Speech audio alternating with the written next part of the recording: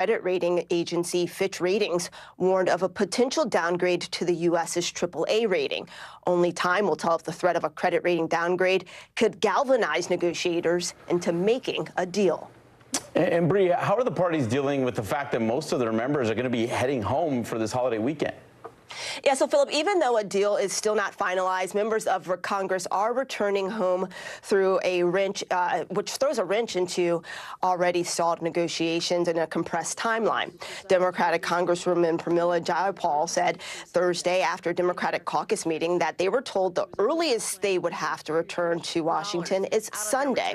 Meanwhile, several Democrats took to the House floor on Thursday to call out the GOP for sending their members home before a deal was reached. Now, this comes after days of concerns from Democrats that the White House wasn't doing enough to push back on Republicans and the debt ceiling stalemate. Philip. Going to be a long weekend for negotiators there, right? Bree, thank you. A Mississippi community is demanding answers after an 11-year-old boy was shot by police after he called 911 for help for his mother. Here's NBC's Miguel Almaguer. No justice, no peace. Protesters who arrived at Indianola City Hall had a clear message: fire and charge the Mississippi officer who shot an 11-year-old boy after he called police for help. B.B. King role in reference to a domestic. He's blessed.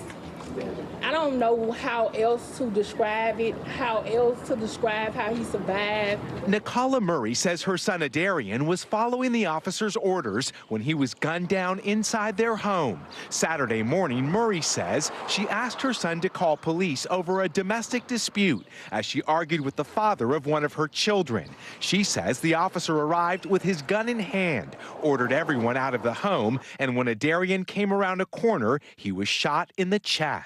He asked me in the hospital, like, why they shot him. He was in good spirit, but every now and then I look over at him and he'll just cry. With no comment from Indianola Police, the Mississippi Bureau of Investigation says they are assessing this critical incident, but for now offers no further comment. As the officer remains on administrative leave, the Murray family says the shooting was captured on body cam and is demanding the video be released. She needs justice, and so she's fighting on behalf of her son, who didn't ask to be shot. Back home, Adarian is lucky to be alive after his family says his call for help nearly killed him. Miguel Almaguer, NBC News. The Supreme Court has weakened a landmark water pollution law, ruling in favor of an Idaho couple that fought for years with the government over whether land they owned includes a federally protected wetland. The court decided that the land does not fall under the protection of the Clean Water Act, so they don't need a federal permit to build on the property. Environmentalists say the impact will be felt nationwide, saying that millions of acres of wetlands will no longer be under federal jurisdiction. A Republican-led Texas House committee has recommended that the state's attorney general be impeached. The state house could vote on the matter as soon as today, beginning a process to possibly remove Ken Paxton from office. Investigators told the panel that Paxton broke state laws several times. In 2020, Paxton was sued by 4 former aides who claimed he fired them after they reported alleged bribe-taking and other corruption.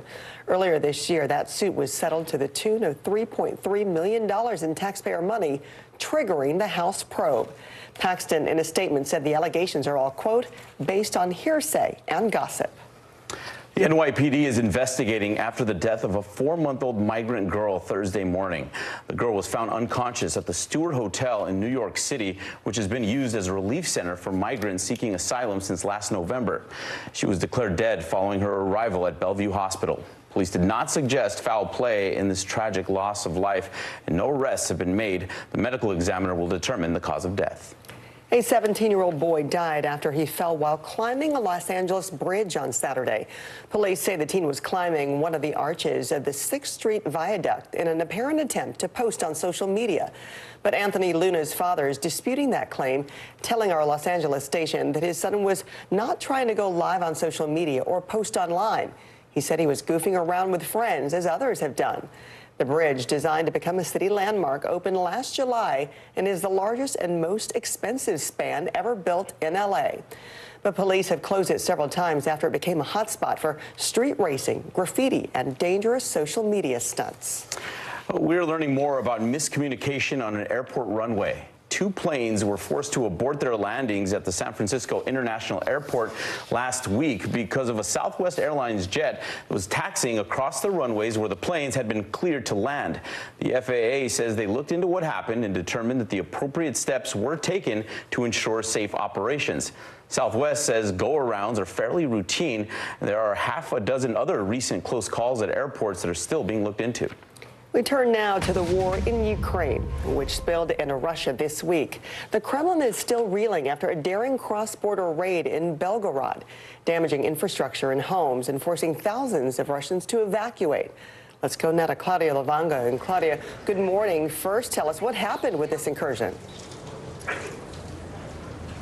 Good morning, Francis. Well, on Wednesday, a group of armed fighters crossed the border into Russia from Ukraine. And as you mentioned, they launched an attack on the Russian city of Belgorod, damaging homes and also forcing thousands of panicked residents to evacuate before Russian forces repelled them. Now, two groups of Russian citizens who say they rose independently against the Putin regime claimed responsibility for the attack, even though Russia insists that it was Ukrainian forces who were responsible. But whoever was responsible and however short-lived this cross-border incursion was, well, the biggest damage it did was not on homes, but it was on the image by the Kremlin's ability to defend its own territory, Francis. And Claudia, this attack comes on the heels of a drone explosion in Moscow. Is there a risk of escalation?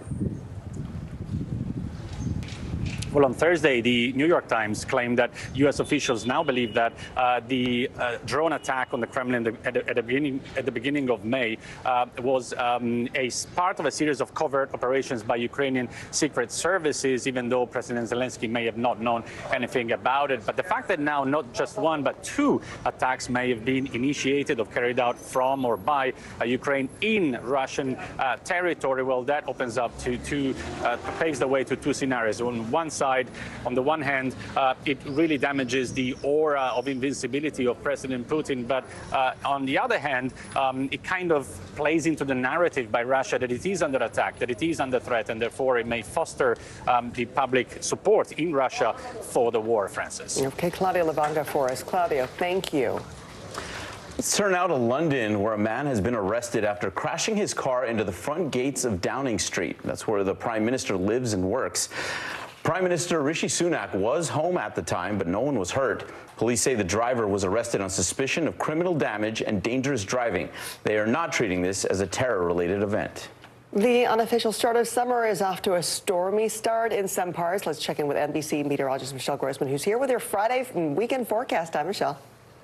Hi there, guys. Great to see you. And yeah, we're stuck in this pattern still where we're seeing storms off to the southern high plains. Could see strong to severe storms there later on this afternoon. And the southeast, we're looking at those scattered showers and storms in Florida once again. And then we're looking at a soaker over the weekend. It's all due to this coastal low that's moving slowly to the north over the next several days. And we're going to see those scattered storms for the southeast beaches. And then by tomorrow, it's going to be a washout. We're looking at really rough surf, the risk for rip currents, really heavy rainfall. Could see up to 5 inches of rain along the Carolina coast. So just a washout there at the beaches. And then as we get towards Sunday, we're looking at that still bringing the rain to the Carolinas and the southern portions of the mid-Atlantic. But look at all that rain, up to 5 inches from Wilmington to Charleston, Cape Hatteras. That's a look at the big weather story of the day. Here's a closer look at your day ahead.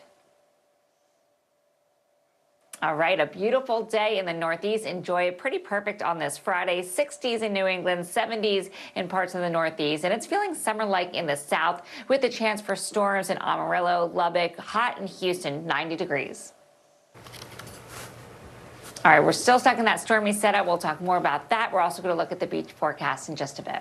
So important this weekend. All right, Michelle, thank you. What better way to kick off Memorial Day weekend than seeing some baby animals? Check out these 3 mountain lion cubs. They're only a few weeks old. The female kittens were first found in California's Simi Valley last week by biologists who are tracking mountain lion activity there in that region. The cub's mother was tagged as part of the state's 20-year-long study. How cute they are. Those eyes. They are. All right, stay with us. We'll be right back in just 60 seconds.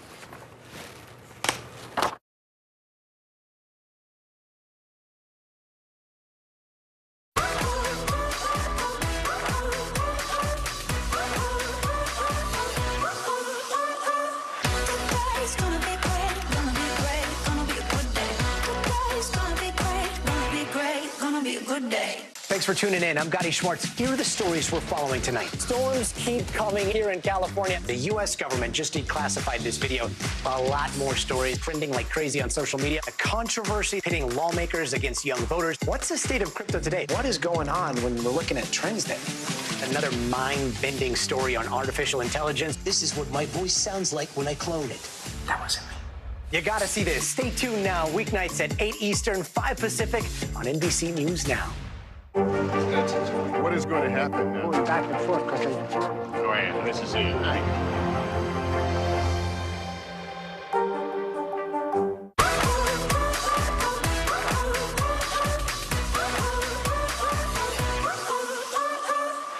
Today's gonna be great, gonna be great, gonna be a good day. Today's gonna be great, gonna be great, gonna be a good day.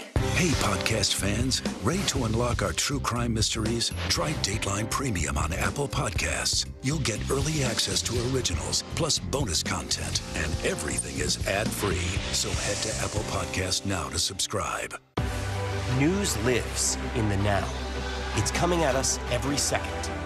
News is more now than ever. Look at this. You can't even see anything anymore. Now is raw. Now is real. The Fed's decision today, help us translate that into very plain English. Now is constant. You gotta see this. The future is now. News for the generation of now is NBC News Now. Watch NBC Nightly News with Lester Holt or listen wherever you get your podcasts. With summer right around the corner, a new staffing shortage might threaten your fun in the sun. Facing a dwindling number of lifeguards nationwide, public pools and beaches are struggling to open safely. Sam Brock dives into this labor crisis. With the unofficial start of summer set to make a big splash this Memorial Day weekend, pools and beaches across the country are grasping for a lifeline amid a major lifeguard shortage. We're in a crisis when it comes to lifeguarding in America. The American Lifeguard Association estimating that half of the nation's more than 300,000 public pools will have to either reduce their hours or close altogether because of inadequate staffing. Like Driftwood Community Pool in Hollywood, Florida. How many pools would you be operating if you had full staffing right now? We would try to operate 3 pools. But you have 1 right now? Right now, we only have 1 pool to operate. Aquatic supervisor Chadley Fernandez tells me they have just 10 of the 20 employees that they need. We're going to have to cut back on some of the things that we can offer the local community. Right now, we're cutting back on our swim lessons. Those visiting beaches in South Florida aren't wild about the prospect of swimming at their own risk. Mother Nature has a mind of its own, so you always have to be aware of the surroundings. Yeah. The nationwide shortage threatening summer fun coast to coast. The city of Seattle announcing it's closing 3 beaches and 2 pools this summer because they're nearly 80 lifeguards short to fully operate. And in New York City, the call is out. Lifeguards are not here yet, so we cannot open up. Out of a needed 1,400 lifeguards, they currently have just over a third, or about 500 on the payroll. We have been working since last September, doing a whole lot in terms of our recruitment to bring in more lifeguards. New York State even sweetening the job listing with a $1,000 bonus. Lifeguarding used to be a cool and popular summer gig, boosted in part by the hit show Baywatch. Now, potential summer hires are finding jobs with higher pay and no rigorous recertification every 2 years like lifeguarding. It takes a lot to become a lifeguard. Over 100 hours, and you have to do medical training.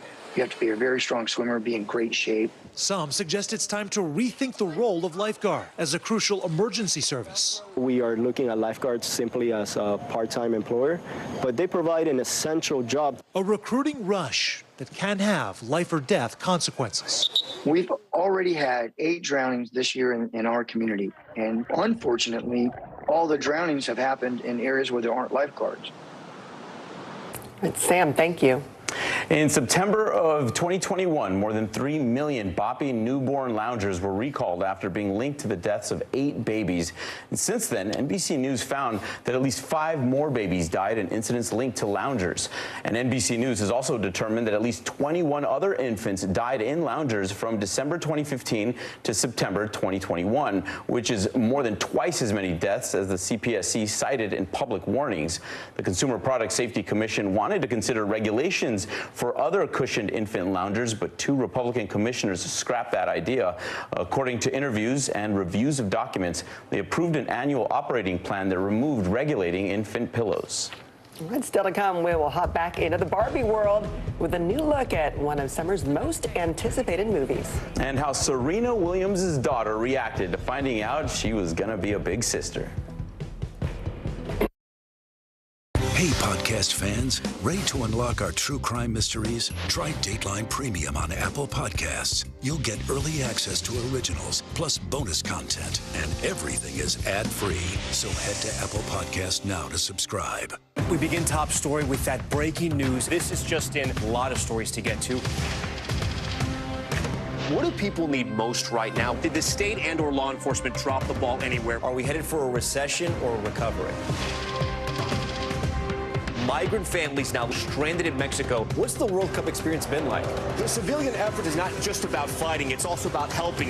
Every night, it's your news playlist. Top Story with Tom Llamas, streaming weeknights at 7 on NBC News Now. I'm Gotti Schwartz, and here are the stories we're watching tonight. Storms keep coming here in California. Some of the big headlines trending like crazy on social media. This is what my voice sounds like when I clone it. That wasn't me. You gotta see this. Stay tuned now, weeknights on NBC News Now.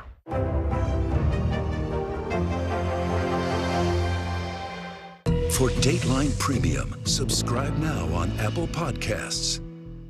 Hi, everybody. Good morning. Welcome to Today. Every day, We are adding to the star power in our studio. the biggest names, only on Today. See, it's worth coming in this early, right? Everybody, it's Today. Like I won the lottery. How do you feel at this age, this stage? Liberated. We're just getting started, folks. Ain't no stop with us now. The boys are back in town. Boys are back in town. It's a miracle. It's a miracle. This has been fantastic. Everything and everyone you're talking about, only on Today. News lives in the now. Look at this. You can't even see anything anymore. Let's break down what we know. You gotta see this. News for the generation of now is NBC News Now. Good morning, please. Good morning, Mr. President. Very in question. We pride ourselves on the ability to turn on a dime. We've got breaking news. Sometimes there are no words. The flashbangs are continuing to go off. What emotions go through you as you're watching these girls? These are really important moments in our history, and people remember who shared that news with them.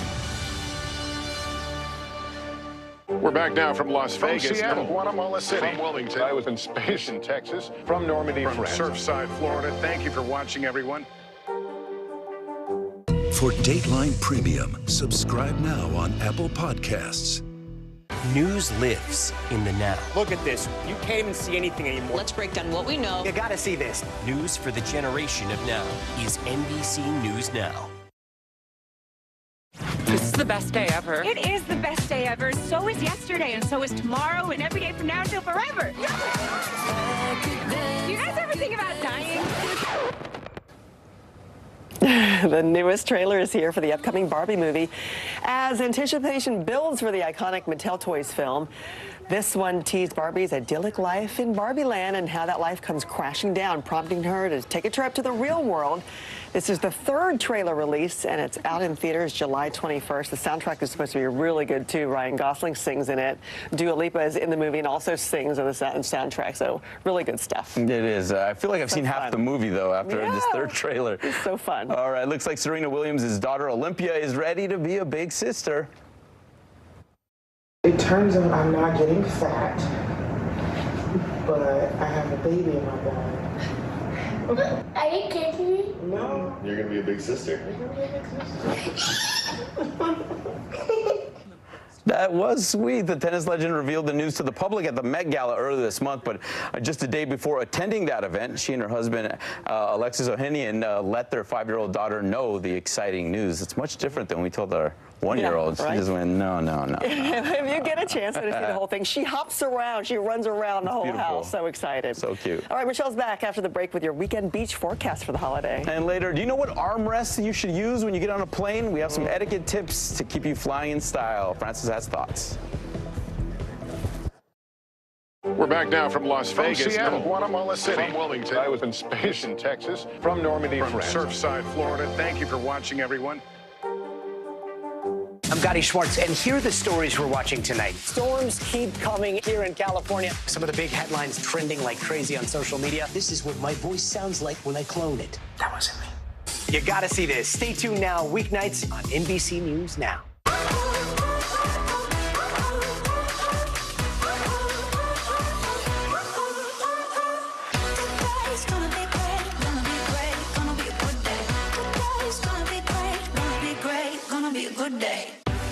News lives in the now.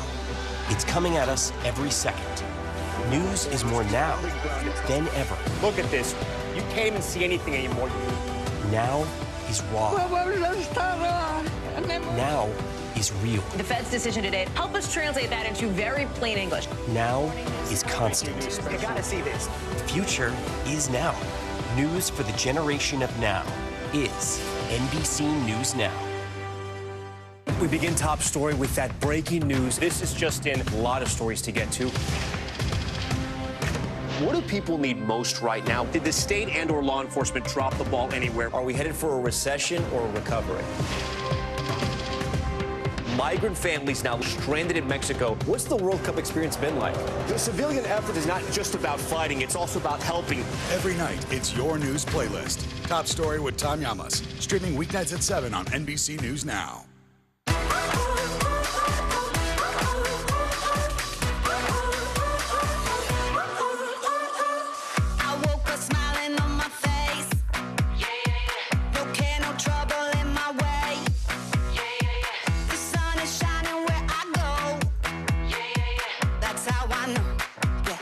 How I know. Today's gonna be great, gonna be great, gonna be a good day. Today's gonna be great, gonna be a good day. We're back now from Las Vegas. From Seattle, Guatemala City. From Wilmington. I was in space in Texas. From Normandy, from France. Surfside, Florida. Thank you for watching, everyone.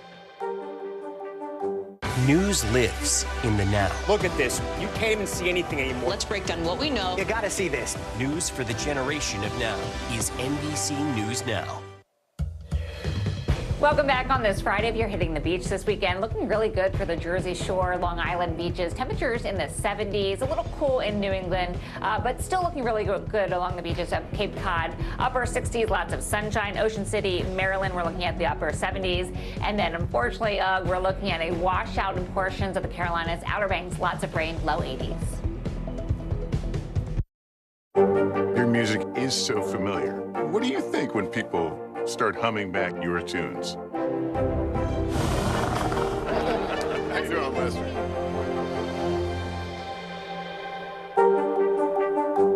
For Dateline Premium, subscribe now on Apple Podcasts. We're back now from Las Vegas. From Seattle, Guatemala City. From Wilmington. I was in space in Texas. From Normandy, from France. Surfside, Florida. Thank you for watching, everyone. For Dateline Premium, subscribe now on Apple Podcasts. What is going to happen now? Going back and forth because Oh, yeah, this is it, right? Hey, I'm Hallie. It's good to be with you tonight. The debt ceiling. Here's why this matters. Please, please don't have your eyeballs glaze over. Here's why this matters. Talk to us about what we're supposed to call this. Is it a bailout? Is it a backstop? There's a difference because it matters whose money is being used to prop up these banks. We think we're getting close to this news conference. I will be honest with people. This is like an awkward moment where we think we're like right there. You're going to have to like tap dance with us maybe a little bit. I do have my tap dancing shoes on, not to worry. It was the end of the story, but it was also just the beginning. We couldn't know then that following the mystery would take us to places as strange as any fiction. The mind whirled among dreadful possibilities. What happened here? The truth crime original. Dateline, Fridays and Sundays.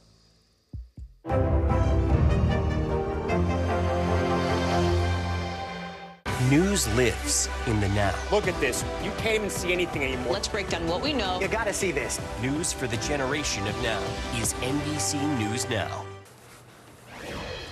There are fans of White Castle, and then there is 44-year-old Levi Hunt. WEAU's Ellie Pomerleau introduces us to a man in Wisconsin entering the chain's Hall of Fame.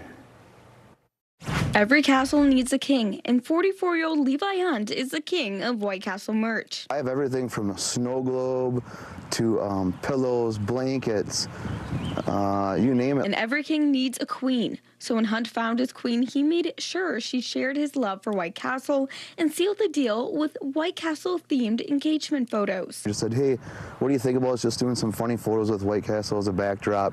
And she was like, you know, she married the random weirdo. She knew what she was in store for. This dedication the Wisconsin King of White Castle has for the franchise stems from early memories of visiting the restaurant with his family. Ever since I was a young lad, we would go to Chicago for Thanksgiving because I still have family there. And it was kind of like just a nostalgic thing for me. We'd only get it twice a year. Over the years, Hunt proved his love of White Castle by sharing pictures on social media and by getting a tattoo. White Castle responded by sending him merch. And then one day, Hunt decided to go for the throne. He applied for Craver of the Year on the White Castle website. They go through a streaming process, I suppose, and you're on a panel. I guess it's really hard to get in, so I was super surprised they picked me. Finally, his hard work paid off when he was flown out to the White Castle headquarters in Columbus, Ohio for the induction ceremony, where he met the White Castle team and got to see how the sliders were made. Yet his favorite part wasn't White Castle. Meeting other people like me, you know, just realizing that you're not the only nerd in the world. Now Hunt is back at his own castle with his 3-year-old princess, who enjoys playing with White Castle-themed toys. For other super fans, he offers these words of advice. Keep trying. Make sure your story is legit.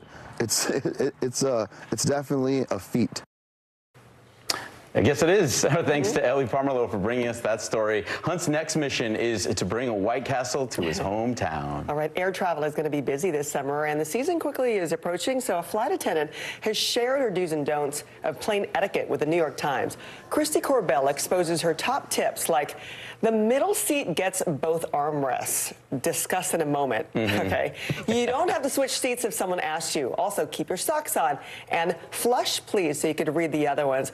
We have had, even before this came out, major discussions, you and I, debates about the middle seat and who gets the armrest. Yeah. You know how I feel about that. I'm more liberal about it, but your thoughts briefly. First come, first serve, man. You sit down, you're in the aisle, you're in the window, you get the armrest. The only thing that trumps it is size. If literally somebody, like, if you're tiny, you're not going to get so much.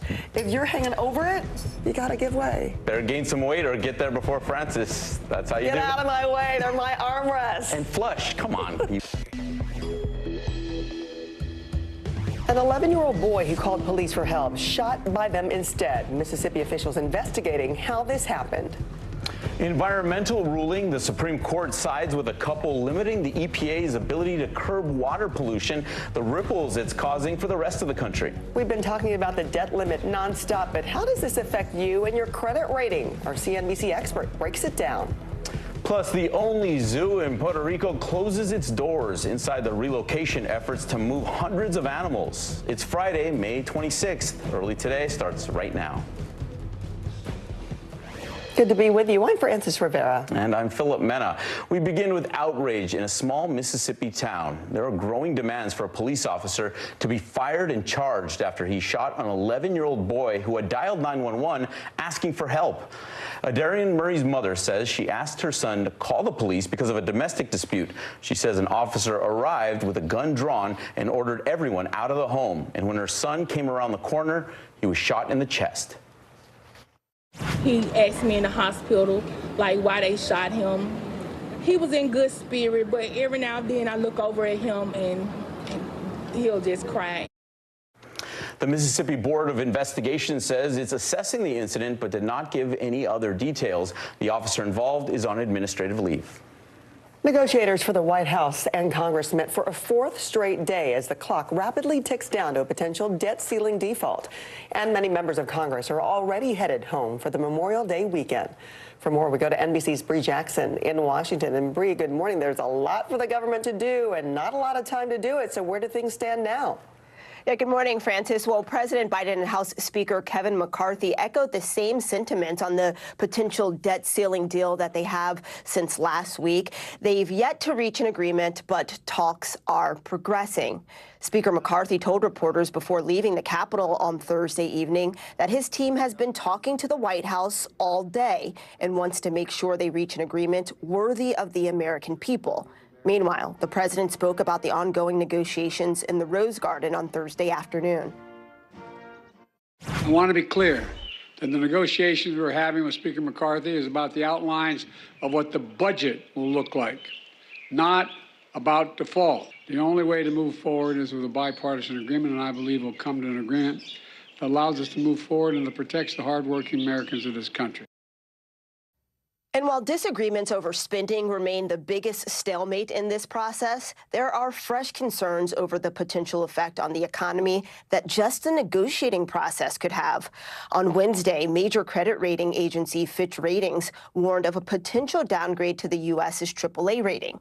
And only time will tell if that threat of a credit rating downgrade could galvanize negotiators into making a deal. Francis. All right, Bree, I want to ask you, how are the parties dealing with the issue now that most of their members will be heading home for the holiday weekend? Yeah, so Francis, even though a deal is not finalized, members of Congress returning home throws a wrench in an already compressed timeline. Democratic Congresswoman Pramila Jayapal said Thursday after a Democratic caucus meeting that they were told the earliest they would have to return to Washington is Sunday. Meanwhile, several Democrats took to the House floor on Thursday to call out the GOP for sending their members home before a deal was reached. Now, this comes after days of concerns from Democrats that the White House wasn't doing enough to push back on Republicans in the debt ceiling stalemate. Francis. It could be a very intense week ahead. Hope they are able to chill and relax before that happens. Bree, thank you. A judge in Washington Thursday handed down the longest sentence so far in connection to the January 6th attack on the Capitol, referring to the defendant as an ongoing threat to the U.S. NBC's Ken Delanian has the full story. One of the key figures behind the January 6th attack on the Capitol, facing the toughest sentence in more than 1,000 prosecutions. Stewart Rhodes, the founder and leader of a far-right group called the Oath Keepers, was sentenced to 18 years in prison after being convicted of seditious conspiracy, using violence to prevent the government from carrying out its lawful duties. Rhodes was not physically present at the Capitol during the January 6th attack, but Judge Amit Mehta said he conspired with others to help make it happen and to take up arms and foment revolution. A former Army paratrooper who graduated from Yale Law School, Rhodes wore an orange prison jumpsuit during the dramatic court hearing. He showed no remorse, defiantly telling the judge that he considered himself a political prisoner. Judge Mehta responding to Rhodes, "You, sir, present an ongoing threat and a peril to this country, to the republic, and the very fabric of our democracy." Rhodes' lawyers promised an appeal. Well, I think that this case was all about the weaponization of speech by the Department of Justice. And I think that essentially they have used Stewart Rhodes' words against him. Prosecutors say Rhodes spent weeks after the election plotting to use violence to keep President Trump in power. The judge applied a so-called terrorism enhancement to Rhodes' sentence, the first time that has happened in a January 6th case. It's a very significant sentence, and it sends a very, I think, important message of deterrence. Proud Boys leader Enrique Tarrio, also convicted of seditious conspiracy, is slated to be sentenced August 30th. Back to you. All right, Ken, thank you.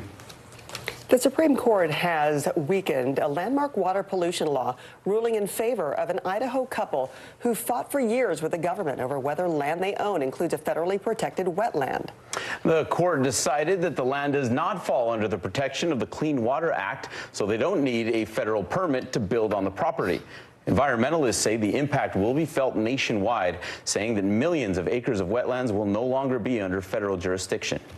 The Department of Homeland Security is warning of possible broad violence in the lead up to next year's presidential election cycle. The DHS National Terrorism Advisory System Bulletin says that possible targets include critical infrastructure, faith-based institutions, government facilities, and minority communities.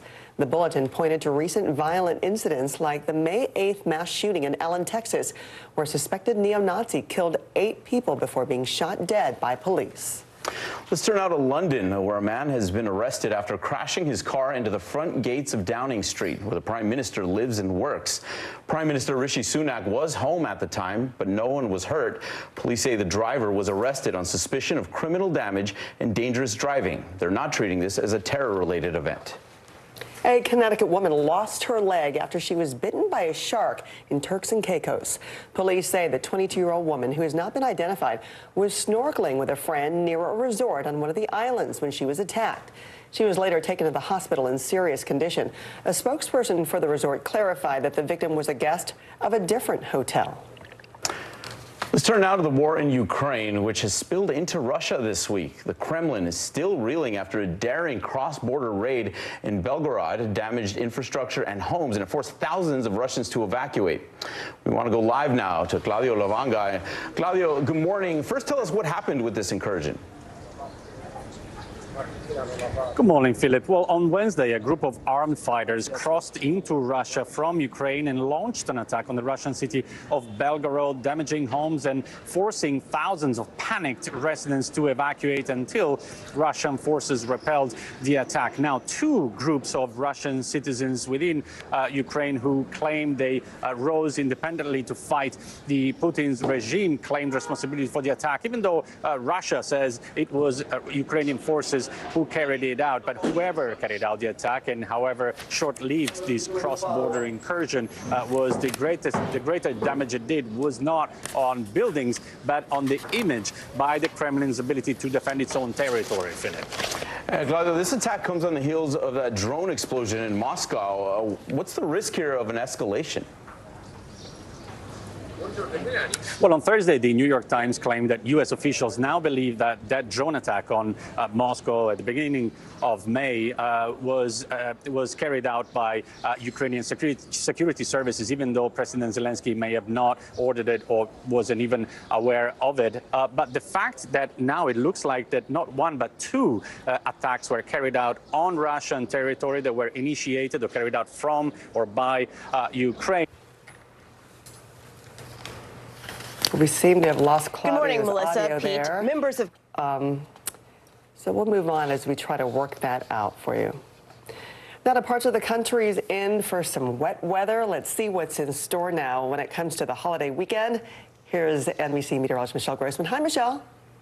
Hi there, guys. Great to see you. We've been tracking showers and storms all week long. We're going to do that once again today. We are stuck in that pattern. We're seeing showers and storms off to the west, the Intermountain West, portions of the plains, and also the southeast. So the southeast, we're looking at a coastal low just spinning right off the coast, bringing those scattered showers and storms to the state of Florida. And then eventually tomorrow, really a soaking rain into the Carolinas. It's going to kick up the surf as well, bring some rip currents. And we're looking at a little bit of rain, too, in portions of extreme northern New England. So we're waking up this morning to lots of showers across the country. We do have some good spots, though, but we're focusing here on those showers, coastal low and heavy rain. We're looking at that low pressure system tracking to the north, and we're looking by tomorrow into the Carolinas. We're going to see a soaker, not a great beach day, not a great day during the holiday weekend. We're looking at soaking rain for the Carolinas with possible flooding, rip currents, and rough surf along the coast. And then as we go throughout Sunday, we're looking at that moving a little bit to the north, and we're looking at the chance for some showers into portions of the mid-Atlantic. So we're going to be watching that closely.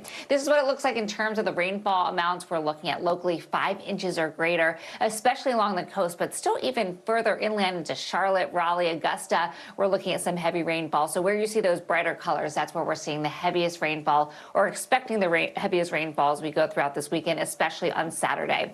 That's a look at the big weather story of the day. Here's a closer look at your day ahead. All right, a beautiful day in the Northeast. Enjoy it. Lots of sunshine in the Midwest, the Ohio Valley, portions of the Great Lakes, and feeling very summer-like in the South. Temperatures soaring into the 80s, the 90s, and also looking at the chance for some storms in western Texas. All right, guys, we're stuck in that stormy pattern. We'll talk more about that. But we do have some good beach weather. We'll talk more about that, too, in just a few minutes. I want to see where that is, right? Michelle, thanks. Yeah. Still to come, the Supreme Court weighs in on an equity theft dispute. And what a potential credit rating downgrade for the U.S. means for you. News lives in the now.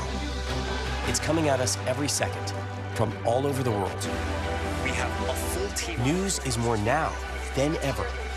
Look at this. You can't even see anything anymore. Our house is no longer here, but we are here. Now is raw.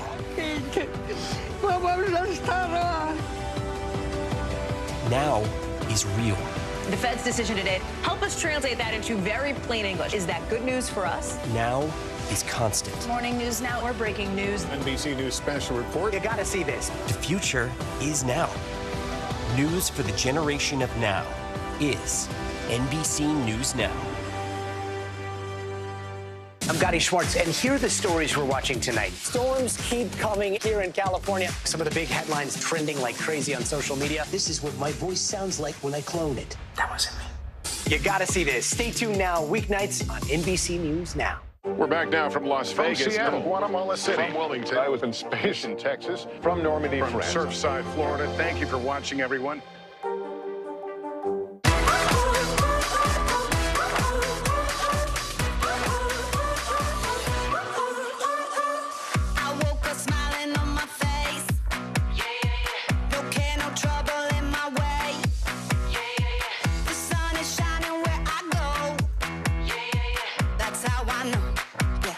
How I know.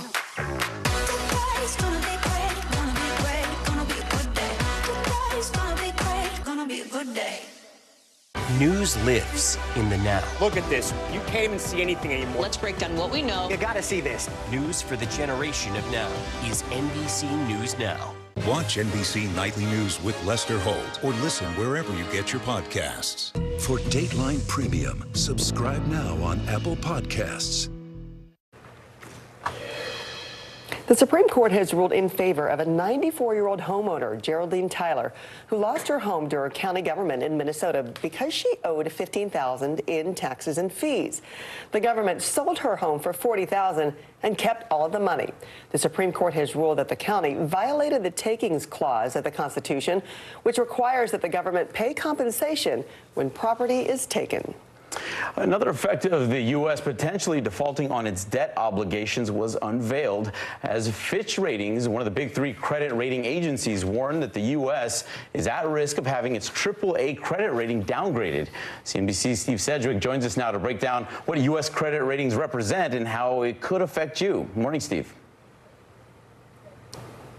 Happy Friday, Philip, or at least we hope it's a happy Friday if there's no downgrade and we get an end to these debt ceiling debates in Washington as well. Look, the difference between a grade, AAA grade and a AA grade for the US is not enormous for our viewers. I don't want to go overboard on it, but it would mean higher interest payments for the US. It could mean higher interest payments all around in the United States. Basically, the US is AAA grade at the moment, which is the highest possible level of debt. I say they're exceptional credit quality. If it went down, it would go from exceptional to very good as well. But I want to emphasize to our viewers, it is not a base case scenario, and neither is a debt default from the US a base case scenario. But I have to inform the viewers, though, that if there were a debt default and a downgrade potentially that came with that as well, then there could be a whole series of problems. Wall Street would be really having a very tough time. It would mean a lot for retirement savings as well. Interest rates would probably go up as well. 401k plans, college savings, lots of things could go wrong. And then the government's payments could be a problem as well. Social Security, Medicare, Medicaid, veterans benefits, all these payments could be affected as well. Mortgage rate, credit card loans, they could go up as well. But so there is a whole cascading series of events that could happen if there is a debt default. But I really want to emphasize as well, because it's very important not to get too histrionic about it. That is not the base case scenario, either the downgrade in the credit rating or indeed a debt default. Back to you both. I appreciate the explanation. You know, on a personal level, anyone who's ever come close to maxing out their cards knows your credit rating goes down right away. We don't wait to this point, but we appreciate the perspective. Steve, thank you. So to come, we will preview an action-packed holiday weekend in the sports world. And from college basketball champion to glam queen, the moves Angel Reese is making off the court. Still to come on the Channel 2 News. Well, the waters are certainly receding now. Still too close to call. Lester Holt reporting from Ground Zero, as it's being referred to. It is, in fact, a taste of freedom. The Haitian people know a little something about resiliency. What's the biggest risk right now? Some of the troops who have been proud. I want to welcome you to the first presidential debate. In fact, we've been told we can't go any farther. You with some resilient folks. Let me get a hint.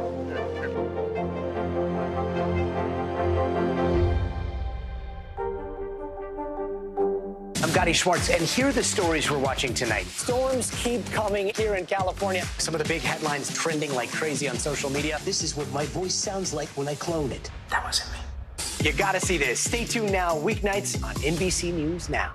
Still to come on the Channel 2 News. Well, the waters are certainly receding now. Still too close to call. Lester Holt reporting from Ground Zero, as it's being referred to. It is, in fact, a taste of freedom. The Haitian people know a little something about resiliency. What's the biggest risk right now? Some of the troops who have been proud. I want to welcome you to the first presidential debate. In fact, we've been told we can't go any farther. You with some resilient folks. Let me get a hint.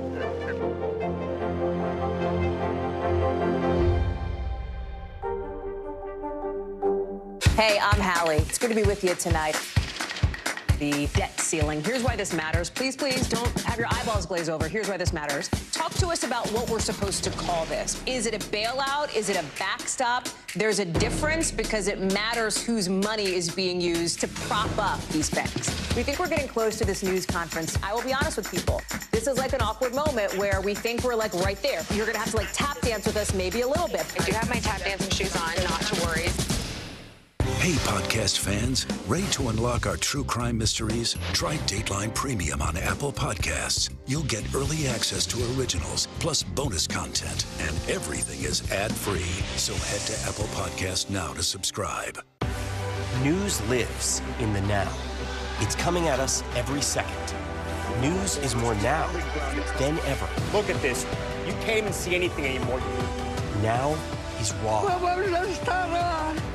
Now is real. The Fed's decision today, help us translate that into very plain English. Now is constant. You gotta see this. The future is now. News for the generation of now is NBC News Now.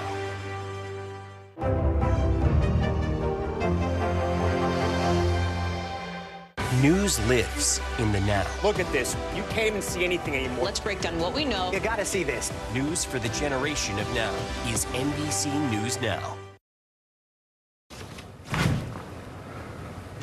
We are speeding into one of the busiest sports weekends of the year. All eyes in the racing world will be on Indianapolis for the 107th running of the Indy 500.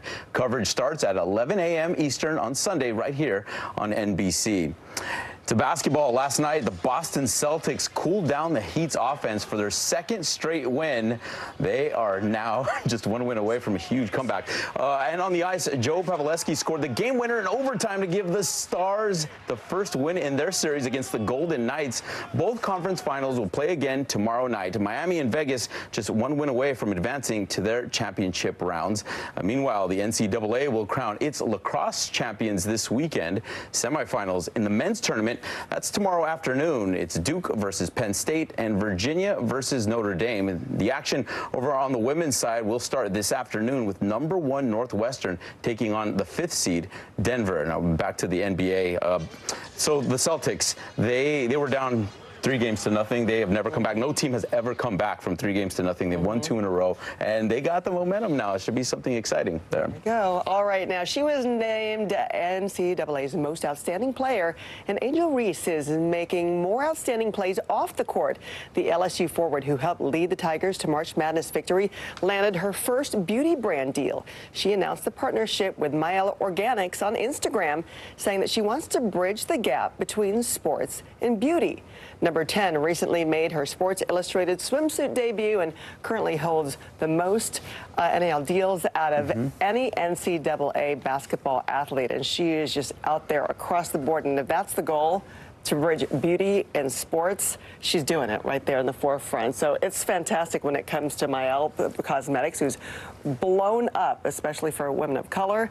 She is representing right then and there. In the watching her in the national championship game this year, besides her game, those eyelashes are the next things that I noticed there. So it would make sense, and it's good to see college athletes getting paid because they're out there, they're working just as hard, and people buy their products. Like you said, we notice them out on the court, and they buy their products. That do so with the men. So I'm glad to see the women finally getting paid. Yeah. Get to know those names. Nice to see. All right. Of course, it is the holiday weekend. Michelle will be back with us. She's tracking the all-important forecast from coast to coast. And later, the race to move massive animals to the mainland from a zoo in Puerto Rico. We begin top story with that breaking news. This is just in. A lot of stories to get to. What do people need most right now? Did the state and/or law enforcement drop the ball anywhere? Are we headed for a recession or a recovery? Migrant families now stranded in Mexico. What's the World Cup experience been like? The civilian effort is not just about fighting, it's also about helping. Every night, it's your news playlist. Top Story with Tom Llamas. Streaming weeknights at 7 on NBC News Now. It was the end of the story, but it was also just the beginning. We couldn't know then that following the mystery would take us to places as strange as any fiction. The mind whirled among dreadful possibilities. What happened here? The True Crime Original. Dateline, Fridays and Sundays. I'm Gotti Schwartz, and here are the stories we're watching tonight. Storms keep coming here in California. Some of the big headlines trending like crazy on social media. This is what my voice sounds like when I clone it. That wasn't me. You gotta see this. Stay tuned now, weeknights on NBC News Now.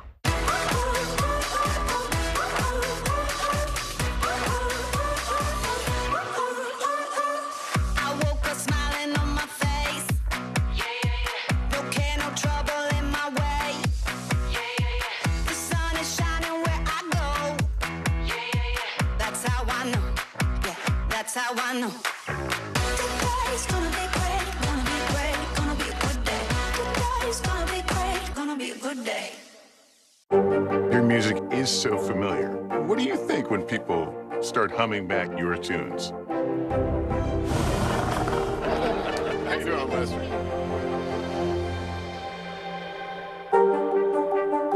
Thanks for tuning in. I'm Gotti Schwartz. Here are the stories we're following tonight. Storms keep coming here in California. The U.S. government just declassified this video. A lot more stories trending like crazy on social media. A controversy pitting lawmakers against young voters. What's the state of crypto today? What is going on when we're looking at trends there? Another mind-bending story on artificial intelligence. This is what my voice sounds like when I clone it. That wasn't me. You gotta see this. Stay tuned now, weeknights at 8 Eastern, 5 Pacific on NBC News Now. Welcome back on this Friday. We're looking ahead towards that holiday forecast. Some of us seeing showers, storms, other of us seeing really nice conditions. Let's start with the good stuff because we're looking at a cool start in the Northeast, but a really nice finish. And it's going to be a nice beach day, although a little breezy on the cooler side. Temperatures in the 70s. A warm Midwest, so if you're out at the lakes and the Great Lakes, portion of the Midwest looking really good. Beach hazards in the Southeast. Showers and storms throughout the Intermountain West into the Central and Southern Plains. And then tomorrow, heavy rain and wind in the Carolinas. It's going to be kind of a washout out there. Great day in portions of the Great Lakes. Back to you both. Okay, Michelle, thanks. A really cute way to start your Friday. Meet some mountain lion kittens after the break.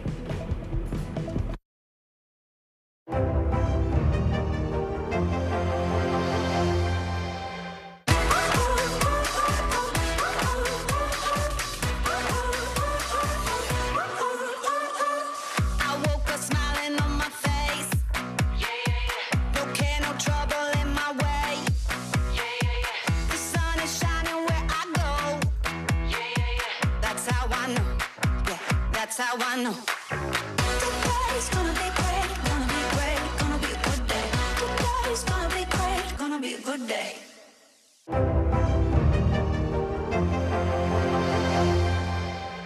We begin top story with that breaking news. This is just in. A lot of stories to get to.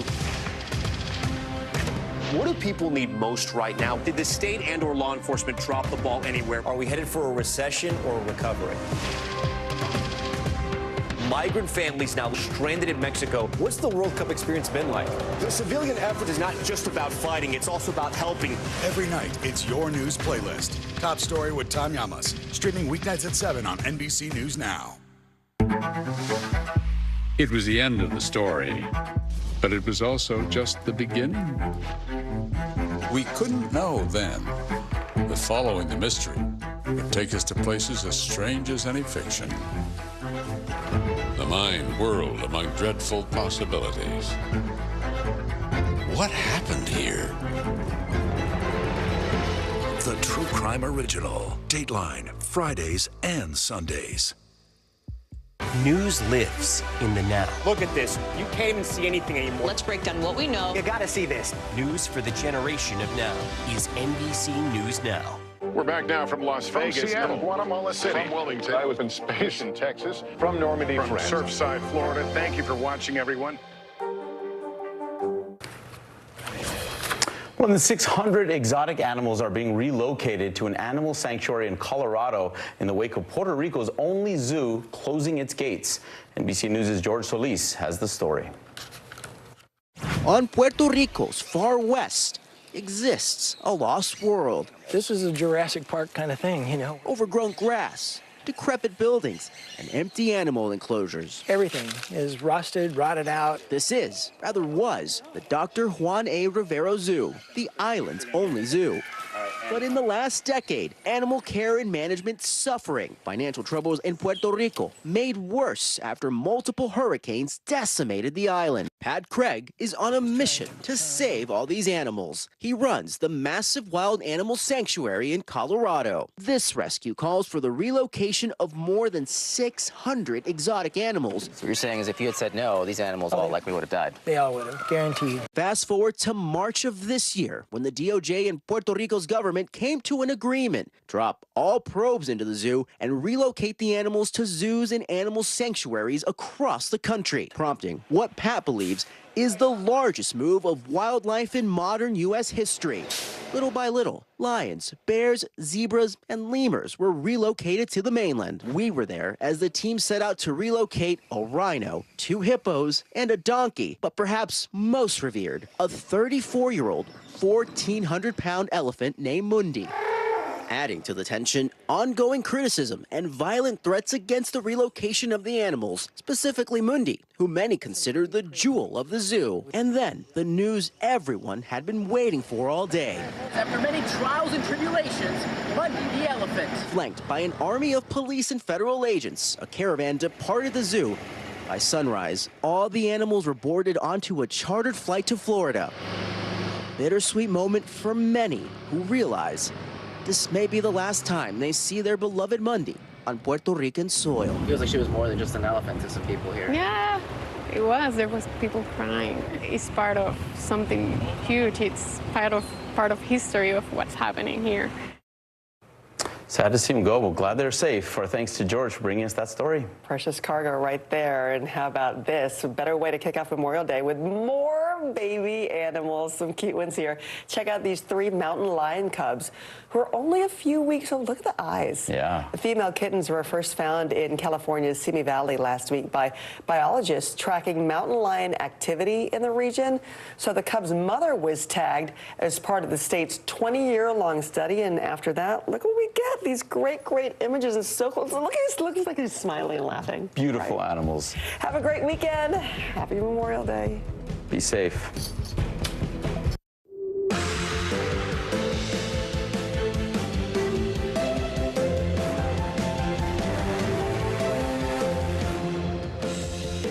Good Friday morning. I'm Joe Fryer. And I'm Valerie Castro in for Savannah Sellers. Right now on Morning News Now, down to the wire. According to one source, a deal may be close, just days from the debt limit deadline. This morning, House members are on recess for the Memorial Day weekend, but they could be called back if a deal is reached. There will be no default. It is time for Congress to act now. We have team coverage with the president's latest warning, plus what's still on the table and what's not, and how it could all impact you. Critical clues in the sudden and mysterious deaths of infants, also known as SIDS, the promising new research that points to 3 possible factors, plus what new parents should know to keep your baby safe. Learning to adapt, classrooms across the country are trying to combat students who use artificial intelligence to cheat, but some are working on ways to use the technology as a tool. We'll show you how one major university is incorporating AI in the curriculum. And holiday getaway, it's the unofficial start of summer. Memorial Day weekend is getting underway, and it's likely going to be a big one for travelers. We'll tell you what you can expect in the skies and on the roads if you're one of the millions planning on heading out this holiday weekend. And good Friday morning to you. Good to be. Are you going to be flying or driving this weekend? Neither. Neither. Staying at home. Easy. Also a good option. The third option. Well, we begin this morning in Washington, where it appears progress is being made in the debt ceiling negotiations. A source familiar with the talks says a deal is close. President Biden and House Speaker Kevin McCarthy have told negotiators to keep working, and a Republican aide tells NBC News an agreement could come as soon as today. If that happens, they could vote right after the Memorial Day holiday. But Speaker McCarthy says getting to the finish line is a challenge. There's no agreement. Look, it's not easy. This is a big issue, and it's not something you can solve easily. We want to make sure it's worthy of the American people, and we'll continue working until we get it done. NBC News White House correspondent Monica Alba and congressional correspondent Julie Sirkin are following it all for us. Good morning to both of you. So, Monica, let's start with you. President Biden met with McCarthy one-on-one earlier this week. He's been optimistic a deal can be reached, but he's a veteran of this process and knows this isn't going to be easy, right? Not going to be easy, Joe, and nothing is final until everything is agreed to. So even though there has been progress, both sides say on several key issues, the ones that are outstanding could still totally gum up the process here. So now it does seem that as negotiators have been working around the clock, there has been this agreement that ideally they need to get something done in the time frame of today or tomorrow in order to really get this in the form of a bill that then can be put before the House so that all the legislative steps that normally need to take place for something like this can happen before default. But we heard that message from the president again yesterday, stressing this urgency. And look, he came back early from that foreign trip, canceling the Australia portion, remember, to come back to Washington to try to oversee some of these critical talks. And this is what he had to say about where things stand and the real pressure points right now. Economic progress will be made, and we're going to continue to make it. Default puts all that at risk. Congressional leaders understand that, and they've all agreed there will be no default. Speaker McCarthy and I have a very different view of who should bear the burden of additional efforts to get our fiscal house in order. I don't believe the whole burden should fall on the backs of middle class and working class Americans. My House Republican friends disagree. This really comes down to fundamental differences between the two parties in the way they see spending and the way they see the budget. And we always knew that that was going to be a big part of the conversation here. But both, again, seem to agree that raising the debt ceiling is non-negotiable, is a non-starter, is something they both want to do because they don't want to see Americans suffer the consequences of doing this, which really, as we all know and have been talking about for weeks now, has never before happened, Joe and Valerie. So, Julie, let's talk about the House Republican friends, as the president referred to them just a moment ago. What are they saying about the talks? Well, we heard Monica say there that both sides are committed to avoiding default, but it's how they get there that they have the major differences in. And one of the biggest sticking points we're seeing continue here is work requirements, right? This issue that Republicans put on the table, not just in spending cuts, but really in something they really want to achieve in putting higher restrictions for Americans to be able to qualify for certain social safety net benefits. That seems to still be one of the larger issues that they are trying to work out.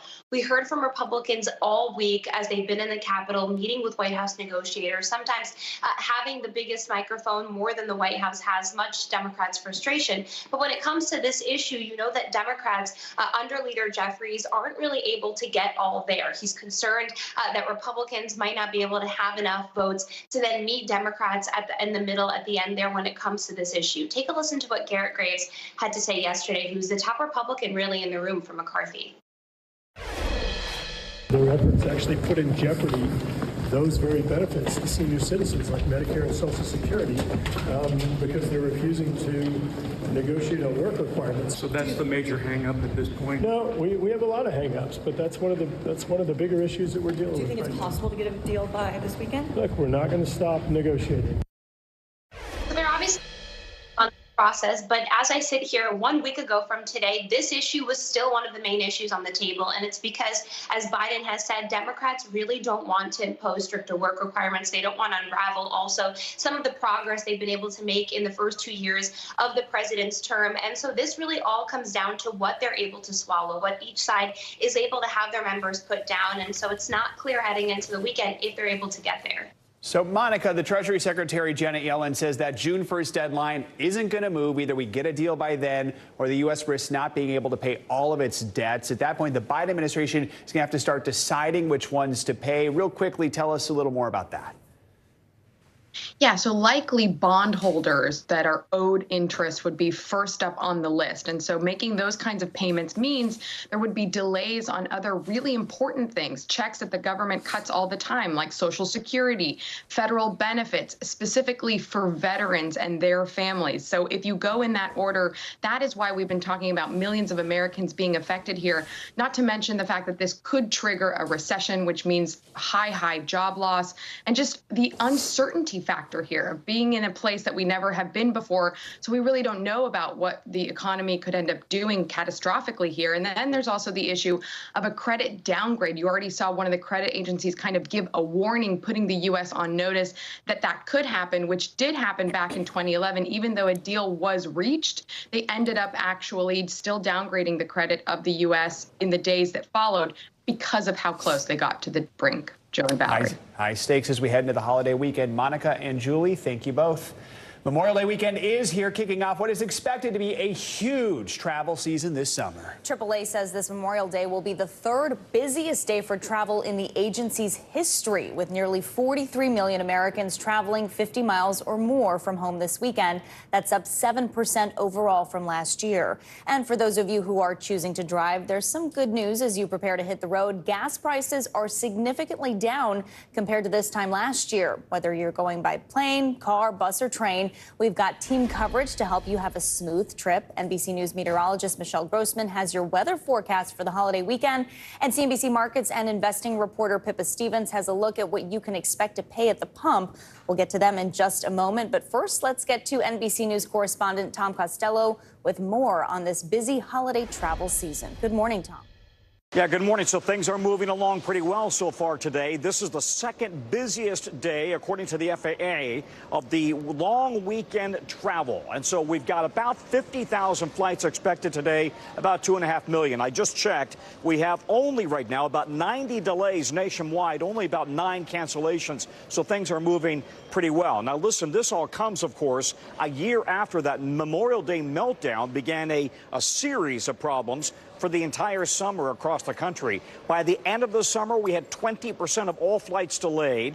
We had numerous situations where the airlines simply did not have the staff to fly the routes, the schedules that they had promised. Since then, the airlines say that they have hired thousands of pilots, thousands of flight attendants, ground crews, as well as gate agents, etc., to ensure that they don't have a repeat this year of what happened last year. Nearly every one of them says that they are absolutely determined not to have a repeat. We're going to be watching all of this very closely as in the meantime, the FAA has now opened 169 new highways in the sky, if you will, high altitude routes.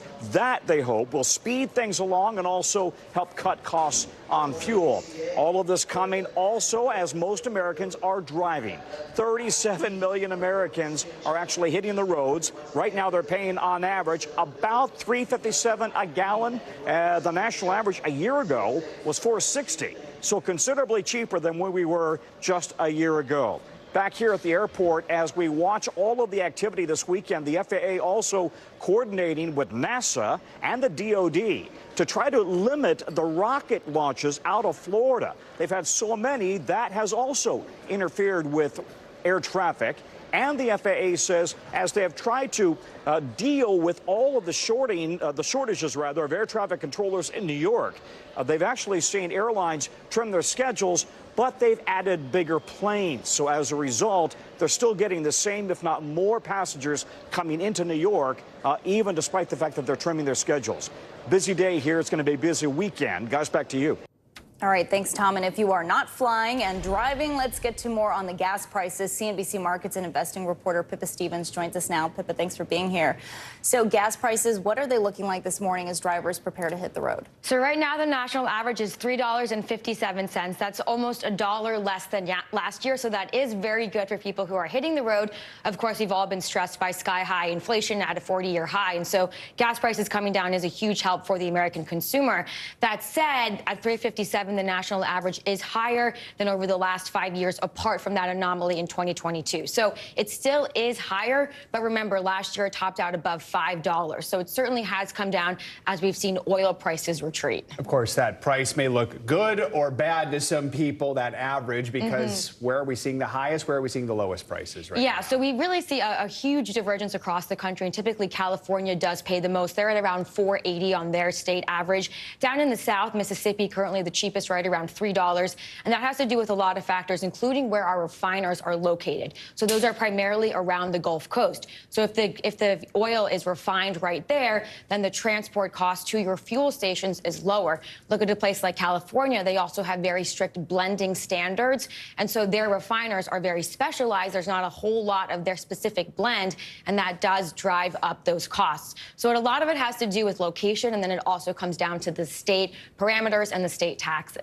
And we know the good news is gas is down more than $1 from this time last year, but is that a trend that we'll continue to see over the summer? So it's always hard to predict gas prices, but the people I've spoken with say that we're probably going to see prices increase through July 4th, probably not get to $4 on the national average, a little bit below there, and then slowly but surely retreat until Labor Day. And over the last 10 years, prices have been cheaper on Labor Day than Memorial Day in 7 out of those 10 years. So that typically is a trend we see.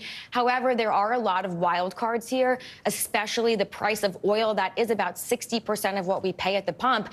And with the ongoing war in Ukraine, there could be a lot of disruptions to the global oil market. There's also the risk of a hurricane later on in the summer that could take a refinery offline. So while prices are more than $1 lower right now, it's definitely, not certain, and there are a lot of things that could change that. All right. Depends on a lot of stuff. You mentioned California prices. I'm having flashbacks to my time in LA where prices were high and there was a gas station with normal California prices, and across the street there was one that was 75 cents more always.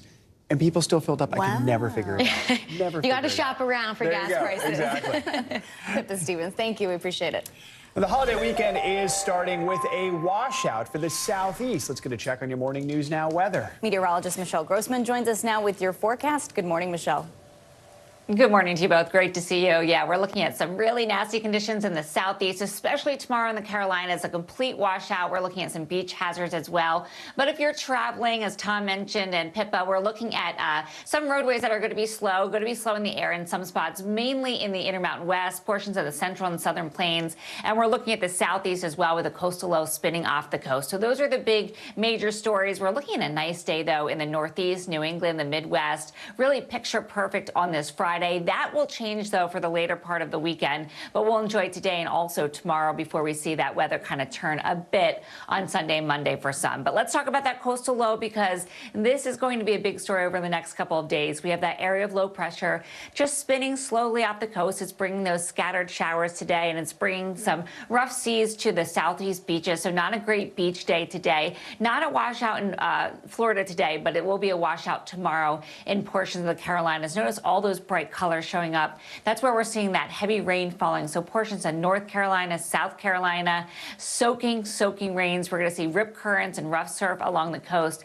And in fact, we do have some advisories up and down the coast. Then we look towards Sunday, soggy and breezy day for much of the mid-Atlantic. Isolated showers, especially in that southern part of the mid-Atlantic. Steadier rain for the southern parts of the Appalachians. And then by Monday, we're going to see a few more showers. So we're looking at coastal conditions impacted through Saturday. Dangerous rip currents and waves. We do have a high surf advisory. That's in the purple from Cape Hatteras down to Charleston, Savannah, Daytona Beach, and also Melbourne, Florida. Minor beach erosion and coastal flooding is likely. We're also looking at beach hazards in portions of Virginia as well. Rainfall amounts, we're talking a lot. So this is going to be an indoor day for many. It's going to be gusty too. So it's going to be just a dreary day. Locally, 5 inches of rain, especially where you see that bright red color, that brick red color, Wilmington, North Carolina. We are looking at some very heavy rain. Also adding to that, we have cloud cover, we have the winds blowing, so it's going to be cool as well. In addition to that rain, temperatures well below normal today from Virginia Beach to Augusta, Georgia, Charleston, 71 degrees. That's 15 degrees below what is typical for this time of year. Terrible way to start out the holiday weekend. And we're going to keep it chilly tomorrow, too. Charlotte, North Carolina, just temperatures in the upper 50s, 26 degrees below what is typical for this time of year, 68 degrees tomorrow in Myrtle Beach. So not a great beach day in terms of the rain, in terms of the temperatures. And we're looking at rainfall amounts in the southern plains as well. And guys, we're also looking at the chance for some severe weather in the southern plains, the southern high plains later on this afternoon and evening. Back to you both. All right, it'll be a raincoat, sweater weekend holiday for some this weekend. All right, Michelle, thank you. The Supreme Court has weakened a key water pollution law. The justices ruled that an Idaho couple's property does not include federally protected wetlands. The issue started back in 2007 when the Sackett family got into trouble for trying to build a house on that land. Climate experts now worry the ruling could place further limitations on the EPA's ability to enforce the Clean Water Act. We are joined now by NBC News legal contributor Danny Savalos, along with Ibrahim Al-Husseini, the founder and managing partner of Full Cycle, a company which invests specifically in climate-critical technologies. Thank you both for joining us. Danny, let's start with you. Break down this ruling for us. Help us understand the outcome and what it means. The EPA gives federal agencies the power to regulate waters of the United States. And I put those in air quotes because what waters of the United States has varied or it's been vague up until the Supreme Court decision. On the one hand, does it include even wetlands that are somehow connected vaguely to a lake somewhere off in the distance? Or does it really include literally lakes, things that are navigable and the water immediately adjacent to it?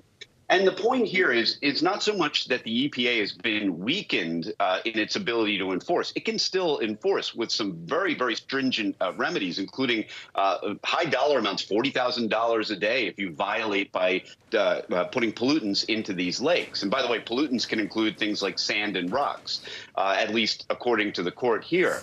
But all it really does is narrow the area over which EPA has jurisdiction. So no longer do they have jurisdiction over simply an area of your own property that may be periodically wet, which might be a wetland. Instead, now it's more narrowly defined to a lake, some navigable water, and then something immediately adjacent to it. That's really all the court did in this case. Ibrahim, let's bring you in. From an environmental standpoint, what is the significance of this ruling? And give us a little bit more background on the Clean Water Act. So the EPA got created to begin with in the late 60s, early 70s, because our rivers were on fire. There were rivers that were actually catching on fire. The stench from the pollution in some of our waterways was so severe that people were putting pressure on government, and that's what created the EPA to begin with. So we need these agencies to be strong, especially in the age of runaway climate change, which we're in right now. So a ruling like this, which as our colleague said, can put 90 million acres of wetlands in jeopardy, now muddies that water technically, and we can start, etching away at these rulings that have protected all this natural wonder, because it's, I don't know if you guys know this, but during Hurricane Katrina, the areas that were protected by wetlands had 30% less damage because of them. But we need these ecosystems. We're already at an ecological collapse point globally, and a ruling like this just sets a precedent where we're slowly degrading the laws that are protecting the natural world at a time that we need it more than ever. Danny, real quickly here, this case, what's the precedent it could set for future cases now? The precedent is basically, it's just a more narrow interpretation of what waters of the United States are. EPA still retains its power to control waters of the United States and specifically to prevent pollutants from being put into those waters. But I mean, as Justice Clarence Thomas and Justice Gorsuch wrote in one of their opinions, the idea is if you make this too expansive, then EPA becomes more like a local zoning board, because if you have a property and you have a front lawn and that is a waterway, deemed to be a waterway, then now it's EPA that can regulate what you do with that front lawn. And to be more precise, maybe we're talking about a large property with maybe some wetlands on it. And really what wetlands are may be open to interpretation as well. So yes, it narrows the geographic scope of EPA and the enforcement ability, but the power is not diminished at all. As long as we're talking about wetlands that are adjacent to a lake or other navigable water, then EPA is going to be able to enforce no problem. It's just the geographic expanse, the jurisdictional scope that has been narrowed. And Ibrahim, let's switch gears and talk about another similar issue. A new report was released earlier this week about the impact that climate change could potentially have on the United States' ability to train members of the military. Talk to us more about that. So think about Navy SEALs, training on the beach. And that beach has more surges, more flooding, or more erosion, and they have to move that entire military base. They don't have enough training days because the climate, the weather isn't cooperating enough. Think about a military operation and having planes needing to take off, but it's so hot that the runway is now rubbery and they can't take off. This could mean losing or winning a battle or a war because we literally can't deploy our military to take action because it was not designed in a time to take into account these vast temperature ranges. So much to think about that it impacts virtually every portion of our lives. Yeah, we live in a closed sphere in the middle of space. Like everything affects everything inside of that reality, and we have to think about that. We have to think about it when we vote in our next election for representatives that are going to appoint judges that understand the science of climate change. We as business leaders and investors have to think about the impact of where we're deploying our capital for a world that is ready for a different type of climate. Everything affects everything else inside of that closed sphere, and we have to think that way. All right, Danny Ceballos and Ibrahim Al-Husseini, thank you so much for joining us. We appreciate it. Coming up, learning about AI. One university is now offering a minor in artificial intelligence. Later this hour, how they're embracing the technology while also keeping students from cheating. But first, after the break, the new report that's raising questions about former President Trump and classified documents seized from his Mar-a-Lago home. That's next on Morning News Now.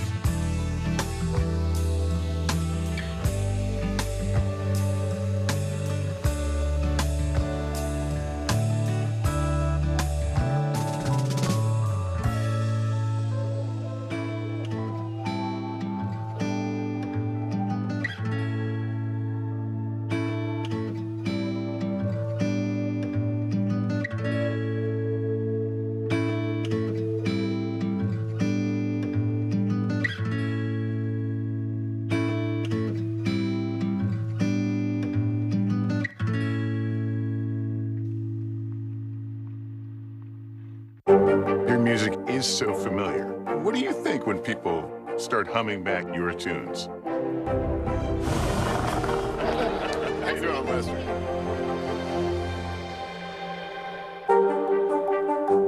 Hey, podcast fans, ready to unlock our true crime mysteries? Try Dateline Premium on Apple Podcasts. You'll get early access to originals, plus bonus content, and everything is ad-free. So head to Apple Podcasts now to subscribe.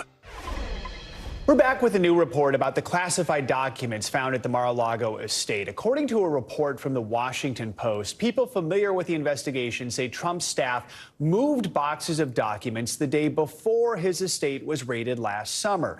The Post also quoted sources saying Trump and his aides allegedly held a so-called dress rehearsal for moving those sensitive papers before he received a subpoena. Now, NBC News has not independently confirmed the report. Trump has denied any wrongdoing in the case. NBC News Justice and Intelligence correspondent Ken Delanian joins us now with more on this. So, Ken, let's talk about what you make of this latest reporting. What should we know about these new reported details in the investigation, and how crucial might the timing of this document move be? Well, Joe, all this is about the question of whether Donald Trump was actively trying to obstruct the federal investigation and the effort to get those classified documents back. And what the Post is saying is that before the Justice Department came down in June with a subpoena demanding those documents, there's evidence that actually the day before that some people working for Donald Trump moved those documents to a storage room. Now, there's nothing in the story that says that Donald Trump ordered that to happen. That's the big question, right? Is can they tie this to Donald Trump himself? And practically everybody who has worked at Mar-a-Lago has now testified before that grand jury, according to my sources. And one of the people that moved the documents, Walt Nauta, has allegedly told two different stories to investigators, and so now he's at risk of being charged. But the problem with that is he's not really cooperating either. So the question really is, will they ever get to the bottom of this such that they can charge Donald Trump with obstruction of justice? This story doesn't tell us the answer, but it's a quite interesting bit of reporting. Yeah, I'm also curious about the so-called dress rehearsal. What is the Post report saying about that so-called dress rehearsal that Trump reportedly held with his staff to practice moving government documents? It's a bit vague, but just the idea that they were talking about a dress rehearsal and talking about moving classified documents suggests that there was knowledge that Trump wanted to conceal these documents from someone. And look, it's very clear that he said it publicly, right, that he thought these were his documents, that the government wasn't entitled to them. And he appears to be a bit hazy on what was secret and what wasn't.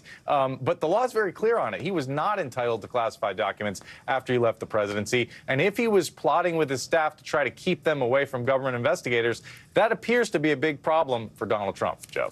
You mentioned the grand jury. Just real quickly, where do things stand right now with the grand jury working on the investigation?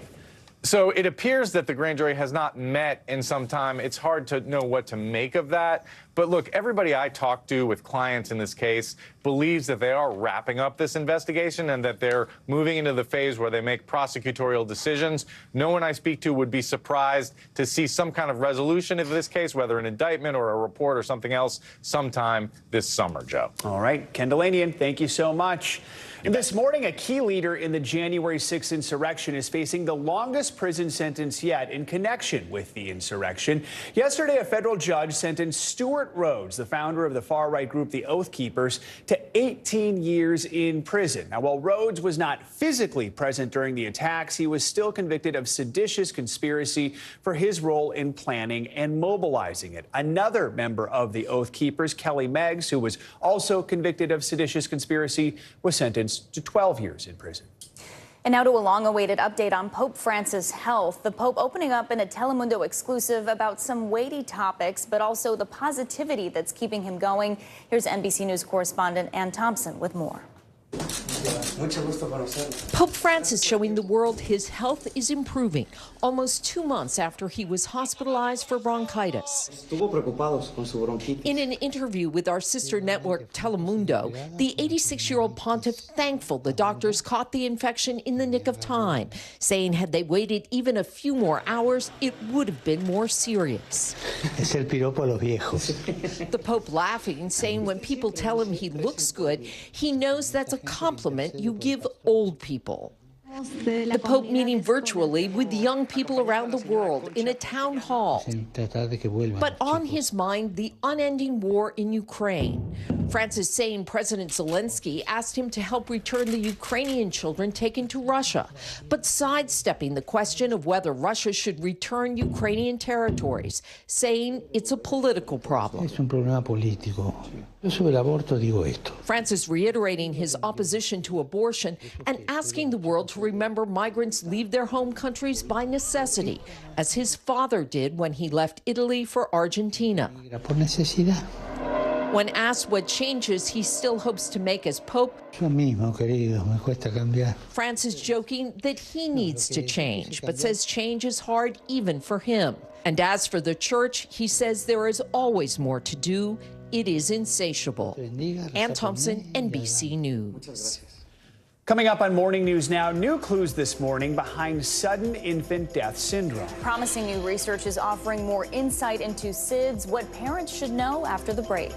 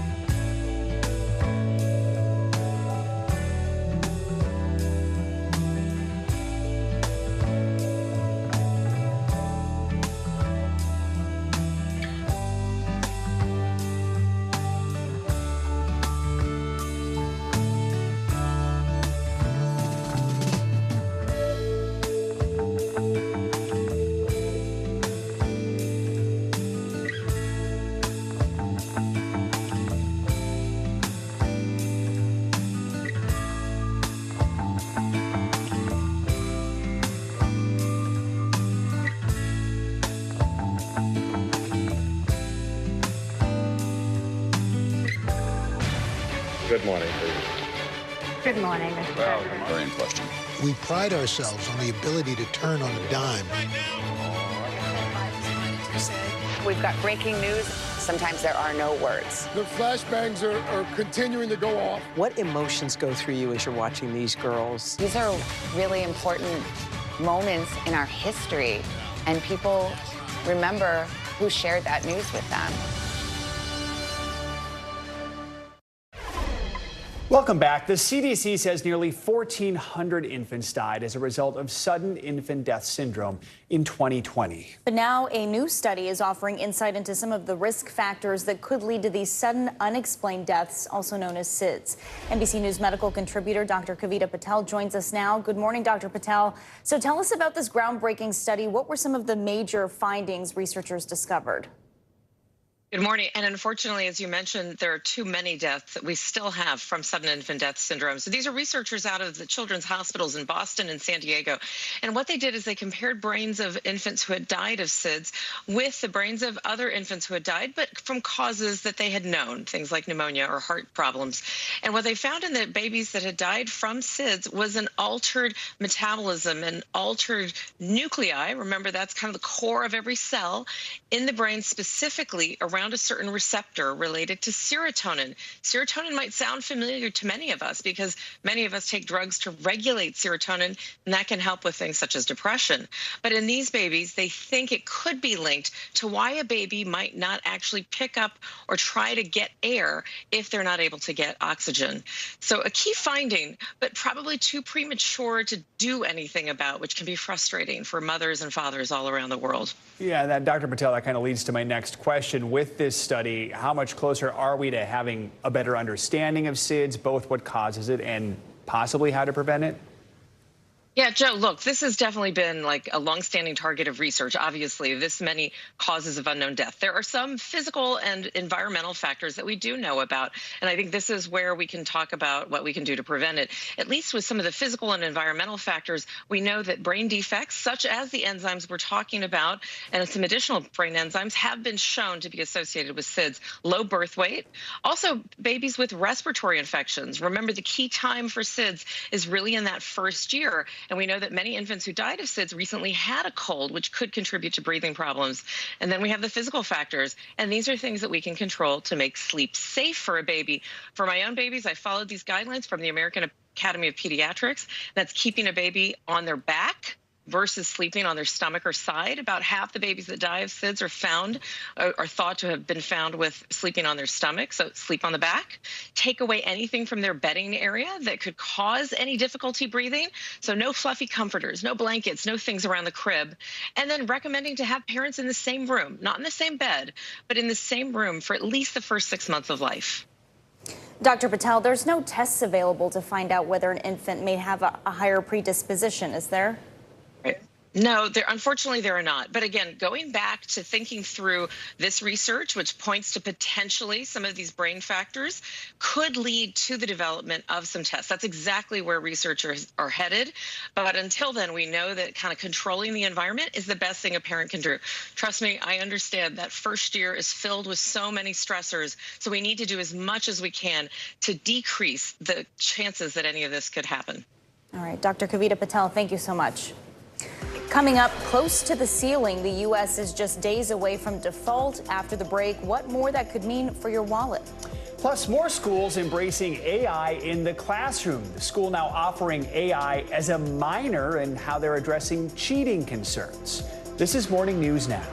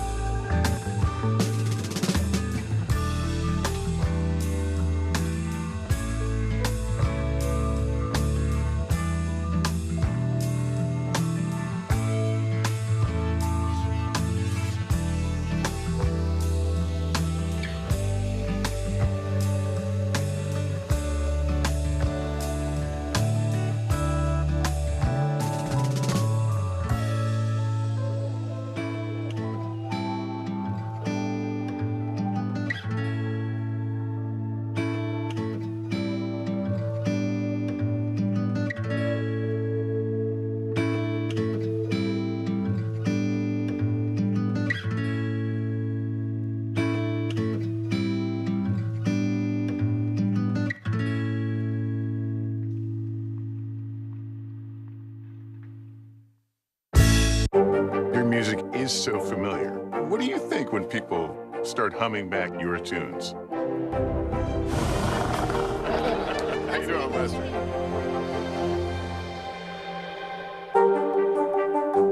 For Dateline Premium, subscribe now on Apple Podcasts. What What is going to happen now? Going back and forth because Oh, yeah, nice to see you tonight.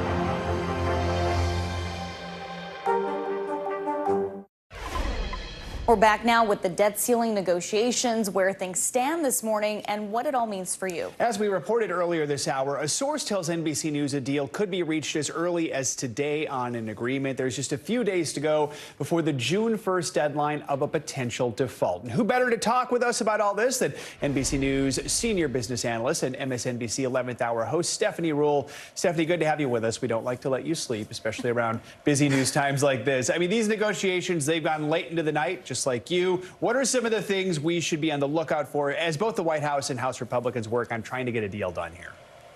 You know, I spoke to someone close to, good morning, both of you, close to the negotiations, who told me silence means progress. Remember, just days and weeks ago, if you would see the president or other members of the administration out there on the podium saying we are not budging, things are not moving forward, or alternatively, Kevin McCarthy hailing insults across the other side, you're not really seeing that in the last few days. And what we're hearing is they are getting closer to a deal. Now, something alarming or concerning for lots of folks out there is that Fitch, one of the three major rating agencies, have now put the United States on watch for a possible downgrade. If they were to downgrade us, that would be very bad news. But remember, a rating agency has to operate based in facts, not assumptions, reading tea leaves that potentially something could get done today, next Tuesday, next Wednesday, but in facts. And right now there is no deal. So they've put them on watch for downgrade, and that has many concerned, and certainly Congress feeling the pressure. And Stephanie, we know that deadline is just a few days away. House Speaker McCarthy's top negotiator says progress has been slow during these talks. If the U.S. were to default on its debt, how might the Biden administration deal with the delay in government payments? Listen, it is very bad. As you said, Treasury Secretary Janet Yellen said around June 1st. Now, it's not a hard date. It's not like June 1st comes, there's a trigger, suddenly all of these things happen. But she's warned we're not going to be able to pay for all the services that Americans rely on. So come early June, if we don't have a resolution, you can see it impacting veteran support, Social Security payments, and a number of other things that Americans rely on. Now, there are potential alternatives. What the White House could do would be enact the 14th Amendment, which is essentially ignore the debt limit and keep on trucking. But that has never been done before. It's certainly something that's going to spook the markets, make the world economy feel uneasy. You just touched on this, but if this happens, if we get to the June 1st deadline and there's no deal, what's the biggest impact that everyday Americans are going to see and feel? Listen, the United States has the AAA rating. You are considered, the best out there, the best to borrow from. If certainly that gets damaged, it will cost a whole lot more money to use a credit card, for businesses to operate, simply to borrow. And it has been estimated that the U.S. economy could lose up to 2, potentially 3 million jobs, and the amount of money is in the multi-hundred billions. Stakes could not be higher. Stephanie Ruhle, thank you for joining us this morning and helping us understand this a little better. More financial headlines now. Tesla and Ford are announcing a supercharged strategic partnership for the future. CNBC's Bertha Coombs joins us now with that and other money headlines. Bertha, good morning. Hey, good morning, Joe. This reminds me sort of the way Apple competes with Google. They both make phones, but Apple still lets you have Google and Chrome on your phone.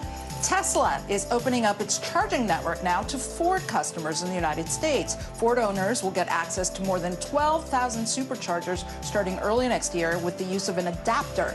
Eventually, Ford will adopt Tesla's charging port.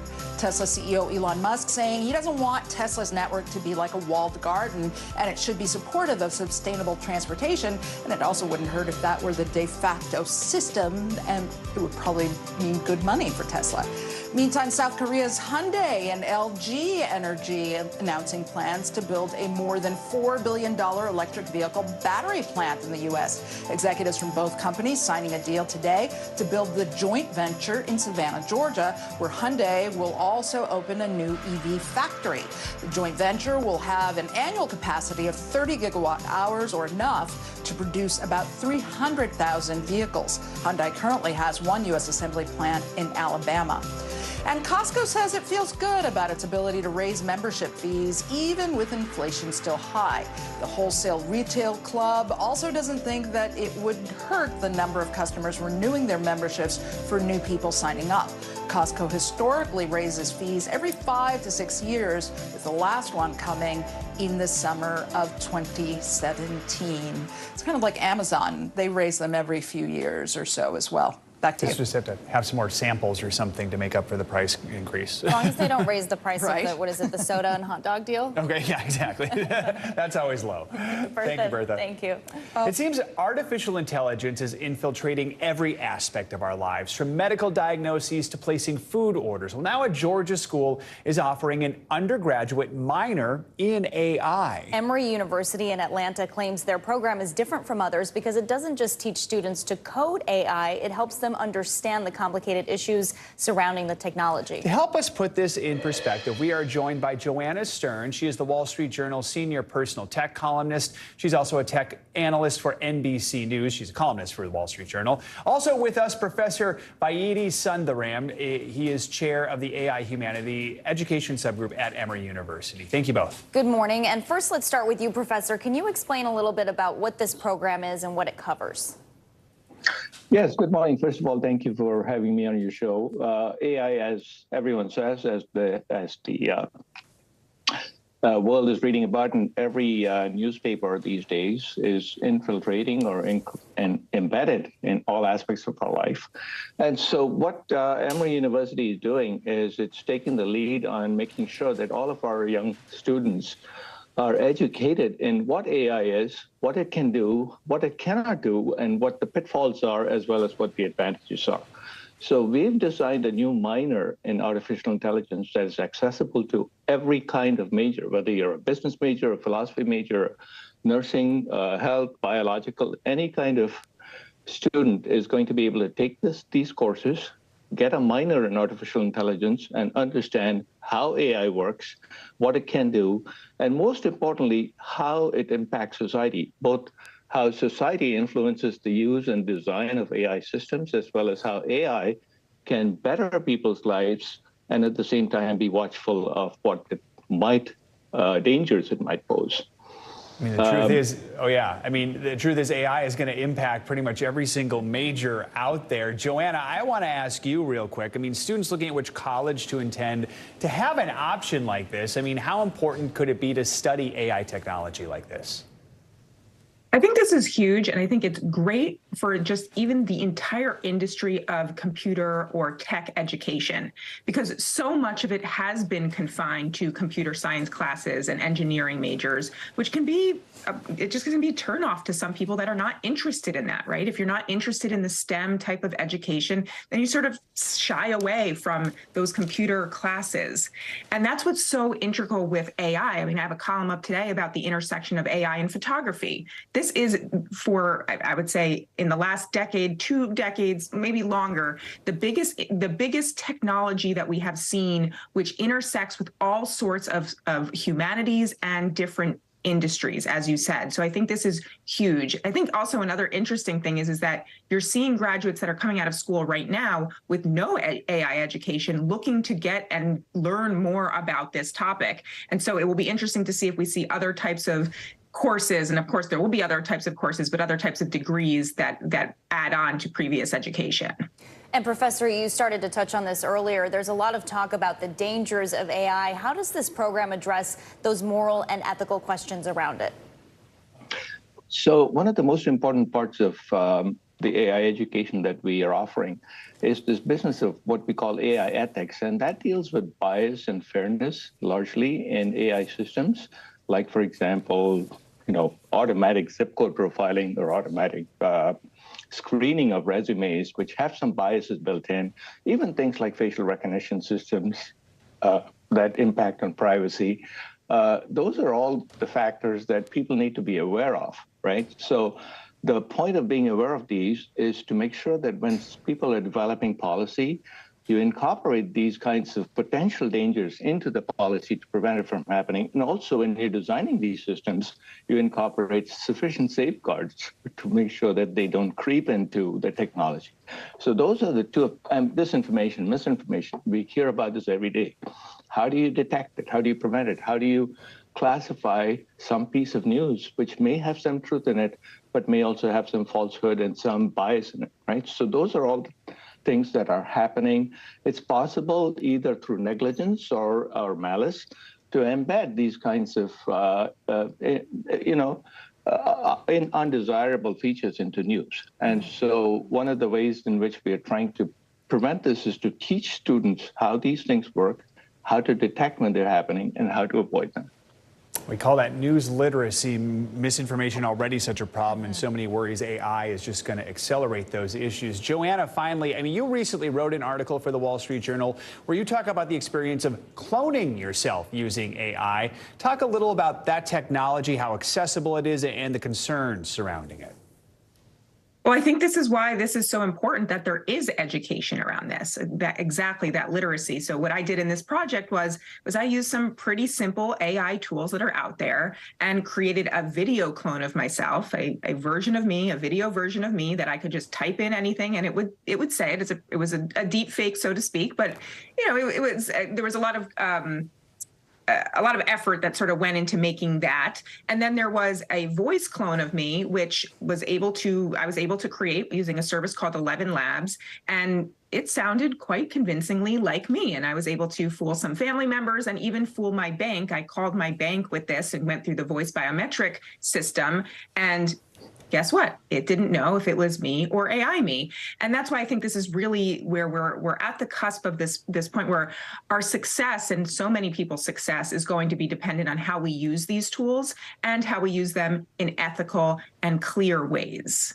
Such an important conversation. Professor Vaidhi Sundaram and Joanna Stern, thank you both for joining us this morning. Have a great Memorial Day weekend. Thank you for having me on. Thank you. Coming up, millions of Americans planning for some fun in the sun, but getting to those summer destinations could be a headache. From cancellations and delays to overbooked flights, up next, what travelers need to know before they head to the airport this summer. You're watching Morning News Now.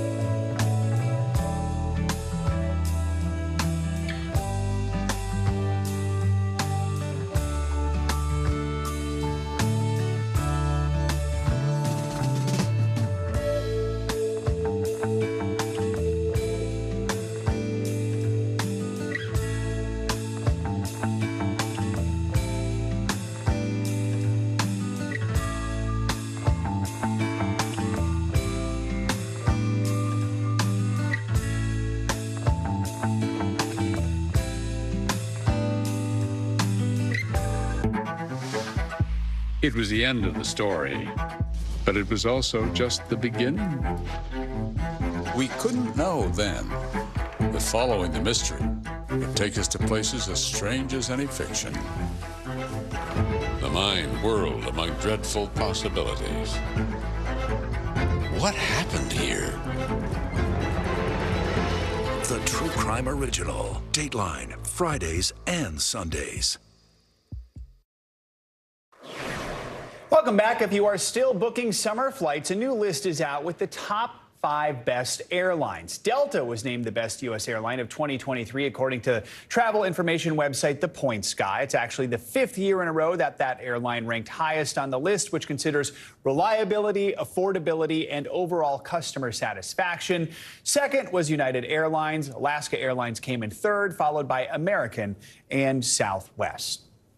I guess we fly them all in our business. It's like whichever one gets us to wherever we need to be fastest. And whatever hub you're closest to, right? I know Newark is a United hub. Exactly. Yeah. Exactly. More flight options. Whatever will get us there to cover the news. All right. There are new worries this morning that the summer airline travel season could come with the same headaches that we saw last year. According to the Department of Transportation, last year more than 25,000 people were bumped from flights at the 10 largest airports in the country because airlines oversold the flights. That was more than double the year before. Jesse Ashlock, Deputy Global Editorial Director of Condé Nast Traveler, joins us now to unpack this further. Good morning, Jesse. So let's start with the basics. How are airlines able to bump passengers when they've already bought tickets? How is that allowed? Well, let's start out with the fact that the vast majority of bumpees are voluntary. And so there are airlines that they're overbooked and they're asking for volunteers. And we've probably all been in a situation where we've seen that sort of thing happen. Most of the major airlines have an online bidding system where you can decide how much the inconvenience is worth to you and submit a figure. You mentioned Delta being number one earlier. Delta actually last year had 0 involuntary bumpees. I've just coined a new word. So of that 25,000, most people agreed to the inconvenience. No one wants to be an involuntary bumpy. All right. So last summer was not a good experience for air travelers, some of whom were involuntary bumpies. How are things looking this year? We keep hearing these promises that it's going to be better. They've staffed up. The plane situation's better. What's it looking like? Could we see more headaches? We could see more headaches. Sorry, but we're about to kick off summer with the unofficial launch of summer with Memorial Day weekend. It's supposed to be the busiest Memorial Day in 20 years, and everybody in the predictions game is saying that we're going to have record-breaking numbers this summer. So expect lines. The issues that existed last summer are still with us. The overbooking, airlines aren't quite back at capacity, and in addition, there is the threat of pilot strikes at several of the major airlines. So, go with grace, be patient. There are things you can do to protect yourselves. Of course, fly midweek if you can, fly early in the day if you can. Try to avoid short layovers, excuse me, especially at busy hubs. And get to the airport early. And, also, if you want, you could take a road trip. Gas prices are down. And Jesse, as you mentioned, a lot of those bumpies are actually volunteers. They're willing to get bumped from a flight. They usually get a sweeter deal in the form of a voucher from the airline and another flight. Is it worth voluntarily opting to step off your plane? And if you are an involuntary bumpy, what are they owed? In the case of the voluntary bumpies, it's really kind of up to you based on what your plans are, how much you need to be somewhere. There are stories of folks being paid up to $10,000 for the inconvenience. Don't expect that, but you do have some leverage here, and you can get a flight voucher that could allow you to do some other things.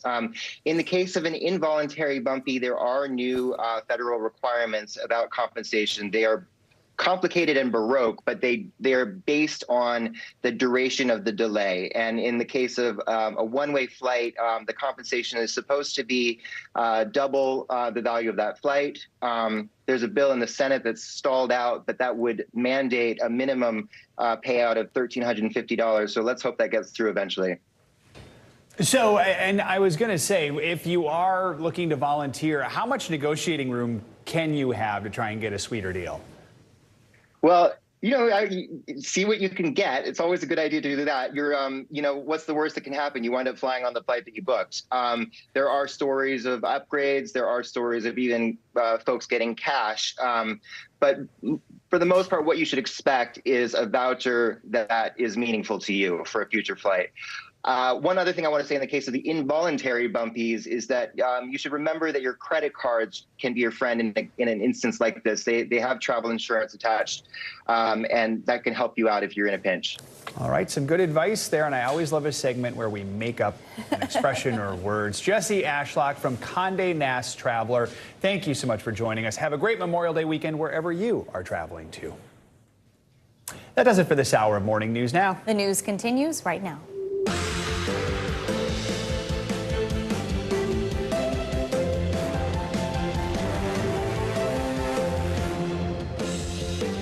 Good Friday morning. I'm Valerie Castro in for Savannah Sellers. Good to have you with us. I'm Joe Fryer. Right now on Morning News Now, crunch time. A deal may be close to raise the debt ceiling before that June 1st deadline next week. Negotiators have been working well into the night to try and reach a compromise.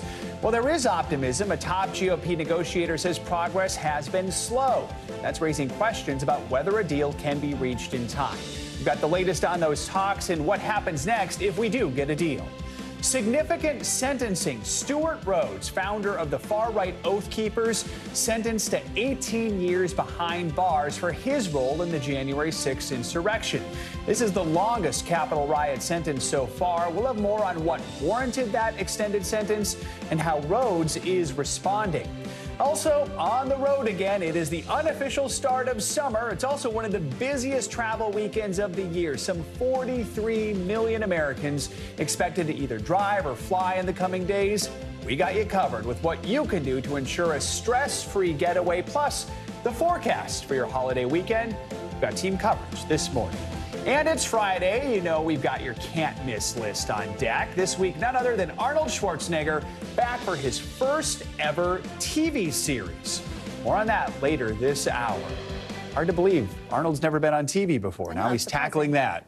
Looking forward to bringing you that a little later. Let's begin this hour with the start of the long holiday weekend, looking like anything but a holiday for debt ceiling negotiators in Washington. This morning, sources tell NBC News that progress has been slow, but a deal could be close. Without an agreement, the U.S. risks defaulting on its financial obligations as early as next week on June 1st. NBC News Capitol Hill correspondent Ryan Nobles has the latest on where things stand this morning. Lawmakers do appear to be close to a deal, but with the June 1st deadline fast approaching, they are warning that this last stage of the negotiations will be the toughest. Some hope heading into the weekend as negotiators race against the clock to avoid economic catastrophe, that a deal may finally be in sight. Both sides showing optimism. It's hard, but we're working, and we're going to continue to work till we get this done. The only way to move forward is with a bipartisan agreement. But the deal would still have to pass Congress, and leaders are walking a tightrope. We're at a sensitive phase with sensitive issues that remain. Those sensitive issues are the thorniest issues that we've been discussing. The White House and Republicans in the House of Representatives are haggling over budget cuts and caps on future spending. They're working to find a sweet spot that will appease cost-conscious conservatives and progressives worried about the impact on social programs. It's clear to me that President Biden is continuing to hold the line. The ultimate deal, though, may require compromise from both factions. I think the Speaker well knows he's going to lose his Freedom Caucus, and I think Hakeem Jeffries and the President well know that they're going to lose a number of progressives on the deal. And so, they're just trying to figure out where that middle ground is. Compromise that could make it more difficult to get through both the House and the Senate. Every additional Democrat vote you think you want to get means you're getting a worse deal overall. But despite all the noise, House Speaker Kevin McCarthy has pressed upon his caucus to remain calm and that a deal will come together.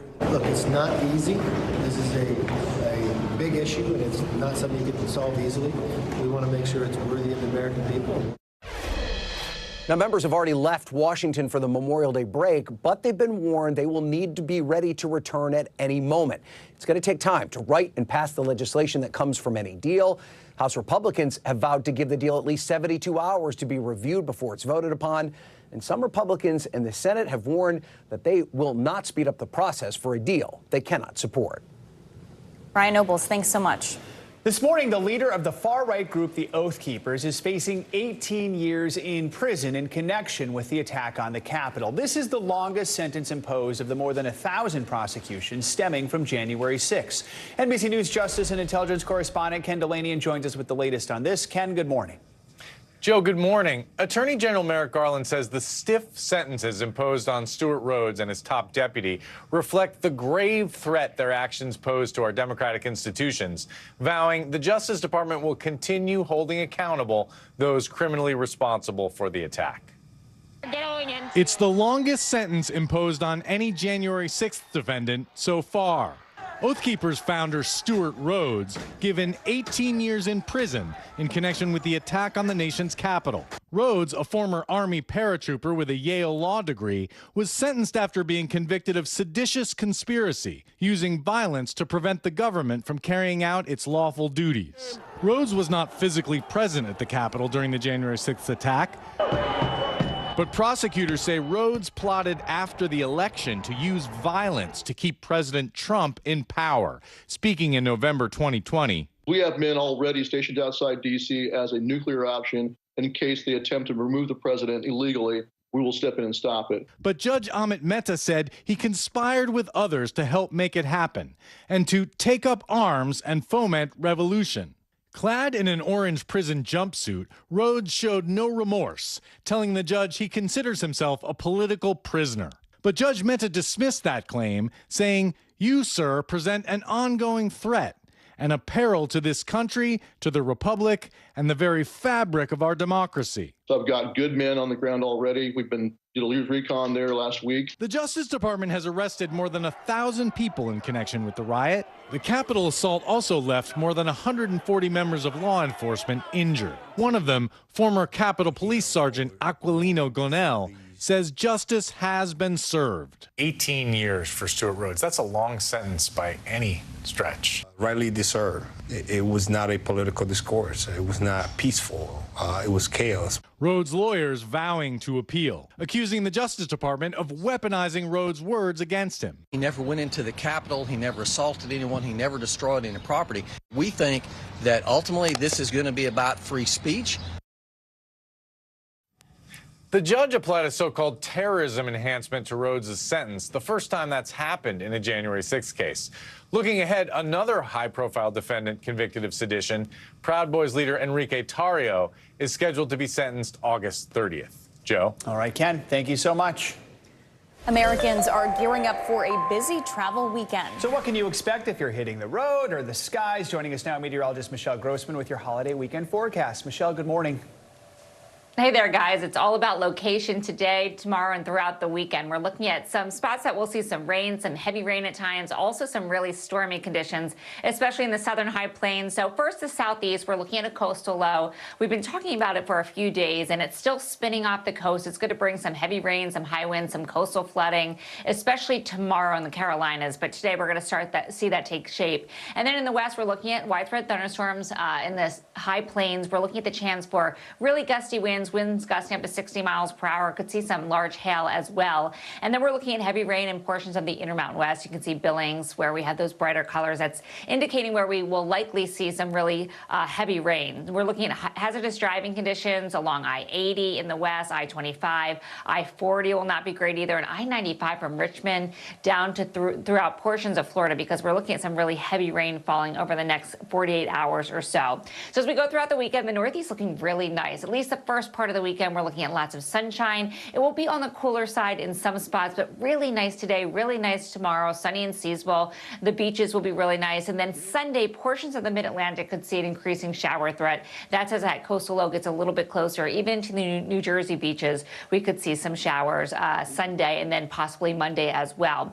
The Midwest looking really great too. Bright and sunny weekend, a warming trend into the Memorial Day weekend. Minneapolis, Sunday 83, 86 by Monday, mostly sunny skies. Chicago looking good too, near 80 degrees on Sunday, 84 on Monday. So enjoy those temperatures. St. Louis, you're going to be near 90 degrees by Monday. The South, we've been talking about these showers. We've had them in place Monday, Tuesday, Wednesday, Thursday. Once again today, we have that front that's sort of stuck there. That pattern is not moving, and we're looking at the chance for those showers continuing, especially in the western portions of Texas, Oklahoma, into portions of the Central Plains. And we could see some pretty gusty storms as we go throughout the afternoon and evening hours. Then by Monday, Dallas and Houston, you will see the chance for some showers and storms. The West, we're looking at isolated storms in the Rockies. It's stretching all the way from the Intermountain West into the Rockies, the plains as well. Phoenix, it will be hot, but you're used to this. Temperatures in the 90s on Sunday, near 100 degrees, near 100 once again on Monday. And notice those shower chances in Denver Saturday, Sunday, and Monday. San Francisco, you're going to be on the cooler side with temperatures in the 50s and 60s. So if you're lucky enough to be hitting the beaches tomorrow, looking good in the Northeast from Cape Cod to Long Island, the Jersey Shore beaches, Ocean City, Maryland, we're looking at temperatures in the 70s, the upper 70s in Ocean City. Cape Cod Islands, we're looking a little bit cooler there, upper 60s. We're going to have a little bit of a breeze too. The water temperature is chilly there too, but we're looking at lots of sunshine, so no complaints there. Also looking at rip current possible. So if you are headed into the water, you want to heed any warnings out there. Listen to the lifeguards. Hopefully you do have them on the beaches.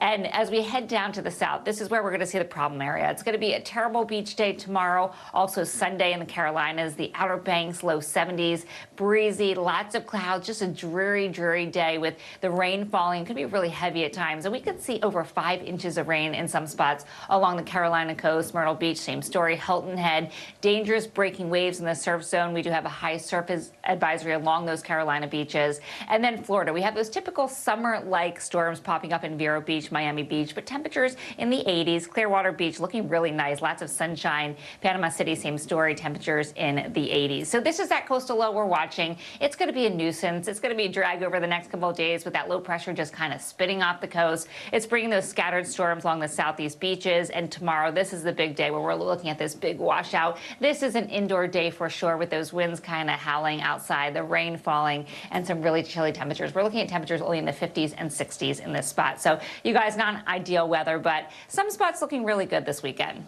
Well, those places will take it, and the rest I'm sure will have fun no matter what. Michelle, appreciate the forecast. Exactly. Have a great Memorial Day weekend. AAA is forecasting that more than 42 million Americans will travel 50 miles or more from home this weekend. That's a 7% increase overall from last year. Travelers are taking all modes of transportation, cars, planes, buses, and trains. And we have everything you need to know as you head to your different destinations. NBC News correspondent Tom Costello is at Reagan National Airport, his home away from home. And NBC News correspondent Lindsay Reiser is here in New York at Penn Station. Good morning to both of you. So, Tom, how are things looking so far at Reagan National? Yeah, moving pretty quickly here. About 4,000 people going through TSA checkpoints every hour. That is a lot for Reagan National, but they're using a dog to screen people quickly. So you go right past the dog, and assuming that you are clean, you go right on through. That's good news. Nationwide right now, pretty good weather so far to travel today, according to the FAA. We've got about 575 delays nationwide, about 67 cancellations. Not bad. The FAA says today total, we expect 2.5 million people, more or less, will be traveling. That's in line with what we've seen in terms of the passenger flow for the last week or so. Some days a little more, some days a little less. About 50,000 flights. Now, listen, the FAA has opened up 169 so-called highways in the sky, high-altitude routes to try to speed things along. They're going to keep that going through the whole summer. But they are under the gun right now and in the spotlight, along with the airlines, because, as you know, it was a year ago on Memorial Day when things started to go bad, and then it continued to go bad all summer. The airlines, many of them didn't have enough pilots or flight attendants to fly the flights that they had promised. As a result, we had a lot of cancellations. We had a lot of delays. And quite simply, a lot of people were inconvenienced, missed their flights, missed their vacations. The airlines all have staffed up since then. They all insist that they are ready to proceed, and they don't expect any significant delays or cancellations this summer, at least not because of staffing issues. But weather remains the big variable, as it always is. 63% of delays, according to the FAA, are due to weather. But guys, they've also got a problem with air traffic controller staffing. They're still about 3,000 controllers short nationwide, and so that could also impact operations through the whole summer. Back to you guys. Lindsay, let's go to you at Penn Station. According to AAA, it looks like more people are traveling by bus and train this year, right? Yeah, so it doesn't look incredibly busy behind me here at Moynihan Train Hall at Penn Station. I'm told, though, that throughout the morning it is going to get even busier. We did just see a couple of trains board, so that's why we're not seeing those long lines right this second. But yes, so AAA is predicting that travel by train or bus is expected to see tremendous growth, the biggest of any of those transportation sectors, so a 20% increase year over year. Amtrak alone is expecting 75,000 more passengers this weekend than this time last year. And so what's driving that? Well, travel in the Northeast Corridor is really popular. So destinations like New York, Washington, D.C., Baltimore, Philly, Boston, they're seeing a lot of traffic here. And Amtrak is also hearing from passengers, you know, they like the leisure aspect of it, sit back, relax, enjoy the view, and also trying to reduce their carbon footprint. So we will be out here all day. Of course, we have seen a lot of travelers, much busier than any normal day here at Moynihan, guys. Lindsay, I will be where you are a little later this afternoon, heading to where Tom is in Washington. If you could keep it that quiet there until then, I would really appreciate it, because that'll make the rest of my day very easy. Tom, last summer we saw the opposite, a complete travel meltdown. So many delays and cancellations. Airlines didn't have enough staff. We keep hearing this year's supposed to be better. How are they preparing to make it better this year? Well, you know, the bottom line here is that they've all learned from what happened a year ago, and they've all spent a lot of money staffing up. Now, in addition to that, more pilots, more flight attendants, more ground crews. A lot of the airlines have rolled out new programs, computer programs, to speed things along. At American Airlines, they have a program called HEAT. Essentially, that is, it looks at the incoming storm to an airport and then says, okay, we need to slide a bank of flights by whatever, 10, 5, 15, 20 minutes in order so that they don't all bottle up and bottleneck at once. So they're working that, and they say that last summer they experimented with it. They had 700 fewer cancellations because of that computer program. So they're moving it out now to other airports, other American Airlines hubs. Every airline is doing something to try to ensure that they don't have a repeat of last summer. But let's be clear, not every airline was guilty last summer, right? United Airlines and Delta had a pretty good summer. It was Southwest and American and Alaska that had a bad summer in terms of cancellations. We know some people are just going to avoid the airports and airlines altogether. Lindsay, what should people know if they're choosing to take the bus or train to their next destination?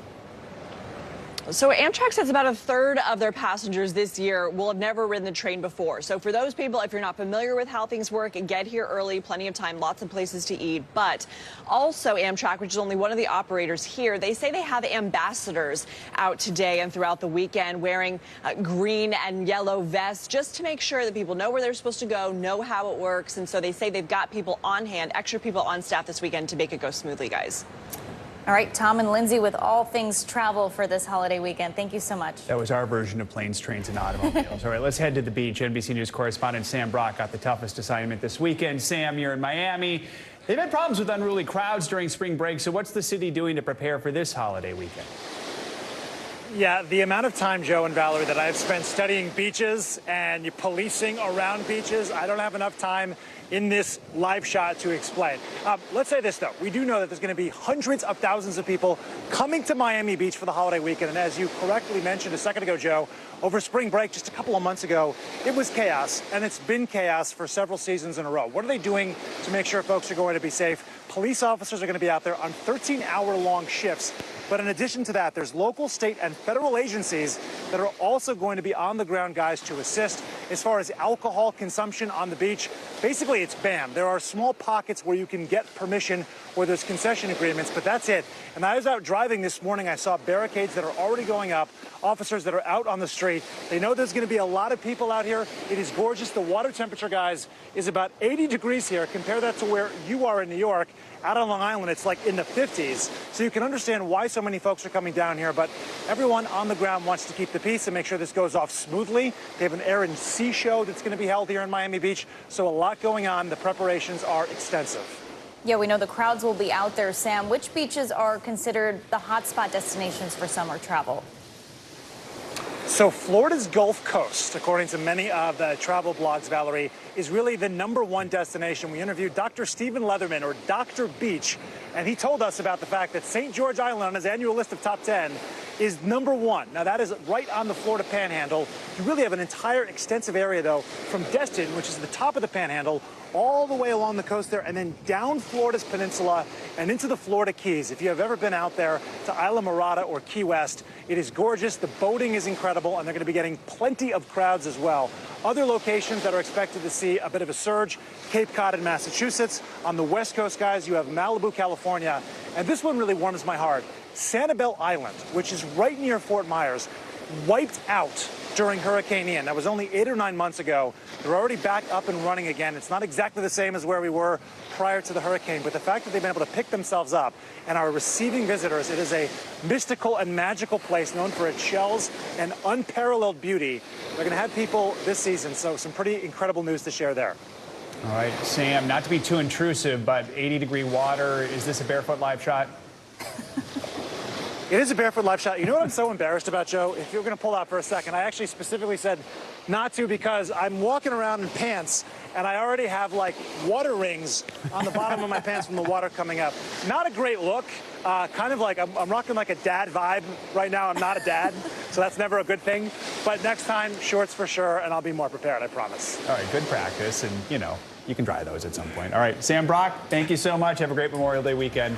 Coming up on Morning News Now, Savannah may not be here this morning, but that is not going to stop us from getting in some Taylor Swift news.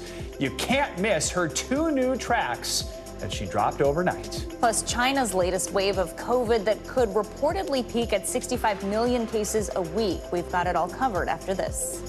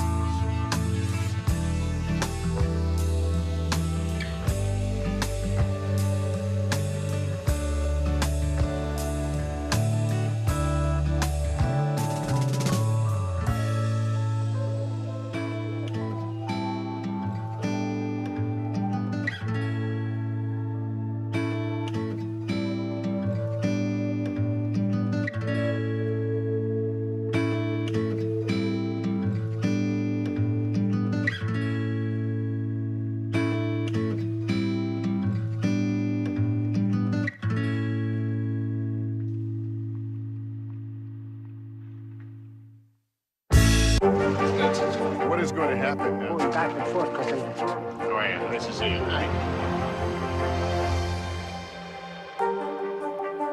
I'm Gotti Schwartz, and here are the stories we're watching tonight. Storms keep coming here in California. Some of the big headlines trending like crazy on social media. This is what my voice sounds like when I clone it. That wasn't me. You gotta see this. Stay tuned now, weeknights on NBC News Now.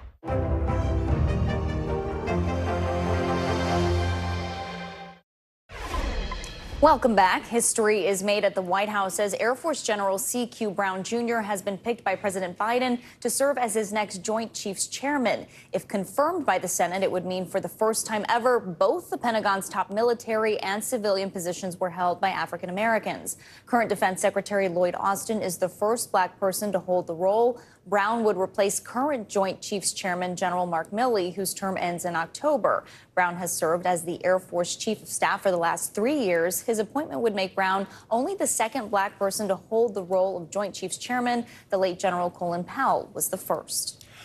A surge of COVID cases is hitting China about 6 months after the country relaxed what were some of the harshest control protocols in the world. Here's NBC News foreign correspondent Janice Mackey-Frater. Good morning to you. China is bracing for a wave of COVID-19 infections that could see as many as 65 million cases per week. by the time it peaks at the end of June. And these are pretty startling numbers in a country where only months ago, every single COVID case was being tracked and quarantined. Hundreds of millions of people were undergoing regular mass testing. Entire cities were being locked down.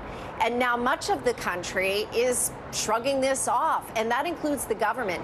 You see, officially, COVID cases just aren't accounted for in the same way. This data was revealed at a medical conference earlier this week, where it was said that infections started to rise toward the end of April. We're now at about 40 million cases per week, and it's going to peak within the next month. These are XBB Omicron subvariants. Remember, China only had its first real big COVID wave in December and January, when 1 billion people were infected in a very short time. Now, a lot of that immunity has worn off, but at the same time, the infrastructure that was in place to deal with it here has been dismantled. So China's government is now trying to roll out vaccines that are specific to these XBB subvariants that have already been through the U.S. and much of the world. They just haven't come here. But for all of the fear that there was of COVID for 3 years here, now discussion of it has been very muted at best. People say that the fear factor is gone. The U.S. is not going to be considering travel restrictions at this point, as they did earlier this year during the big COVID wave. And people, for the most part, seem to be still going to school if they're testing positive, still going to work if they're testing positive, and simply living with it. And it's such a considerable shift from where we were for 3 years in the system that ruled life. This city was a fortress. Other cities were locked down, and controlling COVID impacted every aspect of daily life. All right, Janice Mackey-Frayer, thank you so much. Coming up, a mystery on the high seas that's baffling both scientists and sailors alike. After the break, why killer whales are attacking, sometimes even sinking ships off the coast of Portugal and Spain. Our Keir Simmons has that covered. He's going to join us next. You're watching Morning News Now.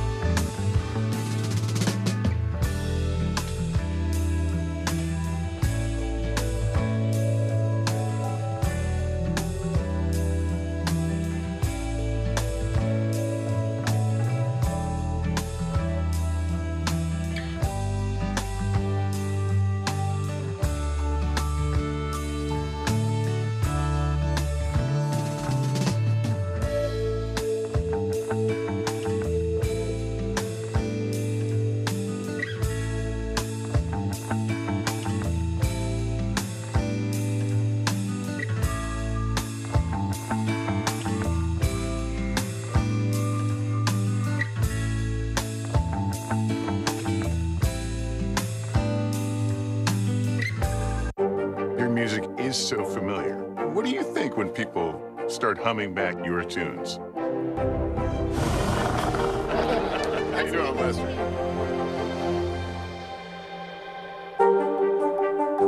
I'm Gotti Schwartz, and here are the stories we're watching tonight. Storms keep coming here in California. Some of the big headlines trending like crazy on social media. This is what my voice sounds like when I clone it. That wasn't me. You gotta see this. Stay tuned now, weeknights on NBC News Now. We're back now with a mystery overseas that has scientists and sailors on high alert. A group of orcas, also known as killer whales, seems to be attacking boats off the coasts of Portugal and Spain, causing some of the ships to sink. NBC News Chief International Correspondent Keir Simmons joins us now with more on this. Keir, good morning. Hey, Joe, good morning to you. This is one of those funny, not funny stories. Really not funny if you're in one of these boats. And it continues to be a mystery exactly why these killer whales seem to be targeting sailors. A British couple setting sail off the coast of Morocco when a group of killer whales started battering their boat. The orcas continuing the barrage for at least an hour. They managed to keep the 46-foot sailing yacht afloat, but just days later, another vessel was not so lucky. 3 killer whales struck the rudder and side of the sailboat, eventually causing it to sink as the Spanish Coast Guard rushed to the rescue. It's one of at least 3 boats that have sunk because of the orcas since last summer, and many more have been seriously damaged in the last 3 years. According to researchers, there were about 15 orca interactions when this began in 2020. Incredibly, that number has now ballooned into the hundreds by 2023. And all of them happening here along the Iberian Peninsula. It doesn't fit with anything we've ever seen anywhere else in the world. Scientists are stumped. So, 3 theories. One is the whales are super stressed. They're acting out because the oceans are too noisy. Theory 2, the Jaws theory. Some experts believe the sea creatures may be out for revenge. Organising the attacks after a whale in the pod, possibly a female called White Gladys, was hit by a boat. Experts say orcas are very social and do often learn behaviour from one another. But Andrew Trites with the University of British Columbia believes a less aggressive option is most likely. Playtime. Killer whales will rush up behind a boat and sometimes put their snout straight into the propeller wash and feel it's almost like a jacuzzi. No injuries have been reported, and killer whales have not been known to harm humans. But if the whales think they're having fun, for terrified sailors, the joke's gone too far. And Joe, you know, a group of orca whales is called a pod, but maybe we should rename them a gang or an army or a troop. Until we figure out what's going on, say it with me, we're all going to need a bigger boat. Yeah, no, exactly. And I'm just going to say nice things about them so they don't bother me. Maybe that's the answer, too. It's a good plan. All right, Kira, thanks so much. Appreciate that. A massive nationwide 10-week mission has brought relief and closure for hundreds of families. Some 225 missing children were located by U.S. Marshals in what was called Operation We Will Find You. The youngest child recovered was just 6 months old. NBC News Justice and Intelligence correspondent Ken Delanian has more. Deputy U.S. Marshals looking hard in Los Angeles, pounding the pavement in New Orleans, making an arrest in Boston. All part of Operation We Will Find You, a 10-week effort that recovered 169 missing children. One of the most fulfilling things I've done in the Marshal Service is go out and recover children. Founded in 1789, Police, U.S. Marshals! The Marshal Service is best known for hunting down the most dangerous fugitives. This is the residence, front doors on the right side. Marshals also protect judges and transport federal prisoners. But in 2015, Congress expanded their mission to help find some of the hundreds of thousands of children who go missing each year. She was born in 2006. She's 16 years old. She has been listed as a missing runaway for both JPSO and NOPD since February 12th, I believe. Some run away, others get caught up in a custody fight, and still others are kidnapped and trafficked. The Marshals target those most at risk. You know, I've always been good to you. I've always been honest with you. And I've tried to help you. In Boston, Jenny's 15-year-old daughter had run away from home. She says the Marshals found her in 72 hours. NBC 10 Boston's Kathy Curran spoke with her. I started crying immediately. I think it was just gratitude. It's like, okay, she's alive. She's alive. We found her, and now we can do whatever comes next. So I think former Oakland police officer Ronald Davis directs the Marshals Service. the skill set that we use to track down people who have conducted the most heinous crimes is the same skill set we use to recover our most precious treasure. Do you know off the top of your head how many children roughly the Marshals have recovered since you started this? Yes, since 2015 when the act was passed, working with NCMEC, the National Center for missing and exploited children, over 3,100. Wow. But Davis says that's no cause for celebration. That's just the tip of the sword, and the tip of the iceberg, if you will, that there's hundreds of thousands that are missing.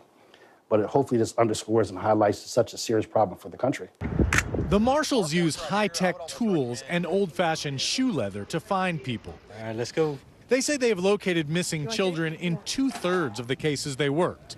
More than 60% of the time, they say, the children were found within a week. I think one of the scariest things is every day I would get my news alert from the local news into my inbox, and any time it mentioned a body being found, my heart was, she's dead. I can't thank the U.S. Marshal's Office enough. Our thanks to Ken Delanian for this report. The Marshals have conducted similar operations every year since 2015. Coming up this Memorial Day weekend, answers for one Gold Star family after their loved one made the ultimate sacrifice some 75 years ago. The DNA technology that helped lay one World War II veteran to rest. This is Morning News Now.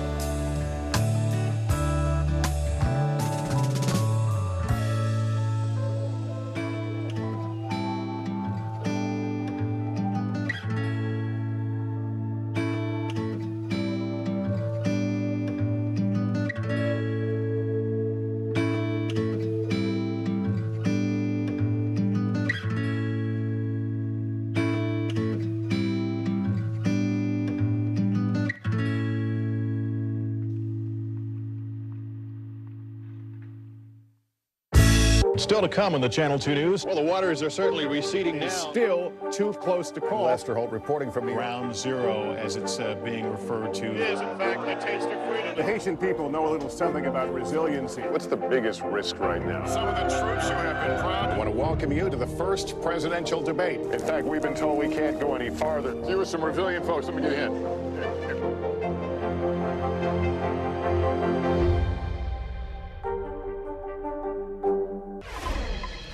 On this Memorial Day weekend, we want to take a moment to remember those who served. 4 years ago, NBC News correspondent Harry Smith traveled to Germany in search of the remains of an American soldier. This morning, he joins us with the conclusion of that emotional story. Good morning, Harry. Truth be told, that story did not end in a conclusion. This one actually has a conclusion. And in my life, I've had the great opportunity to speak to a lot of veterans, go to a lot of places, the sands of Iwo Jima, the beaches of Normandy, tell stories of great American heroism. And when you meet these veterans, they all to a person say, we're not the heroes. The heroes are the folks who didn't come home. Just days ago, Lieutenant Carl Nesbitt was laid to rest. To honor the sacrifice that he made, that ultimate sacrifice. He was a bomber pilot in World War II. His plane, the Yankee Doodle Dandy, shot down in Germany. First listed as missing in action, then presumed deceased, leaving his parents bereft, his father desperate for answers. And he wrote several letters to the Department of Defense, find my boy, and they never could. Let us pray.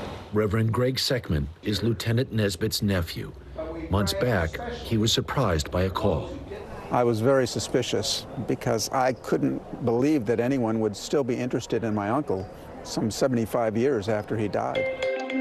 It was a request for a DNA sample, which made the family wonder, even gave them hope. Carl's niece, Barbara Fiddler. So we knew that there was a possibility. Right. But it was kind of vague. We really just thought it was a shot in the dark.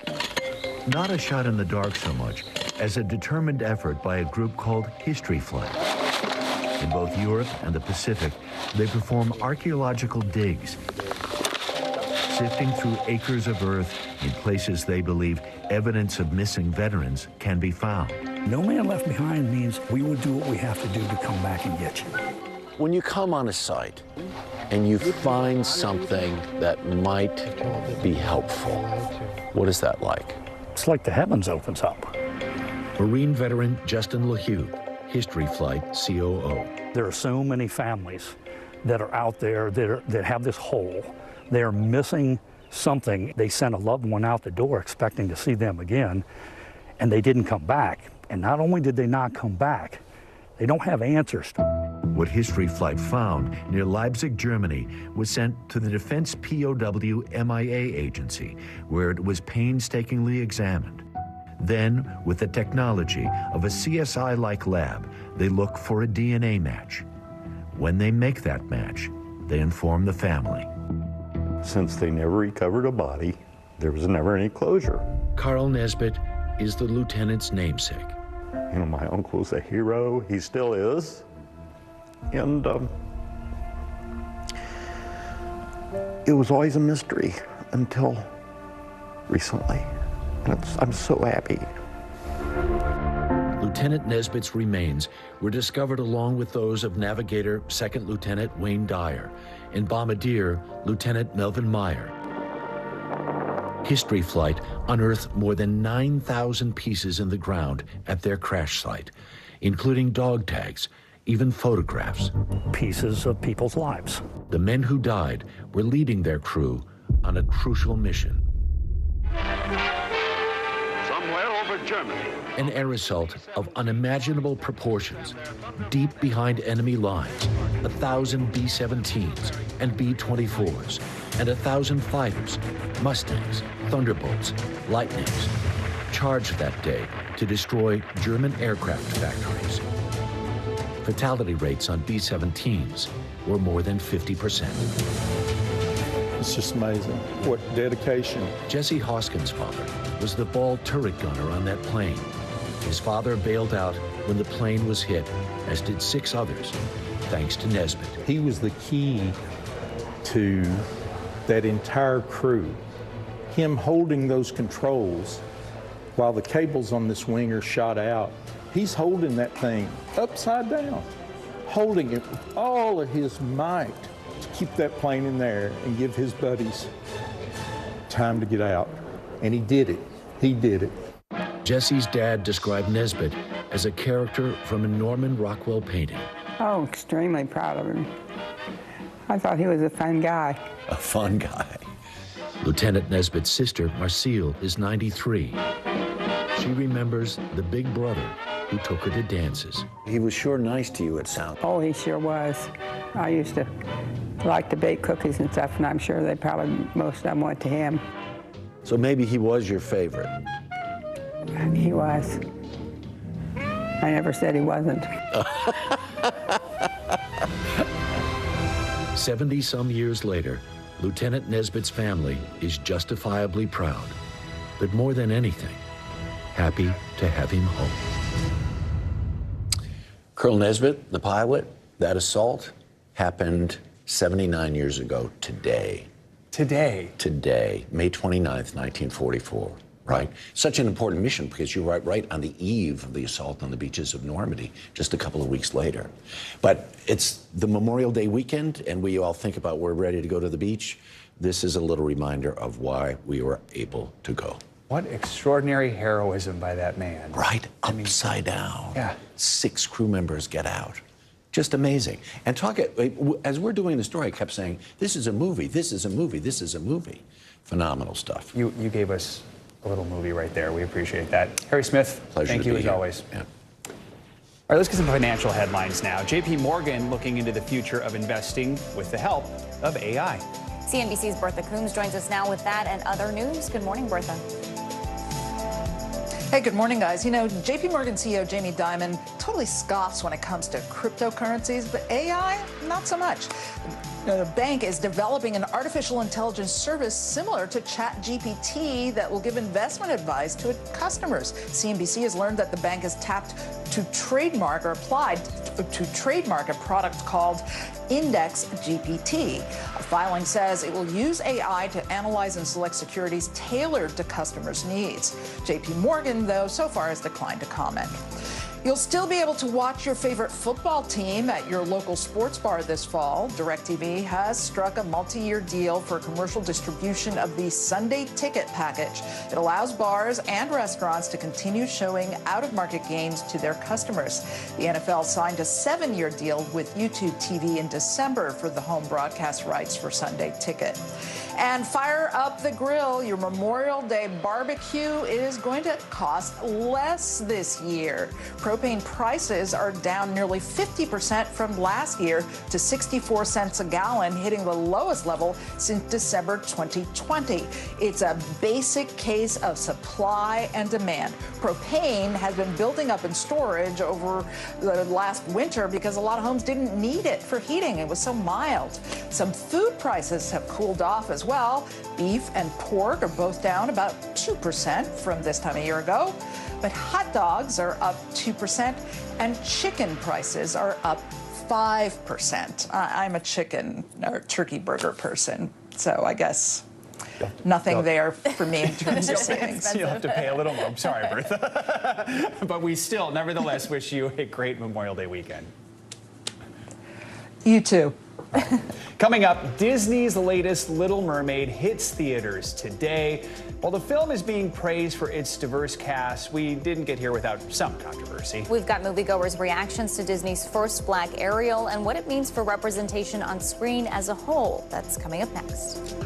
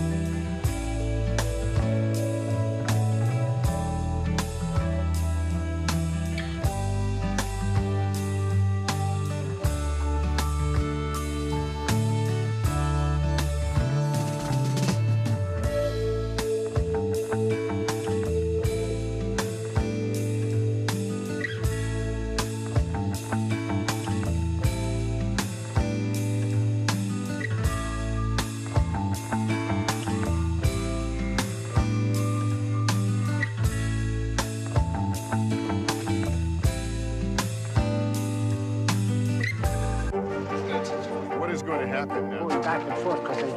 Go ahead. This is it.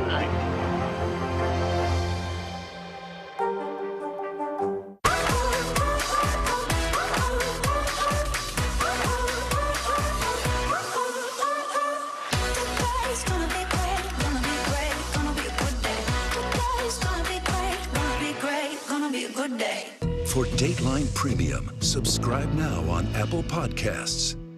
We begin Top Story with that breaking news. This is just in, a lot of stories to get to. What do people need most right now? Did the state and/or law enforcement drop the ball anywhere? Are we headed for a recession or a recovery?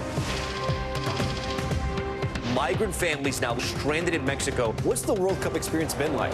The civilian effort is not just about fighting, it's also about helping. Every night, it's your news playlist. Top Story with Tom Llamas. Streaming weeknights at 7 on NBC News Now. Welcome back. It's one of summer's most anticipated movies, and the full-length trailer for Greta Gerwig's Barbie has now been released, giving fans clues about what kind of story to expect. We see Margot Robbie in the title role, leaving Barbie land and venturing into the real world after things start to go wrong in her perfect life. There, she appears to punch someone and get arrested, as well as Ryan Gosling as Ken. We get to see Will Ferrell as an evil CEO and Kate McKinnon playing Weird Barbie. The movie is going to be released on July 21st. I can't make up my mind about this one. I know. I mean, it's Greta Gerwig, so I'm intrigued, but it looks like things don't go well for Barbie, at least in parts of the movie. All right. Kate McKinnon's always great, though. And today is also the long-awaited release date of Disney's live-action remake of The Little Mermaid. The film stars Halle Bailey, Disney's first black Ariel, and it's already looking like it's going to be a hit, expected to make more than $10 million in just the previews, more than $120 million over the holiday weekend. It comes with what is a controversy, at least in the minds of some. NBC News correspondent Antonia Hilton got to see one of those previews and talk to fans. She's in Boston. Antonia, full disclosure, I saw it last week. Halle Bailey is a star. Many fans have been waiting this for a long time. What was it like at the theater? What were some of the reactions? Well, in this area, there are so many kids who are excited, but you know what? Those kids are going to be fighting adults for some of the seats later today, I think. Because for many people, you know, the original came out in 1989. They're so excited to see the remake. And Halle Bailey, as you just mentioned, is an unbelievable performer. I'm both a fan of hers and her sister previously, and then also was a fan of this movie as a little kid. So for me, it is doubly special. And I think for families, for young kids who are going to be getting out of school later today and starting their holiday weekend. And then for adults like me, this is going to be really special. But I want you to take a listen to some of the conversations our team has had with some of the sweetest Halle Bailey fans and Little Mermaid fans. Take a listen. Not many people think that a lot of cultures can mix, and I think that's a great thing. I think it's one of my favorite movies. Is she beautiful? Yeah. It's cool to finally see a princess that looked like me. Under the sea, under the sea. Really like the black one. Is she really beautiful? Mm-hmm. So that gives you just a sense of some of the excitement that's going to be coming into this theater here in Boston. Our first showing here is at 11 a.m. Some kids are going to be coming straight from school. Others we hear are going to be wearing costumes with their family and friends.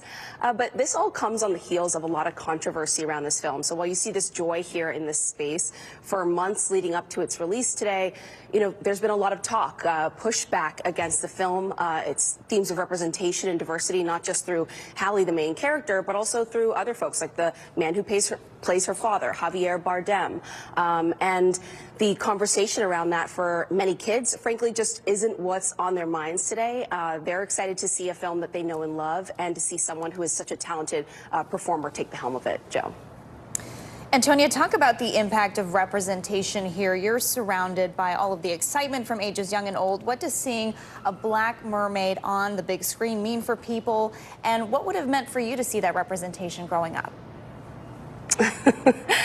It would have meant the world. I'm one of 7 kids. I came to the theater to see Disney movies like this one all the time with my siblings. And, you know, when I was this age, I didn't get to see Disney princesses who looked like me. It was a while before Tiana and others came out. And so this would have meant the world to me. And I think what you're going to see, especially as we talk to more folks throughout the day, is that people love both of the princesses. It's just wonderful to see a sort of reincarnation, a recreation, and to see, again, you know, not just Halle Bailey's representation, representation. But for example, Javier Bardem playing her father, speaking with a Latin American accent, something that many American families can relate to, having family members who speak multiple languages, who come from different places. And so I think all of that, you're going to see people celebrating that today. And I know it would have meant the world to me, and we've already talked to kids for whom you can just see how much that lights up their eyes and makes them so excited to get their seats in the theater. And Antonio, you touched on this, but the beauty of this is that those of us who are our age have the memories. You were just saying you had the pajamas, right? Yep. And, you know, so we want to see it. The kids want to see it. It really feels like it's going to be the ultimate shared experience across generations, right? Absolutely. I think you're going to see parents get something new from this film. I'm already hearing from friends of mine who don't even have kids yet that they are going to be fighting their way into these theaters with childless. And so, you know, it's really going to be this multi-generation, generational celebration. And I think that's some of what's been missed, right, in the political conversation leading up to this. You know, people were criticizing Disney. There's been so much conversation about Disney being part of the culture war and going too woke. But the truth is, when you actually talk to people who are coming to the theaters, this is expected to be a smash hit. People are not thinking about politics as they arrive here. They're so excited to see someone who can sing and act, and to see another version, another celebration of a story that's about family, that's about love and relationships, and so much more than I think the politics we've seen leading up to this. All right, Antonia, great point there. Also, Awkwafina plays one of the characters. You don't see her, you just hear her voice. Fantastic, fantastic. Antonia agrees, I can tell. Thank you so much, appreciate it. Speaking of Little Mermaid, that is not the only film showing in theaters this weekend. That's right, it's Friday, which means it's time for our weekly can't miss list, a roundup of all the movies, shows, and music you need to check out this weekend. Journalist Ariel Kristen joins us now with this week's list. Good morning. Good morning. How are you doing? So let's get right to it. There are 3 different films in theaters this weekend, hopefully something for everyone. Yes, well, we'll start off with You Hurt My Feelings, which is a rom-com. It stars Julia Louis-Dreyfus and also Tobias Menzies, and it's about a story about a writer who writes this novel, and she finds out from her husband how he really feels after secretly hearing him talk about the novel. So it's all about little white lies, a little bit about how people feel about the truth. And this is one, if you like a rom-com, this should definitely be one that you go check out. It's from A24, which is kind of different for them because they normally put out Everything Everywhere All at Once and other films like Uncut Gems. So it's a little bit different when it comes to rom-com, but this is one if you want to see it to check out. Also, Kandahar, right? Kandahar, I'm excited about that. Action, action, action. I mean, this is Gerard Butler. It's about a CIA agent who is on a mission, and the mission gets exposed when he's with his translator, which is played by Naveed Negahban. So if you are into bombs, bullets, and explosions, this is the movie for you. I'm a big Gerard Butler fan, so I can't wait to see it. And one more movie is About My Father. About My Father. So it's Robert De Niro's new film. So it's kind of like Meet the Parents. It gives me that Meet the Parents kind of feel. So if you want a fun kind of comedy, it's about a son and his father, who's played by Robert De Niro, who go to the son's fiance's family, which is a wealthy, eccentric family, and a lot of things come to question on what family really means. And so, listen, Robert De Niro knows all about family and fatherhood. He just had a brand new baby girl at the age of 79 years old, which is amazing. So unreal, unreal. Good for him. Go, Robert. Yeah. So if you like mermaids, this is the weekend for you, right? Yes, yes, this is. So not only is obviously Little Mermaid coming out, which is going to blow out the box office, this is also the premiere of Netflix's Mer People, which I'm very intrigued about. It's about a group of people who are underwater performers whose love for mermaids they've turned into real-life careers. So it follows their competitions, their costumes, and the hardships of this career. So I'm excited just to see what the costumes look like, to be honest with you. So that's one to go check out as well if you want to go to the barbecue and then sit at home and stream some TV. No kidding. Arnold Schwarzenegger is making a comeback to the screen, the TV screen this time. The Tell TV us about screen, that. yes, Fubar. That's Arnold's, as you mentioned, first TV series. I'm very excited about that. It's about a father-daughter team that discover that they're secretly CIA agents when they're on a mission together. So it's going to be a mix of comedy mixed with drama. I mean, it gives me a kind of like a True Lies kind of feel, or a Last Action Star, which Arnold starred in. So I'm very excited about this. So I'm very happy that Arnold's back. He's on TV now. We're seeing him again. He's back. He's back. I'm back. The governor's back. Finally, it's morning news now, so we have to talk about all things Taylor Swift. So I guess she dropped a newly remixed album. What are we hearing about? What, the new deluxe edition of Midnight's Midnights Till Dawn, right? That's Midnights Till Dawn, yes. I mean, well, obviously, she's performing at a concert tonight, which everyone's talking about here. And everyone's saying that this is one of the best mixes that she's ever done. And people, I mean, her fans have gone crazy. When you go on social media today, that's what everyone is talking about. So I think that Taylor can't do anything wrong right now. I mean, I think she's like literally the queen. She and Beyonce are the queens of everything right now. And remaking everything and just, I mean, just doesn't stop. It doesn't stop. Good music she puts out. Good music she puts out. She's authentic, and her fans love her. And I mean, more to come from her. And this is the MetLife Stadium now this weekend, right? So that's a pretty big one, I think. There's tailgating parties I'm hearing about. People are having their own parties before and after. So, you know, it's going to be a big show. Someone told me they're called Taylor-gating parties. Is that right? Yes. Yeah. So and the people who don't have tickets, because they're $1 million, just go and tailgate and then go home. They're discouraging that at MetLife. They are. I'm okay. sure That'll totally stop anyway. people. Yeah, or you can just go to Europe. You know, you can go. Remember, check out those tickets. That's cheaper. It's cheaper. Daryl, Kristen, thank you so much. Have a great Memorial Day weekend. Thank you. You too. That's going to do it for this hour of Morning News Now. The news continues right now.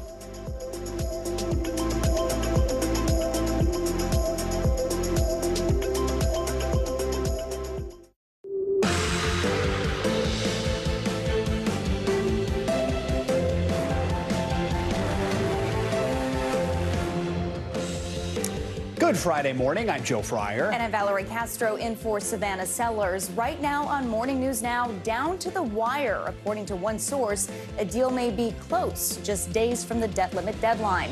This morning, House members are on recess for the Memorial Day weekend, but they could be called back if a deal is reached. There will be no default. And it's time for Congress to act now. We have team coverage with the president's latest warning, plus what's still on the table and what's not, and how it could all impact you. Critical clues in the sudden and mysterious deaths of infants, also known as SIDS, the promising new research that points to 3 possible factors, plus what new parents should know to keep your baby safe. Learning to adapt, classrooms across the country are trying to combat students who use artificial intelligence to cheat, but some are working on ways to use the technology as a tool. We'll show you how one major university is incorporating AI in the curriculum. And holiday getaway, it's the unofficial start of summer. Memorial Day weekend is getting underway, and it's likely going to be a big one for travelers. We'll tell you what you can expect in the skies and on the roads if you're one of the millions planning on heading out this holiday weekend. And good Friday morning to you. Good to be. Are you going to be flying or driving this weekend? Neither. Staying at home. Easy. Also a good option. The third option. Well, we begin this morning in Washington, where it appears progress is being made in the debt ceiling negotiations. A source familiar with the talk says a deal is close. President Biden and House Speaker Kevin McCarthy have told negotiators to keep working, and a Republican aide tells NBC News an agreement could come as soon as today. If that happens, they could vote right after the Memorial Day holiday. But Speaker McCarthy says getting to the finish line is a challenge. There's no agreement. Look, it's not easy. This is a big issue, and it's not something you can solve easily. We want to make sure it's worthy of the American people, and we'll continue to work until we get it done. NBC News White House correspondent Monica Alba and congressional correspondent Julie Sirkin are following it all for us. Good morning to both of you. So, Monica, let's start with you. President Biden met with McCarthy one-on-one earlier this week. He's been optimistic a deal can be reached, but he's a veteran of this process and knows this isn't going to be easy, right?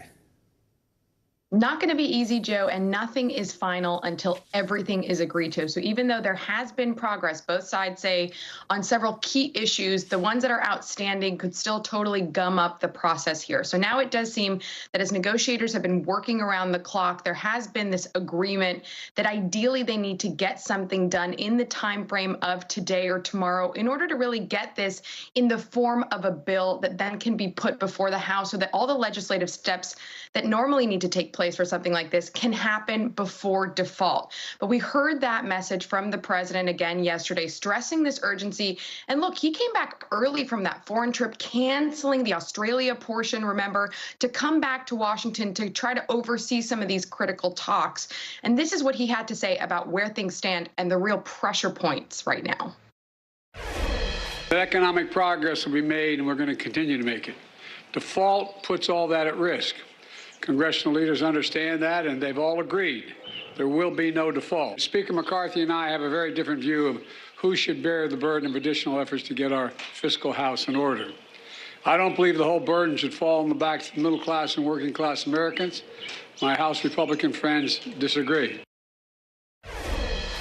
This really comes down to fundamental differences between the two parties in the way they see spending and the way they see the budget. And we always knew that that was going to be a big part of the conversation here. But both, again, seem to agree that raising the debt ceiling is non-negotiable, is a non-starter, is something they both want to do because they don't want to see Americans suffer the consequences of doing this, which really, as we all know and have been talking about for weeks now, has never before happened, Joe and Valerie. So, Julie, let's talk about the House Republican friends, as the president referred to them just a moment ago. What are they saying about the talks? Well, we heard Monica say there that both sides are committed to avoiding default, but it's how they get there that they have the major differences in. And one of the biggest sticking points we're seeing continue here is work requirements, right? This issue that Republicans put on the table, not just in spending cuts, but really in something they really want to achieve in putting higher restrictions for Americans to be able to qualify for certain social safety net benefits. That seems to still be one of the larger issues that they are trying to work out. We heard from Republicans all week as they've been in the Capitol meeting with White House negotiators, sometimes having the biggest microphone more than the White House has, much Democrats' frustration. But when it comes to this issue, you know that Democrats under Leader Jeffries aren't really able to get all there. He's concerned that Republicans might not be able to have enough votes to then meet Democrats in the middle at the end there when it comes to this issue. Take a listen to what Garrett Graves had to say yesterday, who's the top Republican really in the room for McCarthy. Their efforts actually put in jeopardy those very benefits to senior citizens like Medicare and Social Security because they're refusing to negotiate on work requirements. So that's the major hang-up at this point? No, we have a lot of hang-ups, but that's one of the bigger issues that we're dealing with. Do you think it's possible to get a deal by this weekend? Look, we're not going to stop negotiating. So they're obviously on the process, but as I sit here 1 week ago from today, this issue was still one of the main issues on the table. And it's because, as Biden has said, Democrats really don't want to impose stricter work requirements. They don't want to unravel also some of the progress they've been able to make in the first 2 years of the president's term. And so this really all comes down to what they're able to swallow, what each side is able to have their members put down. And so it's not clear heading into the weekend if they're able to get there. So, Monica, the Treasury Secretary Janet Yellen says that June 1st deadline isn't going to move. Either we get a deal by then or the U.S. risks not being able to pay all of its debts. At that point, the Biden administration is going to have to start deciding which ones to pay. Real quickly, tell us a little more about that.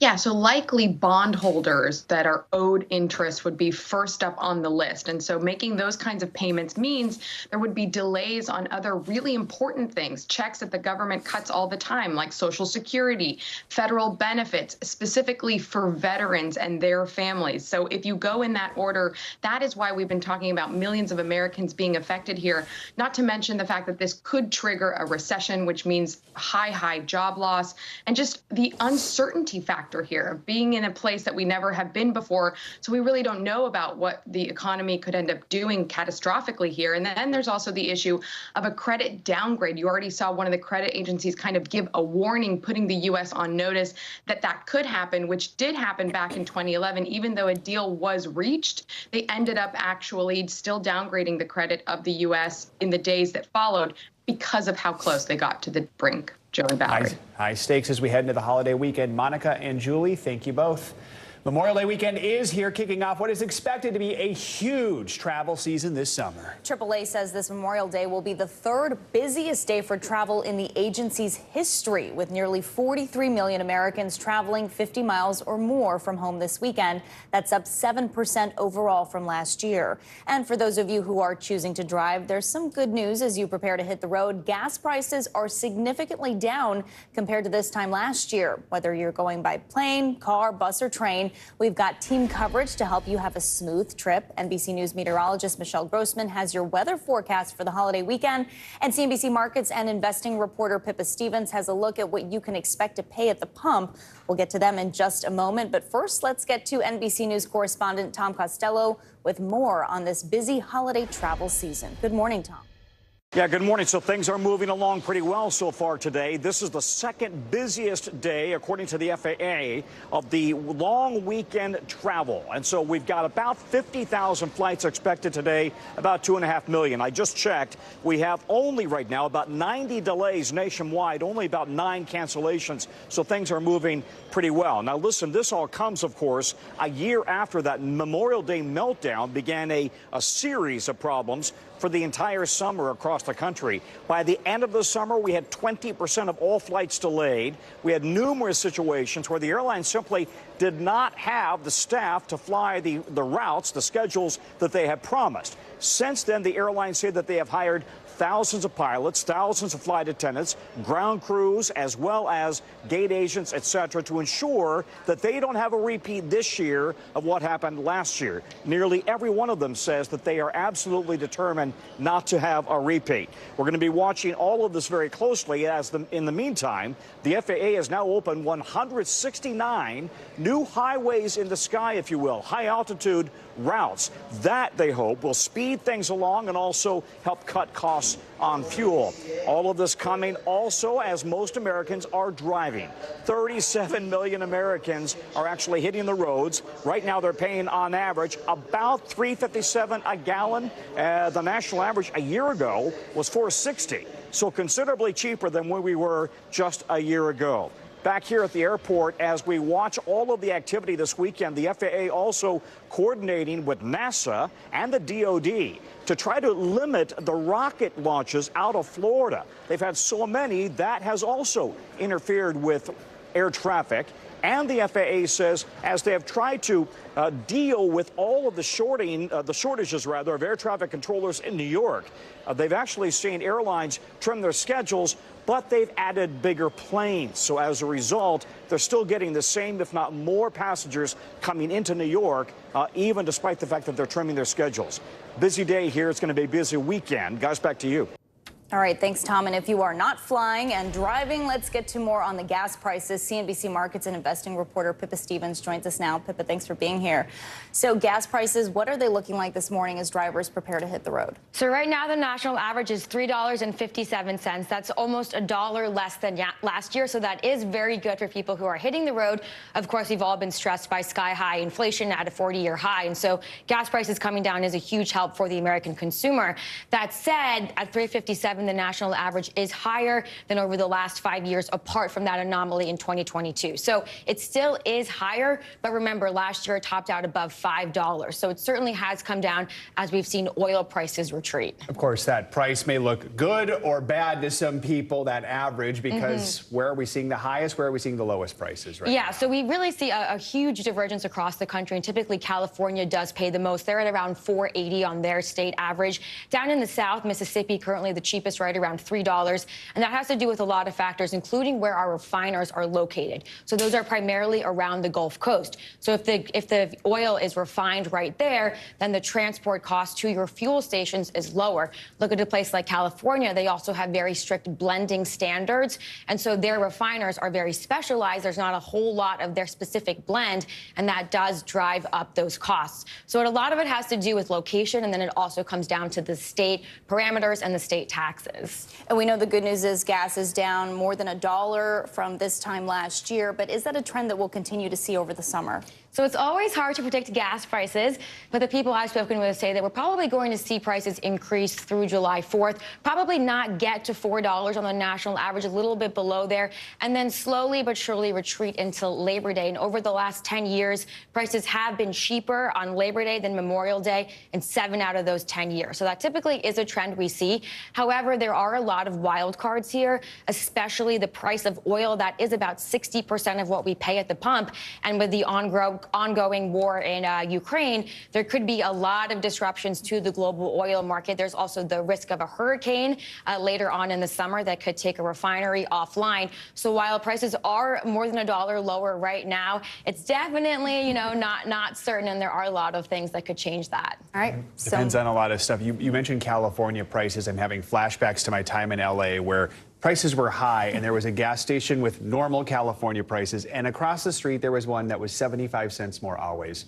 And people still filled up. I could never figure it out. Never. You got to shop around for gas prices. Exactly. Pippa Stevens, thank you. We appreciate it. The holiday weekend is starting with a washout for the southeast. Let's get a check on your Morning News Now weather. Meteorologist Michelle Grossman joins us now with your forecast. Good morning, Michelle. Good morning to you both. Great to see you. Yeah, we're looking at some really nasty conditions in the southeast, especially tomorrow in the Carolinas. A complete washout. We're looking at some beach hazards as well. But if you're traveling, as Tom mentioned, and Pippa, we're looking at some roadways that are going to be slow in the air in some spots, mainly in the Intermountain West, portions of the central and southern plains. And we're looking at the southeast as well with a coastal low spinning off the coast. So those are the big major stories. We're looking at a nice day, though, in the Northeast, New England, the Midwest. Really picture perfect on this Friday. That will change, though, for the later part of the weekend, but we'll enjoy it today and also tomorrow before we see that weather kind of turn a bit on Sunday and Monday for some. But let's talk about that coastal low, because this is going to be a big story over the next couple of days. We have that area of low pressure just spinning slowly off the coast. It's bringing those scattered showers today, and it's bringing some rough seas to the southeast beaches. So not a great beach day today. Not a washout in Florida today, but it will be a washout tomorrow in portions of the Carolinas. Notice all those bright colors showing up. That's where we're seeing that heavy rain falling. So portions of North Carolina, South Carolina, soaking rains. We're going to see rip currents and rough surf along the coast. And in fact, we do have some advisories up and down the coast. Then we look towards Sunday, soggy and breezy day for much of the mid-Atlantic. Isolated showers, especially in that southern part of the mid-Atlantic. Steadier rain for the southern parts of the Appalachians. And then by Monday, we're going to see a few more showers. So we're looking at coastal conditions impacted through Saturday. Dangerous rip currents and waves. We do have a high surf advisory. That's in the purple from Cape Hatteras down to Charleston, Savannah, Daytona Beach, and also Melbourne, Florida.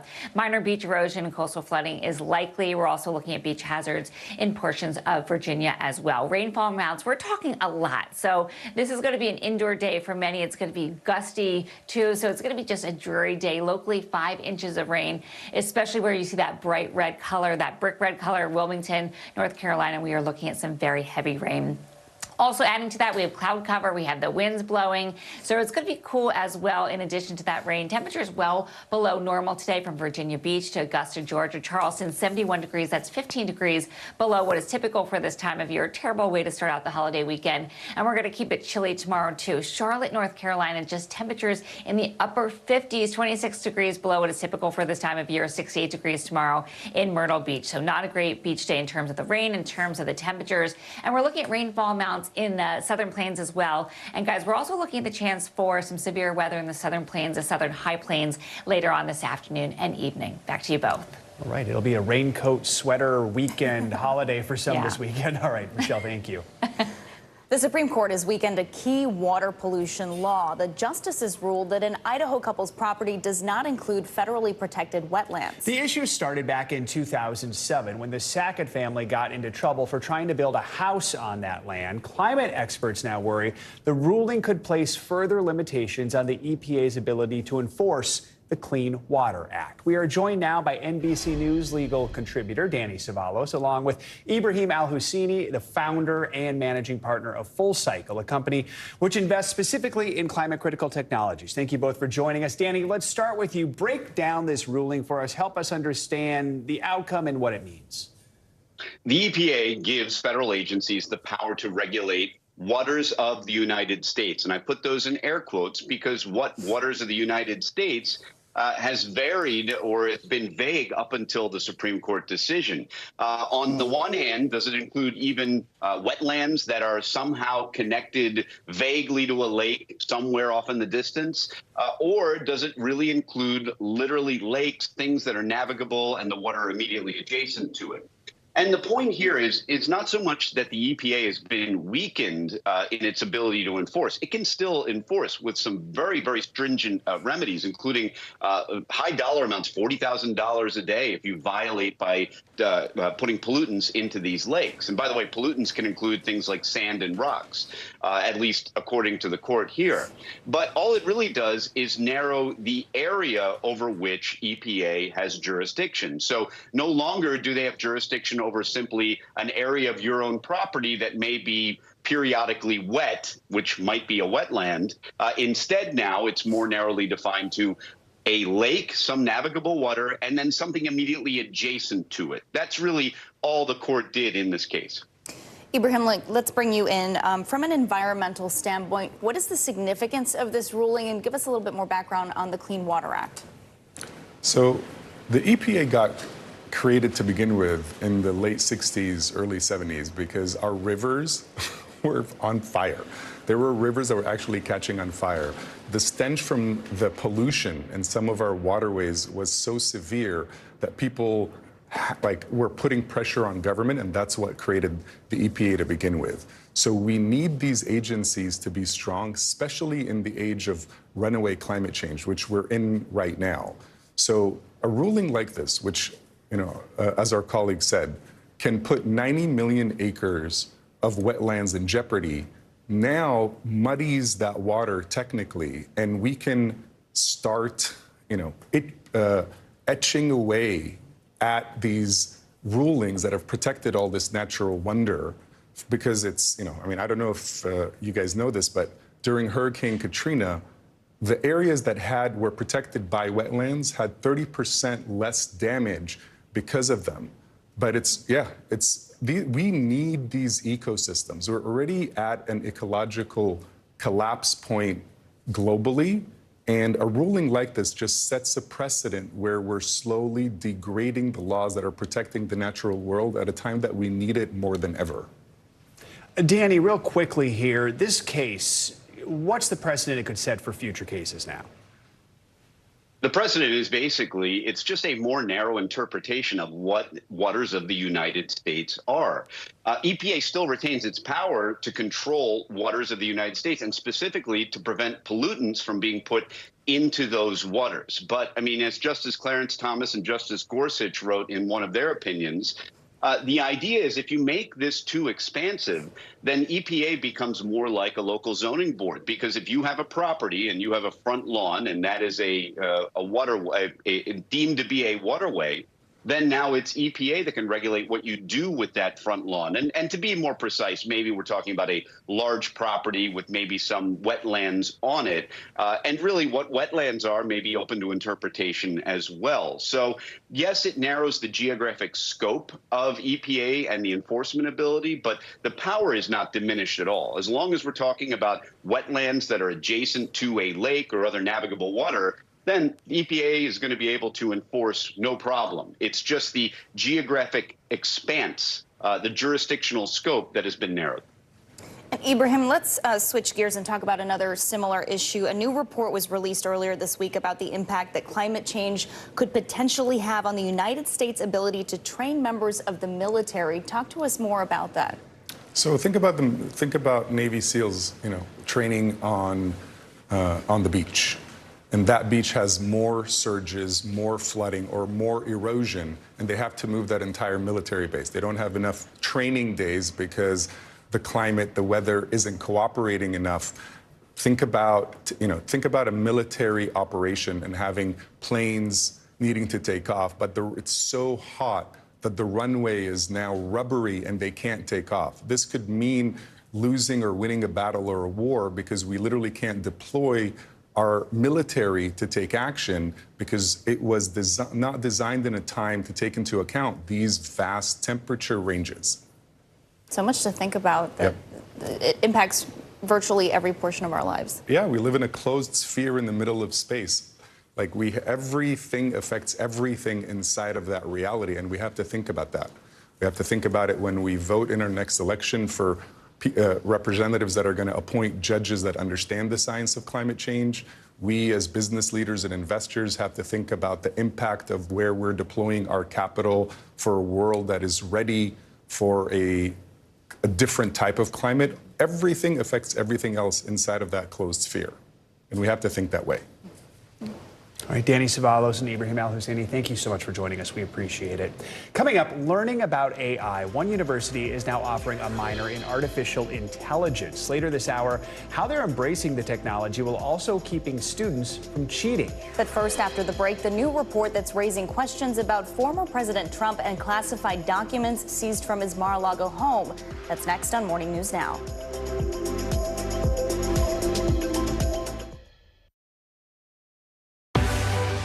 lives in the now. It's coming at us every second. News is more now than ever. Look at this. You can't even see anything anymore. Now is raw. Now is real. The Fed's decision today, help us translate that into very plain English. Now is constant. You gotta see this. The future is now. News for the generation of now is NBC News Now. Hey, podcast fans, ready to unlock our true crime mysteries? Try Dateline Premium on Apple Podcasts. You'll get early access to originals, plus bonus content, and everything is ad-free. So head to Apple Podcasts now to subscribe. News lives in the now. Look at this. You can't even see anything anymore. Let's break down what we know. You gotta see this. News for the generation of now is NBC News Now. It was the end of the story, but it was also just the beginning. We couldn't know then that following the mystery would take us to places as strange as any fiction. The mind whirled among dreadful possibilities. What happened here? The True Crime Original. Dateline, Fridays and Sundays. What is going to happen now? Going back and forth because Go ahead. This is it, right? Thanks for tuning in. I'm Gotti Schwartz. Here are the stories we're following tonight. Storms keep coming here in California. The U.S. government just declassified this video. A lot more stories trending like crazy on social media. A controversy pitting lawmakers against young voters. What's the state of crypto today? What is going on when we're looking at trends there? Another mind-bending story on artificial intelligence. This is what my voice sounds like when I clone it. That wasn't me. You gotta see this. Stay tuned now. Weeknights at 8 Eastern, 5 Pacific on NBC News Now.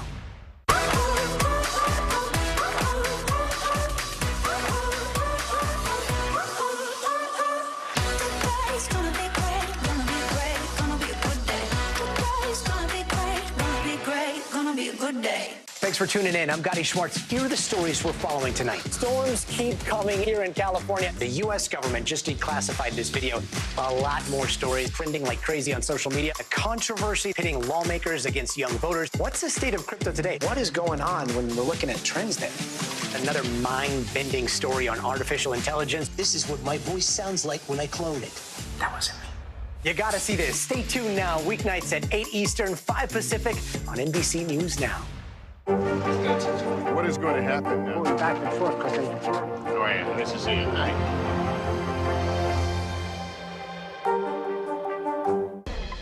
We're back with a new report about the classified documents found at the Mar-a-Lago estate. According to a report from the Washington Post, people familiar with the investigation say Trump's staff moved boxes of documents the day before his estate was raided last summer. The Post also quoted sources saying Trump and his aides allegedly held a so-called dress rehearsal for moving those sensitive papers before he received a subpoena. Now, NBC News has not independently confirmed the report. Trump has denied any wrongdoing in the case. NBC News Justice and Intelligence correspondent Ken Delaney joins us now with more on this. So, Ken, let's talk about what you make of this latest reporting. What should we know about these new reported details in the investigation, and how crucial might the timing of this document move be? Well, Joe, all this is about the question of whether Donald Trump was actively trying to obstruct the federal investigation and the effort to get those classified documents back.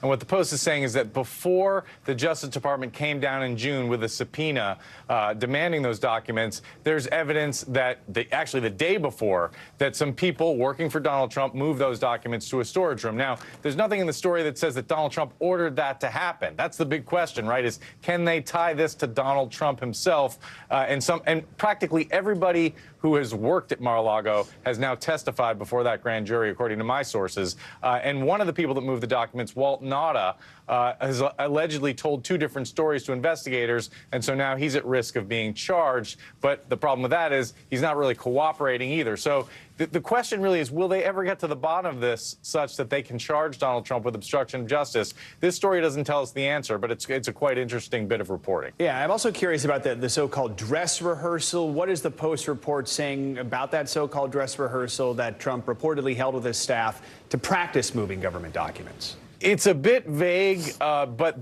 just the idea that they were talking about a dress rehearsal and talking about moving classified documents suggests that there was knowledge that Trump wanted to conceal these documents from someone. And look, it's very clear that he said it publicly, right, that he thought these were his documents, that the government wasn't entitled to them. And he appears to be a bit hazy on what was secret and what wasn't. But the law is very clear on it. He was not entitled to classified documents after he left the presidency. And if he was plotting with his staff to try to keep them away from government investigators, that appears to be a big problem for Donald Trump, Joe.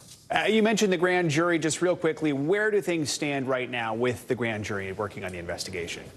So it appears that the grand jury has not met in some time. It's hard to know what to make of that. But look, everybody I talked to with clients in this case believes that they are wrapping up this investigation and that they're moving into the phase where they make prosecutorial decisions. No one I speak to would be surprised to see some kind of resolution of this case, whether an indictment or a report or something else, sometime this summer, Joe. All right. Ken Delanian, thank you so much. This morning, a key leader in the January 6th insurrection is facing the longest prison sentence yet in connection with the insurrection. Yesterday, a federal judge sentenced Stuart Rhodes, the founder of the far-right group the Oath Keepers, to 18 years in prison. Now, while Rhodes was not physically present during the attacks, he was still convicted of seditious conspiracy for his role in planning and mobilizing it. Another member of the Oath Keepers, Kelly Meggs, who was also convicted of seditious conspiracy, was sentenced to 12 years in prison. And now to a long-awaited update on Pope Francis' health. The Pope opening up in a Telemundo exclusive about some weighty topics, but also the positivity that's keeping him going. Here's NBC News correspondent Ann Thompson with more. Pope Francis showing the world his health is improving almost 2 months after he was hospitalized for bronchitis. In an interview with our sister network Telemundo, the 86-year-old pontiff thankful the doctors caught the infection in the nick of time, saying had they waited even a few more hours, it would have been more serious. The Pope laughing, saying when people tell him he looks good, he knows that's a compliment you give old people. The Pope meeting virtually with young people around the world in a town hall. But on his mind, the unending war in Ukraine. Francis saying President Zelensky asked him to help return the Ukrainian children taken to Russia, but sidestepping the question of whether Russia should return Ukrainian territories, saying it's a political problem. Francis reiterating his opposition to abortion and asking the world to remember migrants leave their home countries by necessity, as his father did when he left Italy for Argentina. When asked what changes he still hopes to make as Pope, Francis joking that he needs to change, but says change is hard even for him. And as for the church, he says there is always more to do. It is insatiable. Ann Thompson, NBC News.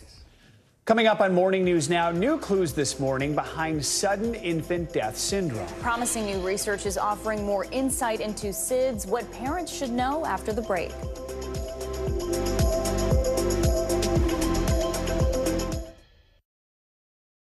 Hey, I'm Hallie. It's good to be with you tonight. The debt ceiling. Here's why this matters. Please, please don't have your eyeballs glaze over. Here's why this matters. Talk to us about what we're supposed to call this. Is it a bailout? Is it a backstop? There's a difference because it matters whose money is being used to prop up these banks. We think we're getting close to this news conference. I will be honest with people. This is like an awkward moment where we think we're like right there. You're going to have to like tap dance with us maybe a little bit. I do have my tap dancing shoes on, not to worry. For Dateline Premium, subscribe now on Apple Podcasts. I'm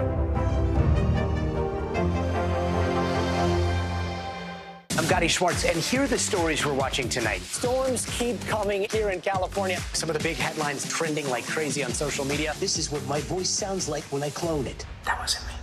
You gotta see this. Stay tuned now, weeknights on NBC News Now. It was the end of the story, but it was also just the beginning. We couldn't know then that following the mystery would take us to places as strange as any fiction. The mind whirled among dreadful possibilities. What happened here? the true crime original, Dateline, Fridays and Sundays. News lives in the now. It's coming at us every second. News is more now than ever. Look at this. You can't even see anything anymore. Now is raw. Now is real. The Fed's decision today, help us translate that into very plain English. Now is constant. You gotta see this. The future is now. News for the generation of now is NBC News Now.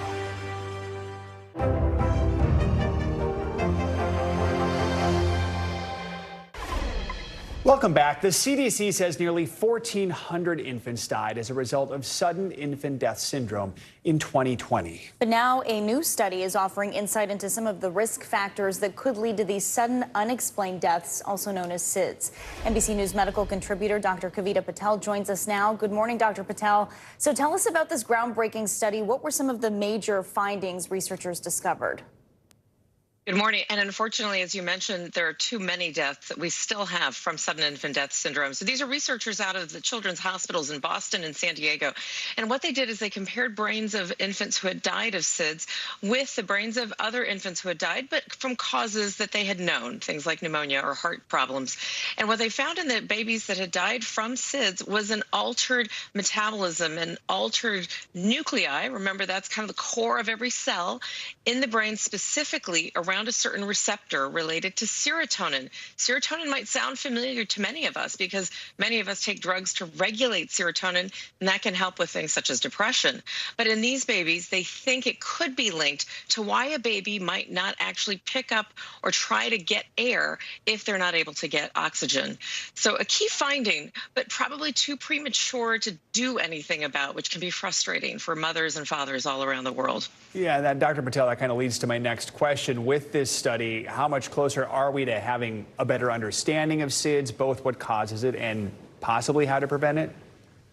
Yeah, Joe, look, this has definitely been like a longstanding target of research, obviously, this many causes of unknown death. There are some physical and environmental factors that we do know about, and I think this is where we can talk about what we can do to prevent it. At least with some of the physical and environmental factors, we know that brain defects, such as the enzymes we're talking about, and some additional brain enzymes have been shown to be associated with SIDS. Low birth weight, also babies with respiratory infections. Remember, the key time for SIDS is really in that first year. And we know that many infants who died of SIDS recently had a cold, which could contribute to breathing problems. And then we have the physical factors. And these are things that we can control to make sleep safe for a baby. For my own babies, I followed these guidelines from the American Academy of Pediatrics. That's keeping a baby on their back versus sleeping on their stomach or side. About half the babies that die of SIDS are thought to have been found with sleeping on their stomach, so sleep on the back. Take away anything from their bedding area that could cause any difficulty breathing, so no fluffy comforters, no blankets, no things around the crib. And then recommending to have parents in the same room, not in the same bed, but in the same room for at least the first 6 months of life. Dr. Patel, there's no tests available to find out whether an infant may have a higher predisposition, is there? No, unfortunately there are not. But again, going back to thinking through this research, which points to potentially some of these brain factors, could lead to the development of some tests. That's exactly where researchers are headed. But until then, we know that kind of controlling the environment is the best thing a parent can do. Trust me, I understand that first year is filled with so many stressors. So we need to do as much as we can to decrease the chances that any of this could happen. All right, Dr. Kavita Patel, thank you so much. Coming up, close to the ceiling, the U.S. is just days away from default. After the break, what more that could mean for your wallet. Plus, more schools embracing AI in the classroom. The school now offering AI as a minor and how they're addressing cheating concerns. This is Morning News Now. Your music is so familiar.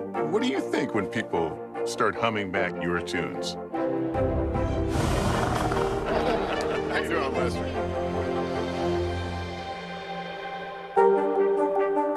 I'm Gotti Schwartz, and here are the stories we're watching tonight. Storms keep coming here in California. Some of the big headlines trending like crazy on social media. This is what my voice sounds like when I clone it. That wasn't me. You gotta see this. Stay tuned now, weeknights on NBC News Now.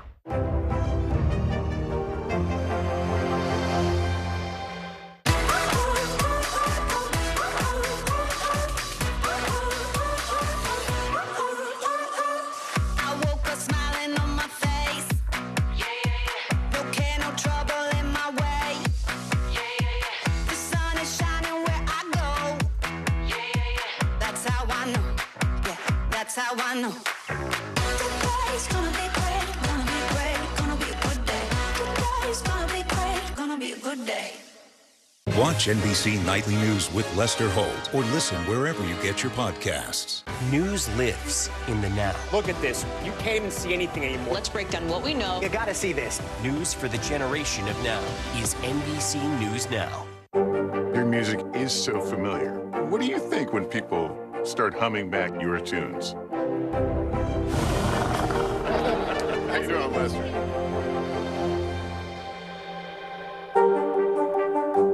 For Dateline Premium, subscribe now on Apple Podcasts.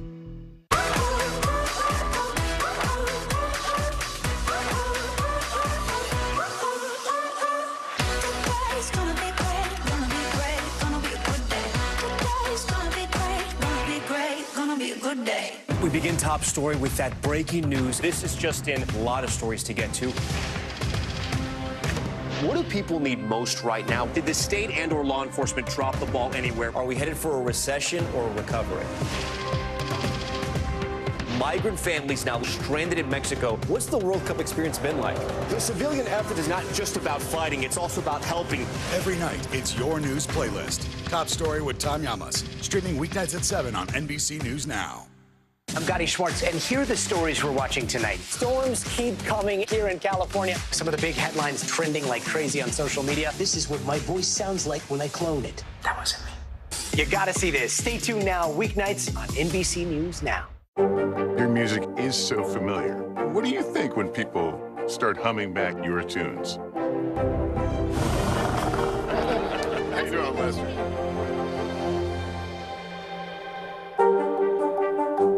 For Dateline Premium, subscribe now on Apple Podcasts. We're back now with the debt ceiling negotiations, where things stand this morning and what it all means for you. As we reported earlier this hour, a source tells NBC News a deal could be reached as early as today on an agreement. There's just a few days to go before the June 1st deadline of a potential default. And who better to talk with us about all this than NBC News senior business analyst and MSNBC 11th Hour host Stephanie Ruhle. Stephanie, good to have you with us. We don't like to let you sleep, especially around busy news times like this. I mean, these negotiations, they've gone late into the night, just like you. What are some of the things we should be on the lookout for as both the White House and House Republicans work on trying to get a deal done here?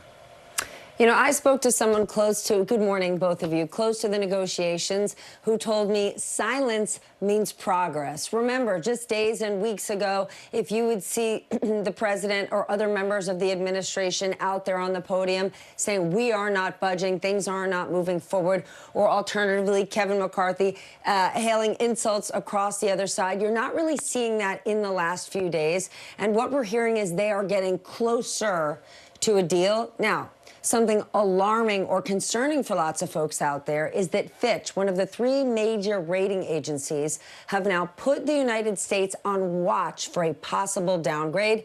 If they were to downgrade us, that would be very bad news. But remember, a rating agency has to operate based in facts, not assumptions, reading tea leaves that potentially something could get done today, next Tuesday, next Wednesday, but in facts. And right now there is no deal. So they've put them on watch for downgrade, and that has many concerned, and certainly Congress feeling the pressure. And Stephanie, we know that deadline is just a few days away. House Speaker McCarthy's top negotiator says progress has been slow during these talks. If the U.S. were to default on its debt, how might the Biden administration deal with the delay in government payments? Listen, it is very bad. As you said, Treasury Secretary Janet Yellen said around June 1st. Now, it's not a hard date. It's not like June 1st comes, there's a trigger, suddenly all of these things happen. But she's warned we're not going to be able to pay for all the services that Americans rely on. So come early June, if we don't have a resolution, you can see it impacting veteran support, Social Security payments, and a number of other things that Americans rely on. Now, there are potential alternatives. What the White House could do would be enact the 14th Amendment, which is essentially ignore the debt limit and keep on trucking. But that has never been done before. It's certainly something that's going to spook the markets, make the world economy feel uneasy. You just touched on this, but if this happens, if we get to the June 1st deadline and there's no deal, what's the biggest impact that everyday Americans are going to see and feel? Listen, the United States has the AAA rating. You are considered, the best out there, the best to borrow from. If certainly that gets damaged, it will cost a whole lot more money to use a credit card for businesses to operate, simply to borrow. And it has been estimated that the U.S. economy could lose up to 2, potentially 3 million jobs, and the amount of money is in the multi-hundred billions. Stakes could not be higher. Stephanie Rule, thank you for joining us this morning and helping us understand this a little better. More financial headlines now. Tesla and Ford are announcing a supercharged strategic partnership for the future. CNBC's Bertha Coombs joins us now with that and other money headlines. Bertha, good morning. Hey, good morning, Joe. This reminds me sort of the way Apple competes with Google. They both make phones, but Apple still lets you have Google and Chrome on your phone. Tesla is opening up its charging network now to Ford customers in the United States. Ford owners will get access to more than 12,000 superchargers starting early next year with the use of an adapter. Eventually, Ford will adopt Tesla's charging port. Tesla CEO Elon Musk saying he doesn't want Tesla's network to be like a walled garden, and it should be supportive of sustainable transportation. And it also wouldn't hurt if that were the de facto system, and it would probably mean good money for Tesla. Meantime, South Korea's Hyundai and LG Energy announcing plans to build a more than $4 billion electric vehicle battery plant in the U.S. Executives from both companies signing a deal today to build the joint venture in Savannah, Georgia, where Hyundai will also open a new EV factory. The joint venture will have an annual capacity of 30 gigawatt hours, or enough to produce about 300,000 vehicles. Hyundai currently has one U.S. assembly plant in Alabama. And Costco says it feels good about its ability to raise membership fees, even with inflation still high. The Wholesale Retail Club also doesn't think that it would hurt the number of customers renewing their memberships for new people signing up. Costco historically raises fees every 5 to 6 years, with the last one coming in the summer of 2017. It's kind of like Amazon. They raise them every few years or so as well. Back to you. Just have to have some more samples or something to make up for the price increase. As long as they don't raise the price of the soda and hot dog deal. Okay, yeah, exactly. That's always low. Thank you, Bertha. Thank you. It seems artificial intelligence is infiltrating every aspect of our lives, from medical diagnoses to placing food orders. Well, now a Georgia school is offering an undergraduate minor in AI. Emory University in Atlanta claims their program is different from others because it doesn't just teach students to code AI, it helps them understand the complicated issues surrounding the technology. To help us put this in perspective, we are joined by Joanna Stern. She is the Wall Street Journal senior personal tech columnist. She's also a tech analyst for NBC News. She's a columnist for the Wall Street Journal. Also with us, Professor Bayiti Sundaram. He is chair of the AI Humanity Education Subgroup at Emory University. Thank you both. Good morning. And first, let's start with you, Professor. Can you explain a little bit about what this program is and what it covers? Yes, good morning. First of all, thank you for having me on your show. AI, as everyone says, as the world is reading about in every newspaper these days, is infiltrating or embedded in all aspects of our life. And so what Emory University is doing is it's taking the lead on making sure that all of our young students are educated in what AI is, what it can do, what it cannot do, and what the pitfalls are, as well as what the advantages are. So we've designed a new minor in artificial intelligence that is accessible to every kind of major, whether you're a business major, a philosophy major, nursing, health, biological, any kind of student is going to be able to take these courses, get a minor in artificial intelligence, and understand how AI works, what it can do, and most importantly, how it impacts society, both how society influences the use and design of AI systems, as well as how AI can better people's lives, and at the same time be watchful of what it might, dangers it might pose. I mean, the truth is AI is going to impact pretty much every single major out there. Joanna, I want to ask you real quick. I mean, students looking at which college to attend, to have an option like this, I mean, how important could it be to study AI technology like this? I think this is huge, and I think it's great for just even the entire industry of computer or tech education, because so much of it has been confined to computer science classes and engineering majors, which can be, it just can be a turnoff to some people that are not interested in that, right? If you're not interested in the STEM type of education, then you sort of shy away from those computer classes. And that's what's so integral with AI. I mean, I have a column up today about the intersection of AI and photography. This is, for, I would say, in the last decade, 2 decades, maybe longer, the biggest technology that we have seen, which intersects with all sorts of humanities and different industries, as you said. So I think this is huge. I think also another interesting thing is that you're seeing graduates that are coming out of school right now with no AI education looking to get and learn more about this topic. And so it will be interesting to see if we see other types of courses, and of course there will be other types of courses, but other types of degrees that add on to previous education. And Professor, you started to touch on this earlier. There's a lot of talk about the dangers of AI. How does this program address those moral and ethical questions around it? So one of the most important parts of the AI education that we are offering is this business of what we call AI ethics, and that deals with bias and fairness largely in AI systems, like, for example, automatic zip code profiling or automatic screening of resumes, which have some biases built in, even things like facial recognition systems that impact on privacy.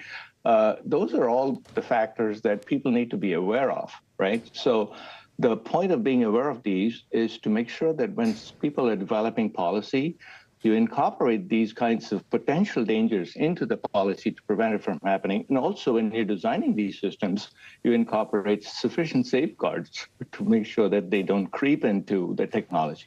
So those are the two, disinformation, misinformation. We hear about this every day.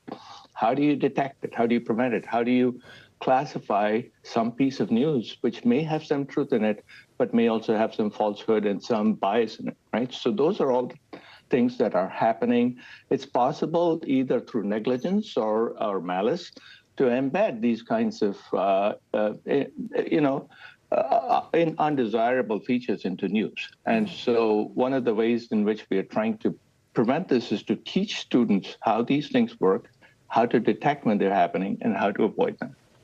We call that news literacy. Misinformation already such a problem, and so many worries AI is just going to accelerate those issues. Joanna, finally, you recently wrote an article for the Wall Street Journal where you talk about the experience of cloning yourself using AI. Talk a little about that technology, how accessible it is, and the concerns surrounding it. Well, I think this is why this is so important that there is education around this, that literacy. So what I did in this project was I used some pretty simple AI tools that are out there and created a video clone of myself, a version of me, a video version of me that I could just type in anything and it would say it. It was a deep fake, so to speak, but there was a lot of effort that sort of went into making that. And then there was a voice clone of me, which I was able to create using a service called 11 Labs. And it sounded quite convincingly like me. And I was able to fool some family members and even fool my bank. I called my bank with this and went through the voice biometric system. And guess what? It didn't know if it was me or AI me. And that's why I think this is really where we're at the cusp of this point where our success and so many people's success is going to be dependent on how we use these tools and how we use them in ethical and clear ways. Such an important conversation. Professor Vaidhi Sundaram and Joanna Stern, thank you both for joining us this morning. Have a great Memorial Day weekend. Thank you for having me on. Thank you. Coming up, millions of Americans planning for some fun in the sun, but getting to those summer destinations could be a headache. From cancellations and delays to overbooked flights, up next, what travelers need to know before they head to the airport this summer. You're watching Morning News Now. News lives in the now. It's coming at us every second. News is more now than ever. Look at this. You can't even see anything anymore. Now is raw. Now is real. The Fed's decision today, help us translate that into very plain English. Now is constant. You gotta see this. The future is now. News for the generation of now is NBC News Now.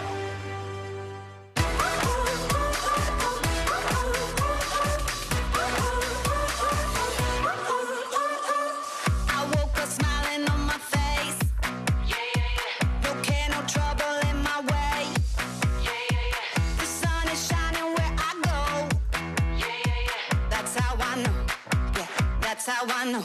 Today's gonna be great, gonna be great, gonna be a good day. Today's gonna be great, gonna be a good day. I'm Gotti Schwartz, and here are the stories we're watching tonight. Storms keep coming here in California. Some of the big headlines trending like crazy on social media. This is what my voice sounds like when I clone it. That wasn't me.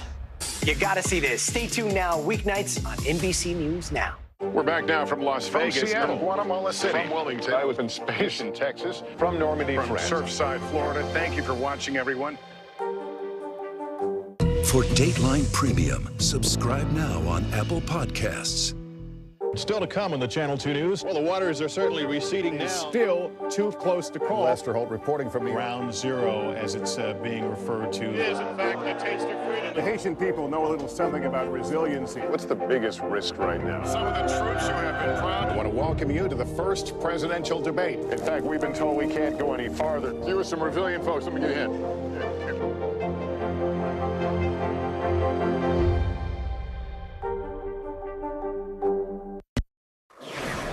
Welcome back. If you are still booking summer flights, a new list is out with the top 5 best airlines. Delta was named the best U.S. airline of 2023, according to travel information website The Point Sky. It's actually the 5th year in a row that airline ranked highest on the list, which considers reliability, affordability, and overall customer satisfaction. Second was United Airlines. Alaska Airlines came in 3rd, followed by American and Southwest. I guess we fly them all in our business. It's like whichever one gets us to wherever we need to be fastest. And whatever hub you're closest to, right? I know Newark is a United hub. Exactly. Yeah. Exactly. More flight options. Whatever will get us there to cover the news. All right. There are new worries this morning that the summer airline travel season could come with the same headaches that we saw last year. According to the Department of Transportation, last year more than 25,000 people were bumped from flights at the 10 largest airports in the country because airlines oversold the flights. That was more than double the year before. Jesse Ashlock, Deputy Global Editorial Director of Condé Nast Traveler, joins us now to unpack this further. Good morning, Jesse. So let's start with the basics. How are airlines able to bump passengers when they've already bought tickets? How is that allowed? Well, let's start out with the fact that the vast majority of bumpees are voluntary. And so there are airlines that they're overbooked and they're asking for volunteers. And we've probably all been in a situation where we've seen that sort of thing happen. Most of the major airlines have an online bidding system where you can decide how much the inconvenience is worth to you and submit a figure. You mentioned Delta being number 1 earlier. Delta actually last year had 0 involuntary bumpees. I've just coined a new word. So of that 25,000, most people agreed to the inconvenience. No one wants to be an involuntary bumpy. All right. So last summer was not a good experience for air travelers, some of whom were involuntary bumpies. How are things looking this year? We keep hearing these promises that it's going to be better. They've staffed up. The plane situation's better. What's it looking like? Could we see more headaches? We could see more headaches. Sorry, but we're about to kick off summer with the unofficial launch of summer, the Memorial Day weekend. It's supposed to be the busiest Memorial Day in 20 years, and everybody in the predictions game is saying that we're going to have record-breaking numbers this summer. So expect lines. The issues that existed last summer are still with us. The overbooking, airlines aren't quite back at capacity, and in addition, there is the threat of pilot strikes at several of the major airlines. So, go with grace, be patient. There are things you can do to protect yourselves. Of course, fly midweek if you can, fly early in the day if you can. Try to avoid short layovers, excuse me, especially at busy hubs. And get to the airport early. And also, if you want, you could take a road trip. Gas prices are down. And Jesse, as you mentioned, a lot of those bumpies are actually volunteers. They're willing to get bumped from a flight. They usually get a sweeter deal in the form of a voucher from the airline and another flight. Is it worth voluntarily opting to step off your plane? And if you are an involuntary bumpy, what are they owed? In the case of the voluntary bumpies, it's really kind of up to you based on what your plans are, how much you need to be somewhere. There are stories of folks being paid up to $10,000 for the inconvenience. Don't expect that, but you do have some leverage here, and you can get a flight voucher that could allow you to do some other things. In the case of an involuntary bumpy, there are new federal requirements about compensation. They are complicated and baroque, but they're based on the duration of the delay. And in the case of a one-way flight, the compensation is supposed to be double the value of that flight. There's a bill in the Senate that's stalled out, but that would mandate a minimum payout of $1,350. So let's hope that gets through eventually. So, and I was going to say, if you are looking to volunteer, how much negotiating room can you have to try and get a sweeter deal? Well, see what you can get. It's always a good idea to do that. What's the worst that can happen? You wind up flying on the flight that you booked. There are stories of upgrades. There are stories of even folks getting cash. But for the most part, what you should expect is a voucher that is meaningful to you for a future flight. One other thing I want to say in the case of the involuntary bumpies is that you should remember that your credit cards can be your friend in an instance like this. They have travel insurance attached, and that can help you out if you're in a pinch. All right, some good advice there, and I always love a segment where we make up an expression or words. Jesse Ashlock from Condé Nast Traveler, thank you so much for joining us. Have a great Memorial Day weekend wherever you are traveling to. That does it for this hour of Morning News Now. The news continues right now.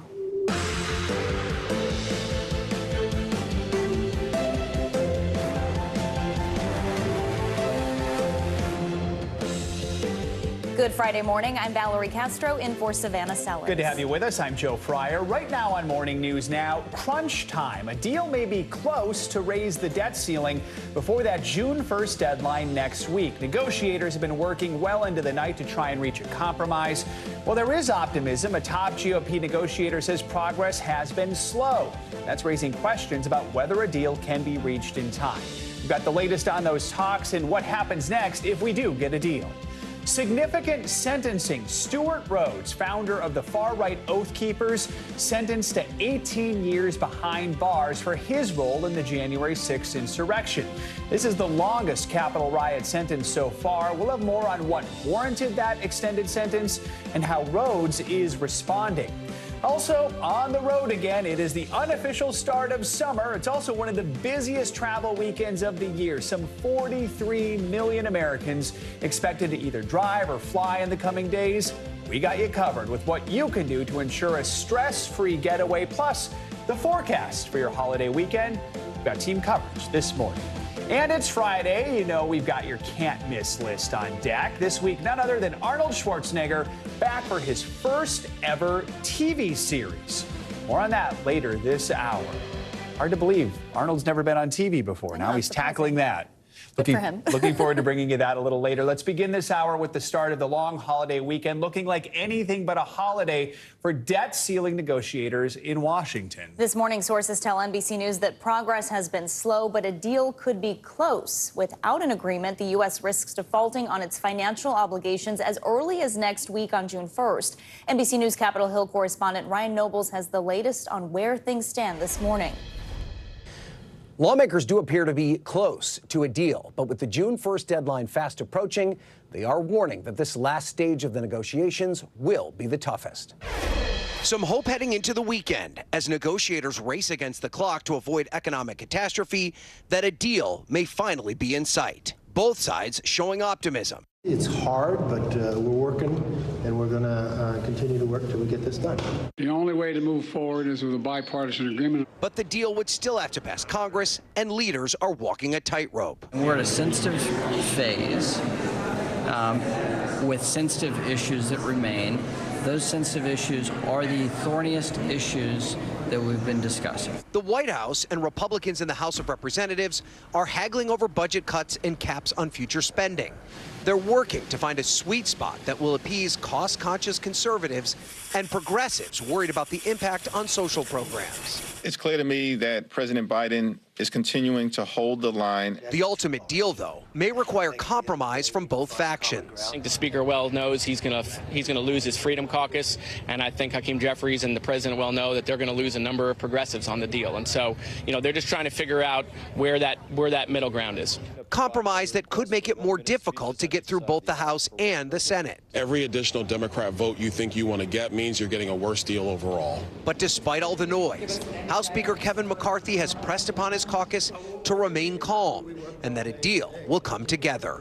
Look, it's not easy. This is a big issue, and it's not something you can solve easily. We want to make sure it's worthy of the American people. Now, members have already left Washington for the Memorial Day break, but they've been warned they will need to be ready to return at any moment. It's going to take time to write and pass the legislation that comes from any deal. House Republicans have vowed to give the deal at least 72 hours to be reviewed before it's voted upon. And some Republicans in the Senate have warned that they will not speed up the process for a deal they cannot support. Ryan Nobles, thanks so much. This morning, the leader of the far-right group, the Oath Keepers, is facing 18 years in prison in connection with the attack on the Capitol. This is the longest sentence imposed of the more than 1,000 prosecutions stemming from January 6. NBC News Justice and Intelligence correspondent Ken Delaney joins us with the latest on this. Ken, good morning. Joe, good morning. Attorney General Merrick Garland says the stiff sentences imposed on Stuart Rhodes and his top deputy reflect the grave threat their actions pose to our democratic institutions, vowing the Justice Department will continue holding accountable those criminally responsible for the attack. It's the longest sentence imposed on any January 6th defendant so far.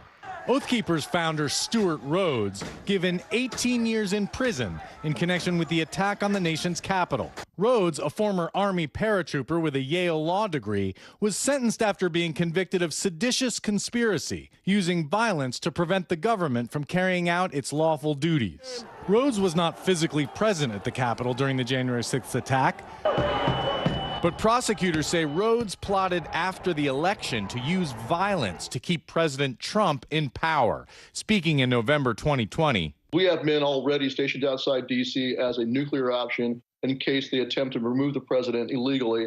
We will step in and stop it. But Judge Amit Mehta said he conspired with others to help make it happen and to take up arms and foment revolution. Clad in an orange prison jumpsuit, Rhodes showed no remorse, telling the judge he considers himself a political prisoner.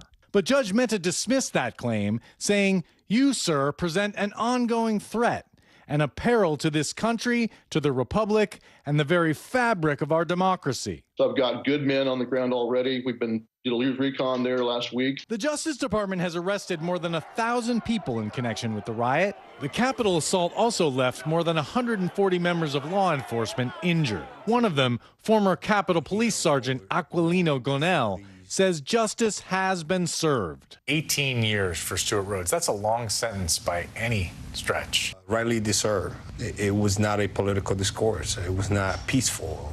It was chaos. Rhodes' lawyers vowing to appeal, accusing the Justice Department of weaponizing Rhodes' words against him. He never went into the Capitol. He never assaulted anyone. He never destroyed any property. We think that ultimately this is going to be about free speech.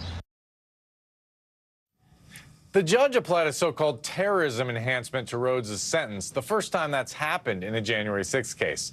Looking ahead, another high-profile defendant convicted of sedition, Proud Boys leader Enrique Tarrio, is scheduled to be sentenced August 30th. Joe? All right, Ken, thank you so much.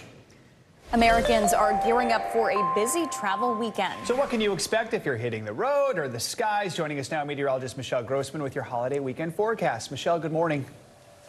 Hey there, guys. It's all about location today, tomorrow, and throughout the weekend. We're looking at some spots that we'll see some rain, some heavy rain at times, also some really stormy conditions, especially in the southern high plains. So first, the southeast, we're looking at a coastal low. We've been talking about it for a few days, and it's still spinning off the coast. It's going to bring some heavy rain, some high winds, some coastal flooding, especially tomorrow in the Carolinas. But today, we're going to see that take shape. And then in the west, we're looking at widespread thunderstorms in the high plains. We're looking at the chance for really gusty winds gusting up to 60 miles per hour. Could see some large hail as well. And then we're looking at heavy rain in portions of the Intermountain West. You can see Billings, where we have those brighter colors. That's indicating where we will likely see some really heavy rain. We're looking at hazardous driving conditions along I-80 in the west, I-25. I-40 will not be great either, and I-95 from Richmond down to throughout portions of Florida, because we're looking at some really heavy rain falling over the next 48 hours or so.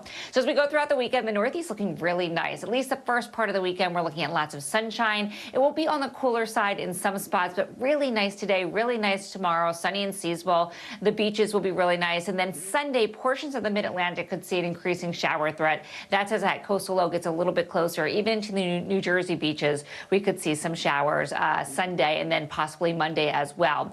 The Midwest looking really great too. Bright and sunny weekend, a warming trend into the Memorial Day weekend. Minneapolis, Sunday 83, 86 by Monday, mostly sunny skies. Chicago looking good too, near 80 degrees on Sunday, 84 on Monday. So enjoy those temperatures. St. Louis, you're going to be near 90 degrees by Monday. The South, we've been talking about these showers. We've had them in place Monday, Tuesday, Wednesday, Thursday. Once again today, we have that front that's sort of stuck there. That pattern is not moving, and we're looking at the chance for those showers continuing, especially in the western portions of Texas, Oklahoma, into portions of the Central Plains.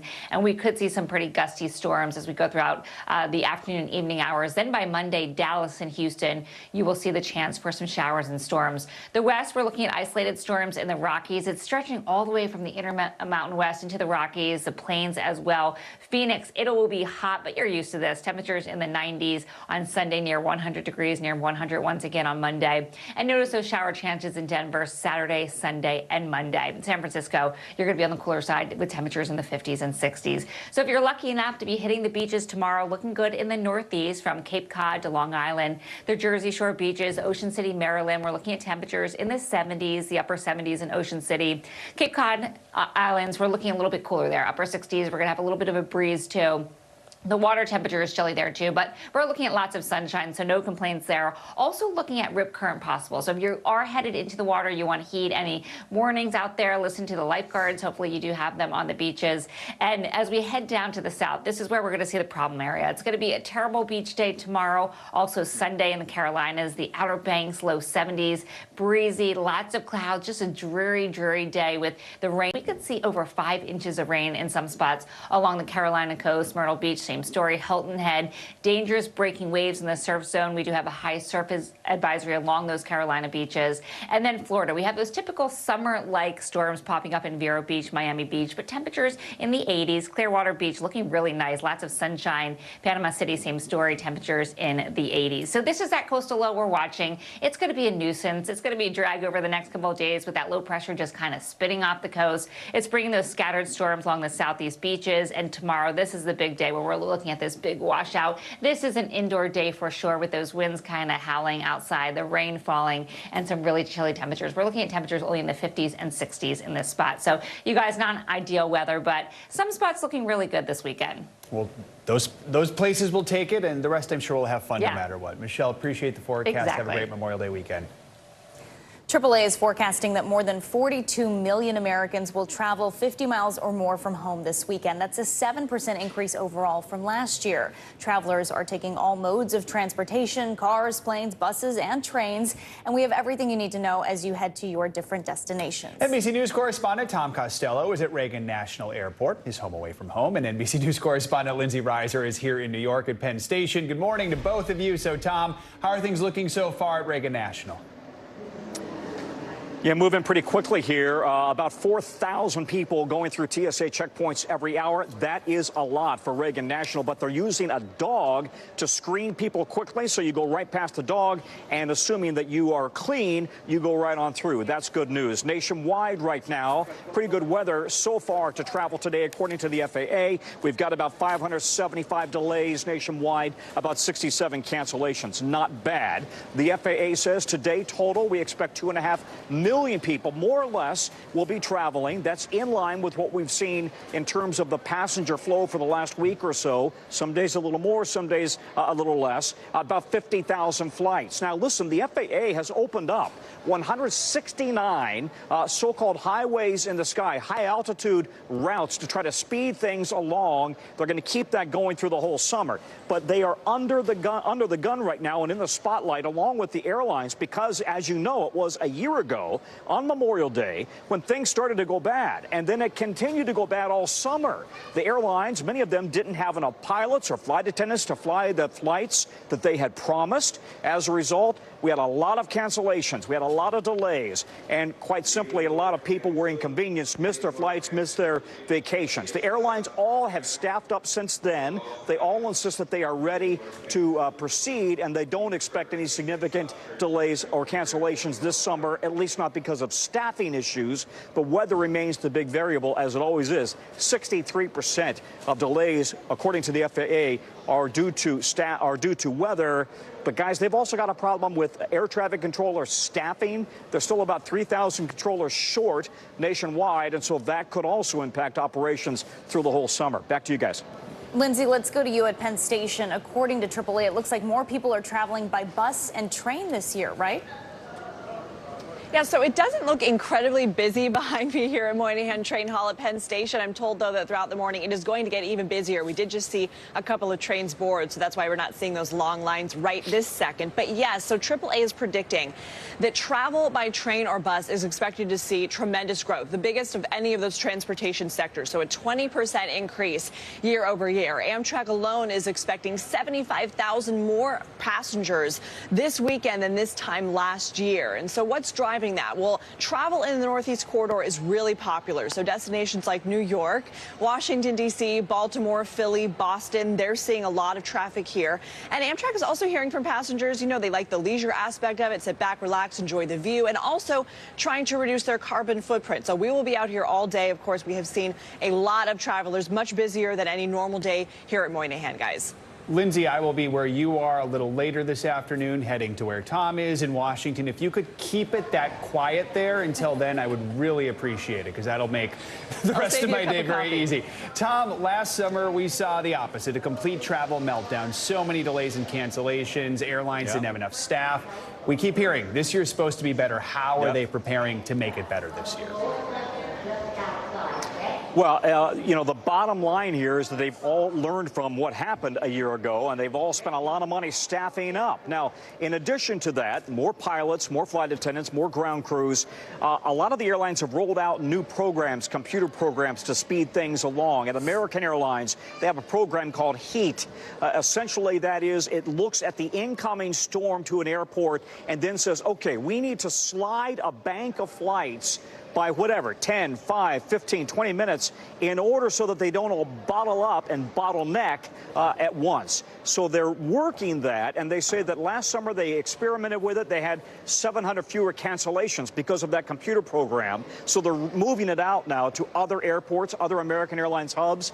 Every airline is doing something to try to ensure that they don't have a repeat of last summer. But let's be clear, not every airline was guilty last summer, right? United Airlines and Delta had a pretty good summer. It was Southwest and American and Alaska that had a bad summer in terms of cancellations.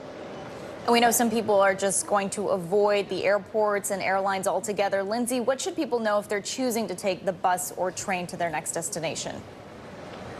So Amtrak says about a third of their passengers this year will have never ridden the train before. So for those people, if you're not familiar with how things work, get here early, plenty of time, lots of places to eat. But also Amtrak, which is only one of the operators here, they say they have ambassadors out today and throughout the weekend wearing green and yellow vests just to make sure that people know where they're supposed to go, know how it works. And so they say they've got people on hand, extra people on staff this weekend to make it go smoothly, guys. All right, Tom and Lindsay with all things travel for this holiday weekend. Thank you so much. That was our version of planes, trains, and automobiles. All right, let's head to the beach. NBC News correspondent Sam Brock got the toughest assignment this weekend. Sam, you're in Miami. They've had problems with unruly crowds during spring break, so what's the city doing to prepare for this holiday weekend? Yeah, the amount of time, Joe and Valerie, that I've spent studying beaches and policing around beaches, I don't have enough time in this live shot to explain. Let's say this, though. We do know that there's going to be hundreds of thousands of people coming to Miami Beach for the holiday weekend. And as you correctly mentioned a second ago, Joe, over spring break just a couple of months ago, it was chaos, and it's been chaos for several seasons in a row. What are they doing to make sure folks are going to be safe? Police officers are going to be out there on 13-hour-long shifts. But in addition to that, there's local, state, and federal agencies that are also going to be on the ground, guys, to assist. As far as alcohol consumption on the beach, basically it's banned. There are small pockets where you can get permission, where there's concession agreements, but that's it. And I was out driving this morning. I saw barricades that are already going up, officers that are out on the street. They know there's going to be a lot of people out here. It is gorgeous. The water temperature, guys, is about 80 degrees here. Compare that to where you are in New York. Out on Long Island, it's like in the 50s. So you can understand why so many folks are coming down here. But everyone on the ground wants to keep the peace and make sure this goes off smoothly. They have an air and sea show that's going to be held here in Miami Beach. So a lot going on. The preparations are extensive. Yeah, we know the crowds will be out there, Sam. Which beaches are considered the hotspot destinations for summer travel? So Florida's Gulf Coast, according to many of the travel blogs, Valerie, is really the #1 destination. We interviewed Dr. Stephen Leatherman, or Dr. Beach, and he told us about the fact that St. George Island on his annual list of top 10 is #1. Now, that is right on the Florida Panhandle. You really have an entire extensive area, though, from Destin, which is the top of the Panhandle, all the way along the coast there, and then down Florida's peninsula and into the Florida Keys. If you have ever been out there to Isla Mirada or Key West, it is gorgeous. The boating is incredible, and they're going to be getting plenty of crowds as well. Other locations that are expected to see a bit of a surge, Cape Cod in Massachusetts. On the West Coast, guys, you have Malibu, California, and this one really warms my heart. Sanibel Island, which is right near Fort Myers, wiped out during Hurricane Ian. That was only 8 or 9 months ago. They're already back up and running again. It's not exactly the same as where we were prior to the hurricane, but the fact that they've been able to pick themselves up and are receiving visitors, it is a mystical and magical place known for its shells and unparalleled beauty. They're going to have people this season, so some pretty incredible news to share there. All right, Sam, not to be too intrusive, but 80-degree water. Is this a barefoot live shot? It is a barefoot live shot. You know what I'm so embarrassed about, Joe? If you're going to pull out for a second, I actually specifically said not to because I'm walking around in pants and I already have like water rings on the bottom of my pants from the water coming up. Not a great look. Kind of like I'm rocking like a dad vibe right now. I'm not a dad, so that's never a good thing. But next time, shorts for sure, and I'll be more prepared, I promise. All right, good practice, and you know, you can dry those at some point. All right, Sam Brock, thank you so much. Have a great Memorial Day weekend. Coming up at Morning News Now, Savannah may not be here this morning, but that is not going to stop us from getting in some Taylor Swift news. You can't miss her 2 new tracks that she dropped overnight. Plus, China's latest wave of COVID that could reportedly peak at 65 million cases a week. We've got it all covered after this. For Dateline Premium, subscribe now on Apple Podcasts. We're back now from Las Vegas. From Seattle, no. Guatemala City. From Wilmington. I was in space in Texas. From Normandy, from France. Surfside, Florida. Thank you for watching, everyone. Thanks for tuning in. I'm Gotti Schwartz. Here are the stories we're following tonight. Storms keep coming here in California. The U.S. government just declassified this video. A lot more stories trending like crazy on social media. A controversy pitting lawmakers against young voters. What's the state of crypto today? What is going on when we're looking at trends there? Another mind-bending story on artificial intelligence. This is what my voice sounds like when I clone it. That wasn't me. You gotta see this. Stay tuned now. Weeknights at 8 Eastern, 5 Pacific on NBC News Now. Your music is so familiar. What do you think when people start humming back your tunes? How you doing, Lester?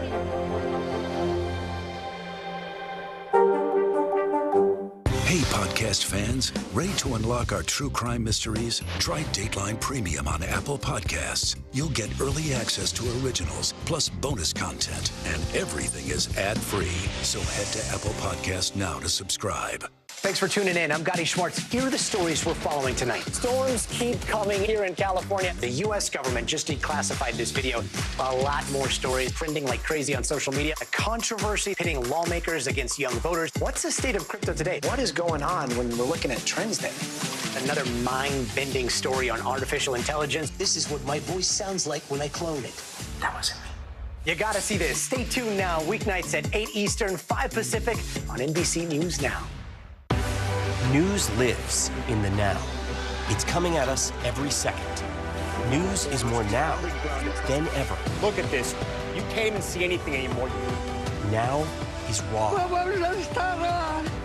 Now is real. The Fed's decision today, help us translate that into very plain English. Now is constant. You gotta see this. The future is now.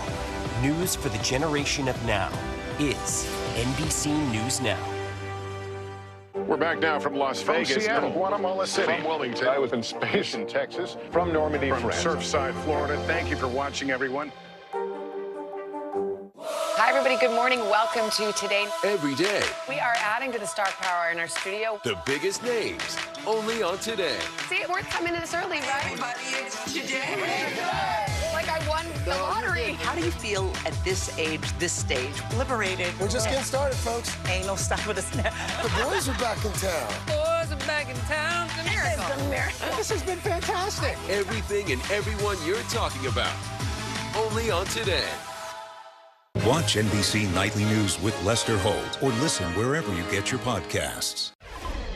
Welcome back. History is made at the White House as Air Force General C.Q. Brown Jr. has been picked by President Biden to serve as his next Joint Chiefs Chairman. If confirmed by the Senate, it would mean for the first time ever, both the Pentagon's top military and civilian positions were held by African Americans. Current Defense Secretary Lloyd Austin is the first black person to hold the role. Brown would replace current Joint Chiefs Chairman General Mark Milley, whose term ends in October. Brown has served as the Air Force Chief of Staff for the last 3 years. His appointment would make Brown only the second black person to hold the role of Joint Chiefs Chairman. The late General Colin Powell was the first. A surge of COVID cases is hitting China about 6 months after the country relaxed what were some of the harshest control protocols in the world. Here's NBC News foreign correspondent Janice Mackey-Frater. Good morning to you. China is bracing for a wave of COVID-19 infections that could see as many as 65 million cases per week by the time it peaks at the end of June. And these are pretty startling numbers in a country where only months ago, every single COVID case was being tracked and quarantined. Hundreds of millions of people were undergoing regular mass testing. Entire cities were being locked down. And now much of the country is shrugging this off, and that includes the government. You see, officially, COVID cases just aren't accounted for in the same way. This data was revealed at a medical conference earlier this week where it was said that infections started to rise toward the end of April. We're now at about 40 million cases per week, and it's going to peak within the next month. These are XBB Omicron subvariants. Remember, China only had its first real big COVID wave in December and January when 1 billion people were infected in a very short time. Now, a lot of that immunity has worn off, but at the same time, the infrastructure that was in place to deal with it here has been dismantled. So China's government is now trying to roll out vaccines that are specific to these XBB subvariants that have already been through the U.S. and much of the world. They just haven't come here. But for all of the fear that there was of COVID for 3 years here, now discussion of it has been very muted at best. People say that the fear factor is gone. The U.S. is not going to be considering travel restrictions at this point, as they did earlier this year during the big COVID wave. And people, for the most part, seem to be still going to school if they're testing positive, still going to work if they're testing positive, and simply living with it. And it's such a considerable shift from where we were for 3 years in the system that ruled life. This city was a fortress. Other cities were locked down, and controlling COVID impacted every aspect of daily life. All right, Janice Mackey-Frater, thank you so much. Coming up, a mystery on the high seas that's baffling both scientists and sailors alike. After the break, why killer whales are attacking, sometimes even sinking ships off the coast of Portugal and Spain. Our Keir Simmons has that covered. He's going to join us next. You're watching Morning News Now. Your music is so familiar. What do you think when people start humming back your tunes? How you doing, Lester?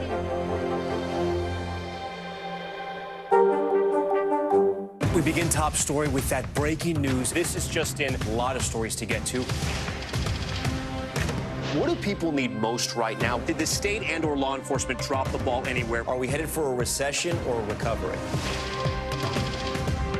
Migrant families now stranded in Mexico. What's the World Cup experience been like? The civilian effort is not just about fighting, it's also about helping. Every night, it's your news playlist. Top Story with Tom Llamas. Streaming weeknights at 7 on NBC News Now.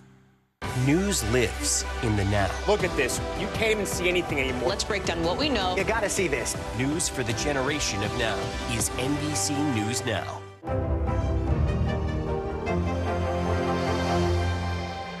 Hey, I'm Hallie. It's good to be with you tonight. The debt ceiling. Here's why this matters. Please, please don't have your eyeballs glaze over. Here's why this matters. Talk to us about what we're supposed to call this. Is it a bailout? Is it a backstop? There's a difference because it matters whose money is being used to prop up these banks. We think we're getting close to this news conference. I will be honest with people. This is like an awkward moment where we think we're like right there. You're going to have to like tap dance with us maybe a little bit. I do have my tap dancing shoes on, not to worry. We begin top story with that breaking news. This is just in, a lot of stories to get to. What do people need most right now? Did the state and/or law enforcement drop the ball anywhere? Are we headed for a recession or a recovery? Migrant families now stranded in Mexico. What's the World Cup experience been like? The civilian effort is not just about fighting, it's also about helping. Every night, it's your news playlist. Top story with Tom Llamas. Streaming weeknights at 7 on NBC News Now. We're back now with a mystery overseas that has scientists and sailors on high alert. A group of orcas, also known as killer whales, seems to be attacking boats off the coasts of Portugal and Spain, causing some of the ships to sink. NBC News Chief International Correspondent Keir Simmons joins us now with more on this. Keir, good morning. Hey, Joe, good morning to you. This is one of those funny, not funny stories. Really not funny if you're in one of these boats. And it continues to be a mystery exactly why these killer whales seem to be targeting sailors. A British couple setting sail off the coast of Morocco when a group of killer whales started battering their boat. The orcas continuing the barrage for at least an hour. They managed to keep the 46-foot sailing yacht afloat, but just days later, another vessel was not so lucky. 3 killer whales struck the rudder and side of the sailboat, eventually causing it to sink as the Spanish Coast Guard rushed to the rescue. It's one of at least 3 boats that have sunk because of the orcas since last summer, and many more have been seriously damaged in the last 3 years. According to researchers, there were about 15 orca interactions when this began in 2020. Incredibly, that number has now ballooned into the hundreds by 2023. And all of them happening here along the Iberian Peninsula. It doesn't fit with anything we've ever seen anywhere else in the world. Scientists are stumped. So, 3 theories. One is the whales are super stressed. They're acting out because the oceans are too noisy. Theory 2, the Jaws theory. Some experts believe the sea creatures may be out for revenge. Organising the attacks after a whale in the pod, possibly a female called White Gladys, was hit by a boat. Experts say orcas are very social and do often learn behaviour from one another. But Andrew Trites with the University of British Columbia believes a less aggressive option is most likely. Playtime. Killer whales will rush up behind a boat and sometimes put their snout straight into the propeller wash and feel it's almost like a jacuzzi. No injuries have been reported, and killer whales have not been known to harm humans. But if the whales think they're having fun, for terrified sailors, the joke's gone too far. And Joe, you know, a group of orca whales is called a pod, but maybe we should rename them a gang or an army or a troop. Until we figure out what's going on, say it with me, we're all going to need a bigger boat. Yeah, no, exactly. And I'm just going to say nice things about them so they don't bother me. Maybe that's the answer, too. It's a good plan. All right, Keir, thanks so much. Appreciate that. A massive nationwide 10-week mission has brought relief and closure for hundreds of families. Some 225 missing children were located by U.S. Marshals in what was called Operation We Will Find You. The youngest child recovered was just 6 months old. NBC News Justice and Intelligence correspondent Ken Delanian has more. Deputy U.S. Marshals looking hard in Los Angeles, pounding the pavement in New Orleans, making an arrest in Boston.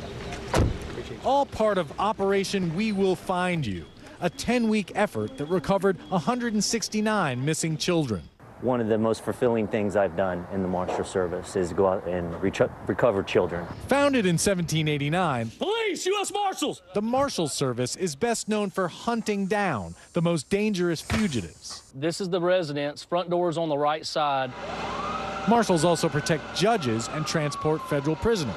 But in 2015, Congress expanded their mission to help find some of the hundreds of thousands of children who go missing each year. She was born in 2006. She's 16 years old. She has been listed as a missing runaway for both JPSO and NOPD since February 12th, I believe. Some run away, others get caught up in a custody fight, and still others are kidnapped and trafficked.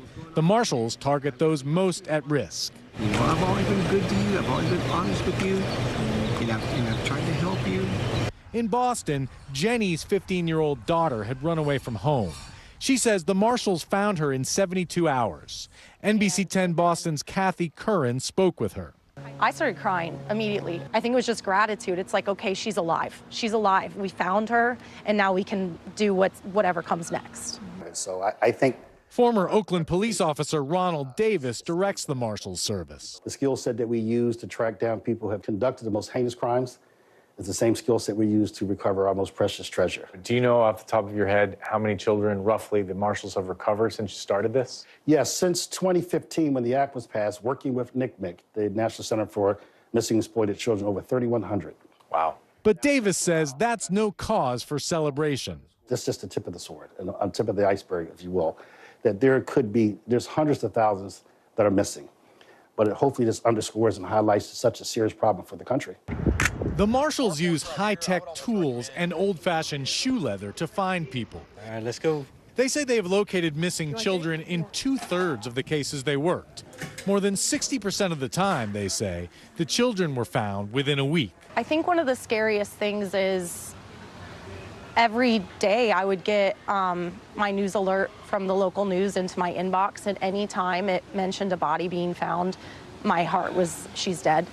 I can't thank the U.S. Marshal's Office enough. Our thanks to Ken Delanian for this report. The Marshals have conducted similar operations every year since 2015. Coming up this Memorial Day weekend, answers for one Gold Star family after their loved one made the ultimate sacrifice some 75 years ago. The DNA technology that helped lay one World War II veteran to rest. This is Morning News Now.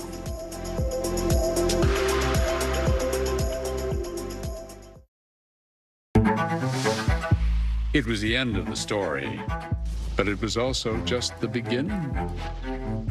We couldn't know then that following the mystery would take us to places as strange as any fiction. The mind whirled among dreadful possibilities. What happened here? The True Crime Original. Dateline, Fridays and Sundays. News lives in the now. It's coming at us every second from all over the world. We have a full team. News is more now than ever. Look at this.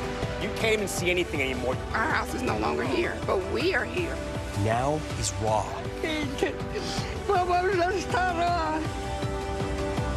Now is real.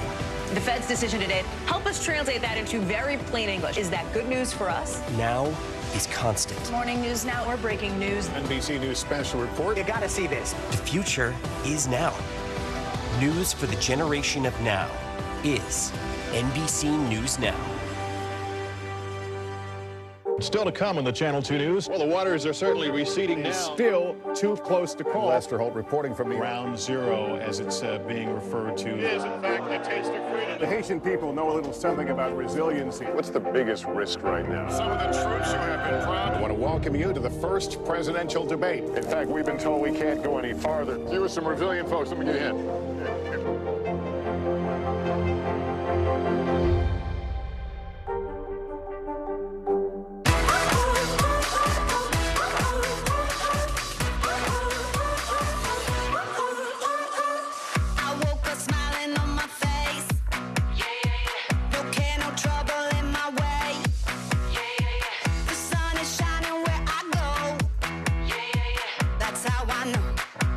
That's how I know.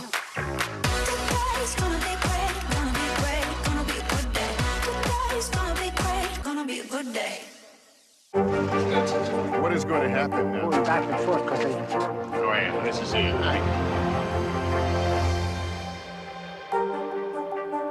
We begin top story with that breaking news. This is just in, a lot of stories to get to. What do people need most right now? Did the state and/or law enforcement drop the ball anywhere? Are we headed for a recession or a recovery? Migrant families now stranded in Mexico. What's the World Cup experience been like? The civilian effort is not just about fighting, it's also about helping. Every night, it's your news playlist. Top Story with Tom Llamas. Streaming weeknights at 7 on NBC News Now. For Dateline Premium, subscribe now on Apple Podcasts.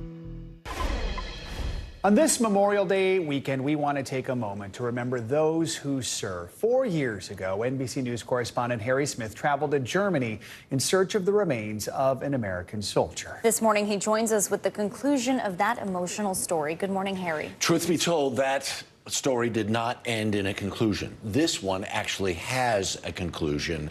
And in my life, I've had the great opportunity to speak to a lot of veterans, go to a lot of places, the sands of Iwo Jima, the beaches of Normandy, tell stories of great American heroism. And when you meet these veterans, they all to a person say, we're not the heroes.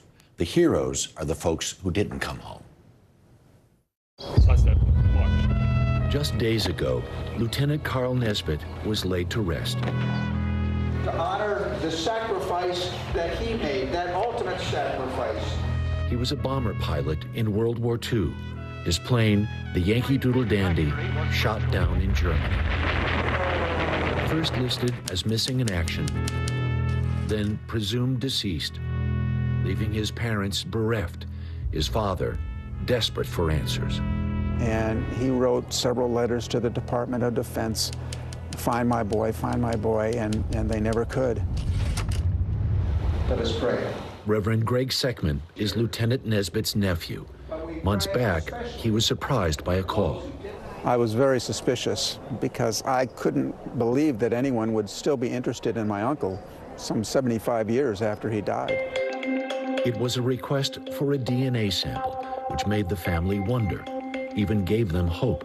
Carl's niece, Barbara Fiddler. So we knew that there was a possibility. Right. But it was kind of vague. We really just thought it was a shot in the dark. Not a shot in the dark so much as a determined effort by a group called History Flight.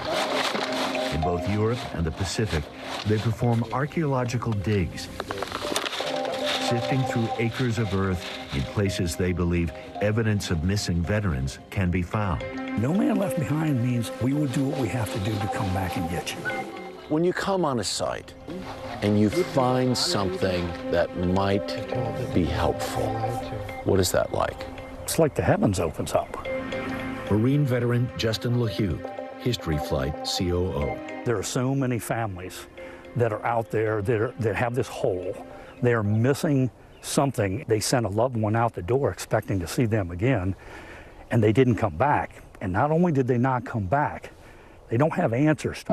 What History Flight found near Leipzig, Germany, was sent to the Defense POW MIA agency, where it was painstakingly examined.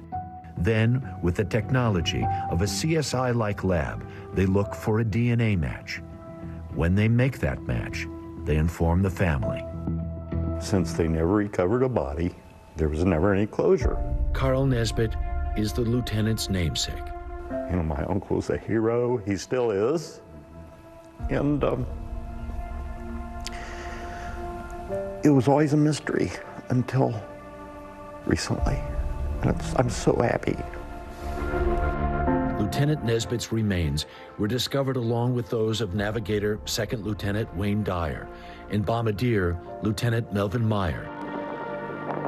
History Flight unearthed more than 9,000 pieces in the ground at their crash site, including dog tags, even photographs. Pieces of people's lives. The men who died were leading their crew on a crucial mission. Somewhere over Germany.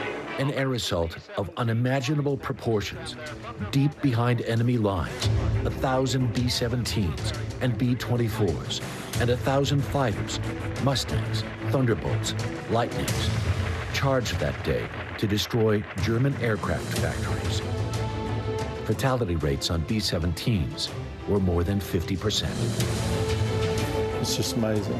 What dedication. Jesse Hoskins' father was the ball turret gunner on that plane.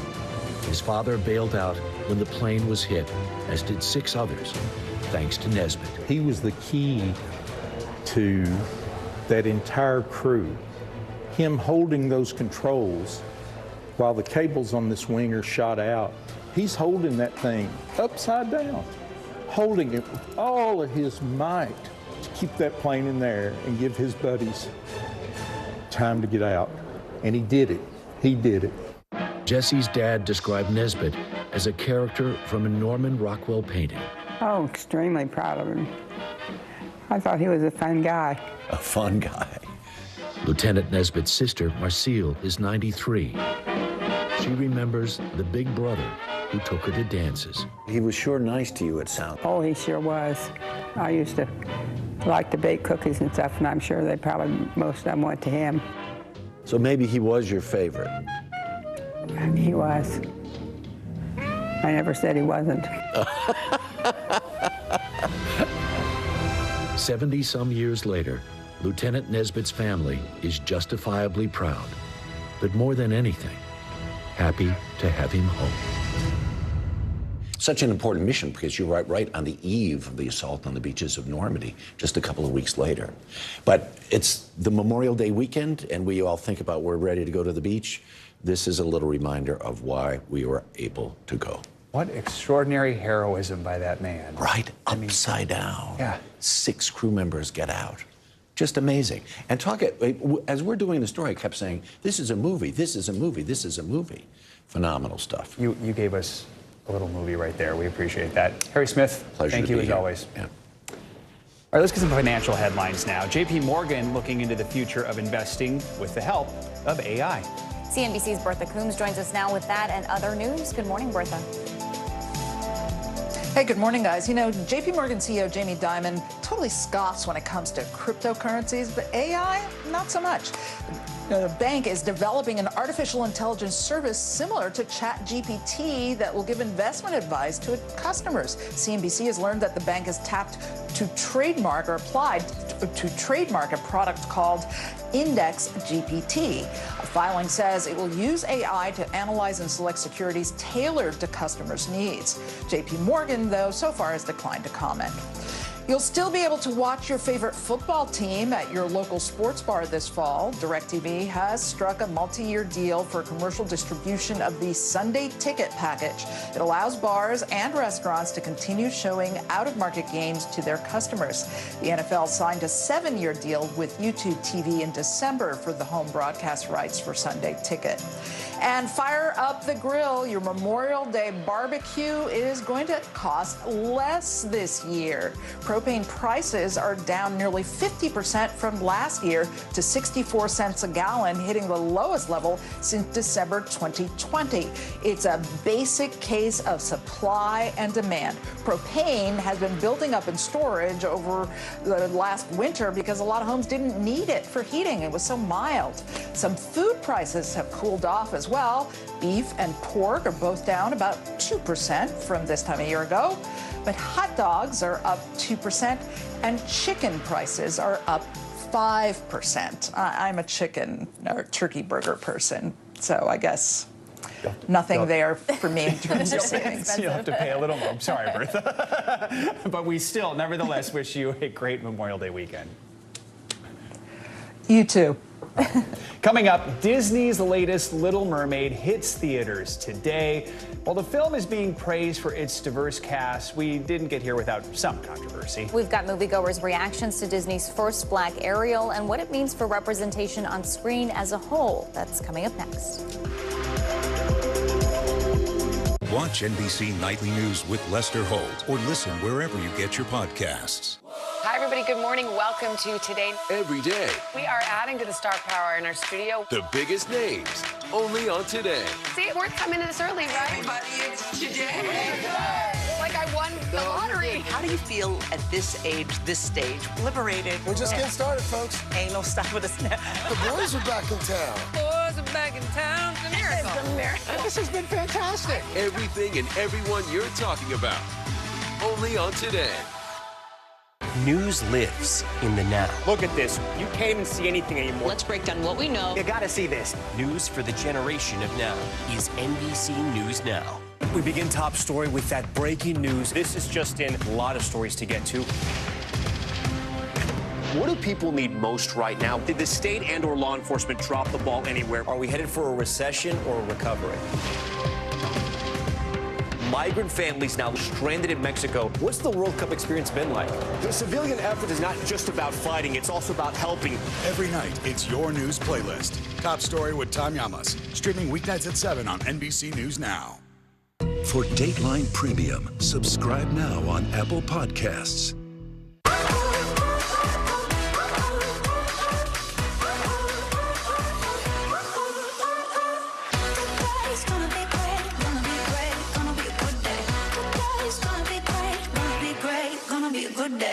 News lives in the now. Look at this. You can't even see anything anymore. Let's break down what we know. You gotta see this. News for the generation of now is NBC News Now. We're back now from Las Vegas. From Seattle, Guatemala City. From Wilmington. I was in space in Texas. From Normandy, From France. Surfside, Florida. Thank you for watching, everyone.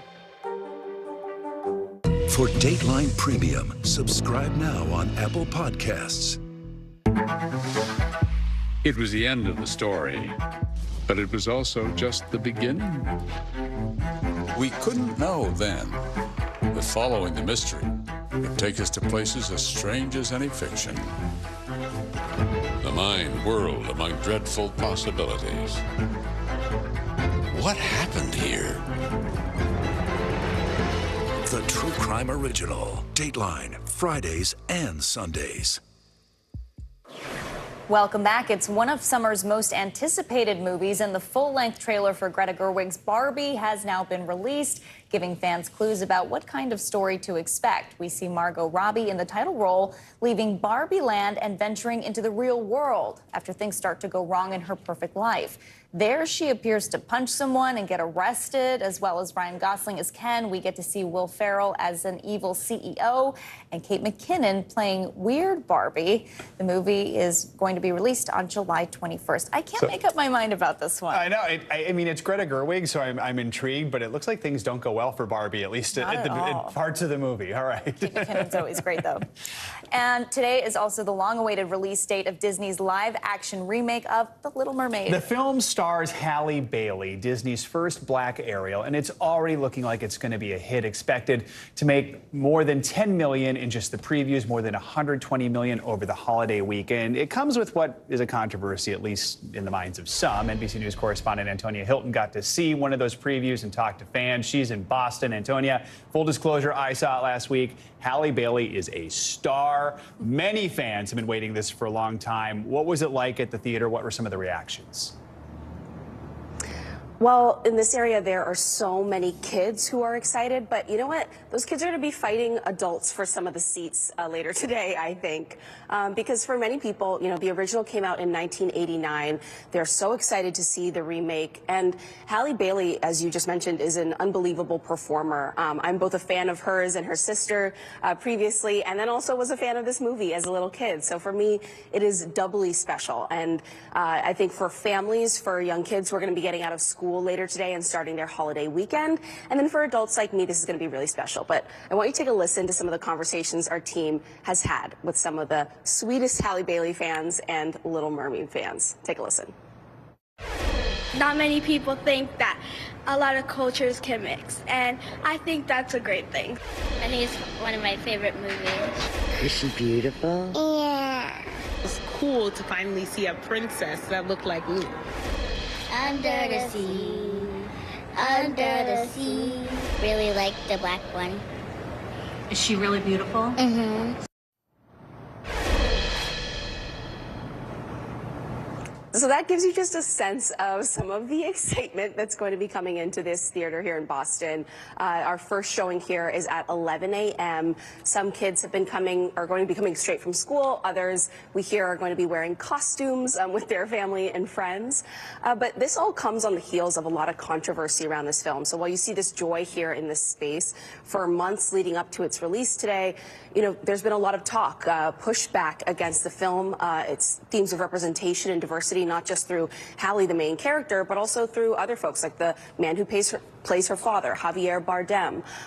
And the conversation around that for many kids, frankly, just isn't what's on their minds today. They're excited to see a film that they know and love and to see someone who is such a talented performer take the helm of it. Joe. Antonia, talk about the impact of representation here. You're surrounded by all of the excitement from ages young and old. What does seeing a black mermaid on the big screen mean for people? And what would have meant for you to see that representation growing up? It would have meant the world. I'm one of 7 kids. I came to the theater to see Disney movies like this one all the time with my siblings. And, you know, when I was this age, I didn't get to see Disney princesses who looked like me. It was a while before Tiana and others came out. And so this would have meant the world to me. And I think what you're going to see, especially as we talk to more folks throughout the day, is that people love both of the princesses. It's just wonderful to see a sort of reincarnation, a recreation, and to see again, you know, not just Halle Bailey's representation, but for example, Javier Bardem playing her father, speaking with a Latin American accent, something that many American families can relate to, having family members who speak multiple languages, who come from different places. And so I think all of that, you're going to see people celebrating that today. And I know it would have meant the world to me, and we've already talked to kids for whom you can just see how much that lights up their eyes and makes them so excited to get their seats in the theater. And Antonia, you touched on this, but the beauty of this is that those of us who are our age have the memories. You were just saying you had the pajamas, right? Yep. And, you know, so we want to see it. The kids want to see it. It really feels like it's going to be the ultimate shared experience across generations, right? Absolutely. I think you're going to see parents get something new from this film. I'm already hearing from friends of mine who don't even have kids yet that they are going to be fighting their way into these theaters with childless. And so, you know, it's really going to be this multi-generation, generational celebration. And I think that's some of what's been missed, right, in the political conversation leading up to this. You know, people were criticizing Disney. There's been so much conversation about Disney being part of the culture war and going too woke. But the truth is, when you actually talk to people who are coming to the theaters, this is expected to be a smash hit. People are not thinking about politics as they arrive here. They're so excited to see someone who can sing and act and to see another version, another celebration of a story that's about family, that's about love and relationships, and so much more than I think the politics we've seen leading up to this. All right, Antonia, great point there. Also, Awkwafina plays one of the characters. You don't see her, you just hear her voice. Fantastic, fantastic. Antonia agrees, I can tell. Thank you so much, appreciate it. Speaking of Little Mermaid, that is not the only film showing in theaters this weekend. That's right, it's Friday, which means it's time for our weekly can't miss list, a roundup of all the movies, shows, and music you need to check out this weekend. Journalist Ariel Kristen joins us now with this week's list. Good morning. Good morning. How are you doing? So let's get right to it. There are 3 different films in theaters this weekend, hopefully something for everyone. Yes, well, we'll start off with You Hurt My Feelings, which is a rom-com. It stars Julia Louis-Dreyfus and also Tobias Menzies, and it's about a story about a writer who writes this novel, and she finds out from her husband how he really feels after secretly hearing him talk about the novel. So it's all about little white lies, a little bit about how people feel about the truth. And this is one, if you like a rom-com, this should definitely be one that you go check out. It's from A24, which is kind of different for them because they normally put out Everything Everywhere All at Once and other films like Uncut Gems. So it's a little bit different when it comes to rom-com, but this is one if you want to see it to check out. Also, Kandahar, right? Kandahar, I'm excited about that. Action, action, action. I mean, this is Gerard Butler.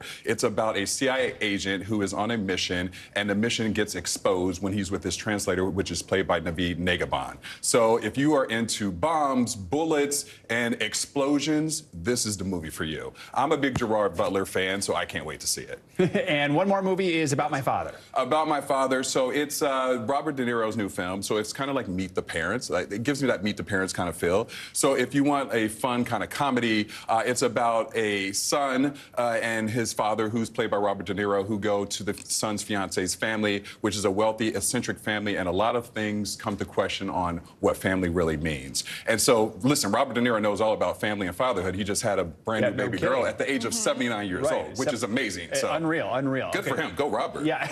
So if you like mermaids, this is the weekend for you, right? Yes, yes, this is. So not only is obviously Little Mermaid coming out, which is going to blow out the box office, this is also the premiere of Netflix's is Mer People, which I'm very intrigued about. It's about a group of people who are underwater performers whose love for mermaids they've turned into real-life careers. So it follows their competitions, their costumes, and the hardships of this career. So I'm excited just to see what the costumes look like, to be honest with you. So that's one to go check out as well if you want to go to the barbecue and then sit at home and stream some TV. No kidding. Arnold Schwarzenegger is making a comeback to the screen, the TV screen this time. The Tell us TV about screen. that. Yes, FUBAR. That's Arnold's, as you mentioned, first TV series. I'm very excited about that. It's about a father-daughter team that discover that they're secretly CIA agents when they're on a mission together. So it's going to be a mix of comedy mixed with drama. I mean, it gives me a kind of like a True Lies kind of feel, or a Last Action Star, which Arnold starred in.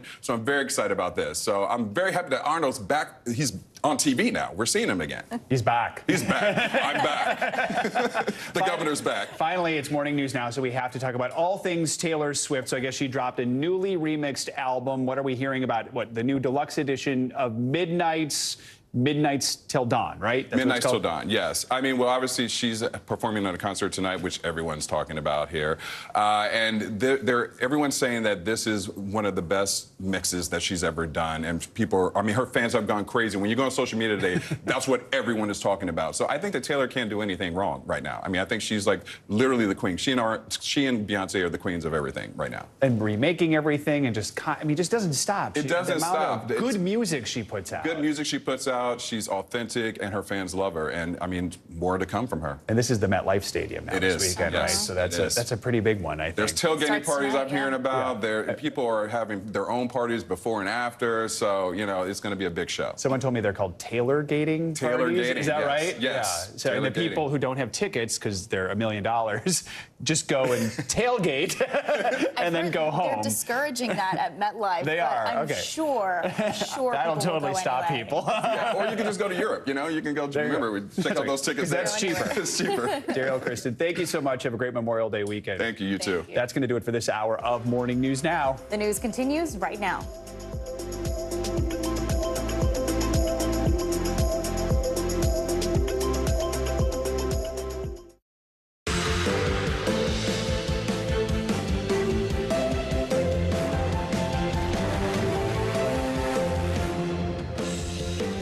Good Friday morning. I'm Valerie Castro in for Savannah Sellers. Good to have you with us. I'm Joe Fryer. Right now on Morning News Now, crunch time. A deal may be close to raise the debt ceiling before that June 1st deadline next week. Negotiators have been working well into the night to try and reach a compromise. Well, there is optimism. A top GOP negotiator says progress has been slow. That's raising questions about whether a deal can be reached in time. We've got the latest on those talks and what happens next if we do get a deal. Significant sentencing. Stuart Rhodes, founder of the far-right Oath Keepers, sentenced to 18 years behind bars for his role in the January 6th insurrection. This is the longest Capitol riot sentence so far. We'll have more on what warranted that extended sentence and how Rhodes is responding. Also, on the road again, it is the unofficial start of summer. It's also one of the busiest travel weekends of the year. Some 43 million Americans expected to either drive or fly in the coming days. We got you covered with what you can do to ensure a stress-free getaway, plus the forecast for your holiday weekend. We've got team coverage this morning. And it's Friday. You know, we've got your can't-miss list on deck. This week, none other than Arnold Schwarzenegger back for his first ever TV series. More on that later this hour. Hard to believe Arnold's never been on TV before. Now he's tackling that. Good for him. Looking forward to bringing you that a little later. Let's begin this hour with the start of the long holiday weekend, looking like anything but a holiday for debt ceiling negotiators in Washington. This morning, sources tell NBC News that progress has been slow, but a deal could be close. Without an agreement, the U.S. risks defaulting on its financial obligations as early as next week on June 1st. NBC News Capitol Hill correspondent Ryan Nobles has the latest on where things stand this morning. Lawmakers do appear to be close to a deal, but with the June 1st deadline fast approaching, they are warning that this last stage of the negotiations will be the toughest. Some hope heading into the weekend as negotiators race against the clock to avoid economic catastrophe, that a deal may finally be in sight. Both sides showing optimism. It's hard, but we're working, and we're going to continue to work till we get this done. The only way to move forward is with a bipartisan agreement. But the deal would still have to pass Congress, and leaders are walking a tightrope. We're at a sensitive phase with sensitive issues that remain. Those sensitive issues are the thorniest issues that we've been discussing. The White House and Republicans in the House of Representatives are haggling over budget cuts and caps on future spending. They're working to find a sweet spot that will appease cost-conscious conservatives and progressives worried about the impact on social programs. It's clear to me that President Biden is continuing to hold the line. The ultimate deal, though, may require compromise from both factions. I think the Speaker well knows he's going to lose his Freedom Caucus, and I think Hakeem Jeffries and the President well know that they're going to lose a number of progressives on the deal. And so, they're just trying to figure out where that middle ground is. Compromise that could make it more difficult to get through both the House and the Senate. Every additional Democrat vote you think you want to get means you're getting a worse deal overall. But despite all the noise, House Speaker Kevin McCarthy has pressed upon his caucus to remain calm and that a deal will come together. Look, it's not easy. This is a big issue, and it's not something you can solve easily. We want to make sure it's worthy of the American people. Now, members have already left Washington for the Memorial Day break, but they've been warned they will need to be ready to return at any moment. It's going to take time to write and pass the legislation that comes from any deal. House Republicans have vowed to give the deal at least 72 hours to be reviewed before it's voted upon. And some Republicans in the Senate have warned that they will not speed up the process for a deal they cannot support. Ryan Nobles, thanks so much. This morning, the leader of the far-right group, the Oath Keepers, is facing 18 years in prison in connection with the attack on the Capitol. This is the longest sentence imposed of the more than 1,000 prosecutions stemming from January 6. NBC News Justice and Intelligence correspondent Ken Delaney joins us with the latest on this. Ken, good morning. Joe, good morning. Attorney General Merrick Garland says the stiff sentences imposed on Stuart Rhodes and his top deputy reflect the grave threat their actions pose to our democratic institutions, vowing the Justice Department will continue holding accountable those criminally responsible for the attack. It's the longest sentence imposed on any January 6th defendant so far. Oath Keepers founder Stuart Rhodes given 18 years in prison in connection with the attack on the nation's capital. Rhodes, a former Army paratrooper with a Yale law degree, was sentenced after being convicted of seditious conspiracy, using violence to prevent the government from carrying out its lawful duties. Rhodes was not physically present at the Capitol during the January 6th attack. But prosecutors say Rhodes plotted after the election to use violence to keep President Trump in power. Speaking in November 2020. We have men already stationed outside D.C. as a nuclear option in case they attempt to remove the president illegally. We will step in and stop it. But Judge Amit Mehta said he conspired with others to help make it happen and to take up arms and foment revolution. Clad in an orange prison jumpsuit, Rhodes showed no remorse, telling the judge he considers himself a political prisoner. But Judge Mehta dismissed that claim, saying, "You, sir, present an ongoing threat and a peril to this country, to the republic, and the very fabric of our democracy." So I've got good men on the ground already. We've been did a recon there last week. The Justice Department has arrested more than 1,000 people in connection with the riot. The Capitol assault also left more than 140 members of law enforcement injured. One of them, former Capitol Police Sergeant Aquilino Gonell, says justice has been served. 18 years for Stuart Rhodes. That's a long sentence by any stretch. Rightly deserved. It was not a political discourse. It was not peaceful. It was chaos. Rhodes' lawyers vowing to appeal, accusing the Justice Department of weaponizing Rhodes' words against him. He never went into the Capitol. He never assaulted anyone. He never destroyed any property. We think that ultimately this is going to be about free speech. The judge applied a so-called terrorism enhancement to Rhodes' sentence, the first time that's happened in a January 6th case.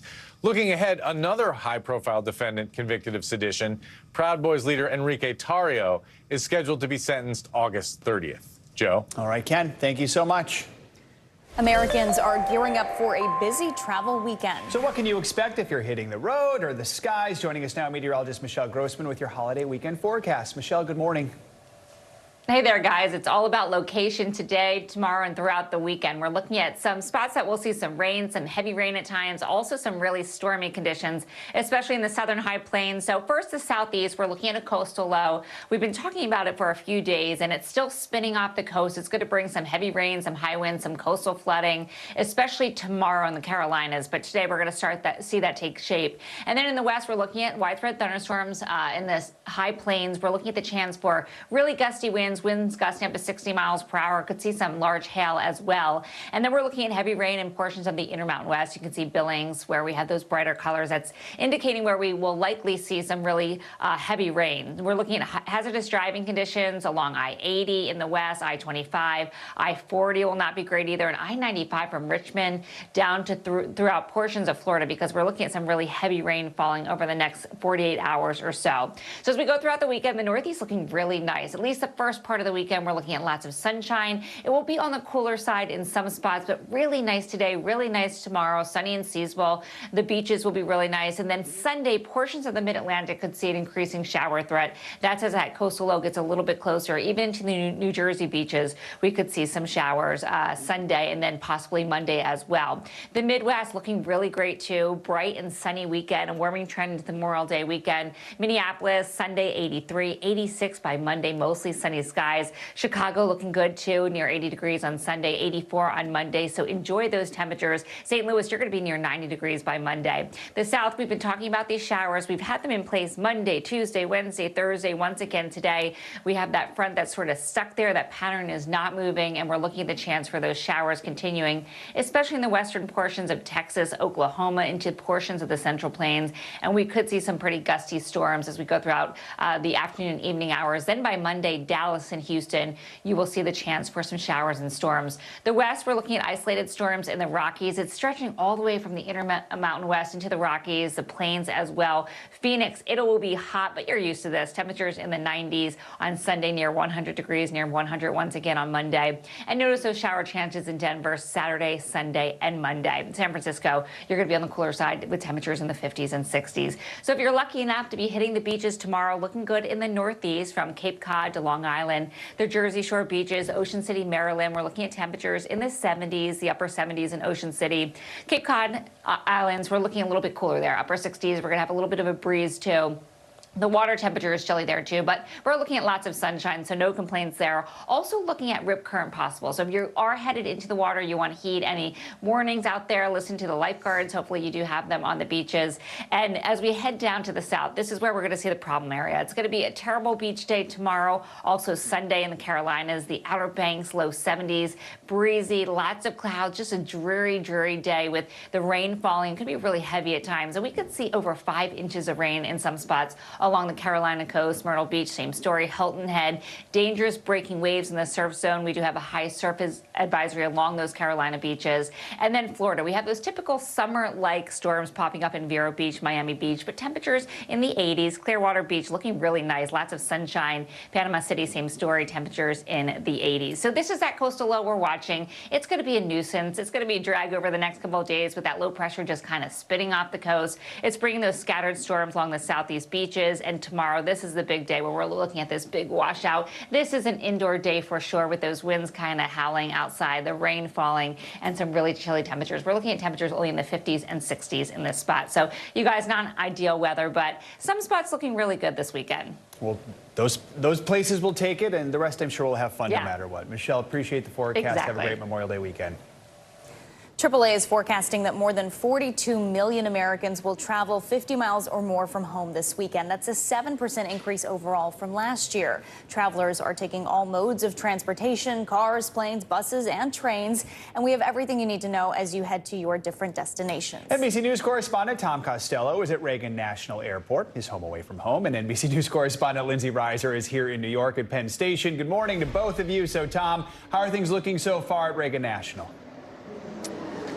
Yeah, moving pretty quickly here. About 4,000 people going through TSA checkpoints every hour. That is a lot for Reagan National, but they're using a dog to screen people quickly. So you go right past the dog, and assuming that you are clean, you go right on through. That's good news. Nationwide right now, pretty good weather so far to travel today, according to the FAA. We've got about 575 delays nationwide, about 67 cancellations. Not bad.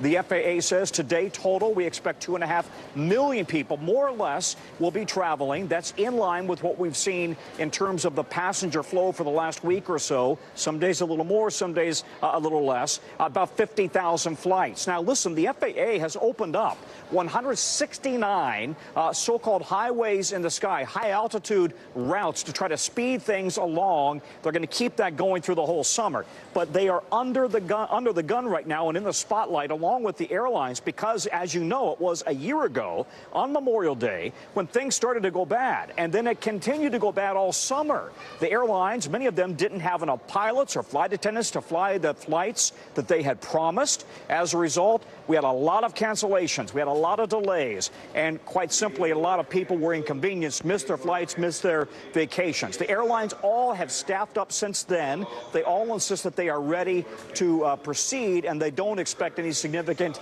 delays or cancellations this summer, at least not because of staffing issues. But weather remains the big variable, as it always is. 63% of delays, according to the FAA, are due to weather. But guys, they've also got a problem with air traffic controller staffing. There's still about 3,000 controllers short nationwide, and so that could also impact operations through the whole summer. Back to you guys. Lindsay, let's go to you at Penn Station. According to AAA, it looks like more people are traveling by bus and train this year, right? Yeah, so it doesn't look incredibly busy behind me here at Moynihan Train Hall at Penn Station. I'm told, though, that throughout the morning it is going to get even busier. We did just see a couple of trains board, so that's why we're not seeing those long lines right this second. But yes, so AAA is predicting that travel by train or bus is expected to see tremendous growth, the biggest of any of those transportation sectors, so a 20% increase year over year. Amtrak alone is expecting 75,000 more passengers this weekend than this time last year. And so what's driving that? Well, travel in the Northeast Corridor is really popular. So destinations like New York, Washington, D.C., Baltimore, Philly, Boston, they're seeing a lot of traffic here.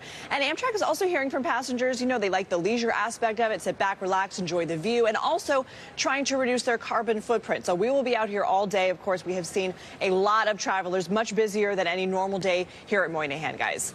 Lindsay, I will be where you are a little later this afternoon, heading to where Tom is in Washington. If you could keep it that quiet there until then, I would really appreciate it, because that'll make the rest of my day very easy. Tom, last summer we saw the opposite, a complete travel meltdown. So many delays and cancellations. Airlines didn't have enough staff.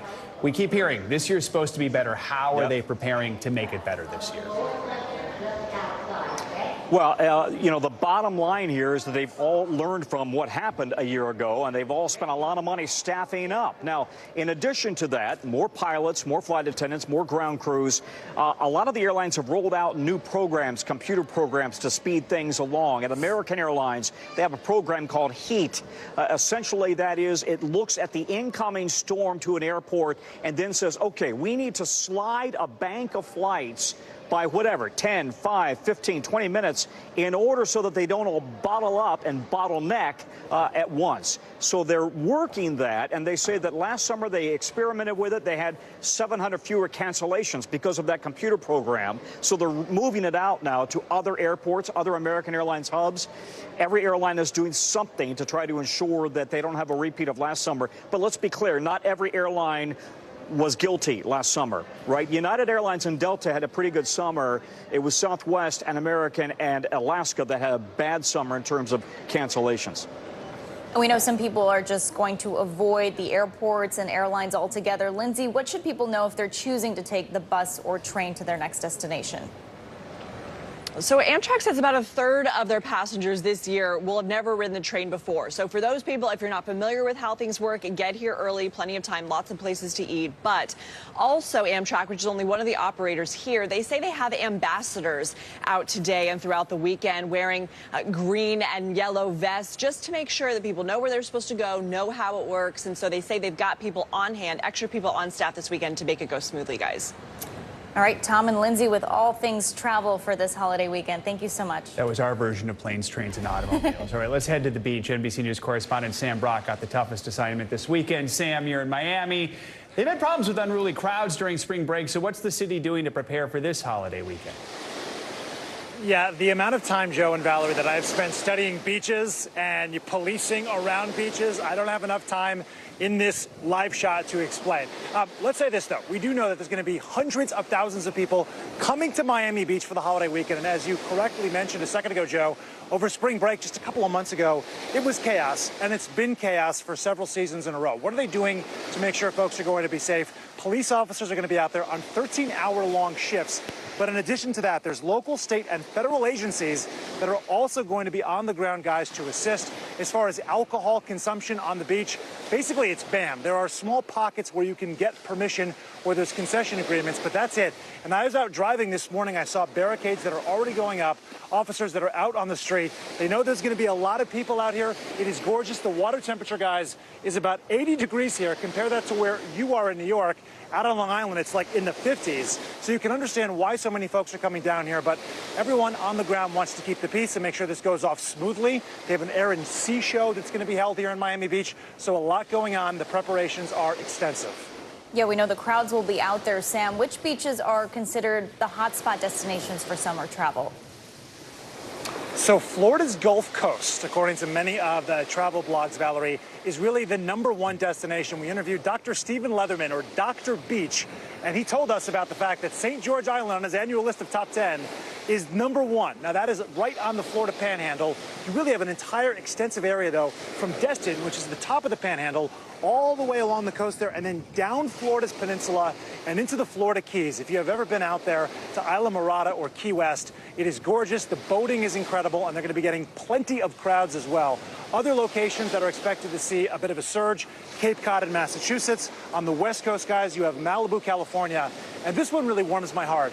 Sanibel Island, which is right near Fort Myers, wiped out during Hurricane Ian. That was only 8 or 9 months ago. They're already back up and running again. It's not exactly the same as where we were prior to the hurricane, but the fact that they've been able to pick themselves up and are receiving visitors, it is a mystical and magical place known for its shells and unparalleled beauty. They're going to have people this season, so some pretty incredible news to share there. All right, Sam, not to be too intrusive, but 80-degree water. Is this a barefoot live shot? It is a barefoot live shot. You know what I'm so embarrassed about, Joe? If you're going to pull out for a second, I actually specifically said not to because I'm walking around in pants and I already have like water rings on the bottom of my pants from the water coming up. Not a great look. Kind of like I'm rocking like a dad vibe right now. I'm not a dad, so that's never a good thing. But next time, shorts for sure, and I'll be more prepared, I promise. All right, good practice, and you can dry those at some point. All right, Sam Brock, thank you so much. Have a great Memorial Day weekend. Coming up on Morning News Now, Savannah may not be here this morning, but that is not going to stop us from getting in some Taylor Swift news. You can't miss her 2 new tracks that she dropped overnight. Plus, China's latest wave of COVID that could reportedly peak at 65 million cases a week. We've got it all covered after this.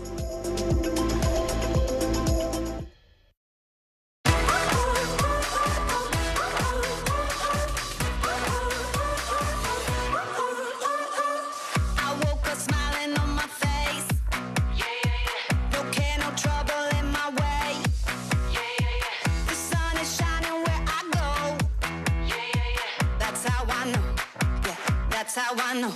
Today's gonna be great, gonna be great, gonna be a good day. Today's gonna be great, gonna be a good day. Hey, podcast fans, ready to unlock our true crime mysteries? Try Dateline Premium on Apple Podcasts. You'll get early access to originals, plus bonus content, and everything is ad-free. So head to Apple Podcasts now to subscribe.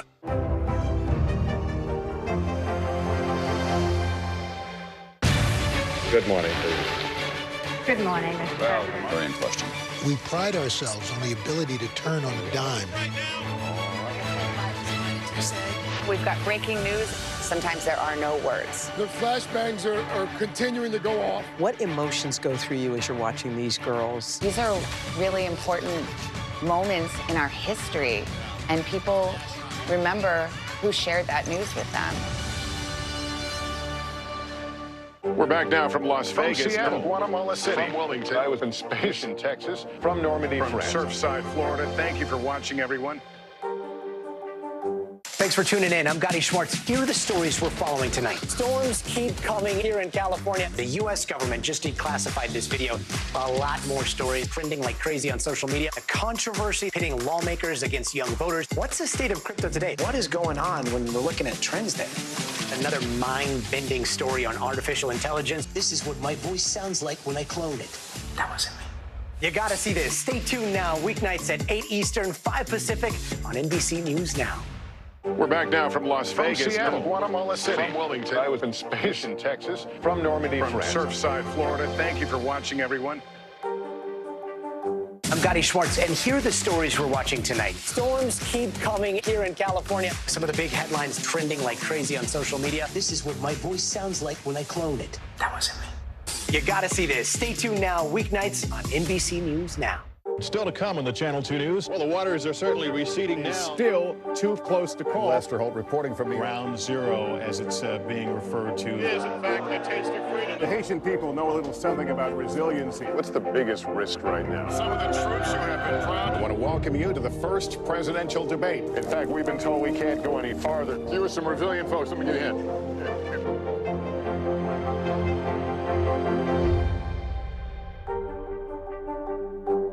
For Dateline Premium, subscribe now on Apple Podcasts. Welcome back. History is made at the White House as Air Force General C.Q. Brown Jr. has been picked by President Biden to serve as his next Joint Chiefs Chairman. If confirmed by the Senate, it would mean for the first time ever, both the Pentagon's top military and civilian positions were held by African Americans. Current Defense Secretary Lloyd Austin is the first black person to hold the role. Brown would replace current Joint Chiefs Chairman General Mark Milley, whose term ends in October. Brown has served as the Air Force Chief of Staff for the last 3 years. His appointment would make Brown only the second black person to hold the role of Joint Chiefs Chairman. The late General Colin Powell was the first. A surge of COVID cases is hitting China about 6 months after the country relaxed what were some of the harshest control protocols in the world. Here's NBC News foreign correspondent Janice Mackey-Frayer. Good morning to you. China is bracing for a wave of COVID-19 infections that could see as many as 65 million cases per week by the time it peaks at the end of June. And these are pretty startling numbers in a country where only months ago, every single COVID case was being tracked and quarantined. Hundreds of millions of people were undergoing regular mass testing. Entire cities were being locked down. And now much of the country is shrugging this off, and that includes the government. You see, officially, COVID cases just aren't accounted for in the same way. This data was revealed at a medical conference earlier this week where it was said that infections started to rise toward the end of April. We're now at about 40 million cases per week, and it's going to peak within the next month. These are XBB Omicron subvariants. Remember, China only had its first real big COVID wave in December and January when 1 billion people were infected in a very short time. Now, a lot of that immunity has worn off, but at the same time, the infrastructure that was in place to deal with it here has been dismantled. So China's government is now trying to roll out vaccines that are specific to these XBB subvariants that have already been through the U.S. and much of the world. They just haven't come here. But for all of the fear that there was of COVID for 3 years here, now discussion of it has been very muted at best. People say that the fear factor is gone. The U.S. is not going to be considering travel restrictions at this point, as they did earlier this year during the big COVID wave. And people, for the most part, seem to be still going to school if they're testing positive, still going to work if they're testing positive, and simply living with it. And it's such a considerable shift from where we were for 3 years in the system that ruled life. This city was a fortress. Other cities were locked down, and controlling COVID impacted every aspect of daily life. All right, Janice Mackey-Frayer, thank you so much. Coming up, a mystery on the high seas that's baffling both scientists and sailors alike. After the break, why killer whales are attacking, sometimes even sinking ships off the coast of Portugal and Spain. Our Keir Simmons has that covered. He's going to join us next. You're watching Morning News Now.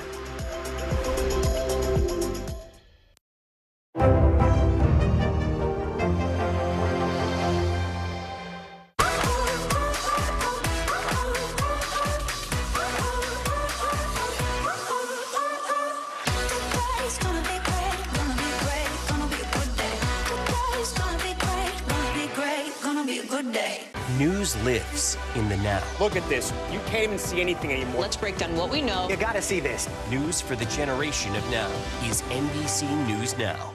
Hey, podcast fans, ready to unlock our true crime mysteries? Try Dateline Premium on Apple Podcasts. You'll get early access to originals, plus bonus content, and everything is ad-free. So head to Apple Podcasts now to subscribe.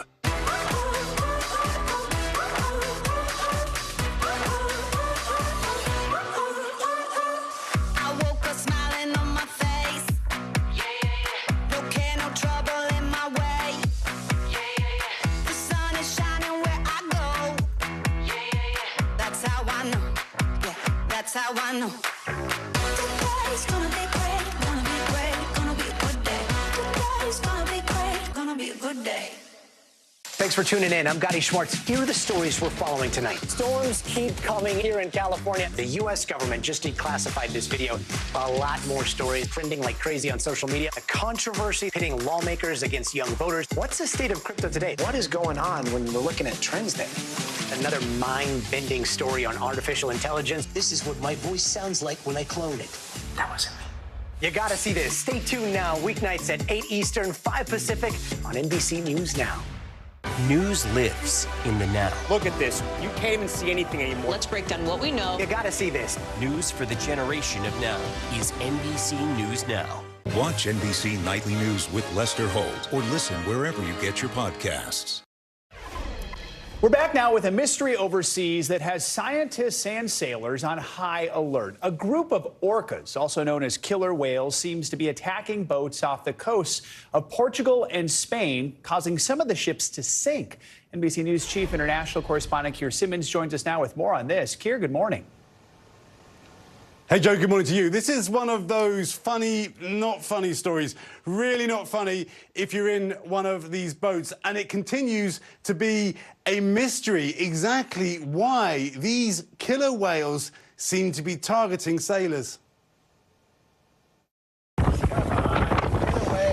A British couple setting sail off the coast of Morocco when a group of killer whales started battering their boat. The orcas continuing the barrage for at least an hour. They managed to keep the 46-foot sailing yacht afloat, but just days later, another vessel was not so lucky. 3 killer whales struck the rudder and side of the sailboat, eventually causing it to sink as the Spanish Coast Guard rushed to the rescue. It's one of at least 3 boats that have sunk because of the orcas since last summer, and many more have been seriously damaged in the last 3 years. According to researchers, there were about 15 orca interactions when this began in 2020. Incredibly, that number has now ballooned into the hundreds by 2023. And all of them happening here along the Iberian Peninsula. It doesn't fit with anything we've ever seen anywhere else in the world. Scientists are stumped. So, 3 theories. One is the whales are super stressed. They're acting out because the oceans are too noisy. Theory 2, the Jaws theory. Some experts believe the sea creatures may be out for revenge. Organising the attacks after a whale in the pod, possibly a female called White Gladys, was hit by a boat. Experts say orcas are very social and do often learn behaviour from one another. But Andrew Trites with the University of British Columbia believes a less aggressive option is most likely. Playtime. Killer whales will rush up behind a boat and sometimes put their snout straight into the propeller wash and feel it's almost like a jacuzzi. No injuries have been reported, and killer whales have not been known to harm humans. But if the whales think they're having fun, for terrified sailors, the joke's gone too far. And Joe, you know, a group of orca whales is called a pod, but maybe we should rename them a gang or an army or a troop. Until we figure out what's going on, say it with me, we're all going to need a bigger boat. Yeah, no, exactly. And I'm just going to say nice things about them so they don't bother me. Maybe that's the answer, too. It's a good plan. All right, Kier, thanks so much. Appreciate that. A massive nationwide 10-week mission has brought relief and closure for hundreds of families. Some 225 missing children were located by U.S. Marshals in what was called Operation We Will Find You. The youngest child recovered was just 6 months old. NBC News Justice and Intelligence correspondent Ken Delanian has more. Deputy U.S. Marshals looking hard in Los Angeles, pounding the pavement in New Orleans, making an arrest in Boston. All part of Operation We Will Find You, a 10-week effort that recovered 169 missing children. One of the most fulfilling things I've done in the Marshal Service is go out and recover children. Founded in 1789, Police, U.S. Marshals! The Marshal Service is best known for hunting down the most dangerous fugitives. This is the residence, front doors on the right side. Marshals also protect judges and transport federal prisoners. But in 2015, Congress expanded their mission to help find some of the hundreds of thousands of children who go missing each year. She was born in 2006. She's 16 years old. She has been listed as a missing runaway for both JPSO and NOPD since February 12th, I believe. Some run away, others get caught up in a custody fight, and still others are kidnapped and trafficked. The Marshals target those most at risk. You know, I've always been good to you. I've always been honest with you, and I've tried to help you. In Boston, Jenny's 15-year-old daughter had run away from home. She says the Marshals found her in 72 hours. NBC 10 Boston's Kathy Curran spoke with her. I started crying immediately. I think it was just gratitude. It's like, okay, she's alive. She's alive. We found her, and now we can do whatever comes next. So I think former Oakland police officer Ronald Davis directs the Marshals Service. The skill set that we use to track down people who have conducted the most heinous crimes is the same skill set we use to recover our most precious treasure. Do you know off the top of your head how many children roughly the Marshals have recovered since you started this? Yes, since 2015 when the act was passed, working with NCMEC, the National Center for Missing and Exploited Children, over 3,100. Wow. But Davis says that's no cause for celebration. That's just the tip of the sword, and the tip of the iceberg, if you will, that there's hundreds of thousands that are missing. But hopefully this underscores and highlights such a serious problem for the country. The Marshals use high-tech tools and old-fashioned shoe leather to find people. All right, let's go. They say they have located missing children in 2/3 of the cases they worked. More than 60% of the time, they say, the children were found within a week. I think one of the scariest things is every day I would get my news alert from the local news into my inbox, and any time it mentioned a body being found, my heart was, she's dead. I can't thank the U.S. Marshals Office enough. Our thanks to Ken Delanian for this report. The Marshals have conducted similar operations every year since 2015. Coming up this Memorial Day weekend, answers for one Gold Star family after their loved one made the ultimate sacrifice some 75 years ago. The DNA technology that helped lay one World War II veteran to rest. This is Morning News Now.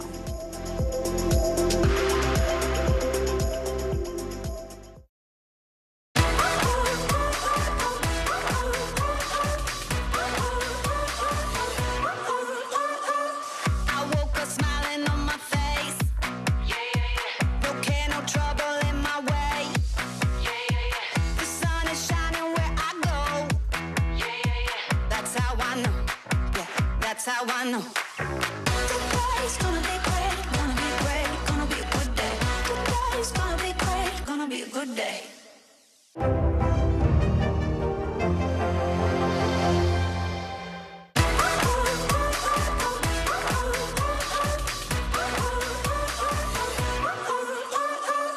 I woke up smiling on my face.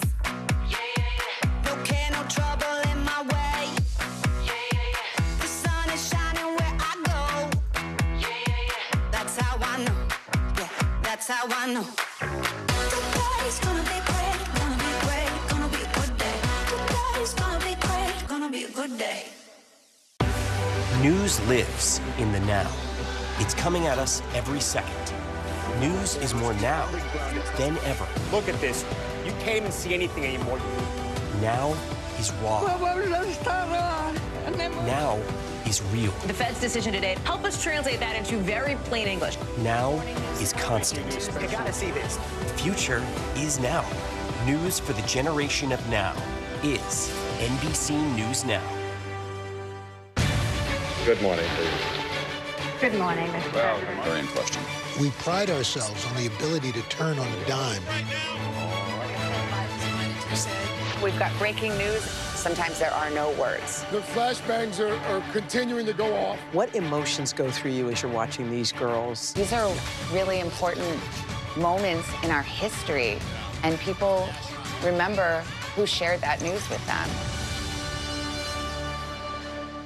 Hey, podcast fans, ready to unlock our true crime mysteries? Try Dateline Premium on Apple Podcasts. You'll get early access to originals, plus bonus content, and everything is ad-free. So head to Apple Podcasts now to subscribe. News lives in the now. It's coming at us every second. News is more now than ever. Look at this. You can't even see anything anymore. Now is raw. Now is real. The Fed's decision today, help us translate that into very plain English. Now is constant. You gotta see this. Future is now. News for the generation of now is NBC News Now. Watch NBC Nightly News with Lester Holt or listen wherever you get your podcasts. For Dateline Premium, subscribe now on Apple Podcasts. On this Memorial Day weekend, we want to take a moment to remember those who served. 4 years ago, NBC News correspondent Harry Smith traveled to Germany in search of the remains of an American soldier. This morning, he joins us with the conclusion of that emotional story. Good morning, Harry. Truth be told, that story did not end in a conclusion. This one actually has a conclusion.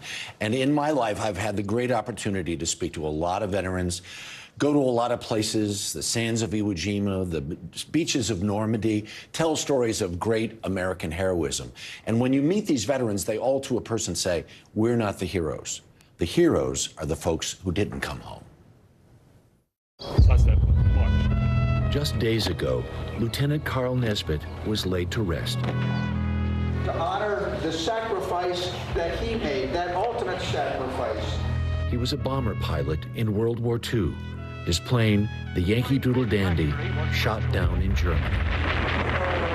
First listed as missing in action, then presumed deceased, leaving his parents bereft, his father desperate for answers. And he wrote several letters to the Department of Defense, find my boy, and they never could. Let us pray. Reverend Greg Seckman is Lieutenant Nesbitt's nephew. Months back, he was surprised by a call. I was very suspicious because I couldn't believe that anyone would still be interested in my uncle some 75 years after he died. It was a request for a DNA sample, which made the family wonder, even gave them hope. Carl's niece, Barbara Fiddler. So we knew that there was a possibility. Right. But it was kind of vague. We really just thought it was a shot in the dark. Not a shot in the dark so much as a determined effort by a group called History Flight. In both Europe and the Pacific, they perform archaeological digs, sifting through acres of earth in places they believe evidence of missing veterans can be found. No man left behind means we will do what we have to do to come back and get you. When you come on a site and you find something that might be helpful, what is that like? It's like the heavens opens up. Marine veteran Justin LaHue, History Flight COO. There are so many families that are out there that have this hole. They are missing something. They sent a loved one out the door expecting to see them again, and they didn't come back. And not only did they not come back, they don't have answers. What History Flight found near Leipzig, Germany, was sent to the Defense POW MIA agency, where it was painstakingly examined. Then, with the technology of a CSI-like lab, they look for a DNA match. When they make that match, they inform the family. since they never recovered a body, there was never any closure. Carl Nesbitt is the lieutenant's namesake. You know, my uncle's a hero. He still is. And it was always a mystery until recently. And I'm so happy. Lieutenant Nesbitt's remains were discovered along with those of Navigator Second Lieutenant Wayne Dyer and Bombardier Lieutenant Melvin Meyer. History Flight unearthed more than 9,000 pieces in the ground at their crash site, including dog tags, even photographs. Pieces of people's lives. The men who died were leading their crew on a crucial mission. Somewhere over Germany. An air assault of unimaginable proportions, deep behind enemy lines, 1,000 B-17s and B-24s, and 1,000 fighters, Mustangs, Thunderbolts, Lightnings, charged that day to destroy German aircraft factories. Fatality rates on B-17s were more than 50%. It's just amazing. What dedication. Jesse Hoskins' father was the ball turret gunner on that plane. His father bailed out when the plane was hit, as did 6 others, thanks to Nesbitt. He was the key to that entire crew. Him holding those controls while the cables on this wing are shot out. He's holding that thing upside down, holding it with all of his might to keep that plane in there and give his buddies time to get out. And he did it. He did it. Jesse's dad described Nesbitt as a character from a Norman Rockwell painting. Oh, extremely proud of him. I thought he was a fun guy. A fun guy. Lieutenant Nesbitt's sister, Marcille, is 93.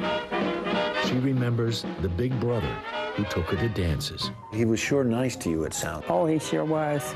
I used to like to bake cookies and stuff, and I'm sure most of them went to him. So maybe he was your favorite. He was. I never said he wasn't. 70-some years later, Lieutenant Nesbitt's family is justifiably proud, but more than anything, happy to have him home. Such an important mission because you're right on the eve of the assault on the beaches of Normandy, just a couple of weeks later.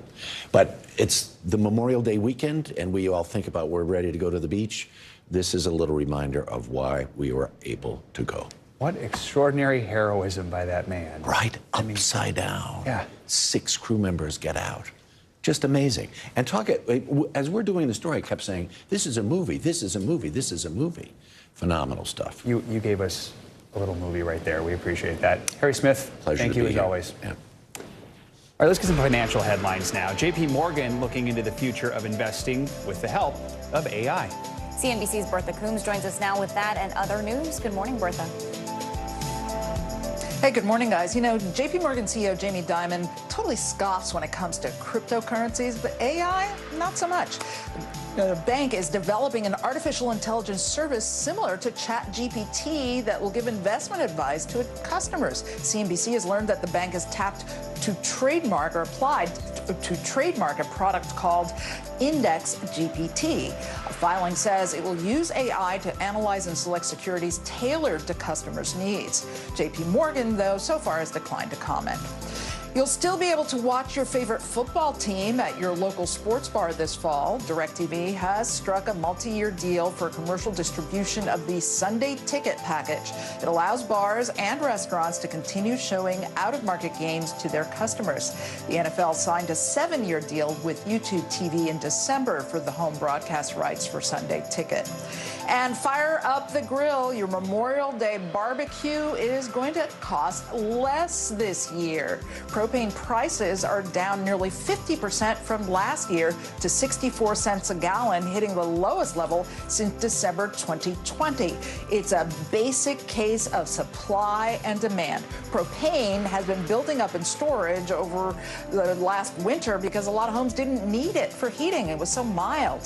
Some food prices have cooled off as well. Beef and pork are both down about 2% from this time a year ago. But hot dogs are up 2% and chicken prices are up 5%. I'm a chicken or turkey burger person, so I guess nothing there for me in terms of savings. You'll have to pay a little more. I'm sorry, Bertha. But we still, nevertheless, wish you a great Memorial Day weekend. You too. Coming up, Disney's latest Little Mermaid hits theaters today. While the film is being praised for its diverse cast, we didn't get here without some controversy. We've got moviegoers' reactions to Disney's first Black Ariel and what it means for representation on screen as a whole. That's coming up next. News lives in the now. It's coming at us every second from all over the world. We have a full team. News is more now than ever. Look at this. You can't even see anything anymore. Our house is no longer here, but we are here. Now is raw.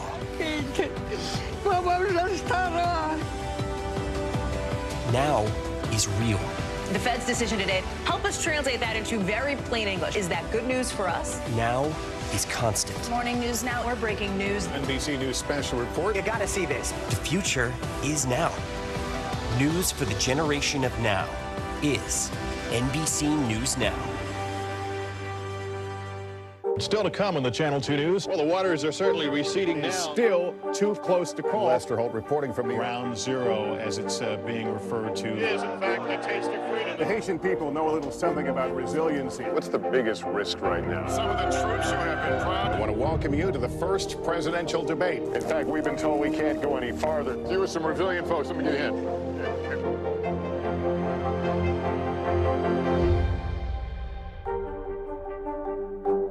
For Dateline Premium, subscribe now on Apple Podcasts.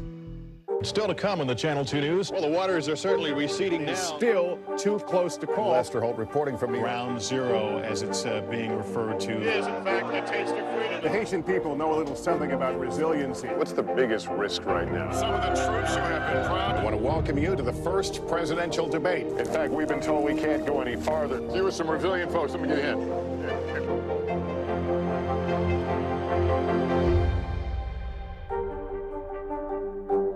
News lives in the now. Look at this. You can't even see anything anymore. Let's break down what we know. You gotta see this. News for the generation of now is NBC News Now.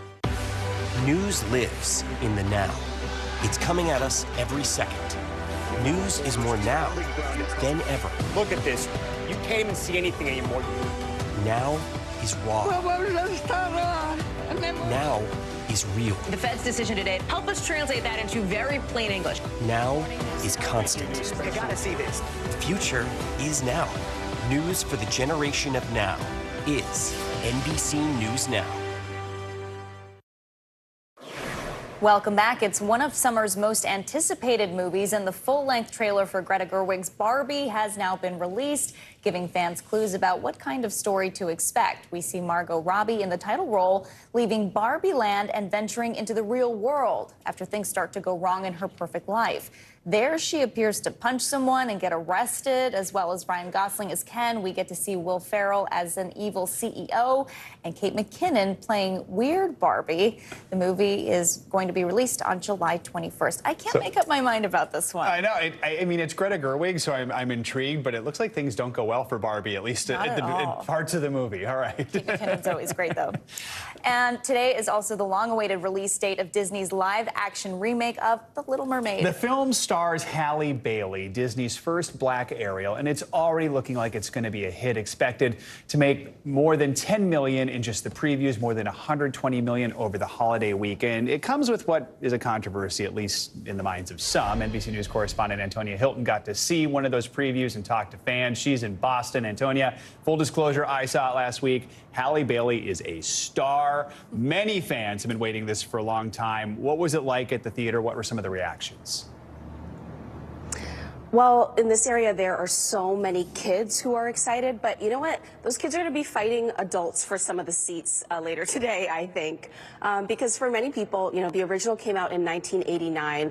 They're so excited to see the remake. And Halle Bailey, as you just mentioned, is an unbelievable performer. I'm both a fan of hers and her sister previously, and then also was a fan of this movie as a little kid. So for me, it is doubly special. And I think for families, for young kids who are going to be getting out of school school later today and starting their holiday weekend. And then for adults like me, this is going to be really special. But I want you to take a listen to some of the conversations our team has had with some of the sweetest Halle Bailey fans and Little Mermaid fans. Take a listen. Not many people think that a lot of cultures can mix, and I think that's a great thing. I think it's one of my favorite movies. Is she beautiful? Yeah. It's cool to finally see a princess that looked like me. Under the sea, under the sea. Really like the black one. Is she really beautiful? Mm-hmm. So that gives you just a sense of some of the excitement that's going to be coming into this theater here in Boston. Our first showing here is at 11 a.m. Some kids are going to be coming straight from school. Others we hear are going to be wearing costumes with their family and friends. But this all comes on the heels of a lot of controversy around this film. So while you see this joy here in this space for months leading up to its release today, you know, there's been a lot of talk, pushback against the film, its themes of representation and diversity, not just through Halle, the main character, but also through other folks like the man who plays her father, Javier Bardem. And the conversation around that for many kids, frankly, just isn't what's on their minds today. They're excited to see a film that they know and love and to see someone who is such a talented performer take the helm of it. Joe. Antonia, talk about the impact of representation here. You're surrounded by all of the excitement from ages young and old. What does seeing a black mermaid on the big screen mean for people? And what would have meant for you to see that representation growing up?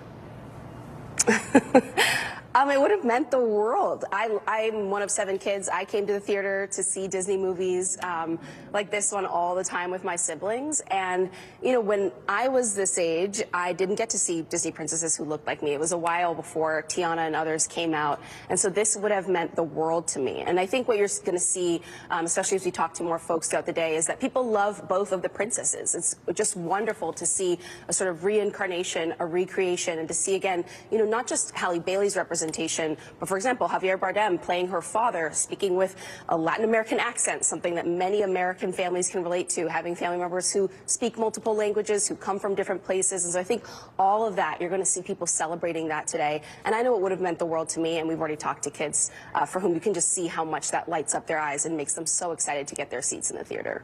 And Antonia, you touched on this, but the beauty of this is that those of us who are our age have the memories. You were just saying you had the pajamas, right? Yep. And, you know, so we want to see it. The kids want to see it. It really feels like it's going to be the ultimate shared experience across generations, right? Absolutely. I think you're going to see parents get something new from this film. I'm already hearing from friends of mine who don't even have kids yet that they are going to be fighting their way into these theaters with childless. And so, you know, it's really going to be this multi-generation, generational celebration. And I think that's some of what's been missed, right, in the political conversation leading up to this. You know, people were criticizing Disney. There's been so much conversation about Disney being part of the culture war and going too woke. But the truth is, when you actually talk to people who are coming to the theaters, this is expected to be a smash hit. People are not thinking about politics as they arrive here. They're so excited to see someone who can sing and act and to see another version, another celebration of a story that's about family, that's about love and relationships, and so much more than I think the politics we've seen leading up to this. All right, Antonia, great point there. Also, Awkwafina plays one of the characters. You don't see her, you just hear her voice. Fantastic, fantastic. Antonia agrees, I can tell. Thank you so much, appreciate it. Speaking of Little Mermaid, that is not the only film showing in theaters this weekend. That's right, it's Friday, which means it's time for our weekly can't miss list, a roundup of all the movies, shows, and music you need to check out this weekend. Journalist Ariel Kristen joins us now with this week's list. Good morning. Good morning. How are you doing? So let's get right to it. There are 3 different films in theaters this weekend, hopefully something for everyone. Yes, well, we'll start off with You Hurt My Feelings, which is a rom-com. It stars Julia Louis-Dreyfus and also Tobias Menzies, and it's about a story about a writer who writes this novel, and she finds out from her husband how he really feels after secretly hearing him talk about the novel. So it's all about a little white lies, a little bit about how people feel about the truth. And this is one, if you like a rom-com, this should definitely be one that you go check out. It's from A24, which is kind of different for them because they normally put out everything everywhere all at once and other films like Uncut Gems. So it's a little bit different when it comes to rom-com, but this is one if you want to see it to check out. Also, Kandahar, right? Kandahar, I'm excited about that. Action, action, action. I mean, this is Gerard Butler. It's about a CIA agent who is on a mission, and the mission gets exposed when he's with his translator, which is played by Naveed Negahban. So if you are into bombs, bullets, and explosions, this is the movie for you. I'm a big Gerard Butler fan, so I can't wait to see it. And one more movie is About My Father. About My Father. So it's Robert De Niro's new film. So it's kind of like Meet the Parents. It gives me that Meet the Parents kind of feel. So if you want a fun kind of comedy, it's about a son and his father, who's played by Robert De Niro, who go to the son's fiance's family, which is a wealthy, eccentric family, and a lot of things come to question on what family really means. And so, listen, Robert De Niro knows all about family and fatherhood. He just had a brand new baby girl at the age of 79 years old, which is amazing. So Unreal. Good for him. Go, Robert. Yeah. So if you like mermaids, this is the weekend for you, right? Yes, this is. So not only is obviously Little Mermaid coming out, which is going to blow out the box office, this is also the premiere of Netflix's Mer People, which I'm very intrigued about. It's about a group of people who are underwater performers whose love for mermaids they've turned into real-life careers. So it follows their competitions, their costumes, and the hardships of this career. So I'm excited just to see what the costumes look like, to be honest with you. So that's one to go check out as well if you want to go to the barbecue and then sit at home and stream some TV. No kidding. Arnold Schwarzenegger is making a comeback to the screen, the TV screen this time. The Tell TV us about screen. that. Yes, Fubar. That's Arnold's, as you mentioned, first TV series. I'm very excited about that. It's about a father-daughter team that discover that they're secretly CIA agents when they're on a mission together. So it's going to be a mix of comedy mixed with drama. I mean, it gives me a kind of like a True Lies kind of feel, or a Last Action Star, which Arnold starred in. So I'm very excited about this. So I'm very happy that Arnold's back. He's on TV now. We're seeing him again. He's back. He's back. I'm back. The governor's back. Finally, it's Morning News Now, so we have to talk about all things Taylor Swift. So I guess she dropped a newly remixed album. What are we hearing about? What, the new deluxe edition of Midnights Till Dawn, right? That's Midnights Till Dawn, yes. I mean, well, obviously, she's performing at a concert tonight, which everyone's talking about here. And everyone's saying that this is one of the best mixes that she's ever done. And people, I mean, her fans have gone crazy. When you go on social media today, that's what everyone is talking about. So I think that Taylor can't do anything wrong right now. I mean, I think she's like literally the queen. She and Beyonce are the queens of everything right now. And remaking everything and just doesn't stop. It doesn't stop. The amount of good music she puts out. Good music she puts out. She's authentic, and her fans love her. And I mean, more to come from her. And this is the MetLife Stadium now this weekend, yes, right? So that's a pretty big one, I think. There's tailgating parties I'm hearing about. Yeah. People are having their own parties before and after. So you know, it's going to be a big show. Someone told me they're called Tailor-gating parties. Is that right? Yes. Yeah. So and the people who don't have tickets because they're $1 million just go and tailgate and then go home. They're discouraging that at MetLife. They are. I'm okay. sure That'll totally stop people. Yeah, or you can just go to Europe. You know, you can go. Remember, check out those tickets. That's cheaper. It's cheaper. Daryl, Kristen, thank you so much. Have a great Memorial Day weekend. Thank you. You too. That's going to do it for this hour of Morning News Now. The news continues right now.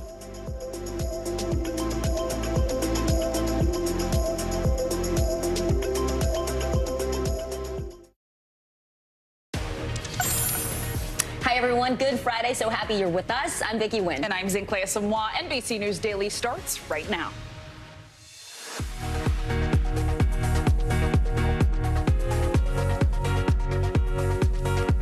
Today is Friday, May 26th. Looming deadline. Negotiators seem to be inching closer to a deal on the debt limit before time runs out next week. What could happen if they reach an agreement while Congress is away for the Memorial Day holiday? Investigation underway. The family of the 11-year-old boy who was allegedly shot in the chest by police is demanding the release of the body camera footage and the firing of the officer responsible. The growing questions about how a call for help almost ended a young boy's life. summer hackathon. Some of the country's smartest minds are getting together in Las Vegas to figure out the flaws of artificial intelligence, plus how the Biden administration is doing its part to weigh into the research. Moving on. How soon is too soon to jump into a new relationship after breaking up? Well, our dating and relationship expert is here to talk through the pros and cons of rebound romances. That's going to be an interesting conversation. All right, welcome to NBC News Daily. We start with the clock ticking on the debt ceiling. In less than a week, the U.S. could run out of cash for the first time. And if it does happen, there could be catastrophic results for Americans. Social Security checks would be delayed. Federal employees would go without pay.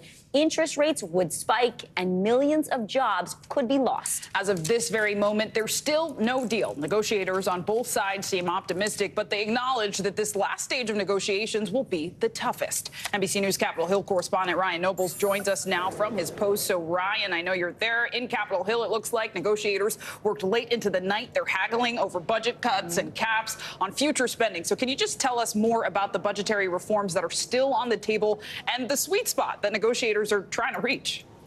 Yeah, Zinkley, and you put it really well. You know, they could agree on 100 things, but the 101st thing they need to agree on, if there's a roadblock there, it could derail the entire deal. But just some of what we've learned about the negotiations at this point, we know that there is a negotiation taking place over spending cuts and also caps to future spending. Those are on the table right now. There's also a discussion of whether or not to add work requirements to some social benefit programs, and also if there's a way to find some budgetary gimmicks to allow for savings in health care programs. What we know is off the table right now is they're not talking about taxes, either raising or cutting taxes. That's something that's not going to be part of these discussions, as is Medicaid. That's off the table, and immigration reform. So these conversations are still going on. The House Speaker Kevin McCarthy arrived here this morning and said that he went for a bike ride with his chief negotiator, Garrett Graves. They are still talking to the White House today, but whether or not they're going to be able to announce something at some point today or even into the weekend is still very much an open question. Well, Ryan, members have already left Washington for this Memorial Day break. So what is the next step? Let's say negotiators reach a deal. What if that happens while Congress is away? You're right, Vicki. There are far more reporters here than there are members of Congress, which would make it difficult to pass a deal today. But Republicans have already said that any deal that is crafted will still require 72 hours before they will vote on it, to give members a time to review that legislation. And then it will also have to go to the Senate before it can get passed. That's why this timeline is so important. The June 1st deadline, of course, is the date that Janet Yellen has set out. But it's going to take some time for the legislative process to work its way through June 1st. That's why they really need to announce a deal either today or tomorrow, at the latest Sunday, if they're going to get it all done before June 1st. So the timeline is important. And you're right, no one's here, but they can be called back very quickly if something comes together. Yeah, the clock is really ticking. NBC News Capitol Hill correspondent Ryan Nobles. Ryan, thank you so much.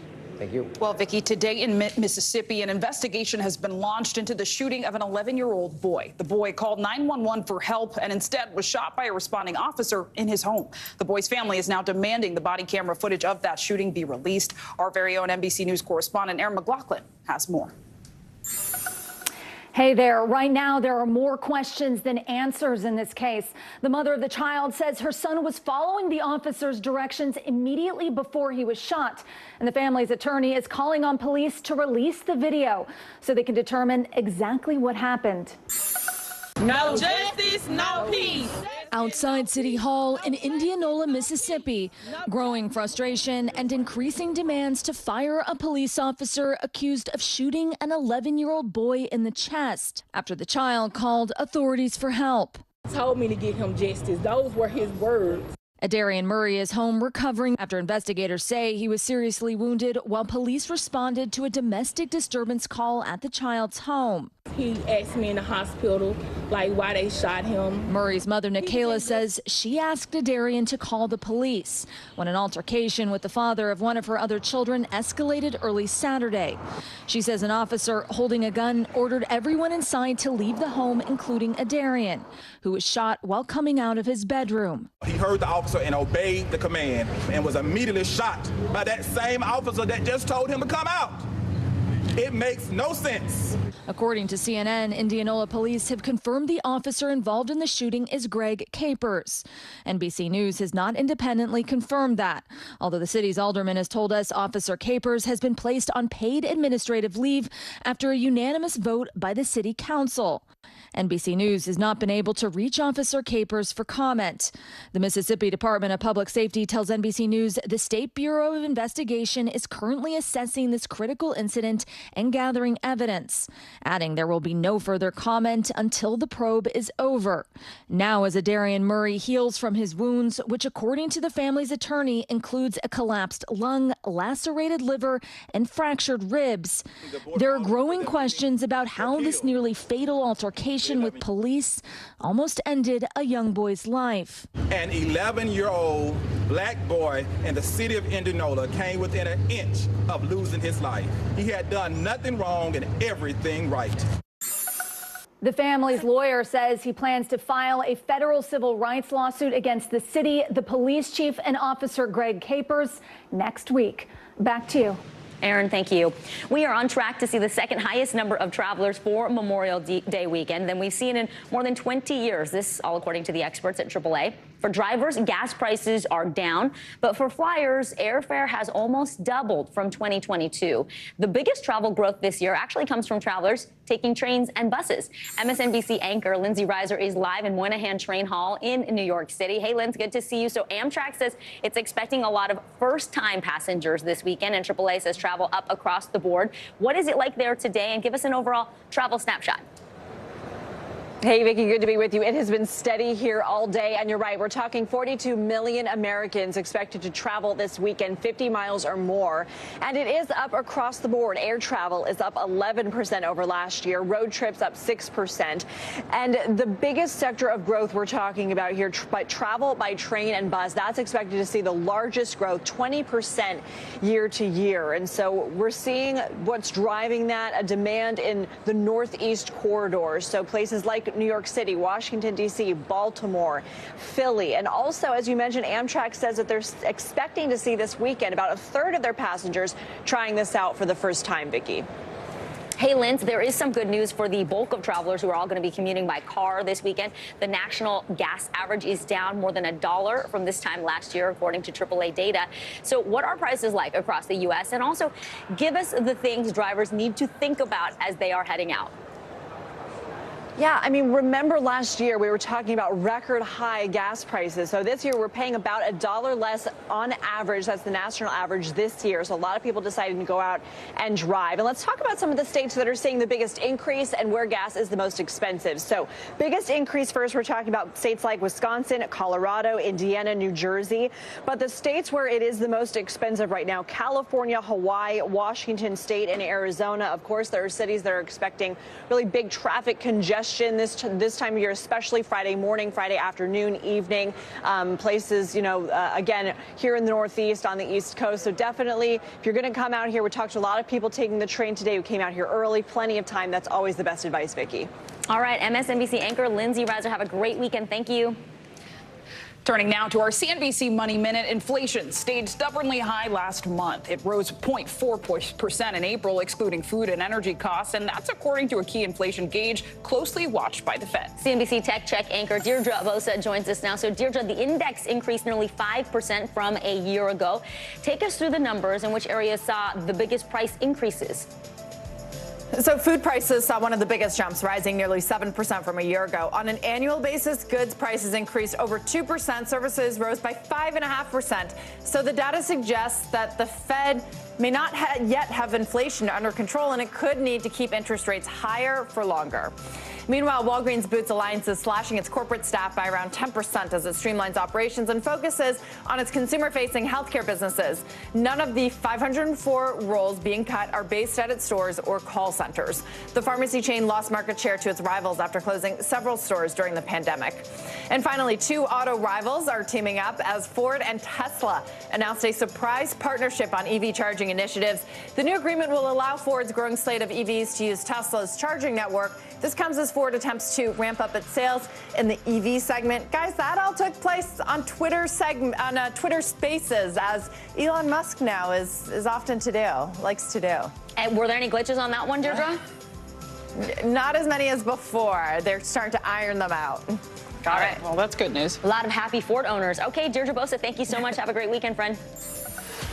Coming up, 2 Lululemon employees say they were fired after calling the police on shoplifters in their store. Coming up, the reason why the company may have to let them go. You're watching NBC News Daily.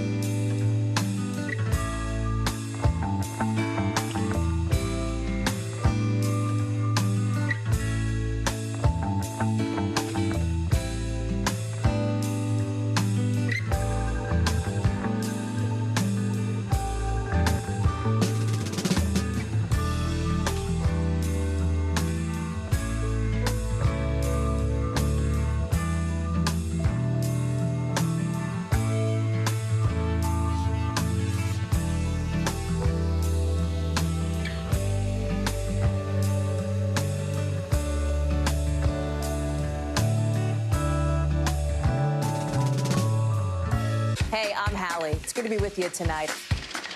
The debt ceiling. Here's why this matters. Please, please don't have your eyeballs glaze over. Here's why this matters. Talk to us about what we're supposed to call this. Is it a bailout? Is it a backstop? There's a difference because it matters whose money is being used to prop up these banks. We think we're getting close to this news conference. I will be honest with people. This is like an awkward moment where we think we're like right there. You're going to have to like tap dance with us maybe a little bit. I do have my tap dancing shoes on, not to worry.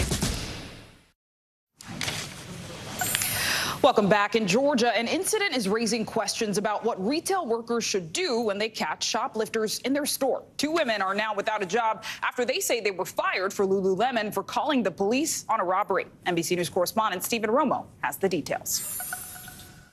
No, seriously, get out. 2 Georgia women say they were fired from their jobs at Lululemon after calling police to report this robbery, which one of them caught on camera. No, you can. Jennifer Ferguson and Rachel Rogers describing to NBC affiliate 11 Alive Atlanta the horrifying moments the merchandise at the Peachtree Corner store was stolen. They swiped until they couldn't hold any more product and ran out the door. We didn't really feel very protected or like know what else to do. The women say they were fired from their jobs after they decided to call the police about the shoplifting, something they say they were told is against company policy.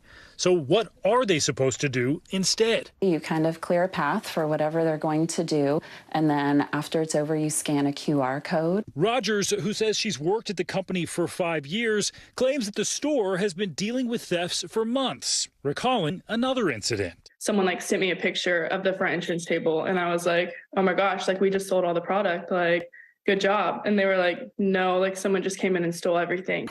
But this was the first time she knows of someone at the store calling police, which local authorities confirm. The Fayette County Sheriff's Office says 3 men have been charged with theft by shoplifting and theft by receiving stolen property from that incident, and they're currently in the Fayette County Jail. Videos of brazen shoplifting have gone viral from stores across the country, and it's common practice for retailers to tell their employees not to intervene.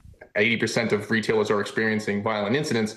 One is to tell folks you should not be interfering or apprehending folks if you do not have the training. And while a punishment after calling the police for shoplifting might be head-scratching to some, retail trade organizations say it might be more common than you think, because some stores have relationships with law enforcement and don't want to waste resources on petty crime. They don't want to waste their time on what may be an entry-level shoplifting issue when they could be doing something else, because then they're not necessarily going to be as quick to respond the next time when they do need someone there. Ferguson and Rogers say their actions led to their termination for vague reasoning. They have a no tolerance policy. They said because they have a zero tolerance policy. We tried calling the store and reaching out to Lululemon's corporate offices and did not hear back. Both women now adjusting to their new lives after the April incident. That was my sole income, so I did have to file for unemployment and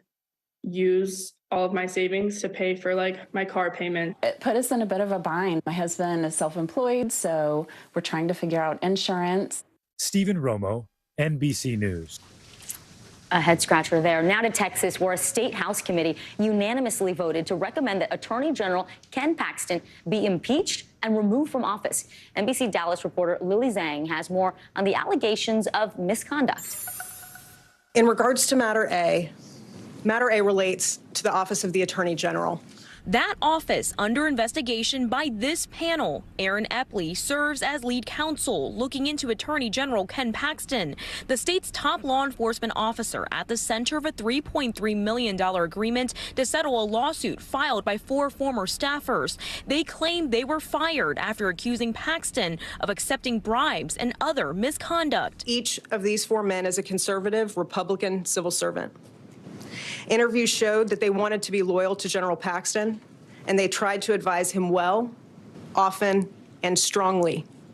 And when that failed, each was fired after reporting General Paxton to law enforcement. At the hearing Wednesday, investigators say they have evidence Paxton misspent office funds and misused his power to benefit a friend and political donor. They also address the felony indictment he faces over security fraud allegations. It has been pending since 2015. It seems that at every turn, Paxton was willing to abuse his office, to bully those around him. Adrian Shelley is with Public Citizen. The group is calling for Paxton's resignation. If the legislature doesn't act right away to impeach Ken Paxton, I think it sends a signal that he really is above the law. In response, Paxton tweeted Wednesday the testimony was false, given by, quote, highly partisan Democrat lawyers, manipulating and misleading the public. Paxton's statement also blasted House Speaker Dade Phelan, who he claims is trying to sabotage his work as Attorney General. Phelan did not preside over the chamber Wednesday amid allegations of intoxication while on the House floor last week. Our thanks to NBC Dallas reporter Lily Zhang. Straight ahead, how powerful online chatbots can be hacked to cause harm inside the new partnership between the White House and AI companies to fight bad actors. You're watching NBC News Daily.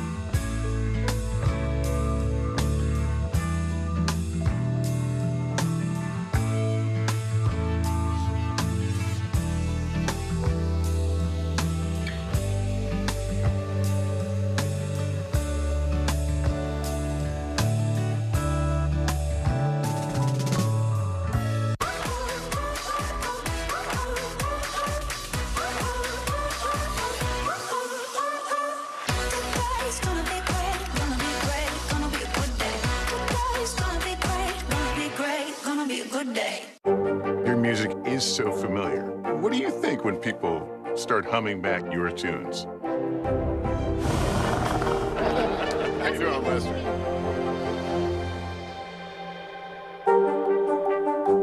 Hey, I'm Hallie. It's good to be with you tonight.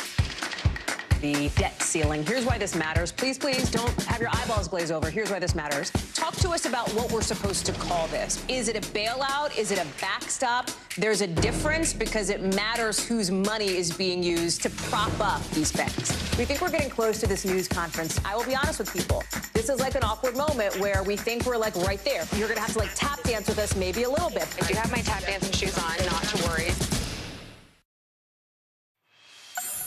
Welcome back. All month long, we've been highlighting the stories on the Asian American and Pacific Islander experience as part of AAPI Heritage Month. Today, we are focusing on a group of Vietnamese refugees who started their lives here in the United States after the Vietnam War. I can deeply relate. It was the actions of an American banker that set in motion a daring rescue and changed the lives of so many. Every now and then, you're going to be faced with extraordinary circumstance. The message is rise to the occasion. In April 1975, Ralph White did just that. All Americans are to be evacuated immediately. As American troops withdrew from the Vietnam War, Saigon was on the brink of collapse. The people uncertain what their futures would look like.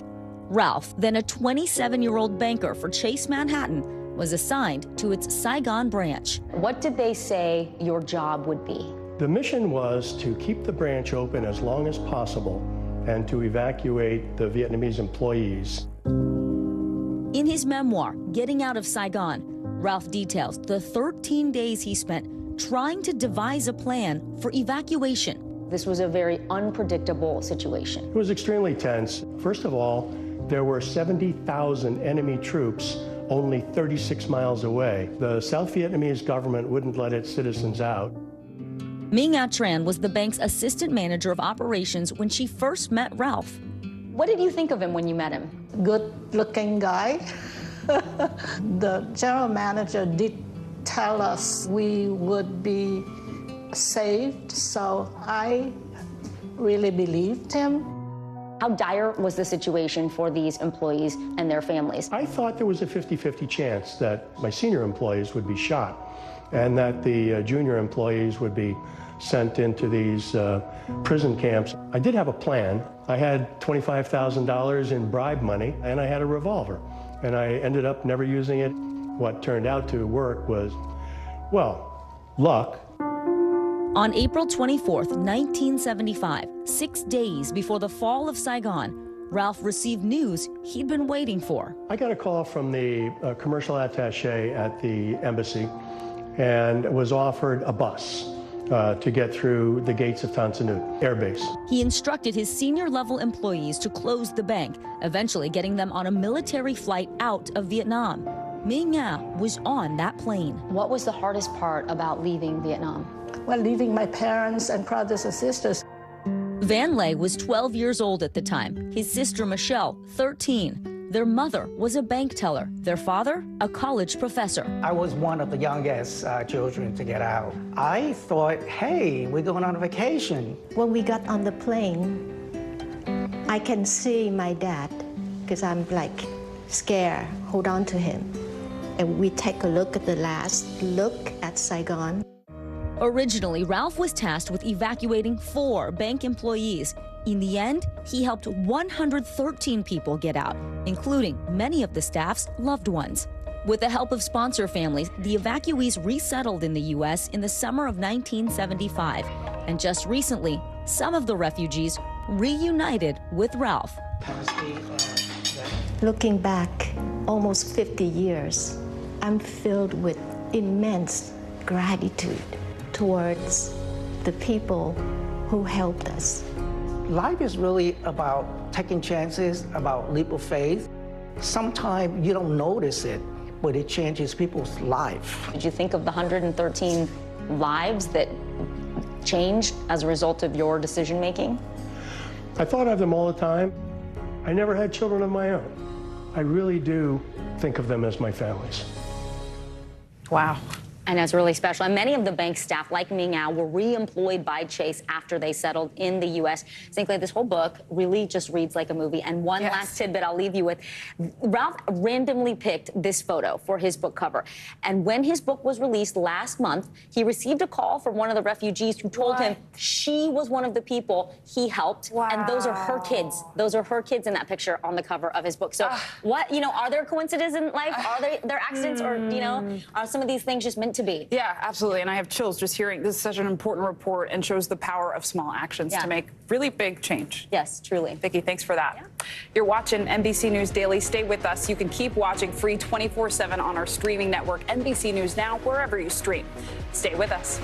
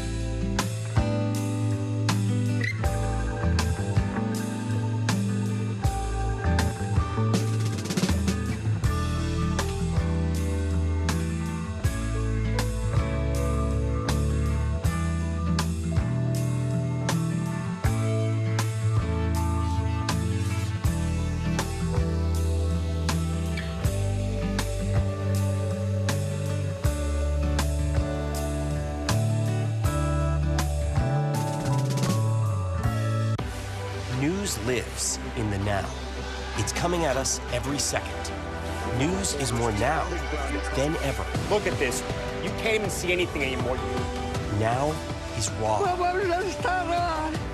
Now is real. The Fed's decision today, help us translate that into very plain English. Now is constant. You gotta see this. The future is now. News for the generation of now is NBC News Now.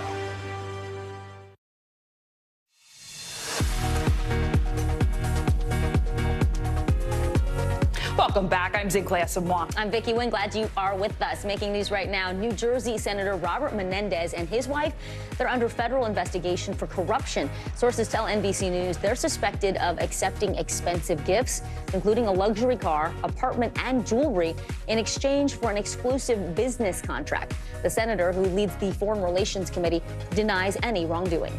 The doctor who spoke out about providing an abortion to a 10-year-old rape survivor has been fined $3,000 by Indiana's Medical Licensing Board. The 10-year-old traveled from a state where abortion was illegal to Indiana, where abortion was legal at the time. The doctor, accused of failing to report child abuse and violating patient privacy laws by the state's attorney general. She's also received a letter of reprimand, but her license was not suspended. She called it, quote, a political stunt and maintained she did nothing wrong. The Vatican says Pope Francis skipped public meetings today due to a fever. It's not clear how sick the 86-year-old Catholic leader is. As of now, none of the Pope's scheduled weekend events have been canceled. Now to some tech news. Major artificial intelligence providers are teaming up with the Biden administration to let thousands of hackers take a shot at testing their technology. NBC News correspondent Aaron Gilchrist explains how they're working to detect how chatbots can be manipulated to cause harm. With artificial intelligence opening a brave new world, what dangers are possible as machine learning accelerates? There's no way to slow it down for anyone. ChatGPT is one of the most powerful AI tools out there. It's supposed to have human-like conversations with users by following a prompt with a detailed response. And safeguards protect us from getting potentially dangerous information. But AI expert Sven Cattell showed us how easy it can be to get around them. He asked the chatbot to tell us how to rob a bank. Let's see what ChatGPT does. I'm sorry, but I can't assist with that request. It refuses to answer, but if you manipulate the conversation just right... So the way you get around that is We're not going to tell you how to hack the program, but suffice it to say it spits out a movie-quality story on how to pull off a heist. The creators of ChatGPT wouldn't comment on Cattell's hack, but referred us to their research stating there is no silver bullet for responsible deployment, so we try to learn about and address potential avenues for misuse at every stage of development. Cattell is working with a former leader of the Congressional Cybersecurity Caucus, Austin Carson, and Harvard Responsibility AI fellow Raman Chowdhury to organize a mass AI hacking event this summer. We're taking the way these models work and we're asking people to make it do things that it shouldn't do. So say things that are inappropriate or generate fictional narratives about real people. Several of the top names in AI development are providing models for some 5,000 hackers to break into. Those companies and the White House hoping to get valuable insights for the future of development and policies. We have to actually make sure that people can't go in and make terrible things like a deep fake about you that's making you say things that you didn't say and putting that online. Now it's about how are you shaping the world? ChatGPT quickly became the face of artificial intelligence when it was rolled out last year, introducing the world to the wonders of AI and spawning a global conversation about the dangers of machine learning in the wrong hands. And there's no way to put the genie back in the bottle now. Cattell worries that people with bad intentions are already hard at work on the internet, using AI to help generate malicious code and other info at warp speed. We're going to get more ransomware, more malware. We're going to get more disinformation. We're going to get more of these things. We need to build AI systems to detect those faster, and there's not enough good guys in the security industry to keep up with the deluge of attacks. What do you say to people who have fear about AI and what it can do and what it will be able to do? It's not entirely unfounded. I think that everybody needs to be a critical thinker about everything they see on the internet. That has always been true. That will need to be even more true. Chowdhury says the hacking event will ultimately help developers create walls that are harder for hackers to break through. This is a solution that's not been tried before at this size and scale, so it's extremely exciting. Aaron Gilchrist, NBC News. Fascinating look. Thank you, Aaron. There is a new generation of Chinese Americans fighting for the preservation of their history and culture in Chinatown neighborhoods across the country. I spoke with activists and residents who say there is a solution to help revitalize these communities. Hi. My reservation. Corey Ng remembers the bustling New York Chinatown he grew up in. When his family closed his grandfather's Asian produce shop, Ng and his childhood friends transformed the space into Potluck Club, a modern Cantonese-American restaurant. We all went to elementary school here. This is our life. We said, hey, if we're going to do this, we want to open it within our community and something that's new and evolved. Experts say Chinatowns nationwide are being endangered by gentrification, lack of investment, and development projects. The lack of affordable housing also forcing longtime residents to leave. On top of that, the rise in anti-Asian hate, accelerating the decline of America's Chinatowns. Now residents fear long-term construction on a new jail in New York's Chinatown will impact traffic and increase pollution. Hop Key Restaurant has been in Peter Lee's family for more than 5 decades. Things are getting back to normal very, very slowly. Lee says business still has not returned to pre-pandemic levels, so he's cut his staffing in half and reduced operating hours. Let's just all support our local stores and places and support your neighborhood. When you talk about this, it's emotional for you. Why is that? It's just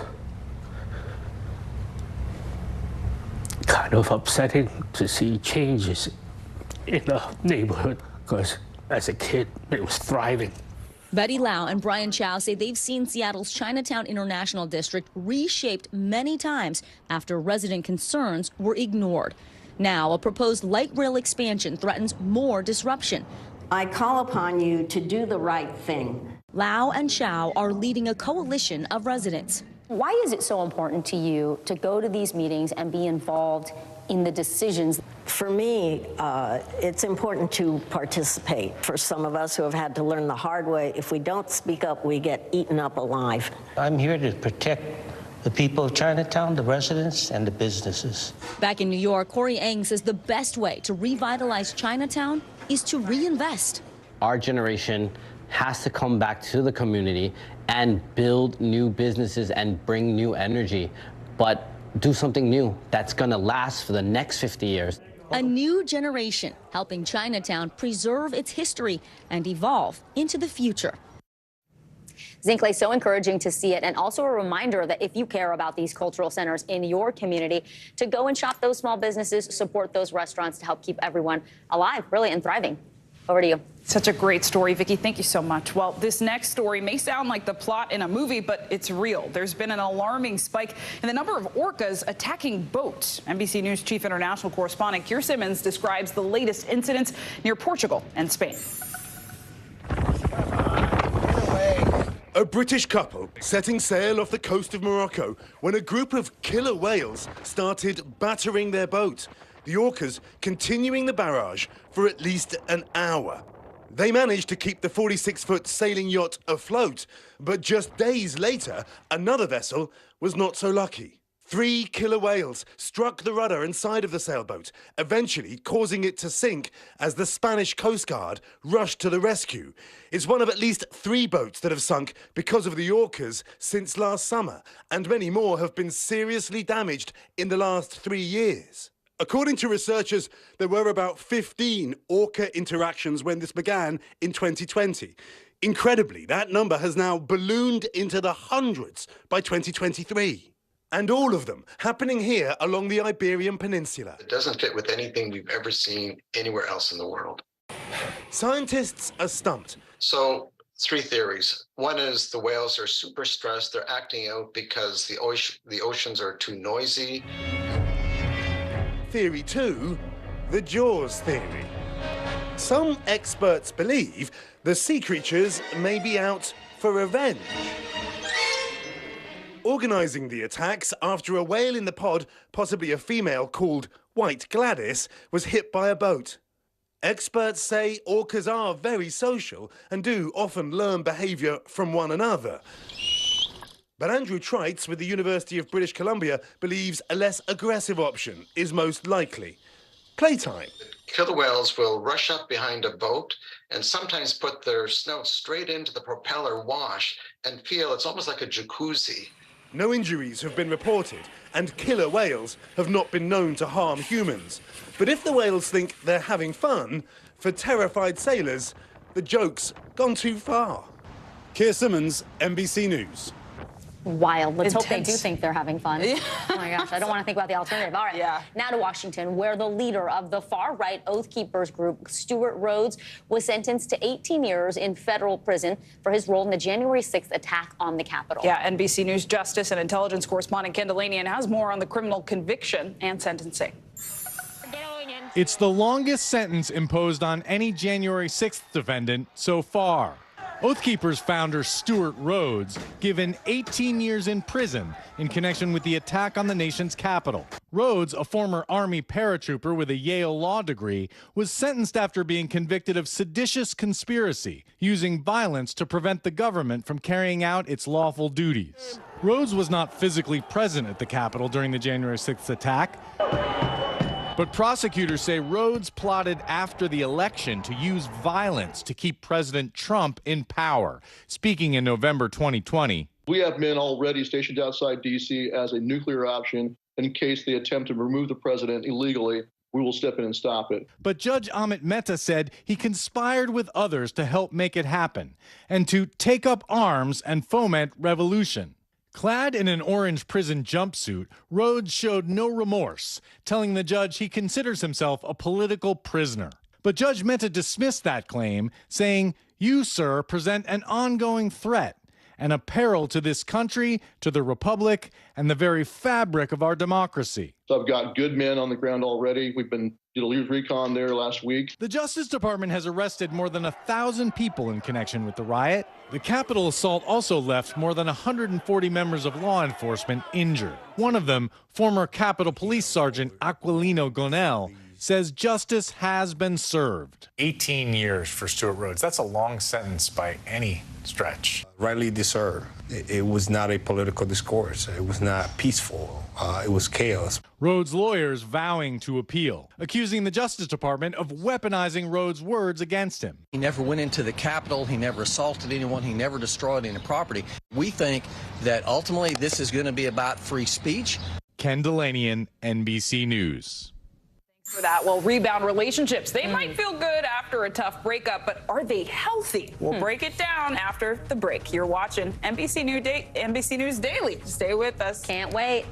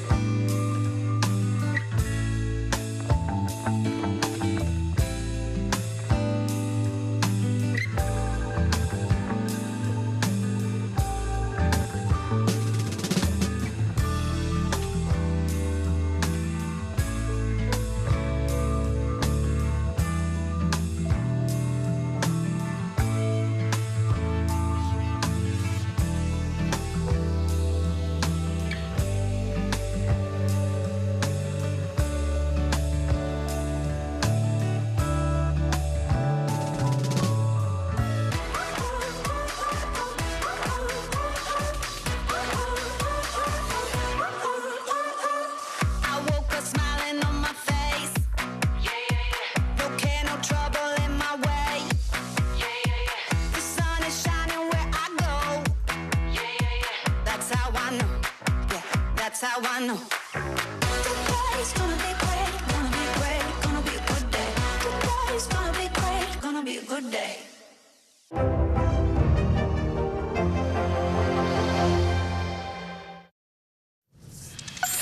Welcome back. Well, you probably know music superstar Taylor Swift is on tour right now. I know. It's selling out stadiums all over the country, but off the stage, her rumored romance with the 1975 frontman Matty Healy is making headlines too. Yeah, some loyal fans, they say she jumped into the new relationship a little too fast following her breakup with actor Joe Alwyn after 6 years together.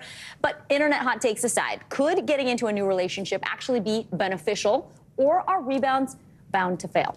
A relationship and dating coach Bella Gandhi joins us now. So Bella, great to see you. First off, how do you define what exactly is a rebound relationship? Is there a time frame involved here? So there doesn't necessarily have to be a time frame, but a rebound relationship is something that happens really quickly on the heels of a prior breakup. And it's not necessarily viewed as a good thing because we don't know, because it's so fast, if the person is fully healed and processed their previous relationship. And a lot of times it's just to provide us a fun distraction to not have to deal with the pain. It's like this person that we're in a rebound relationship is a Band-Aid for our own wounds. And you talked about some of the negatives. Are there any benefits, though, to rebounding or just having sort of a casual relationship? Look, there are studies that show that people who stay single for a shorter amount of time are happier. It makes sense. I'm not saying it's necessarily good. Again, if you're not processing the hurt, the disappointment, and your role in something, you can be happier going from person to person. It makes you feel desired and attractive to have a revolving door of people or a brand new relationship, right? And so you just feel better about yourself if you jump right in. Not necessarily great, but it is what it is. Okay, so what about the partner that you're rebounding with? Are you supposed to tell them or say something that, you know, you were just out of a relationship? Like, how do you communicate that and have that conversation? You should be really honest with this person. Like, hey, I'm just out of a relationship. I don't know what I'm looking for. I'm not looking for anything serious. That's the best and healthiest thing you can do for yourself and, importantly, for that other person. And of course, you have the Smart Dating podcast. So is it smart to date immediately? It sounds like you're saying it's almost more negatives than positives. Should you spend more time being single? Look, at Smart Dating Academy, we help people get out there and find love again after relationships. And the most important thing is doing the work on yourself, understanding, gosh, why did this relationship not work out for me? What red flags did I sweep under the rug? Or was I the red flag myself, right? And really looking at what's happened to you. So you're right. Without doing that work, we tend to do the same thing over and over again. It's like same dude, different face, year over year, decade over decade. So embrace being single for a little bit. What's a good average recovery time to work on yourself and then get into that new relationship? Again, it depends on the amount of work you've done. If you've been processing a bad marriage for the last year and been in therapy, you may be ready to get out into the dating world right when your divorce finalizes. Some people say it should be 3 weeks, 3 months, the half-life of your relationship. So there's a lot of different theories out there. It really depends on you. And we should say being in a rebound relationship does not mean that the relationship will just end. Like, some of them do last. Are there any tips for making sure yours is a success? Yeah, you need to make sure that you're picking the right person for you, right? And if you're going to be in a rebound relationship and you know it's a rebound, well, have a lot of friends, do things with your friends, try to keep yourself busy so that you're not jumping into something where you're spending 24/7 with this person, right? Take it slow. Don't spend every day with each other. Don't say I love you too soon. Don't put them on a pedestal. Really enjoy dating yourself if you can before you get into a rebound relationship. Yeah, I was going to say, it sounds like there's lots of relationships to prioritize that with yourself, with your friends, with your family, and then a partner. Great advice, as always. Relationship and dating coach Bella Gandhi. Bella, thank you. Thank you. You're watching NBC News Daily. Stay with us.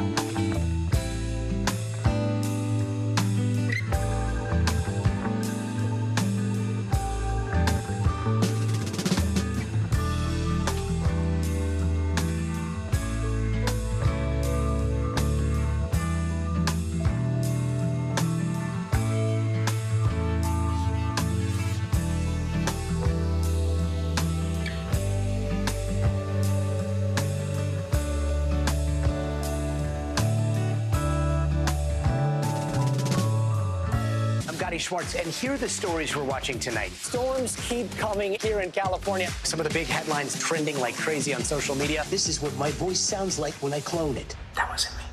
You gotta see this. Stay tuned now, weeknights on NBC News Now. Your music is so familiar. What do you think when people start humming back your tunes? How you doing, Lester?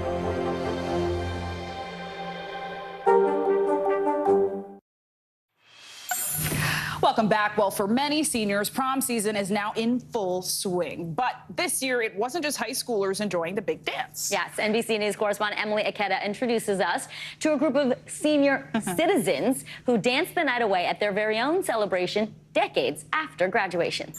Let me put a little gloss on that. At 95 years old, Evelyn Hauser doesn't get to experience firsts very often anymore. Oh my God.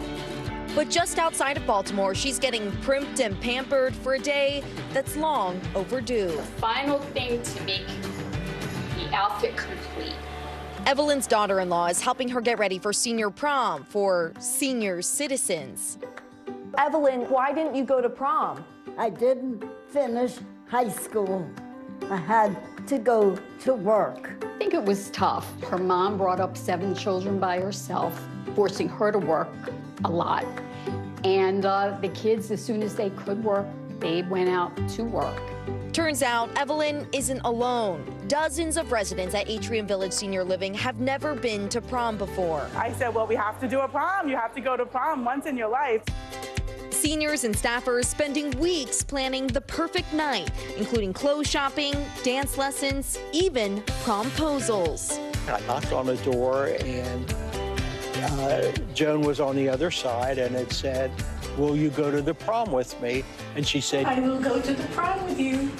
well, thank you very much. It was a little corny, but sure, it was fun. It was in the spirit of prom. Absolutely. After much anticipation, alas, the big night has arrived, and so have the Melvins, who are pulling up in style, even if the limo ride is just a loop around the senior living community. The celebratory evening full of glitz and glam. From the walls adorned in gold decorations, to the carefully curated dinner, to the photo booth complete with props. Residents' families there to share in the fun, too. How meaningful is it for the two of you to get to go to prom together? This is like a dream come true, to go to the prom with a man that I love. My heart is tap dancing, and I don't tap dance. While Joyce Melvin missed out on prom entirely as a teen, for her 93-year-old husband, Oscar, the day is about recreating a memory marred by discrimination in the 1940s. I was the only black guy that was there. It wasn't very pleasant for me. So his wife is making sure this time around is different. Sway. Swaying and swooning as their wedding song they danced to decades before plays. Is this an overdue moment for so many of these residents? Very overdue. Several comments tonight are like, oh my gosh, we haven't had this much fun in years. I haven't smiled this much in years. And those smiles reaching ear to ear say it all. It's just very exciting, the whole thing. Emily Ikeda, NBC News. Redemptive and just beautiful moment that warms my heart. We can't stop smiling. Yeah. It gives new meaning to senior prom. I love it so much. Everybody should do it. Yes, absolutely. Thanks for watching that. Well, here's what's trending right now. Multi-award-winning actor Tom Hanks gave a special message to Harvard University graduates. Giving this year's commencement speech, he's urging the graduates to tell the truth. He says telling the truth is no longer the benchmark for public service, saying it's sacred and we have a responsibility to tell it. The Hollywood icon was also given an honorary doctorate arts degree. That's a good one. That's worth looking up on YouTube to watch.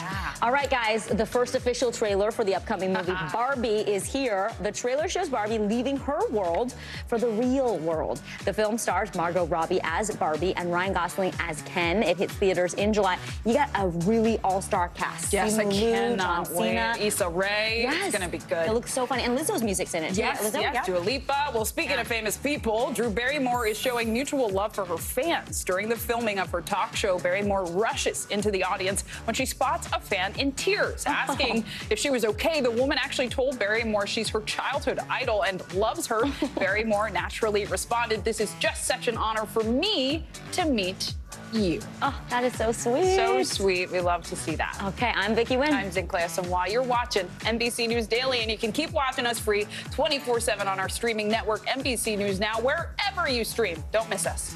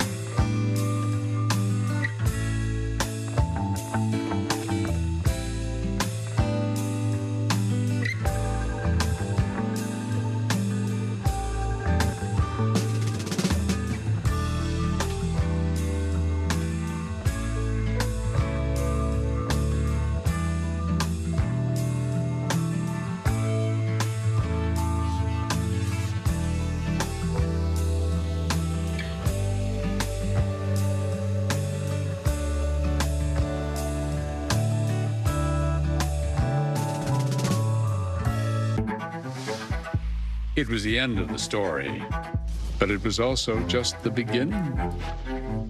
We couldn't know then, but following the mystery would take us to places as strange as any fiction. The mind whirled among dreadful possibilities. What happened here? The True Crime Original, Dateline, Fridays and Sundays. Hi, everyone, and happy Friday. I'm Sinclair Samoa. Great to be with you. I'm Vicky Nguyen. NBC News Daily starts right now.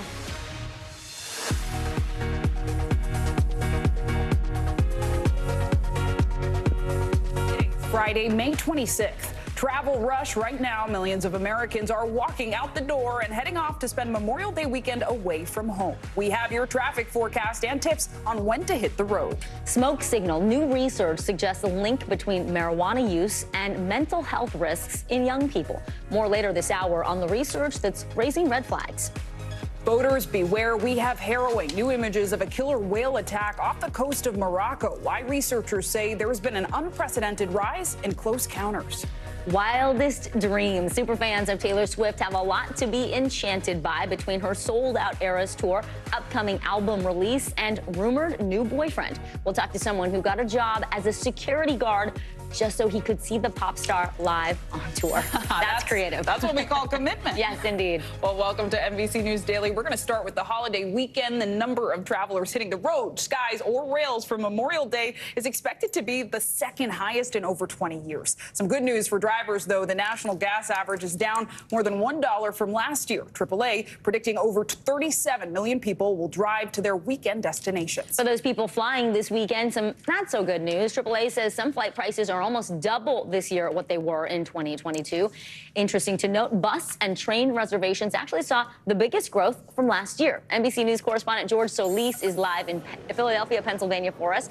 Hey, George, good to see you. So according to FlightAware, there have been more than 1,500 flight delays in the U.S. so far just today. You're at the airport there in Philly. What's it like? And walk us through kind of the overall travel picture this weekend. Hey, Vicki and Zinclay, happy Memorial Day weekend to you guys. Yeah, the 1,500 number, not too bad considering it's the nationwide average of all the delays and cancellations that we're looking at. Here at PHL, about 43 delays, so smooth sailing, and that could be because airlines and TSA know that they don't want to repeat what we saw this time last year when there were a number of rampant delays and cancellations attributed to shortages. So the officials saying, look, we got the staffing there, we got the crews in place to get people to their destinations, weather, of course, always the unpredictable factor in all of this. But as far as some of the numbers go, well, you mentioned it. Yes, yesterday was the busiest travel day. Today, the second busiest travel day. A lot of people going by car. We have the breakdown of the numbers here. The total estimated number of people getting out the door, about 42 million. Those driving, 37 million. Those flying, about 3 million or so, with 2.5 going through the checkpoints. Those taking the bus or a cruise or a train, about 1.85 million, give or take. So people clearly excited, and you can feel it in the airports, right? There's an energy here, people ready to get to their destinations. For a lot of people, this is like the real test for them. Post-pandemic, post any other delays, they are just ready to get out the door and get this weekend started, guys. Yeah, for sure. Can even see the lines behind you, George. I know you said around 37 million drivers, and many this Memorial Day are expected to drive. What should they know before they hit the road? Yeah, obviously, timing is everything when you're trying to get out the door. Gas prices, as you mentioned, a little bit cheaper, so we know a lot of people are making those last-minute fuel stops. But we do want to help you out, right? I mean, clearly, if you're watching us right now, we're always thankful, but you definitely want to make sure that you're getting out the door as soon as possible. Peak times yesterday, obviously, going between 3 and 6, no good. Today, same time, leaving before noon, always expected. Now, Saturday and Sunday, of course, you're probably already where you want to be, so there's probably not going to be a whole lot of traffic. Now, the return, you definitely don't want to get on the road between 12 and 3 o'clock. Before 10 a.m. is your best shot, and if you're still lucky enough to be out on Tuesday, again, avoid the 4 to 6 hour, anytime before 2 and after 6 p.m., likely going to be better for you. Guys? Oh, boy.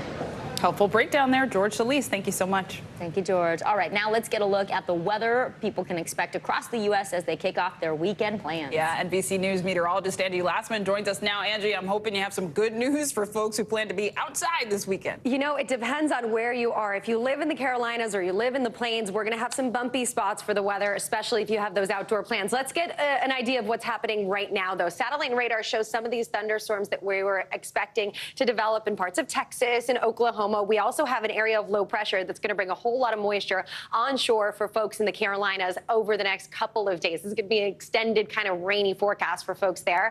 Here's that severe threat, though, as we get into the afternoon hours today. We can see parts of New Mexico as well as Texas are involved in this. It looks like the best chance that we're going to see for some severe impacts is going to be the hail, damaging winds as well, and even a few tornadoes we can't rule out. But the hail could be up to baseball size, so that's something we'll have to watch through the afternoon and into the evening hours. And there's that pesky low that's sitting just offshore, eventually pushing a whole lot of moisture onshore here, just in time for our Saturday plans. Our Sunday plans even are going to be interrupted by this as we have periods of really heavy rain. It's also going to leave it pretty unsettled up and down the coast when it comes to the beaches, not just where it's raining, but even a little farther south or a little farther north, we'll see some impacts when it comes to rip currents and breaking waves onshore. There's a pause on Saturday. The soaking rain spreads inland. We'll see parts of Georgia, the Carolinas, and up into the mid-Atlantic impacted by this here as we go through your Saturday, eventually your Sunday. It becomes a little more widespread and widely scattered for Sunday. Not quite as much of that heavy, drenching rain, but still impactful if you're going to be out and about in places like Washington, D.C., Raleigh, even Knoxville and Roanoke. You'll still see some additional rainfall. Other places through the weekend today, the Midwest looks great. Warm, a little bit of sunshine. I can't complain about that forecast. We'll still see some strong storms for parts of the center of the country here as we get into your day tomorrow, but another great day for the Great Lakes, perfect for folks that are heading out onto the lakes. It'll be nice there, and up and down the folks in the Northeast, you'll see plenty of sunshine and temperatures fairly nice into the mid-70s for places like New York and Boston. Now, we get into Sunday, we'll see nice conditions for, again, stretching into Texas and up through Minneapolis. The desert heat is really on 100 degrees for Phoenix by the time we get to Sunday. For Memorial Day, guys, we'll see some sunny and warm conditions in the midsection of the country, but those stubborn showers just are not going to go away for the mid-Atlantic for Memorial Day. All right. Yeah. Oh, sorry. I was just going to say, how does the song go? Rain, rain, go away? Yeah. Come back another day. Not Memorial Day. NBC News meteorologist Angie Lassman. Angie, thank you so much. Have a great weekend. Thank you. Well, now to the debt ceiling negotiations that are paralyzing politicians on Capitol Hill. House Speaker Kevin McCarthy said negotiators made progress overnight, but there are still a ways to go. He said that any deal Republicans agree to has to be worthy of the American people. Meanwhile, members of Congress have already left Washington for the Memorial Day break. They have been warned they need to be ready to return at a moment's notice in case a deal is reached. NBC News congressional correspondent Julie Sirkin joins us now from Capitol Hill. Julie, good to see you. So a top Republican negotiator just said no in-person meetings have been planned for today yet. So where do things stand, and what are the major sticking points at this point? Yeah, no in-person meetings, but they are on the phone, according to Speaker McCarthy, hour by hour, trying to hammer out this deal, especially as it gets closer here. We're told something could potentially come likely this weekend, not as likely today, but look, they're getting close, right? We have a couple sources, to myself, to my colleagues, that say they have at least agreed on a 2-year framework. That's what the White House is pushing, Republicans being a little bit more distant from that number on which they could lift the debt ceiling through. That's something White House and Democrats have been pushing for from the beginning to make sure that it covers the 2024 election. But there are still a lot of areas that we don't know whether they're close at yet. That includes work requirements, spending cuts, all these little details into how they're going to get there. Because remember, in order to lift the debt ceiling, Republicans want to make sure they get adequate spending cuts. As part of the House Republican passed bill, they were able to save somewhere near $5 trillion over 10 years. Republicans really want to make sure Democrats get somewhere close to that number, but they're still outstanding. The work requirements is a really big issue because Democrats, President Biden, have said they don't want to make it any harder for Americans to access those social safety net benefits. We know they might be coming to agreement on some of those items, but for example, Medicaid, as the president said, is completely off the table. Let's get the lowdown from Speaker McCarthy earlier this morning. Watch. I thought we made progress last night. We got to make more progress now. I mean, it's really coming down to one thing. This has been about spending. The Democrats have never wanted to stop the amount of spending that they're doing. They want to just keep adding and adding and adding. And I'm going to work as hard as we can to try to get this done, get more progress today, and finish the job. So we'll see if they can get there. You mentioned that Congress is already out of session for the Memorial Day weekend. They'll be called back at a moment's notice and will be here all weekend to see if they can get it done.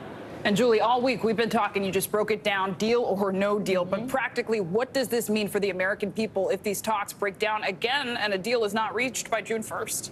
Yeah, it would be simply catastrophic. We've never been in the position where we actually defaulted on our debt. We've come close in 2011, for example. It's one example everyone keeps throwing out. But look, this would practically be very catastrophic for Americans. Treasury would need to start prioritizing payments, paying bonds. But you see on your screen what Americans would face: delayed Social Security checks, delayed checks from employers, especially if they work for the government, hospitals, schools closure. So a lot on the line practically for Americans, and this could lead us into a recession.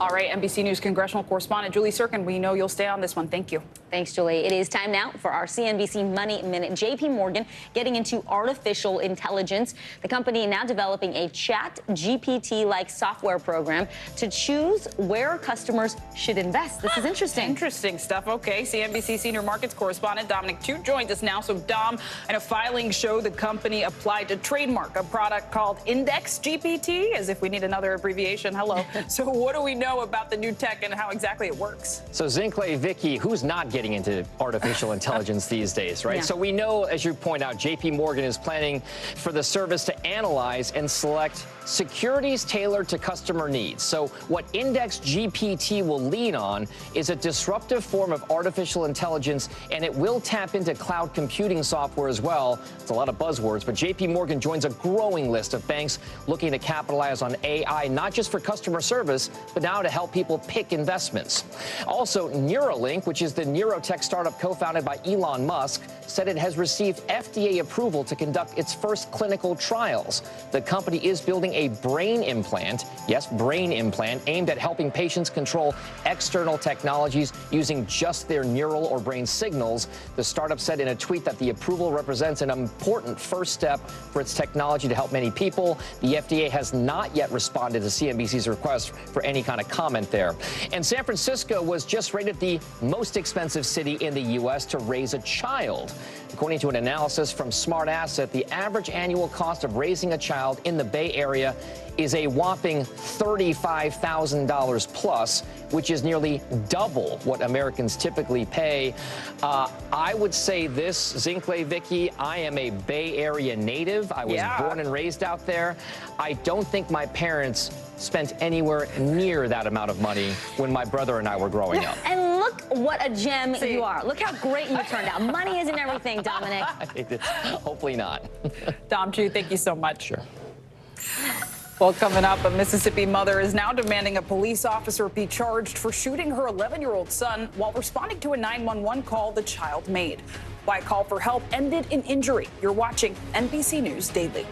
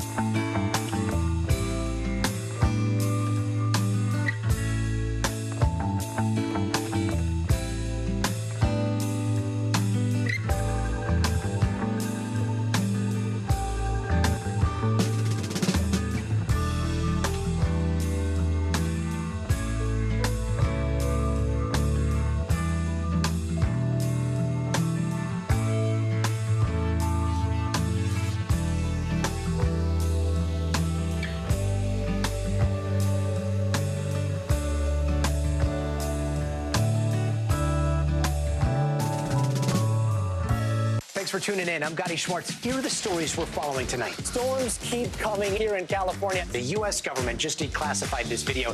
A lot more stories trending like crazy on social media. A controversy pitting lawmakers against young voters. What's the state of crypto today? What is going on when we're looking at trends there? Another mind-bending story on artificial intelligence. This is what my voice sounds like when I clone it. That wasn't me. You gotta see this. Stay tuned now. Weeknights at 8 Eastern, 5 Pacific on NBC News Now. An 11-year-old Mississippi boy is home from the hospital after being shot by police. The family's attorney says he called 911 asking for help, but was later shot by the responding officer. That shooting now being scrutinized by the Mississippi Bureau of Investigations. NBC News correspondent Aaron McLaughlin reports. No justice, no peace. Outside City Hall in Indianola, Mississippi, growing frustration and increasing demands to fire a police officer accused of shooting an 11-year-old boy in the chest after the child called authorities for help. Told me to get him justice. Those were his words.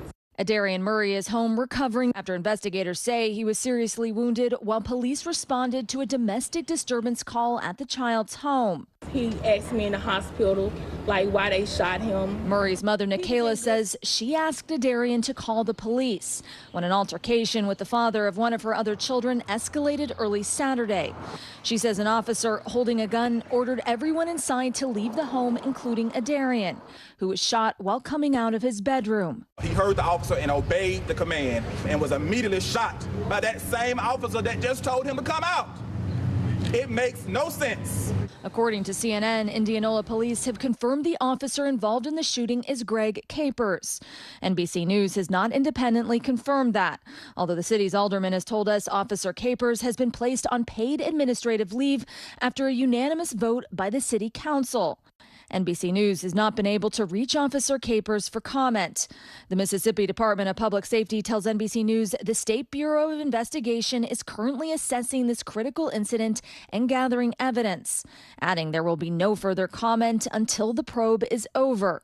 Now, as Adarian Murray heals from his wounds, which according to the family's attorney includes a collapsed lung, lacerated liver, and fractured ribs, there are growing questions about how this nearly fatal altercation with police almost ended a young boy's life. An 11-year-old black boy in the city of Indianola came within an inch of losing his life.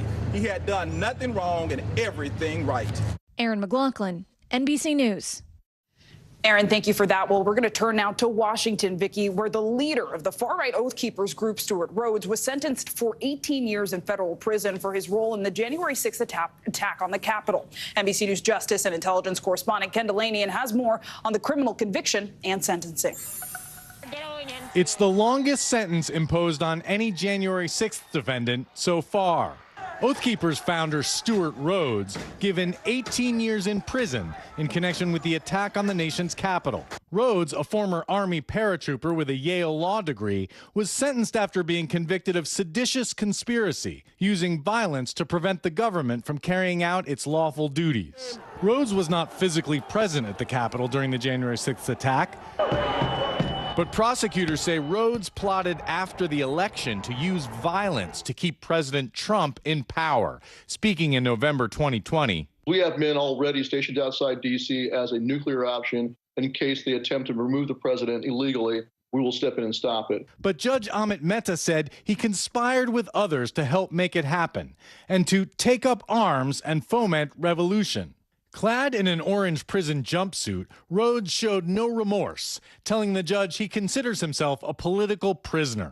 But Judge Mehta dismissed that claim, saying, "You, sir, present an ongoing threat and a peril to this country, to the republic, and the very fabric of our democracy." So I've got good men on the ground already. We've did a leader's recon there last week. The Justice Department has arrested more than 1,000 people in connection with the riot. The Capitol assault also left more than 140 members of law enforcement injured. One of them, former Capitol Police Sergeant Aquilino Gonell, says justice has been served. 18 years for Stuart Rhodes. That's a long sentence by any stretch. Rightly deserved. It was not a political discourse. It was not peaceful. It was chaos. Rhodes' lawyers vowing to appeal, accusing the Justice Department of weaponizing Rhodes' words against him. He never went into the Capitol. He never assaulted anyone. He never destroyed any property. We think that ultimately this is going to be about free speech. Ken Delaney, NBC News. Later this hour, the potential danger behind being addicted to success. Yeah, you're watching NBC News Daily. We're going to break it down for you.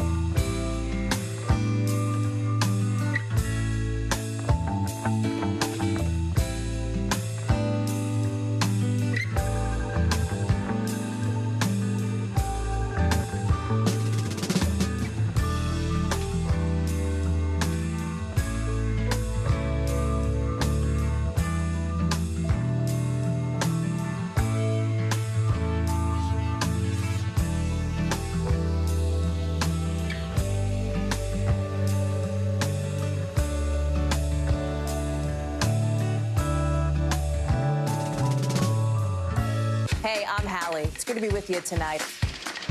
The debt ceiling. Here's why this matters. Please, please don't have your eyeballs glaze over. Here's why this matters. Talk to us about what we're supposed to call this. Is it a bailout? Is it a backstop? There's a difference because it matters whose money is being used to prop up these banks. We think we're getting close to this news conference. I will be honest with people. This is like an awkward moment where we think we're like right there. You're going to have to like tap dance with us maybe a little bit. I do have my tap dancing shoes on, not to worry. Welcome back. All month long, we've been highlighting the stories on the Asian American and Pacific Islander experience as part of AAPI Heritage Month. Today, we are focusing on a group of Vietnamese refugees who started their lives here in the United States after the Vietnam War. I can deeply relate. It was the actions of an American banker that set in motion a daring rescue and changed the lives of so many. Every now and then, you're going to be faced with extraordinary circumstance. The messages rise to the occasion. In April 1975, Ralph White did just that. All Americans are to be evacuated immediately.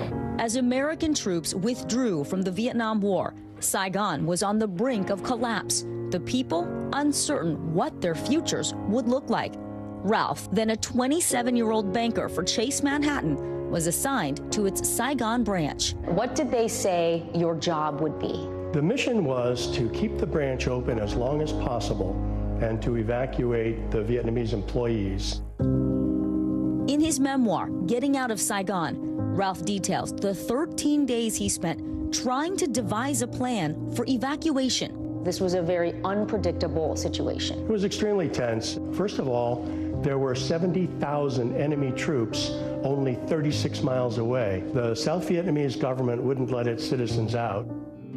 Ming A Tran was the bank's assistant manager of operations when she first met Ralph. What did you think of him when you met him? Good-looking guy. The general manager did tell us we would be saved, so I really believed him. How dire was the situation for these employees and their families? I thought there was a 50-50 chance that my senior employees would be shot and that the junior employees would be sent into these prison camps. I did have a plan. I had $25,000 in bribe money, and I had a revolver, and I ended up never using it. What turned out to work was, well, luck. On April 24th, 1975, 6 days before the fall of Saigon, Ralph received news he'd been waiting for. I got a call from the commercial attaché at the embassy and was offered a bus to get through the gates of Tan Son Nhut Air Base. He instructed his senior-level employees to close the bank, eventually getting them on a military flight out of Vietnam. Ming A was on that plane. What was the hardest part about leaving Vietnam? Well, leaving my parents and brothers and sisters.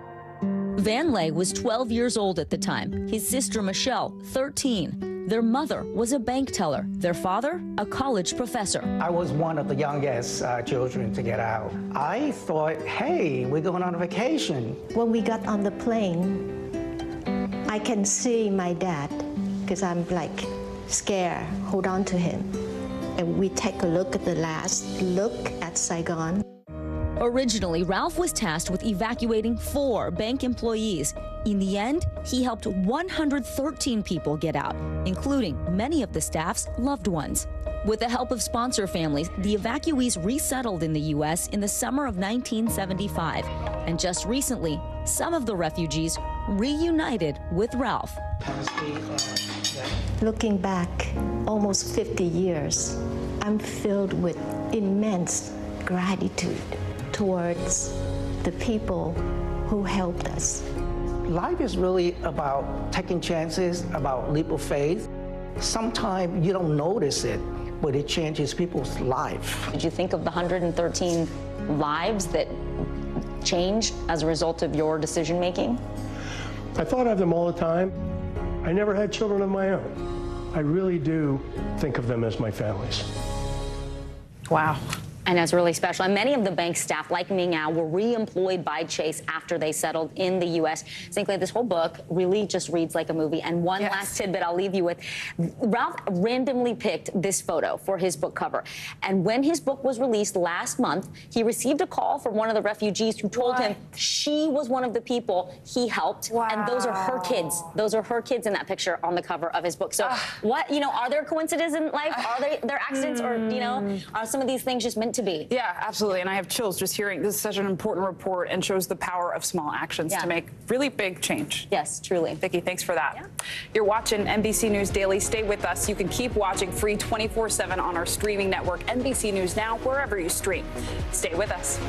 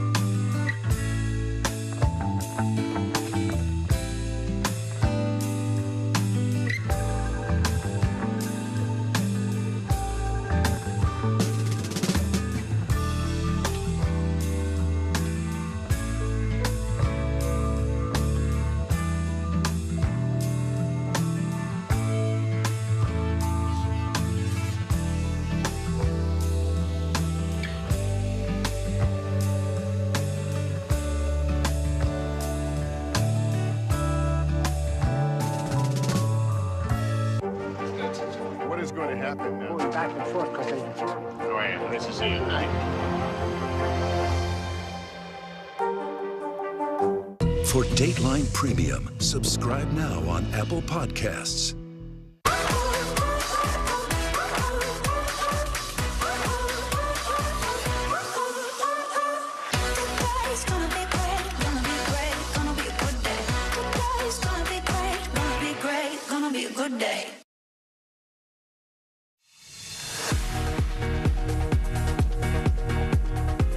Hey there, we're back on this Friday. So happy you could be with us. I'm Vicki Nguyen. And I'm Sinclair Samoa. Making news right now, a Russian missile strike hit a Ukrainian medical building in Dnipro, engulfing it in flames, leaving at least 2 dead and 30 wounded. President Zelensky called the strike a crime against humanity, but Russia's defense ministry claims they are not targeting civilians and were going after Ukrainian weapons. The Biden administration is releasing the nation's first strategy to fight anti-Semitism. The plan focuses on increasing awareness, reversing normalization of anti-Semitism, and creating solidarity. According to the FBI, American Jewish people are victims of 63% of religious hate crimes. And before you head out for the holiday weekend, check out this video. A South Korean airplane has landed safely after a passenger opened an emergency door in mid-air earlier today. A spokesperson for Asiana Airlines says the aircraft was just 2 or 3 minutes from landing about 650 feet above ground when a passenger next to the exit pulled the lever. No one was hurt, but 9 people suffered breathing issues and were taken to a local hospital. The suspect has been detained by authorities. Well, new decades-long study surveying millions of people has discovered a link between marijuana use and psychotic disorders in young adults. And now more medical experts are sounding the alarm on how high-potency cannabis and the legalization of recreational use could be exacerbating the nation's mental health crisis. NBC News medical fellow Dr. Akshay Syal joins us now. Good to see you. So marijuana has been, we should say, proven to be very beneficial for some individuals in medical and even recreational settings, especially cancer patients undergoing chemo. But this specific study actually draws a different conclusion. Can you just tell us more about what they found? Yeah, hey, Zinkley. So it's 3 studies, actually, that have come out in the month of May linking marijuana to a variety of mental health disorders, including depression, bipolar disorder, and even schizophrenia. I should point out that these are observational studies, meaning that they don't prove a direct cause and effect relationship, but it's more evidence, Zinkley, just linking the use of marijuana to the development of these disorders. But this is a controversial topic. You know, we don't know if marijuana is causing these disorders or if people who have these disorders are using marijuana to cope with their symptoms. But all the experts I talked to, including the NIH, the National Institute of Health, are worried it may be a little bit of both going on. There may be a sort of circular feedback where they're starting to feed off of each other, and that's what has experts so concerned. It's really fascinating. The research shows the human brain doesn't fully develop, Dr. Syal, until you're in your mid to late 20s. So how does marijuana affect the brain, and is there potentially a safer age to start using it? Yeah, absolutely. I asked all the psychiatrists and mental health experts I talked to, you know, when you give blanket statements, Vicki, in medicine, like don't ever smoke marijuana, don't use it, it's bad, people tend not to listen to you. So I asked them, you know, if people want to use marijuana, how should they use it? Is there a safe age? And it turns out, yeah, if you want to use it, if you are going to use marijuana, wait until you're at least 26 is what they told me. You want to make sure you're outside of that area where the brain stops developing. It is the last organ in the human body to finish developing. And if you can, you know, the longer you wait, the better off you're going to be, Vicki. That's really fascinating. All right, NBC News medical fellow Dr. Akshay Syal, always good to see you. Have a wonderful weekend. Thank you. Well, in other healthcare news, did you know that nearly 53 million Americans are considered caregivers to their loved ones, according to the AARP? Most often, those people work tirelessly, sacrificing their own physical and mental well-being to care for someone else. Unconditional, a powerful new documentary directed by MSNBC anchor Richard Louie, follows the emotional toll that caregiving takes on 3 families, including his own. Take a look. I'd been a journalist for 15 years, and then my dad got diagnosed with Alzheimer's. It's my son, Richard. It looked like somebody had taken Kate and dipped her in cancer. Boom. My mind was a mess. The reason that I can carry on, it's because of family, community, and love. That clip is so powerful. Joining us now, director of the film and MSNBC anchor Richard Louie.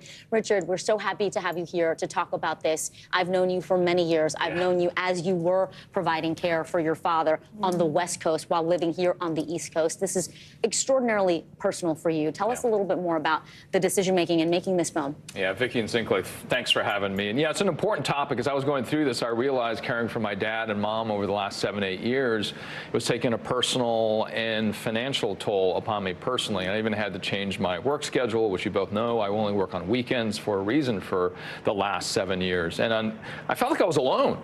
And as you said, the statistics, 53 million caregivers in America. And the problem is that we see mental health equals mental illness. It does not.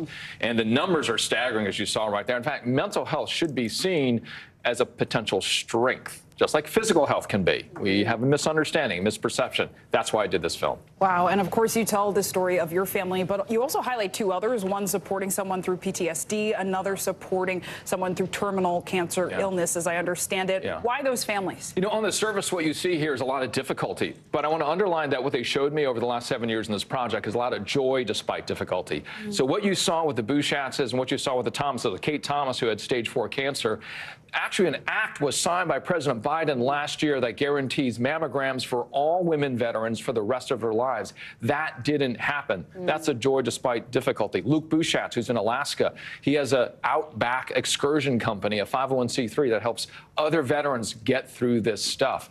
So what we found is you can actually see joy despite very difficult times. What do you want caregivers, the 53 million people out there who are doing this day in and day out, to take from this film, and also the other people how to support caregivers?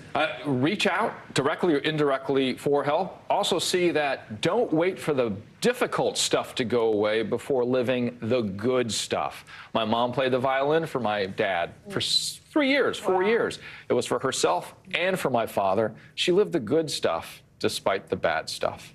It's such a powerful message. Congratulations on this, Richard Louis. I know it's also screened at the White House and a Hollywood premiere and AMC, so I'm glad more people will see it. Yes, and you can see Unconditional. It airs on MSNBC tomorrow at 11 p.m. Eastern. It also hits Amazon Prime Video and Apple TV Plus on May 31st. Really important to watch. Thank you, Richard. Well, there is a growing mystery in the waters of the Mediterranean Sea. Scientists are struggling to figure out why orcas, more commonly known as killer whales, have been attacking boats. Yeah, NBC News correspondent Ali Ruzi has the details on the frightening incidents. New images of a harrowing killer whale encounter at sea. A pod of orcas battering this sailboat off the coast of Morocco, chewing on the boat's rudder and smashing into its hull. The boat's skipper says one of the larger orcas is seen showing the smaller calves how to get at the boat's rudder, the orcas eventually letting the boat get away. Thank you. That's the way I wanted to go. But others, not so lucky. At least 3 boats have been taken down by orcas in the last year in the waters off Spain and Portugal, which form the Iberian Peninsula, as well as nearby Morocco. Normally you wouldn't see this, so it's very unusual behavior. And the fact that now it seems to be escalating. Researchers in the Marine Mammal Science Journal say there has been an unprecedented rise in orca interactions in the region since 2020, and that they believe the culprits are the same group of orcas. What in hell are you? And if it sounds like a scene from a horror movie, it is. Conspiracy theories quickly spreading online suggesting the attacks are intentional, similar to the plot of the 1997 film Orca, about a killer whale who goes after a fisherman after a boat struck its mate. I'll fight you! But experts say that's not the case. Whale and dolphin researcher Eric Hoyt telling us the apex predators are likely just being playful. The most plausible explanation is that it's some kind of curiosity starting it and then play behavior, fooling around with a propeller, seeing how it works. Hoyt also adding the whales may be adjusting to an environment that's new for them. In lockdown, there were far fewer boats, and maybe that was a kind of a spur to get them a little bit more interested than they would be ordinarily with the amount of traffic that was going on. Thankfully, nobody's been killed in these attacks, but experts are hoping to find a way to prevent these incidents while protecting the endangered creatures. Ali Arouzi, NBC News. Well, it's safe to say most people want to be a success in life, but what success looks like is different for everyone. Yeah, but if someone's sole focus is on attaining their goals and really nothing else, they may be trapped in an addiction to success. Psychotherapist Dr. Robbie Ludwig joins us now here on set. Dr. Ludwig, great to see you. So how do you recognize when you're just motivated, you're a go-get-em, versus you actually are addicted? What does it look like in daily life? So it's like any other addiction. If you are addicted to success, something is never enough. So whatever you achieve, you always feel like it's not enough. You're a failure. People on the outside may think your life looks perfect, but really it's a lopsided life motivated by negative emotions. And you feel unfulfilled. Yes, it's a chronic sense of unfulfillment where you're striving to not feel like a failure, where you want to feel special, you want to feel important, you want to feel powerful, and you can only get that when you have that next hit of success, and success zigzags. So there's going to be a lot of down feelings during the stride. Yeah, lots of ups and downs, and it also depends how you define success for yourself. That's right. And this addiction is fascinating because failure is often deemed as a positive thing. It can build resiliency. Yes. So how can people sort of reframe how they think about it? Well, failure is probably necessary. It's going to happen to all of us, and it really helps us to stop, think, and reevaluate. It helps with our critical thinking skills, so we think about what works, what doesn't, and it also allows us to be really creative and think out of the box. So as we know, a lot of people have achieved great success from their failures. That's so true. If you read any of those founder stories, usually there's a big setback, right? right? If you recognize some of these characteristics as you're, listing them off for us, what can you do to kind of curb that addiction, wean yourself away from feeling the dopamine hit? Yeah, so you need to ask yourself, what is driving this behavior? So is it a fear of being poor? Is it a fear of not being loved? And try to identify that and expand your idea of what success looks like. Stop, appreciate what you've accomplished. And also, if you have this myopic vision of success, you want to really have a more balanced life. Think about family, friends, community, purpose, and your soul, because they all matter in the end. Yeah, that's so important. A holistic approach to life, open-mindedness. Dr. Robbie Ludwig, thank you so much for this one. Thank you. All right, straight ahead, how the Taylor Swift phenomenon is stirring up Swifties this summer. We'll talk to one fan who got a job as a security guard just to see the show. More NBC News Daily right after this.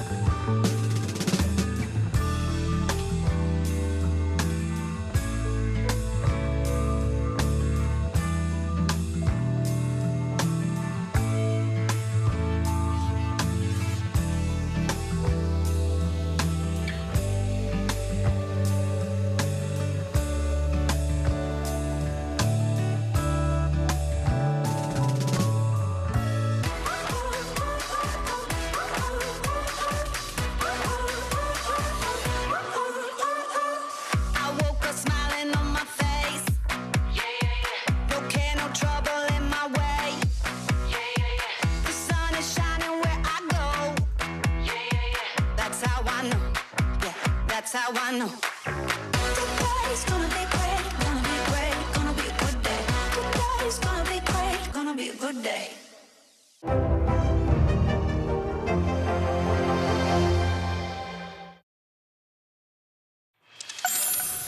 Singer Taylor Swift is making headlines nearly every day with her sold-out Eras tour, making Swifties' wildest dreams come true. But Swift's fans say her shows are not just about the music. She's also creating an experience with a much bigger impact, they say. This tour is also bringing her personal life into the spotlight again. Her rumored new boyfriend is under fire for making racially insensitive statements.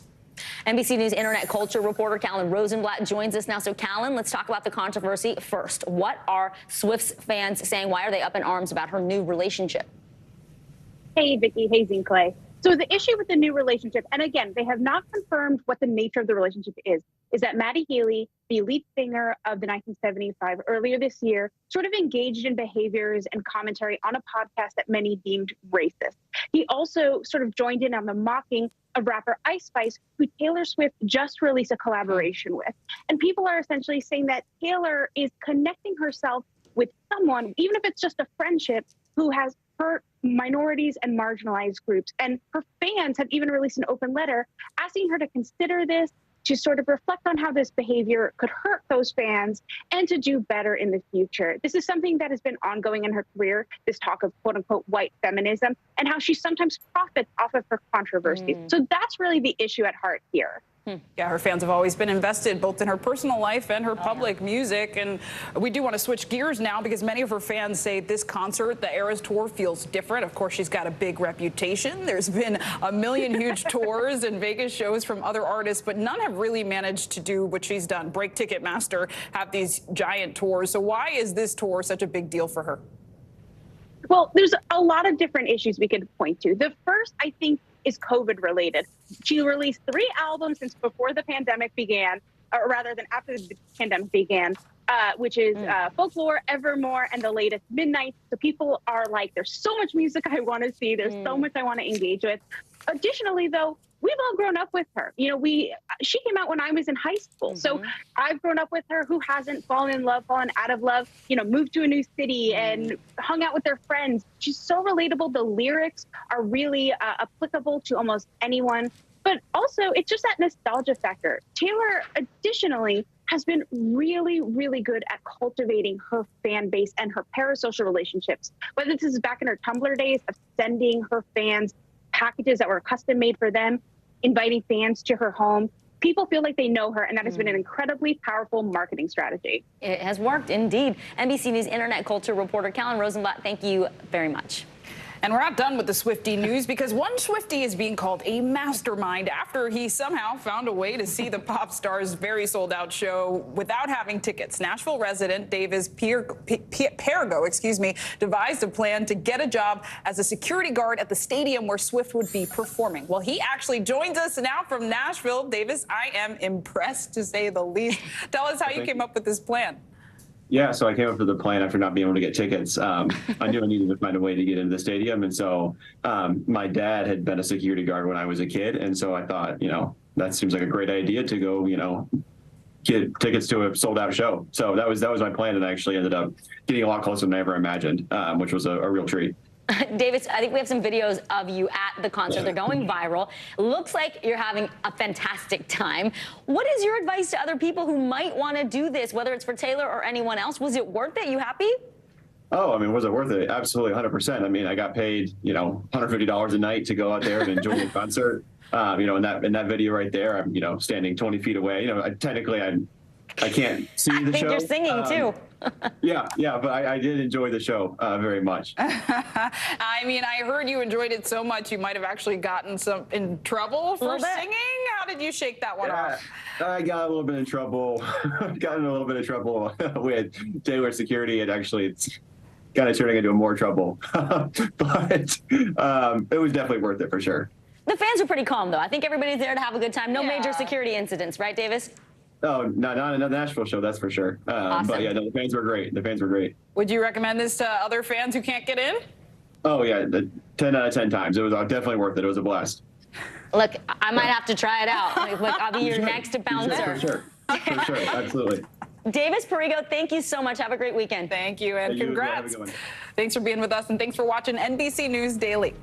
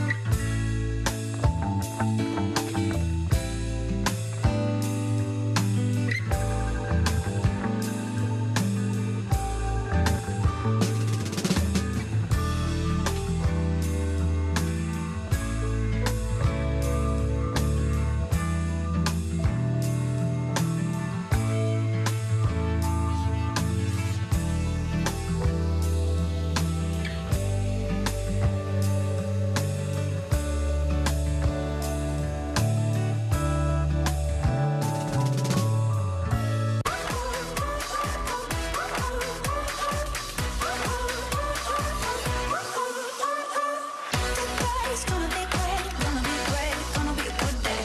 Today's gonna be great, gonna be great, gonna be a good day. Hey, podcast fans, ready to unlock our true crime mysteries? Try Dateline Premium on Apple Podcasts. You'll get early access to originals, plus bonus content, and everything is ad-free. So head to Apple Podcasts now to subscribe. The remains of a World War II pilot whose plane was shot down in Germany during the war have finally returned home. NBC News correspondent Harry Smith details this remarkable Memorial Day story. Just days ago, Lieutenant Carl Nesbitt was laid to rest. To honor the sacrifice that he made, that ultimate sacrifice. He was a bomber pilot in World War II. His plane, the Yankee Doodle Dandy, shot down in Germany. First listed as missing in action, then presumed deceased, leaving his parents bereft, his father desperate for answers. And he wrote several letters to the Department of Defense, find my boy, and they never could. Let us pray. Reverend Greg Seckman is Lieutenant Nesbitt's nephew. Months back, he was surprised by a call. I was very suspicious because I couldn't believe that anyone would still be interested in my uncle some 75 years after he died. It was a request for a DNA sample, which made the family wonder, even gave them hope. Carl's niece, Barbara Fiddler. So we knew that there was a possibility. Right. But it was kind of vague. We really just thought it was a shot in the dark. Not a shot in the dark so much as a determined effort by a group called History Flight. In both Europe and the Pacific, they perform archaeological digs, sifting through acres of earth in places they believe evidence of missing veterans can be found. No man left behind means we will do what we have to do to come back and get you. When you come on a site and you find something that might be helpful, what is that like? It's like the heavens opens up. Marine veteran Justin LaHue, History Flight COO. There are so many families that are out there that have this hole. They are missing something. They sent a loved one out the door expecting to see them again, and they didn't come back. And not only did they not come back, they don't have answers. What History Flight found near Leipzig, Germany, was sent to the Defense POW MIA agency, where it was painstakingly examined. Then, with the technology of a CSI-like lab, they look for a DNA match. When they make that match, they inform the family. Since they never recovered a body, there was never any closure. Carl Nesbitt is the lieutenant's namesake. You know, my uncle's a hero. He still is. And it was always a mystery until recently. And I'm so happy. Lieutenant Nesbitt's remains were discovered along with those of Navigator Second Lieutenant Wayne Dyer and Bombardier Lieutenant Melvin Meyer. History Flight unearthed more than 9,000 pieces in the ground at their crash site, including dog tags, even photographs. Pieces of people's lives. The men who died were leading their crew on a crucial mission. Somewhere over Germany. An air assault of unimaginable proportions, deep behind enemy lines, 1,000 B-17s and B-24s, and 1,000 fighters, Mustangs, Thunderbolts, Lightnings, charged that day to destroy German aircraft factories. Fatality rates on B-17s were more than 50%. It's just amazing. What dedication. Jesse Hoskins' father was the ball turret gunner on that plane. His father bailed out when the plane was hit, as did 6 others, thanks to Nesbitt. He was the key to that entire crew. Him holding those controls while the cables on this wing are shot out. He's holding that thing upside down, holding it with all of his might to keep that plane in there and give his buddies time to get out. And he did it. He did it. Harry Smith, NBC News. I had a chance to talk with Harry this morning about this story and the remarkable nature of what this pilot did. And he was saying just the sheer will. I mean, he was heroic in every sense of the word. And so many members of our armed forces are. Yes. Thank you all to those who serve. I mean, we owe you so much. And we honor those who were lost this Memorial Day weekend. Yeah, well, thanks for being with us to start your weekend. I'm Zinclea Samoa. I'm Vicky Nguyen. You are watching NBC News Daily, and you can watch us free on NBC News Now wherever you stream. The news continues right after this.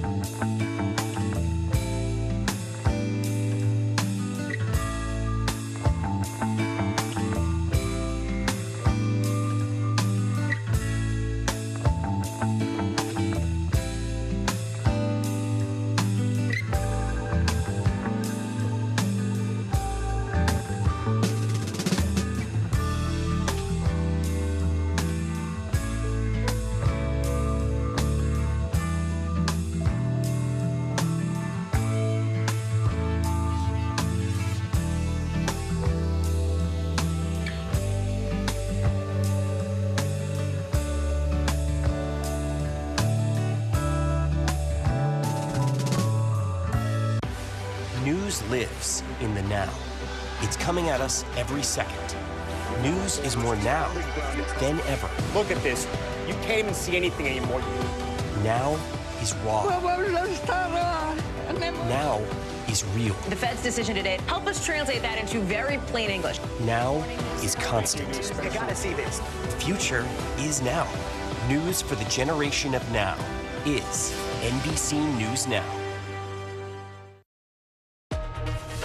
Hey there, everyone. I'm Joe Fryer. And I'm Zinclea Samoa. NBC News Daily starts right now.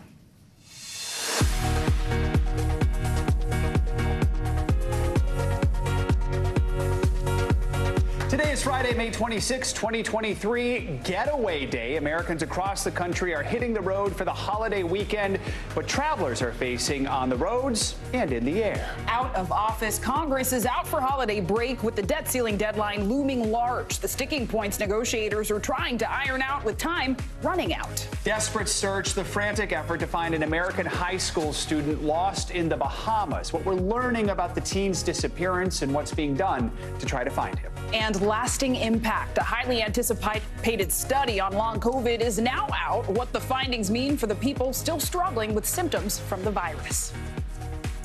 It is 11 a.m. in Palm Springs, 1 p.m. in Little Rock, and 2 p.m. here in New York. We've got a lot of news to get to when we begin this hour in the air, on the roads, and on the rail lines. Memorial Day weekend is here, and so is the start of the summer holiday travel rush. Whether you choose a plane, train, or automobile to get to your destination, AAA says they will all be busier than last year. The biggest increase is at the bottom of your screen. Buses, cruises, and trains up 20%. We'll have more on that in just a moment. I'd like to take a cruise someplace. All right, more than anything, this weekend is a test for America's airports. After those flight delays and cancellations last summer, Transportation Secretary Pete Buttigieg says this year will be different.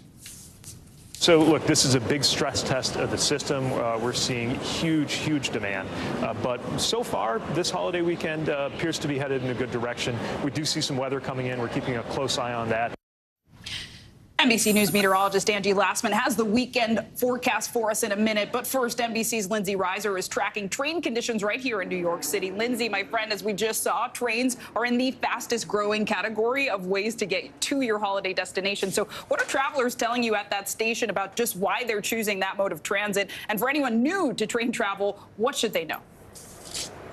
I mean, look at how packed it is. You want to make sure that you are ready to do this kind of mode of transportation. When we're talking about how many people are traveling, 42 million expected to go 50 miles or more away from their home this weekend. And you showed that graphic of how much travel is growing this year. Air travel by 11%, road trips by 6%. But then that bucket by train, by bus, that's expected to grow 20% year to year, according to AAA predictions. Amtrak, just one of the companies operating here out of Moynihan Train Hall at Penn Station, says they're expecting 75,000 passengers more this weekend than this time last year. And so I did track down some travelers here to find out exactly what was it about taking the train that they wanted to embark upon. This is what they told me.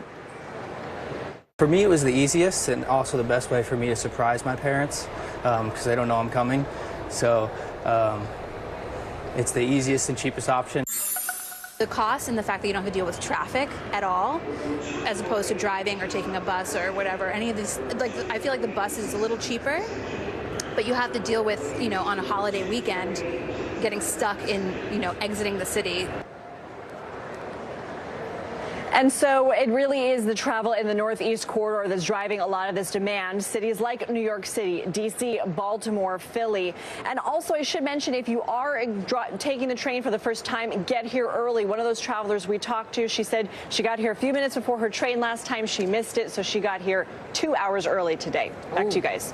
I hope we didn't ruin Kyle's surprise there. All right, Angie, let's bring you in. What's the holiday weekend forecast looking like? Any places you're worried about? Yeah, a couple of trouble spots, and it really is focused towards the Carolinas, where we'll see ample amounts of rain working through and really kind of a couple of soggy days, and also through the Central Plains, where some stronger storms could develop through the day today. But let's get that beach forecast, right? It's the unofficial start of summer. I know a lot of people are heading to the coast. Here's what it looks like through the Northeast. The Jersey Shore looks really good, low 70s. The water's still a little cool, into the low 60s, but we'll also see some rip currents possible there, but plenty of sunshine up and down that coast. When we move a little farther south, places like Hilton Head, Myrtle Beach, the Outer Banks, going to be soggy. Like I said, a lot of moisture working on shore, and it's multiple days of this.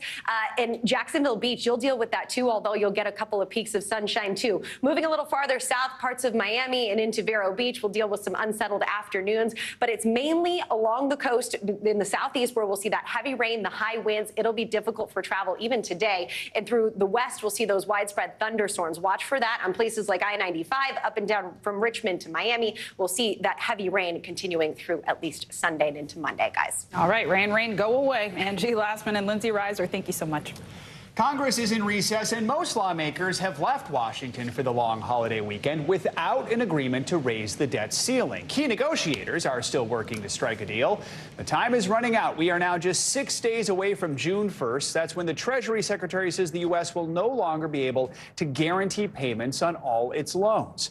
NBC News Capitol Hill correspondent Ryan Nobles is in Washington. So, Ryan, first of all, here's what Speaker McCarthy said about negotiations just a little earlier today. Progress last night. We have to make more progress now. All right, progress last night. Any indication of what progress might be being made today and what a final agreement would look like? You know, Joe, we just heard from Garrett Graves, who's one of the lead negotiators for the Republicans in this back and forth with the White House. And, you know, he said what everyone's been saying is that there is progress being made, but he also emphasized that they have not yet gotten to the point where they can say that they're ready to make a deal. And there are a number of sticking points that they're still dealing with.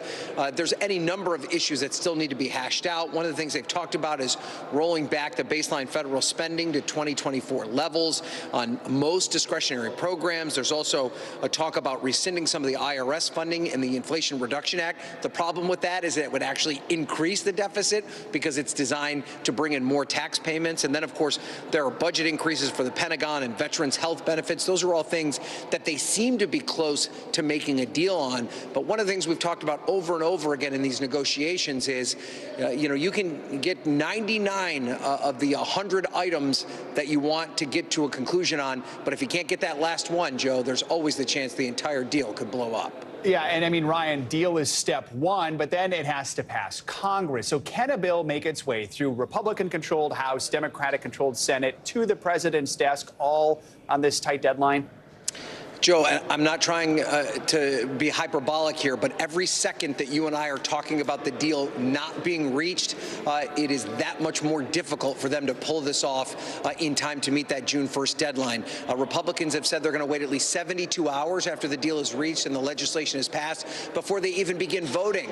And then it's going to have to come over to the Senate side, where there's a whole process that will need to be run through as well. And some Republicans have said they're not going to do anything to speed that process up. So they've got to come to a deal, and they've got to come to a deal soon if they're going to pull everything off and beat that deadline, which Janet Yellen has said over and over again is a firm one. Joe.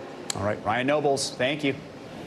Well, Florida Governor Ron DeSantis is rebounding after the technical difficulties during his presidential announcement earlier this week. In the 24 hours since announcing his run, his team says they've raked in more than $8 million. Now DeSantis is using that cash to hit the trail himself and to find himself within the race. NBC News correspondent Dasha Burns is following the DeSantis campaign for us. She joins us now from Miami. So, Dasha, what is Governor DeSantis' next move now that his launch is behind him? I know you've done some reporting showing that there was some tension within his campaign, right? Well, looks like that $8.2 million you mentioned there, that is going to be a big factor they will be underscoring as they try to make the case that there is interest and enthusiasm for an alternative to former President Trump, and that the best alternative is Ron DeSantis. They are going to be underscoring that that number is evidence for that case. They're also making the case to donors here in Miami that those legal woes that Trump is dealing with will drag him down, while DeSantis is able to make the case to voters that he has executed here in Florida and that he can do that nationally. He will particularly emphasize what he has done on COVID here in Florida, and you've already seen him start to do that a little bit just today. Take a listen to what he said here in Orlando. You had health bureaucrats said, well, you shouldn't have kids in school, you shouldn't have economy open, but you absolutely should be out protesting regardless of COVID. And that's when you knew this was all a total fraud. They were using political ideology, and they were trying to control your behavior. Meanwhile, Zinclair, you're right. When it comes to that initial launch of his campaign, there was a little bit of a division within Team DeSantis. Some were concerned that it was a little bit too risky, thought he should have maybe gone with something more traditional, more controlled. But the moment happened, Team DeSantis still saying that he broke the internet, and again emphasizing that fundraising number. And now they will be hitting the trail early next week in Iowa, New Hampshire, South Carolina, of course, those critical swing states where he needs to win over voters, Inclad. Yeah, and so the race to decision 2024 begins. And Dasha, obviously, DeSantis is no stranger to the national stage. He's, of course, championed policies restricting race and sex education and more. How exactly do you think that'll translate as a national presidential candidate? Well, look, a lot of those right-wing policies are policies that he's going to emphasize because he wants to chip away at that Trump base. He wants to win over some of those voters. And so that move to the right, whether it's on education or abortion or limiting trans rights, he is focusing in on those culture war issues so that he can rally the base around him. Again, show that Trump has a lot of baggage to deal with, that he can still champion some of those culture war issues, those fight against the woke mob, as he likes to say on the campaign trail, and not be dealing with some of the distractions that the Trump campaign has to deal with, Sinclair. Yeah, a lot to follow. Dasha Burns, thanks so much. New data show that consumer spending jumped in April. And would you let someone put a chip in your brain? I guess it depends on the reason. I guess. Contessa Brewer will give us an answer, though, with today's CNBC Money Minute. Hey, Contessa. I'll bet you that some people already argue over whether there is a chip in our brains. But at any rate, let's get to inflation first. It ticked higher in April, according to one of the Federal Reserve's preferred gauges. The Core Personal Consumption Expenditures Price Index, boy, is that a mouthful, rose 0.4% in April, a touch higher than expected. Persistent inflation, of course, could lead to more interest rate hikes from the central bank. Elon Musk's brain implant company called Neuralink has been approved for in-human clinical studies by the FDA. The implant aims to help patients with severe paralysis regain their ability to communicate by using neural signals to control a computer or other tech. The extent of the approved trial is not yet known, but Neuralink said patient recruitment for its clinical trial is not yet open. We'll watch for that. Are you planning summer travel? You may want to think about a trip to the #1 most underrated city in the world, Bologna, Italy. A panel of experts tell CNBC Bologna is poised to be the new hot city because of its combination of stellar food, architecture, history, and walkability. And you know what? It's also underrated as far as sandwiches go. Pronounced differently, spelled the same. I do like a good bologna sandwich, yeah. Vegetarian over here, but I'd go to Italy any day. Contessa, thank you so much. Sure.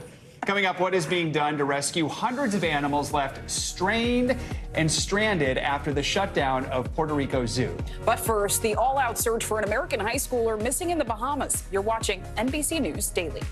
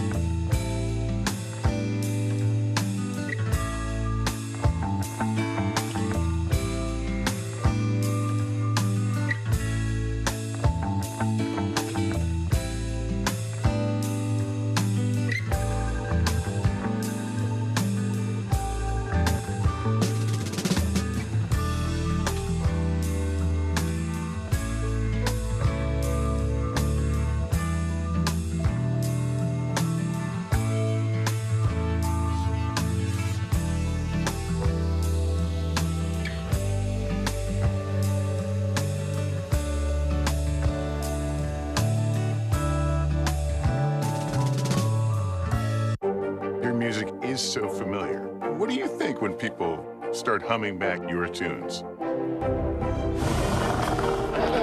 How you doing, Leslie?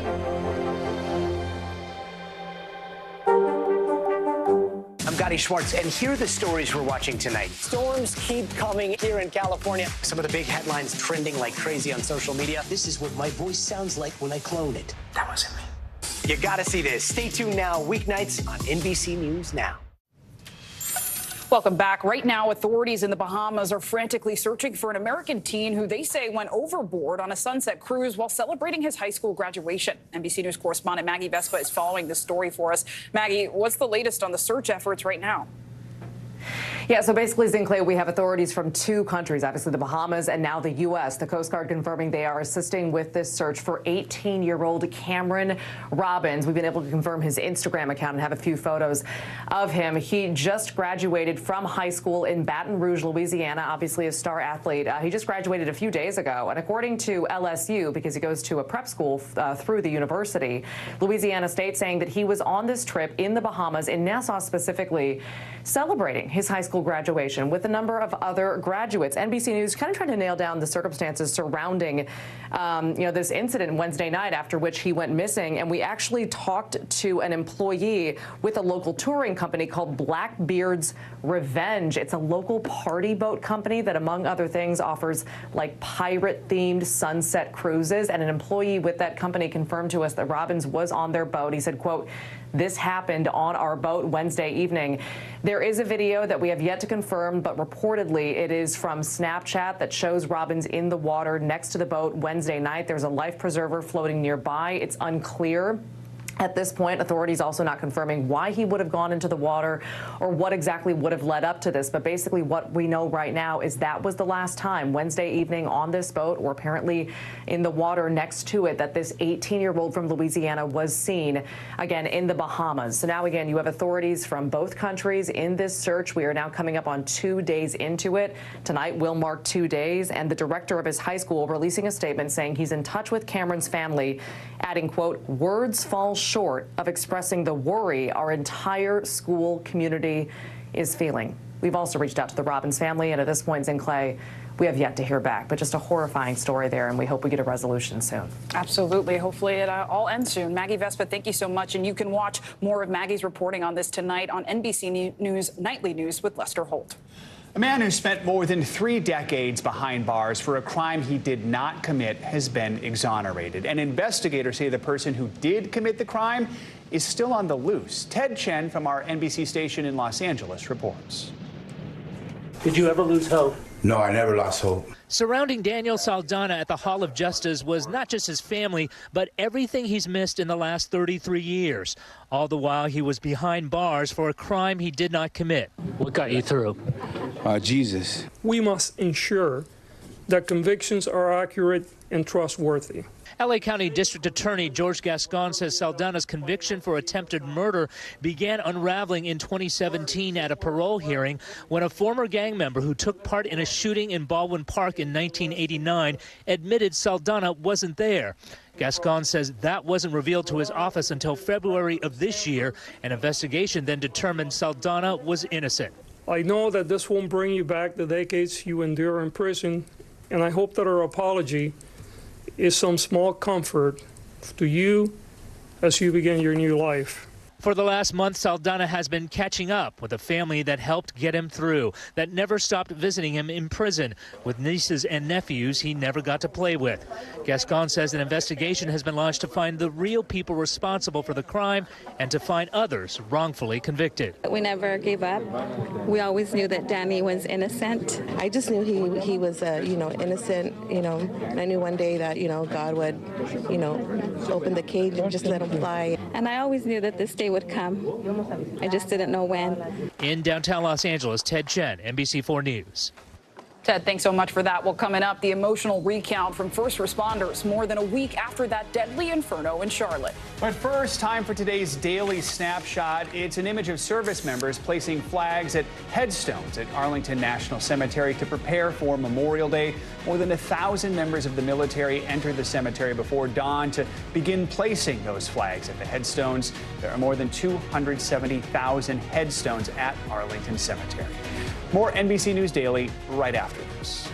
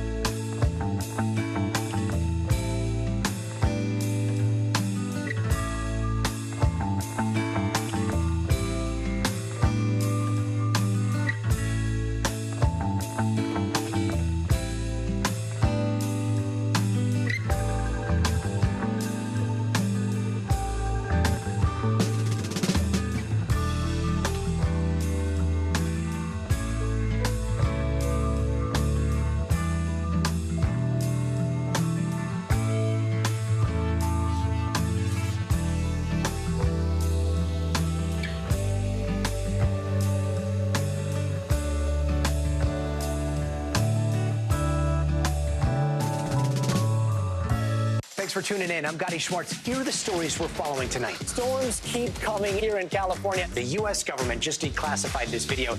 A lot more stories trending like crazy on social media. A controversy pitting lawmakers against young voters. What's the state of crypto today? What is going on when we're looking at trends there?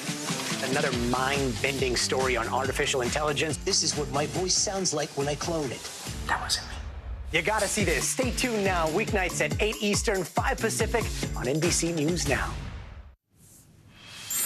Earlier this week, the U.S. territory of Guam was struck by a massive storm known as a super typhoon. No one was killed, but there was extensive damage, and most of the island is still without power. Now the Category 5 storm is moving toward the Philippines. Here's NBC's Ali Aruzzi.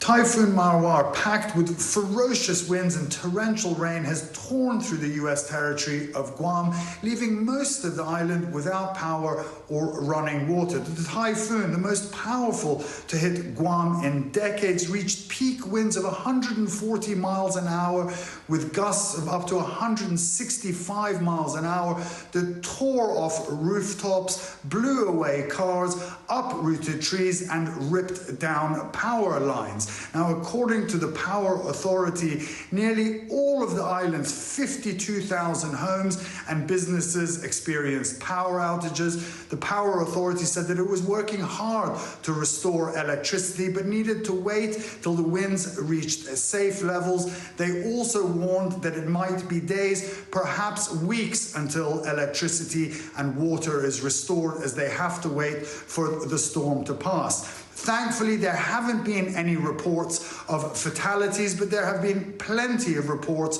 of extensive damage, localized flooding, and fallen debris. Now, according to the Joint Typhoon Warning Center, Marwar's peak winds have surged to 175 miles an hour, accompanied with gusts of up to 210 miles an hour as it moves out to sea towards the Philippines. In its latest update, the State Weather Agency of the Philippines said that Marwar has slightly intensified while it moves west over the Philippine Sea. Authorities in the Philippines say that they are preparing for a storm that could bring extensive flooding and rains. Ali Aruzzi, thank you for that. Well, there's a growing mystery in Spain. A group of orca whales appear to be attacking, even sinking, boats off the coast of Spain and Portugal. NBC's Keir Simmons has more on the theories behind the concerning behavior. A British couple setting sail off the coast of Morocco when a group of killer whales started battering their boat. The orcas continuing the barrage for at least an hour.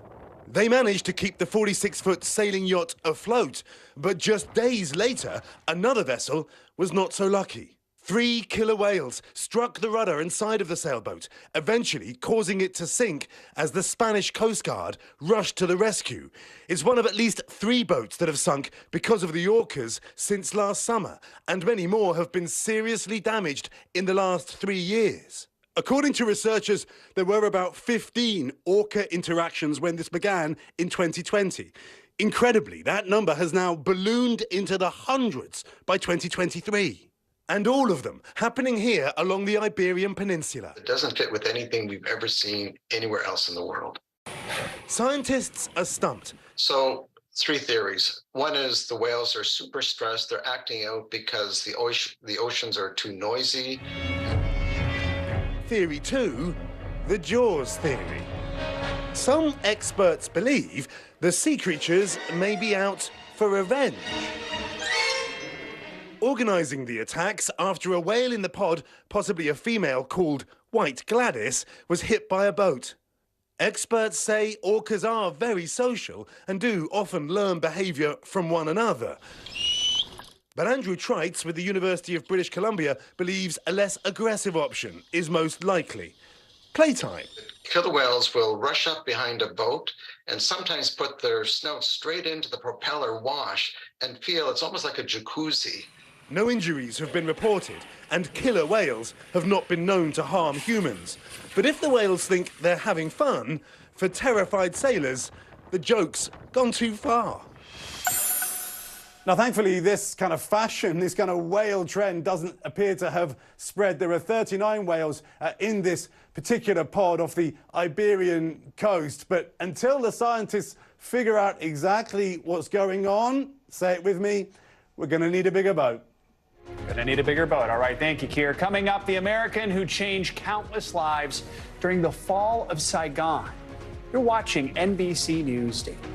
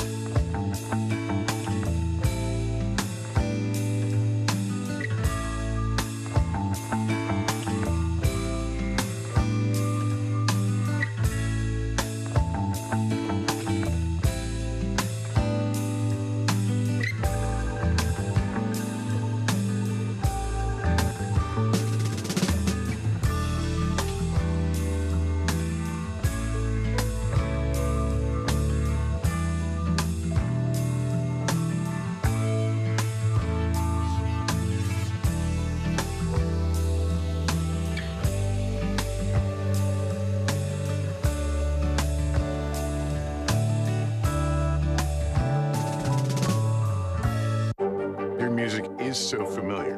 What do you think when people start humming back your tunes? How you doing, Lester?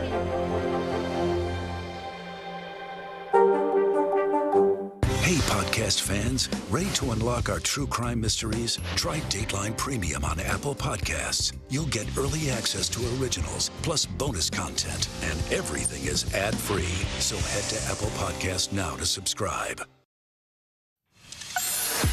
Bottom of the hour now. Here are some of the stories making headlines on NBC News Daily. A man convicted of killing 2 people in Florida more than a decade ago has been sentenced to life in prison. Prosecutors argued that Michael Keatley committed the attack in a case of mistaken identity. They say Keatley had been robbed and shot a year before, became obsessed with revenge, and he took matters into his own hands after becoming frustrated with investigators, but ended up targeting the wrong people. At least 10 students are hospitalized after a school bus collided with a tanker truck in Lexington County, South Carolina on Thursday. The bus was carrying 36 students at the time. The students were from a local high school and middle school. Investigators have not yet revealed how serious the injuries are. The Justice Department is investigating whether New Jersey Senator Bob Menendez and his wife improperly took gifts valued in the tens of thousands of dollars. The gifts were allegedly linked to a business in Edgewater, New Jersey, which later won an exclusive contract with the Egyptian government. Sources tell NBC News that none of the items appeared on Menendez's Senate disclosure forms, which is required for members of Congress.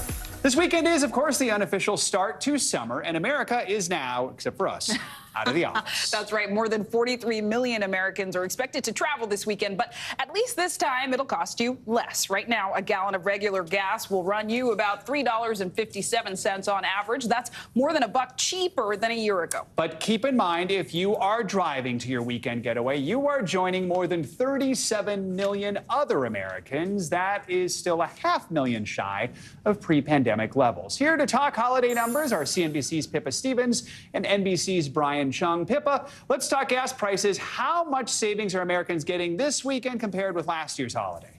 Well, Joe, as you said, the national average is now $3.57 per gallon, which is more than $1 less than last year when Americans were paying $4.60 at the pump. Now, the drop in gas prices follows a decline in the underlying price of oil, which makes up roughly 60% of the cost of what we pay at the pump. But while the national average is lower this year, it is still higher than at any other point in the last 5 years. So additionally, just looking at the national average doesn't tell the whole story, since prices are very different based on where you are in the U.S. Prices are most expensive in California, about $4.82 per gallon, and the cheapest in Mississippi at right around $3.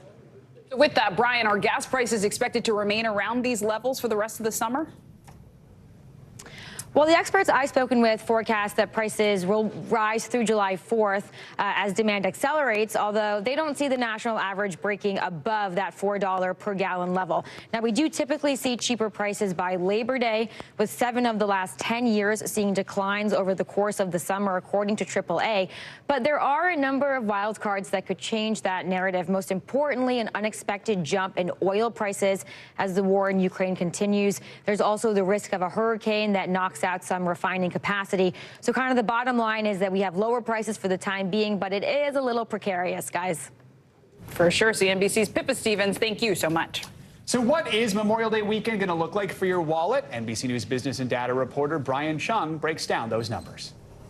Yeah, well, a lot of excitement for the Memorial Day weekend. I've got some numbers to contextualize what we should expect to see this weekend, beginning, of course, with travel. So AAA says that 42.3 million people will be traveling for Memorial Day weekend. Friday tends to be the peak day. Saturday, Sunday are where you want to be traveling if you want to avoid some of that heavy traffic. But some other numbers for you here. Even if you're flying, Expedia says there's a 10% increase in demand for flights. And by the way, people are spending a lot more to travel this Memorial Day weekend. Hopper says 59% of travelers will be spending more this holiday weekend. But for those that are traveling by road, some good news, $3.57. That is the average for gas, according to AAA, which is a lot cheaper than it was this time last year. So a bit of reprieve for drivers. But I've also got some details for people that are going to be spending money on this holiday weekend. The number I've got for you here, $757.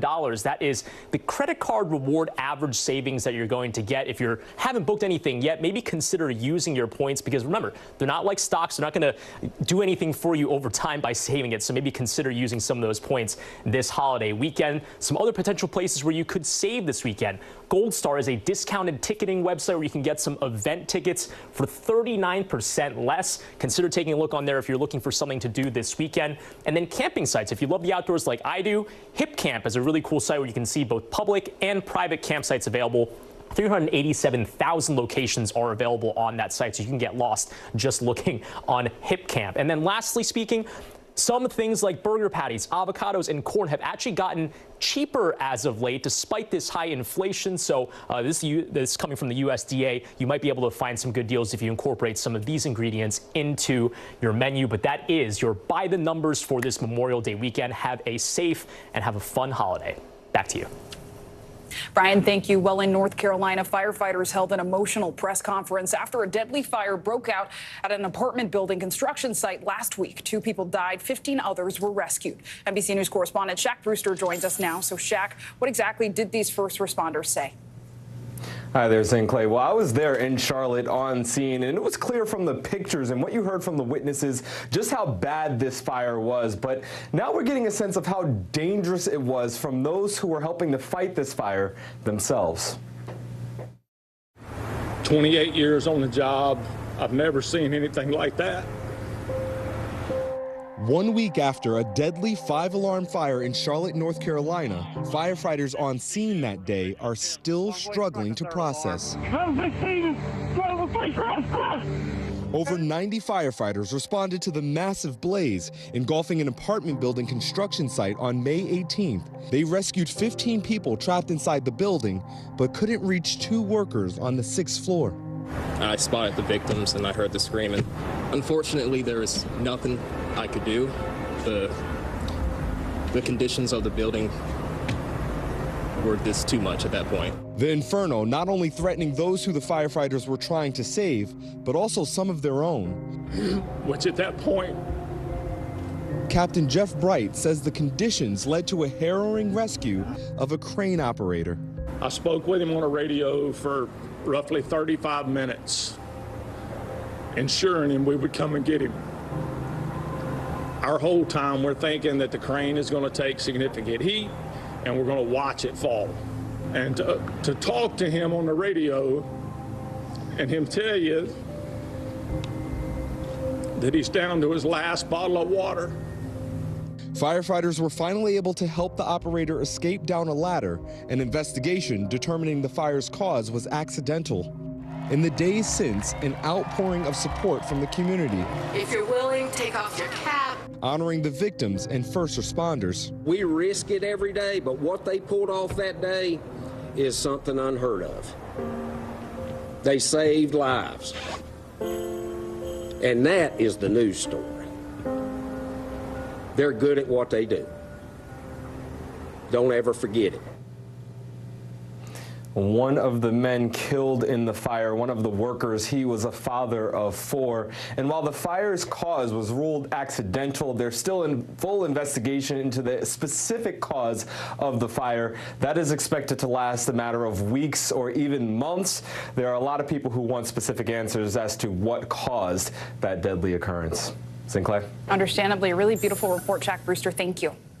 Well, in Texas, state lawmakers could be on the brink of ousting the state's top lawyer. Attorney General Ken Paxton is facing impeachment. The state's House of Representatives is set to vote as early as today on 20 articles of impeachment. A Republican-led committee voted unanimously Thursday to impeach Paxton, who has been the focus of criminal investigations for years. NBC's Priscilla Thompson joins us now from Austin with the latest. So, Priscilla, what is Paxton actually accused of doing?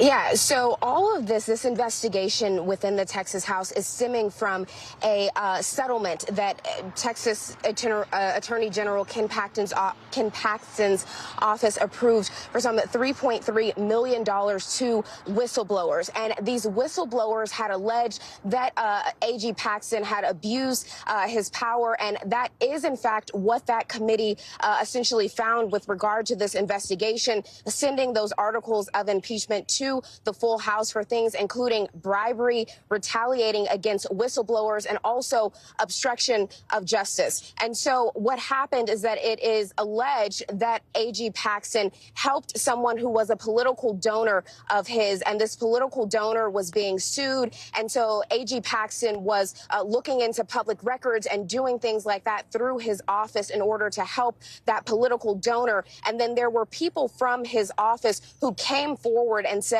this is happening, and they were fired after they came forward to law enforcement and accused him of this behavior. And so with the settlement of that whistleblower complaint, it would be the Texas legislature's responsibility. So it would be on Texas taxpayers to pay out that more than $3 million settlement, which is why this investigation happened within the Texas House. And of course, yesterday, after the committee of 5 members, including 3 Republicans, listened to 3 hours of evidence related to this case, they came back deciding to go ahead and adopt those articles of impeachment and send them to the full House. And we expect, while they are in session today, we don't expect any of this to come up until tomorrow. Sources that we've been talking to here say that the committee is working to make sure that they have their ducks in a row before they present this before the entire House for a vote. Zinclay? So, Priscilla, how is Paxton defending himself against these allegations in this attempt to impeach him? Yeah, AG Paxton has accused the 4 investigators that presented to the committee of being, quote, 4 liberal lawyers. He said that they have presented a report that was filled with hearsay and gossip. And he says that because he has been reelected, this is actually an attempt to sort of do away with the will of the people, saying, quote, it's a sad day for Texas as we witness the corrupt political establishment unite in this illegitimate attempt to overthrow the will of the people and disenfranchise the voters of our state. And this is a similar message that we've heard from the top attorney in the AG's office, saying that because Paxton was reelected last year and all of these alleged claims of corruption happened before reelection, he cannot be held to account or impeached on account of that because he was just reelected in November. Joe's and Clay. All right, Priscilla Thompson, thank you so much. Coming up, what a new study finds people with long COVID are suffering from the most. You're watching NBC News Daily.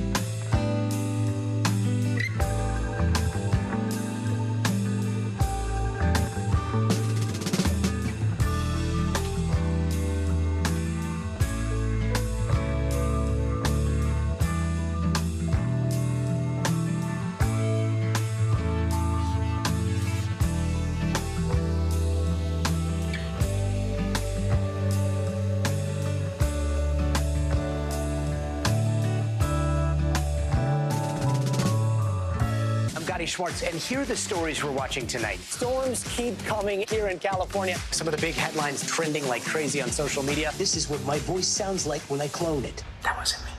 You gotta see this. Stay tuned now, weeknights on NBC News Now. Watch NBC Nightly News with Lester Holt or listen wherever you get your podcasts. Hey, podcast fans, ready to unlock our true crime mysteries? Try Dateline Premium on Apple Podcasts. You'll get early access to originals, plus bonus content, and everything is ad-free. So head to Apple Podcasts now to subscribe. In today's Daily Health, a new study is zeroing in on the common symptoms of long COVID, but the results may not bring the relief that millions of Americans and doctors are looking for. Joining us now is NBC News medical reporter Erica Edwards. So, Erica, this was a year-long study conducted by the National Institutes of Health. Can you walk us through the big takeaways? Hi, Joe. Good afternoon. So over the past 3 years, we have heard of hundreds of different possible symptoms that could be an indication of long COVID. But this study of nearly 10,000 people homed in on the 12 most common symptoms. Here they are: ongoing fatigue, brain fog, dizziness, thirst, cough, chest pain, heart palpitations, abnormal movements, upset stomach, lack of sexual desire, loss of smell or taste, and then feeling sick or overly exhausted after physical activity. Now, researchers say this is not meant to be a strict definition of long COVID, but it's a starting point to get researchers all on the same page when it comes to languaging. Of course, the ultimate goal is to find treatments to help. Joe. So, Eric, I know the results of this study are drawing some criticism from both doctors and patients. Why is that? I talked with a few doctors who were underwhelmed by these findings and, quite frankly, frustrated by the vague terminology in some of these symptoms. Take abnormal movements, for example. What does that mean? What should these doctors be looking for in their patients? Also, the term brain fog. There is no clinical path when it comes to helping someone with brain fog. Like there is with someone with a specific brain injury who can then start cognitive rehab. Joe? All right, Erica Edwards. Erica, thank you. In Puerto Rico, crews are relocating more than 500 animals from the island's only zoo. NBC News correspondent George Solis explained what's behind this monumental move. On Puerto Rico's far west exists a lost world. This is a Jurassic Park kind of thing, you know. Overgrown grass, decrepit buildings, and empty animal enclosures. Everything is rusted, rotted out. This was, the Dr. Juan A. Rivero Zoo, the island's only zoo. But in the last decade, animal care and management suffering. Financial troubles in Puerto Rico made worse after multiple hurricanes decimated the island. The power doesn't work, the water comes off, you know, I mean. And you have animals that are living here in these conditions. Yeah, and they have to run on generators. There's no power here since the hurricane. Pat Craig is on a mission to save all these animals. He runs the massive wild animal sanctuary in Colorado. This rescue calls for the relocation of more than 600 exotic animals. So what you're saying is if you had said no, these animals all likely would have died. They all would have, guaranteed. In 2017, Hurricanes Irma and Maria halting it all. The zoo closed to the public as complaints of animal mistreatment grew. So the Department of Justice called and said, you know, hey, it's finally reached this head where if we don't get them out now, there isn't going to be any animals left. Fast forward to March of this year, when the DOJ and Puerto Rico's government came to an agreement. Drop all probes into the zoo and relocate the animals to zoos and animal sanctuaries across the country. And a lot of people are upset about that because it seems that the people responsible for this aren't going to be held accountable. And I agree 100%. But in this case, as you said, the clock was ticking, so to tie this up in the courts obviously wouldn't have benefited the animals. You know, negotiating brought it to a much quicker close. Prompting what Pat believes is the largest move of wildlife in modern U.S. history. Little by little, lions, bears, zebras, and lemurs were relocated to the mainland. Here you have hippos, Pippo and Cindy. That's the crate they're going to be boarded on en route to their new home. We were there as the team set out to relocate a rhino, 2 hippos, and a donkey, but perhaps most revered, a 34-year-old, 1,400-pound elephant named Mundi. Adding to the tension, ongoing criticism and violent threats against the relocation of the animals, specifically Mundi, who many consider the jewel of the zoo. We've had people sneaking in the property. We've had people that have posted online to have people come by the thousands and bang pots and pans to scare the animals.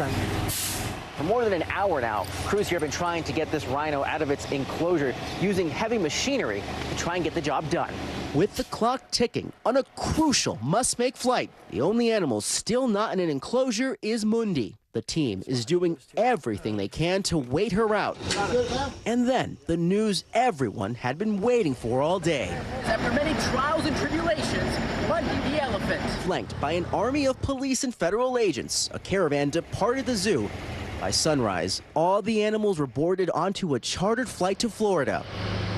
Bittersweet moment for many who realize this may be the last time they see their beloved Mundi on Puerto Rican soil. It feels like she was more than just an elephant to some people here. Yeah, it was. There was people crying. It's part of something huge. It's part of history of what's happening here.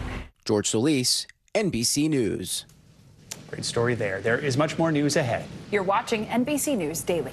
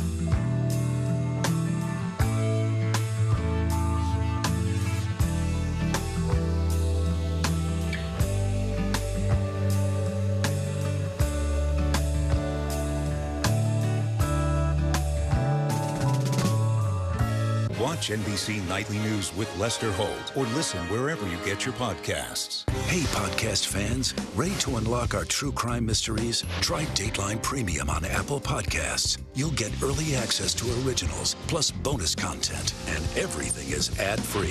So head to Apple Podcasts now to subscribe. We're back now from Las Vegas, Seattle, from Guatemala City, from Wellington. I was in space in Texas, From Normandy, from France. Surfside, Florida. Thank you for watching, everyone.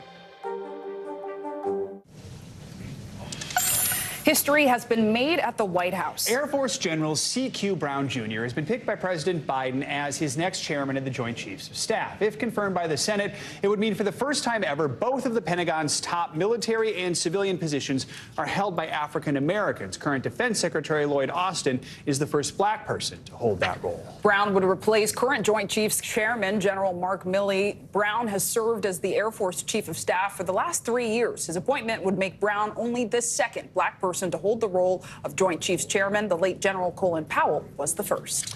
A man is being celebrated decades after his act of heroism. Yeah, at the end of the Vietnam War, a 27-year-old banker working in Saigon set in motion a daring rescue. Today, he's reconnected with some of those he helped save. Here's NBC's Vicki Nguyen. Every now and then, you're going to be faced with extraordinary circumstance.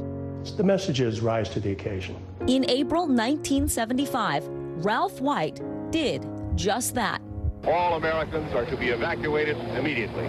As American troops withdrew from the Vietnam War, Saigon was on the brink of collapse. The people uncertain what their futures would look like. Ralph, then a 27-year-old banker for Chase Manhattan, was assigned to its Saigon branch. What did they say your job would be? The mission was to keep the branch open as long as possible and to evacuate the Vietnamese employees. In his memoir, Getting Out of Saigon, Ralph details the 13 days he spent trying to devise a plan for evacuation. This was a very unpredictable situation. It was extremely tense. First of all, there were 70,000 enemy troops only 36 miles away. The South Vietnamese government wouldn't let its citizens out. Ming A Tran was the bank's assistant manager of operations when she first met Ralph. What did you think of him when you met him? Good-looking guy. The general manager did tell us we would be saved, so I really believed him. How dire was the situation for these employees and their families? I thought there was a 50-50 chance that my senior employees would be shot and that the junior employees would be sent into these prison camps. I did have a plan. I had $25,000 in bribe money, and I had a revolver, and I ended up never using it. What turned out to work was, well, luck. On April 24th, 1975, 6 days before the fall of Saigon, Ralph received news he'd been waiting for. I got a call from the commercial attaché at the embassy and was offered a bus to get through the gates of Tan Son Nhut Air Base. He instructed his senior-level employees to close the bank, eventually getting them on a military flight out of Vietnam. Ming A was on that plane. What was the hardest part about leaving Vietnam? Well, leaving my parents and brothers and sisters. Van Lay was 12 years old at the time, his sister Michelle, 13. Their mother was a bank teller, their father, a college professor. I was one of the youngest children to get out. I thought, hey, we're going on a vacation. When we got on the plane, I can see my dad, because I'm like scared, hold on to him. And we take a look at the last look at Saigon. Originally, Ralph was tasked with evacuating 4 bank employees. In the end, he helped 113 people get out, including many of the staff's loved ones. With the help of sponsor families, the evacuees resettled in the U.S. in the summer of 1975. And just recently, some of the refugees reunited with Ralph. Looking back almost 50 years, I'm filled with immense gratitude towards the people who helped us. Life is really about taking chances, about leap of faith. Sometimes you don't notice it, but it changes people's life. Did you think of the 113 lives that changed as a result of your decision-making? I thought of them all the time. I never had children of my own. I really do think of them as my families. Vicky Nguyen, NBC News. Wow, a leap of faith. Yes, especially on this Asian American Pacific Islander Heritage Month. We appreciate that, Vicky. Thank you. I'm Joe Fryer. I'm Zinklea Samwa. You're watching NBC News Daily, and we're also streaming free 24/7 on NBC News Now. You can watch us wherever you stream live. The news continues right after this.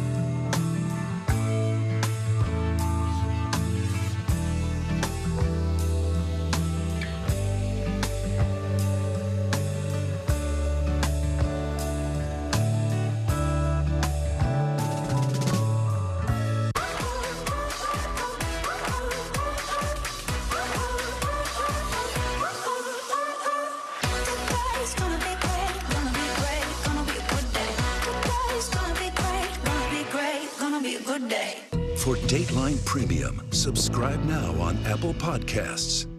We're back now from Las Vegas. From Seattle, Guatemala City. From Wilmington. I was in space in Texas. From Normandy, From France. Surfside, Florida. Thank you for watching, everyone. Happy Friday, everyone. I'm Joe Fryer. And I'm Zinklea Samwa. NBC News Daily starts right now.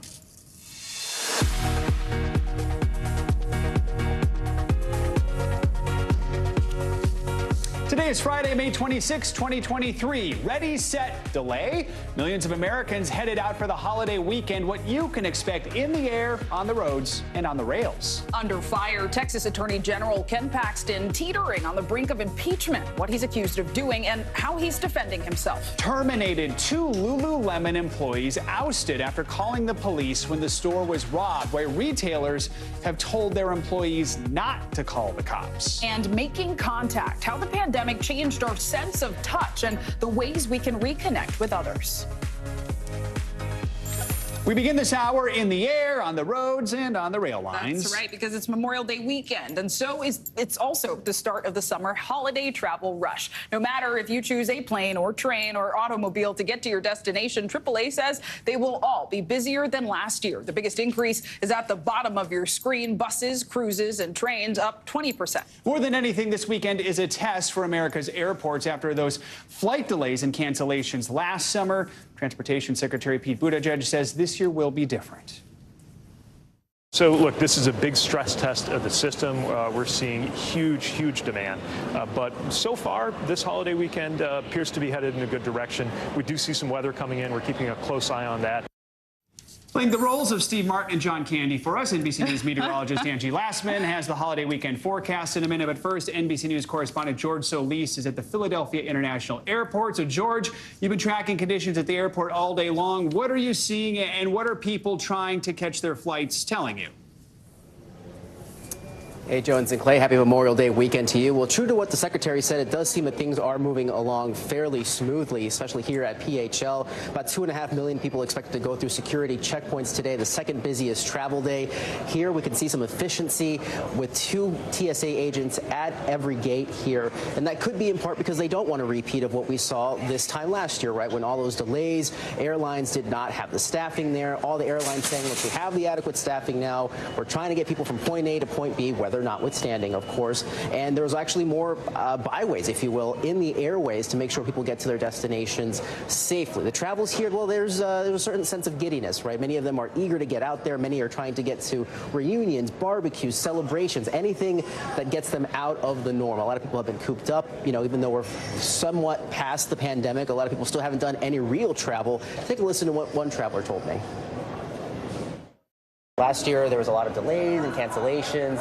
Was that a factor in your decision-making for travel this year? I did. Well, yes, because I chose a direct flight to avoid any kind of issues with transferring and between planes and busy airports. But other than that, nah. I know last year I was kind of stuck also in an airport for almost 2 days. Yeah, we were stuck in Texas for Oh, so you experienced some of those? Yes, we did. So, but we've done a few travels this year already, and we did not experience that, so we think they've got it together.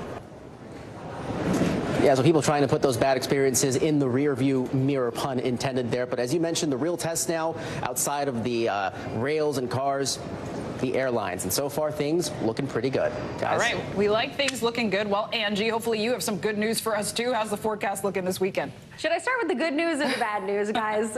I'll always start with get the bad out of the way. Okay, get the bad out of the way. Let's do it. Hey, we've got a low pressure system that's sitting just off the shore of the Carolinas, and it's eventually going to move onshore and bring with it a whole lot of rain. And we're talking a couple days worth of rain, unfortunately, focused throughout Memorial Day weekend. We've also got some stronger storms developing in parts of the plains. We have the chance to see some of those storms develop some large hail, baseball size even, and those gusty winds over 60 miles per hour. Can't rule out some tornadoes, too. That's through the afternoon and evening hours tonight. Here's the good news. Warm throughout the Midwest. The Northeast is going to look great through the day, the rest of the day today as well. We'll see that heavy rain and wind stick around for the Carolinas even into tomorrow. The strong storms will be there as well. Not quite as robust, but still there's a chance we could see some of those developing and impacting us through the afternoon hours tomorrow. How about Sunday? Looks great across the Great Lakes. Perfect for the lakes. Out west, we'll see some desert heat into the triple digits. And as we get to Memorial Day, sunny and warm for the middle of the country, but those showers, they are stubborn. In fact, across the Carolinas and Mid-Atlantic, guys,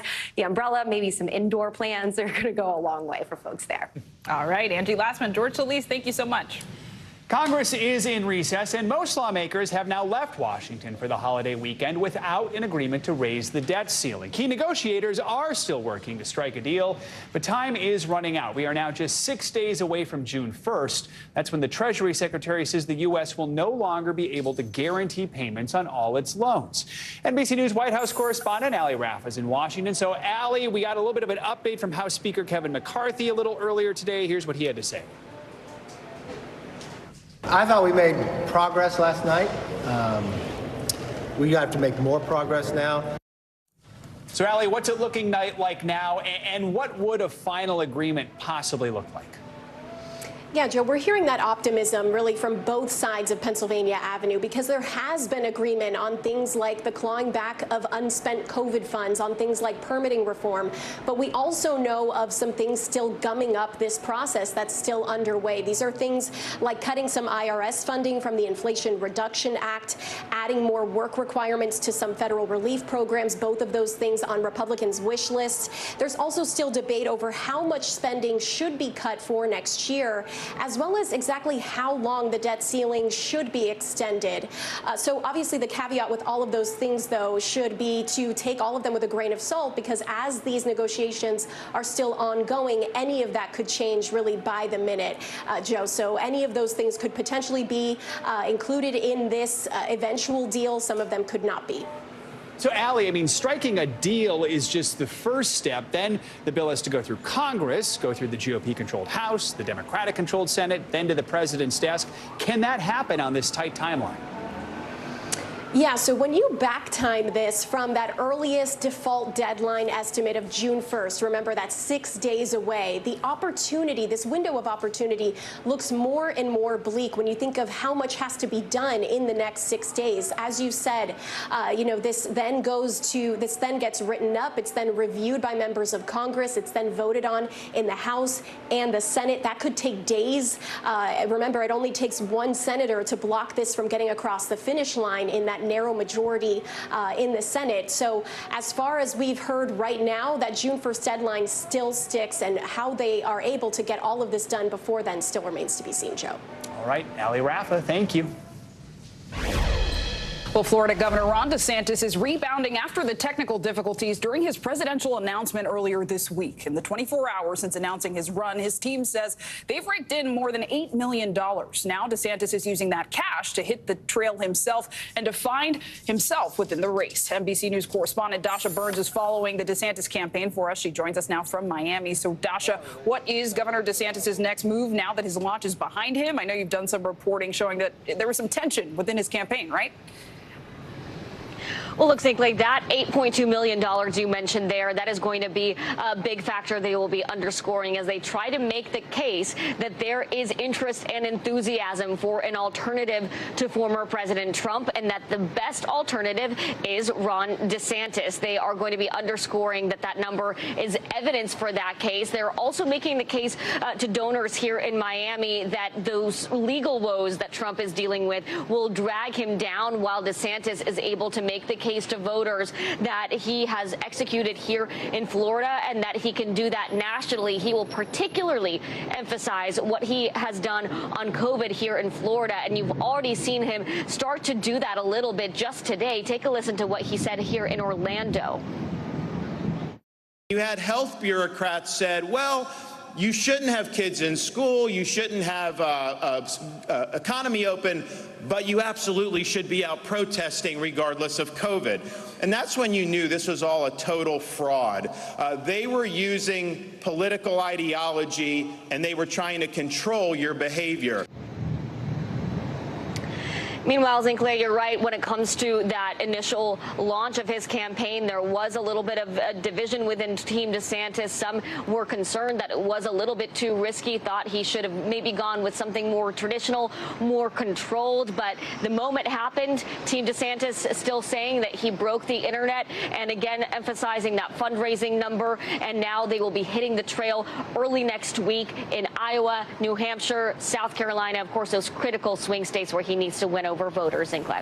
Yeah, and so the race to decision 2024 begins. And Dasha, obviously DeSantis is no stranger to the national stage. He's, of course, championed policies restricting race and sex education and more. How exactly do you think that'll translate as a national presidential candidate? Well, look, a lot of those right-wing policies are policies that he's going to emphasize because he wants to chip away at that Trump base. He wants to win over some of those voters. And so that move to the right, whether it's on education or abortion or limiting trans rights, he is focusing in on those culture war issues so that he can rally the base around him. Again, show that Trump has a lot of baggage to deal with, that he can still champion some of those culture war issues, those fight against the woke mob, as he likes to say on the campaign trail, and not be dealing with some of the distractions that the Trump campaign has to deal with, Sinclair. Yeah, a lot to follow. Dasha Burns, thanks so much. Another round of layoffs is coming to the banking world, and Ford and Tesla are teaming up. Morgan Brennan joins us now with today's CNBC Money Minute. Hey, Morgan. Hey, Sinclair and Joe. Well, J.P. Morgan is laying off 1,000 employees of defunct lender First Republic Bank. This is according to Bloomberg. J.P. Morgan took over the failed regional bank a few months ago and offered new roles to nearly all of the 7,000 First Republic employees. Now the employees who are not part of the transition have been notified that they will be let go. The Wall Street Journal, meantime, is revealing that a record-breaking $279 million whistleblower reward stemmed from a bribery case against telecommunications communications company Ericsson. The SEC didn't identify the tipster or how the information may have been used in enforcement or prosecution. And Ford and Tesla have agreed to a partnership giving Ford owners access to Tesla's nationwide charging infrastructure. Under the agreement announced by Ford CEO Jim Farley and Tesla CEO Elon Musk on Thursday on Twitter, current Ford owners will be granted access to more than 12,000 Tesla superchargers across the U.S. and Canada starting early next year. And guys, that news supercharging the stocks as well. Both of those stocks trading higher on those headlines. All right, ending the week on a high. Morgan Brennan, thank you. Coming up, why Texas's Republican Attorney General could be impeached by his own party. Plus, how a nurse is defending herself against claims she gave patients lethal doses of insulin. You're watching NBC News Daily.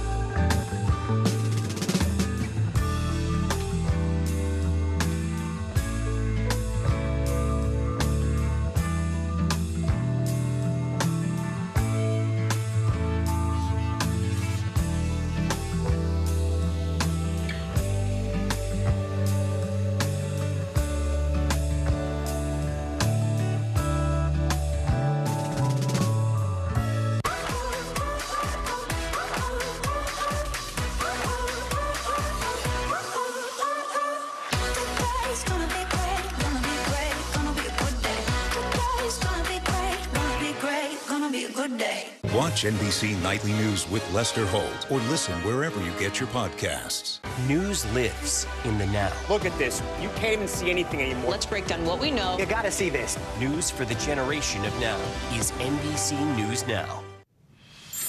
A nurse in Pennsylvania is behind bars at this hour after she allegedly gave 2 of her patients lethal doses of insulin. Her arrest comes amid a flurry of abuse allegations at other jobs. NBC News reporter Gary Grumbach is following this story for us. Hey, Gary. Joe, Heather Presti was a registered nurse at a Pittsburgh area nursing facility where all 3 of her victims between the ages of 55 and 83 were under her care during the overnight shift. She's accused of injecting all 3 of them with lethal doses of insulin between August and December of 2022. 2 of her patients ended up dying. The 3rd only survived after being rushed to a hospital. And in an interview with investigators, Presti said she felt bad for her patients' quality of life and said that she had hoped they would, quote, just slip into a coma and pass away. She also said one of her victims asked for her to kill them. Her charges include 2 counts of criminal homicide, 1 count of attempted murder, 3 counts of neglect of a care-dependent person, 3 counts of reckless endangerment, and 1 count of aggravated assault. And this wasn't an isolated situation, Joe. In fact, it appears far from it. The Pennsylvania AG's office says since 2018, Presti has been employed at 11 different facilities. And they say she was disciplined for abusive behavior towards patients or staff, resulting in her either resigning or being terminated from every single one of them. Here's how Pennsylvania Attorney General Michelle Henry described the case. This defendant was a medical professional charged with caring for these individuals. And instead of caring for them, she intentionally and maliciously injected them with insulin to kill them. My office will prosecute her and seek to hold her accountable for her actions. And you might be wondering how Presti was able to get job after job after being disciplined to previous employers. An investigation into all of this, I'm told, is active and ongoing at the Attorney General's office. There are laws on the books in Pennsylvania that require the reporting of abuse in healthcare facilities to state agencies. As for Heather Presti, court documents indicate she has not yet retained an attorney. She's currently sitting in a Pittsburgh area jail with her bail denied until her preliminary hearing on June 6th. Joe? All right, Gary Grunback, thank you. Well, today we've got new developments in the death of Jordan Neely. The lawyer for Daniel Penny is dismissing reports that the former Marine will testify in front of a grand jury, and a warning: video may be disturbing. Penny is charged with manslaughter after he was seen on camera putting Jordan Neely in a minutes-long chokehold on the New York City subway earlier this month. Penny's lawyer telling NBC News, quote, "Any speculation regarding a client's intent to testify at this stage would be premature, particularly where there is no indication a grand jury presentation has even begun at this point." I want to bring in NBC News legal analyst Danny Savalos now. So, Danny, first, let's just back up, because Penny has already been charged with manslaughter over Neely's death. So why exactly is there a grand jury looking at an indictment? Because the charge is really one-sided procedurally at this point. All the charge right now represents is the DA's office, Alvin Bragg's decision that this person, the defendant, should be charged with a crime. Under New York procedure, and it's the similar procedure nationwide, the people, the state, doesn't actually bring charges until one of two things. In New York, that is almost always a grand jury indictment. In other words, it's presented to the people, and the people hand down the indictment. In other jurisdictions, Pennsylvania, which we were just talking about, often those cases begin without a grand jury by criminal complaint, information in some other jurisdictions. But in New York State, the people speak through the grand jury. So while technically the defendant here is charged with a crime, he hasn't formally been charged with a crime until a grand jury returns an indictment. And Bragg, the clock is ticking for him to get that indictment. You can't just charge someone and let that hang in the air. You have to convene a grand jury and present before the grand jury, and the grand jury decides finally whether or not this case goes forward. And it's possible the grand jury may return no true bill. In other words, no charges, in spite of what Alvin Bragg thinks there should be charges. All that said, if you were Penny's lawyer and he was your client, would you have him appear in front of the grand jury? Yes, absolutely. I mean, this is a case, one of the rare cases where I would say you need to get out ahead of it and actually tell your story. In the vast majority of cases, there is zero reason to have your client testify before the grand jury. It's testimony that will only hurt him later on. Daniel Penny here will probably take a different strategy, which is tell the grand jury what really happened in his mind on the subway car that day and take his chances. All right, definitely something all eyes will be on. Danny Savalos, thank you. Coming up, what we know about the international search to find a missing American teenager in the Bahamas. You're watching NBC News Daily.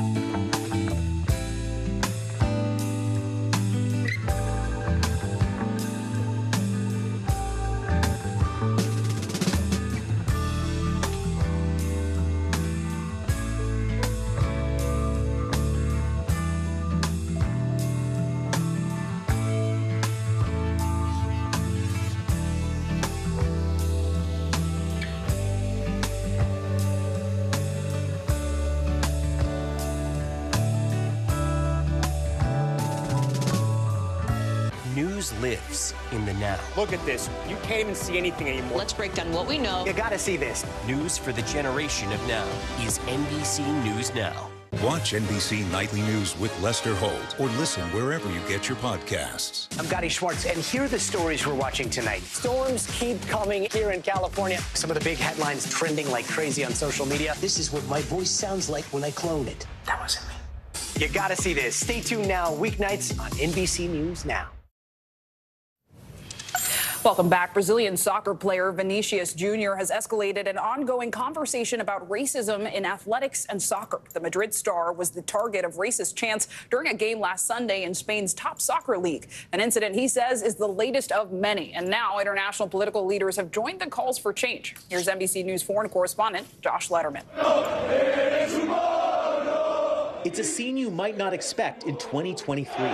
Racist chants erupting at a soccer match targeted at one of the world's top players, not once, but at game after game, now prompting a growing backlash from Brazil to Spain, with Brazilian star Vinicius Jr. at the center of an emotional debate about racism in soccer and what can be done to stop it.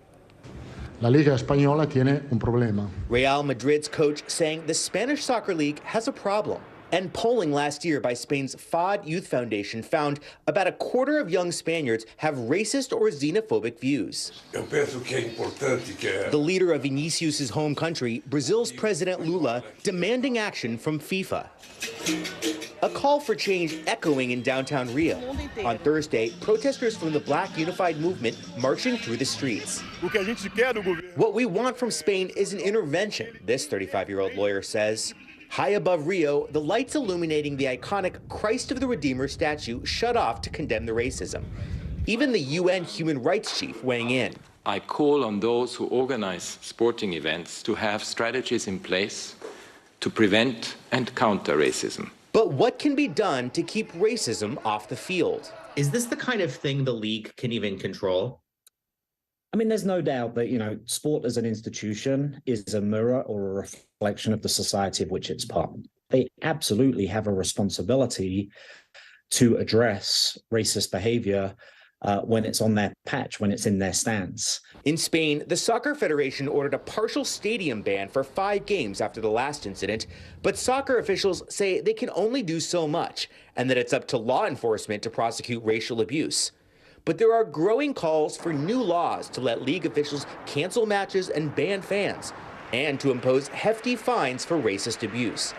While Vinicius' teammates rally behind him, on Wednesday, legendary player Rodrigo dedicating his match-winning goal to his teammates. Athletes standing up to say enough is enough. One of the more shocking aspects of this has been the way many have blamed Vinicius for the racism directed at him. A sports commentator for the official TV channel for La Liga, the Spanish league, recently said that the player needs to examine his own actions, accusing Vinicius of provoking other teams. And after Vinicius spoke out about the abuse he's been facing, the president of La Liga accused him of being manipulated. The president of Liga has now apologized. Sinclair? Really important reporting. Josh Letterman, thank you. A terrifying moment for the nearly 200 passengers on an Asiana flight in South Korea after a passenger opened an emergency exit door mid-flight. You can see the wind whipping through the cabin in this video. The plane was able to land safely. The man was taken into custody. NBC's Steve Patterson's following this, joins us now. Steve, scary moments to put it lightly. What do we know about this? Yeah, thankfully, nobody on board was seriously injured. This is just moments before the plane landed. So it's only about 700 feet or so off the ground, maybe just like 2 or 3 minutes before landing. Aviation officials there say it landed safely, as you mentioned. There, of course, is danger when a situation like this happens. The man taken off the plane, put into police custody, is being questioned, no motive given yet. But it's just at an altitude that is just low enough for him to be able to open the door, because had it been any higher, that door would have been literally sealed by the cabin pressure. So just low enough. It is in case that the plane lands and there needs to be an emergency exit. That's the reason why he was able to get it open. But as to why, we just don't know, Joe. All right, Steve, appreciate it. Thank you so much for your reporting. And you can catch more of Steve's reporting tonight on NBC Nightly News with Lester Holt. Coming up, how kids are reacting to seeing the star of the new Little Mermaid movie who looks like part of their world. You're watching NBC News Daily. We're also streaming free 24/7 on NBC News Now. You can watch us wherever you stream live. That includes Apple TV, YouTube, Samsung, so many more options. The news continues after this.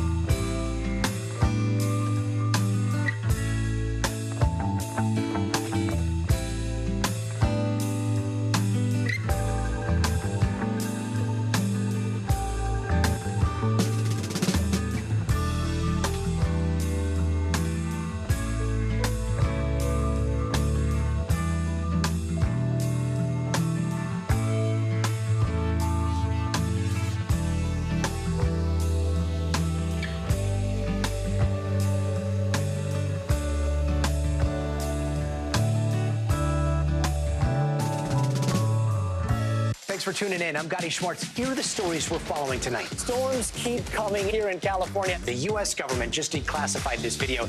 A lot more stories trending like crazy on social media. A controversy pitting lawmakers against young voters. What's the state of crypto today? What is going on when we're looking at trends there? Another mind-bending story on artificial intelligence. This is what my voice sounds like when I clone it. That wasn't me. You gotta see this. Stay tuned now. Weeknights at 8 Eastern, 5 Pacific on NBC News Now. Bottom of the hour now. Here are some of the stories making headlines on NBC News Daily. A manhunt is underway for a 15-year-old murder suspect in Maryland. Prince George's County police are searching for a teenager known as Baby K. Investigators say he pulled a gun on a 14-year-old in a Maryland school bus and attempted to shoot 3 times. Police believe the teen was involved in the killing of a 23-year-old woman in Northeast Washington, D.C. A 22-year-old Connecticut woman is recovering after she was bitten by a shark. The woman was snorkeling in Turks and Caicos at the time. She was taken to a local medical center and remains in serious condition. It's unclear how the woman made it back to shore after the attack. A tree that stood for centuries as a symbol of freedom came crashing down Wednesday in Sierra Leone. The cotton tree, as it was called, loomed over the capital city of Freetown. Historically, it offered a resting place for returning freed American slaves in the 1700s. But this week's torrential rains left nothing of the 400-year-old tree but a stump. The remaining trunk will be preserved in a museum. Well, in Texas, state lawmakers could be on the brink of ousting the state's top lawyer. Attorney General Ken Paxton is facing impeachment. The state's House of Representatives could vote as early as today on 20 articles of impeachment. A Republican-led committee voted unanimously Thursday to impeach Paxton, who has been the focus of criminal investigations for years. NBC's Priscilla Thompson joins us now from Austin, Texas. So, Priscilla, first off, what is Paxton actually accused of doing here? Yeah, Zinclay, well, we have just learned that vote on impeachment is going to take place tomorrow afternoon in the full House. And we also now have a copy of those 20 articles of impeachment that lawmakers are now reviewing. And so how did we get here?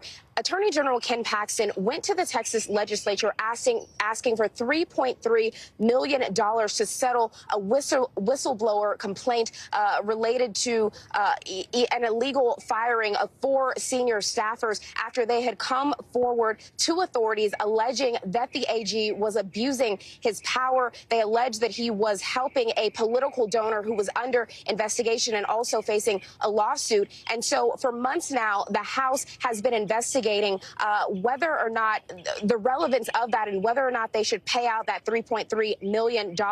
And what they have found, according to these articles of impeachment, is that they believe that the Attorney General may have committed bribery, that he obstructed justice, and also that he retaliated against whistleblowers, all things that are not allowed in his office. And so that is how we got here, with that vote expected to take place on the House floor tomorrow. Zinclay? Elements there. Okay, so Priscilla, how is Paxton defending himself against all of these allegations? And then if the House does in fact vote to impeach him, what are the next steps?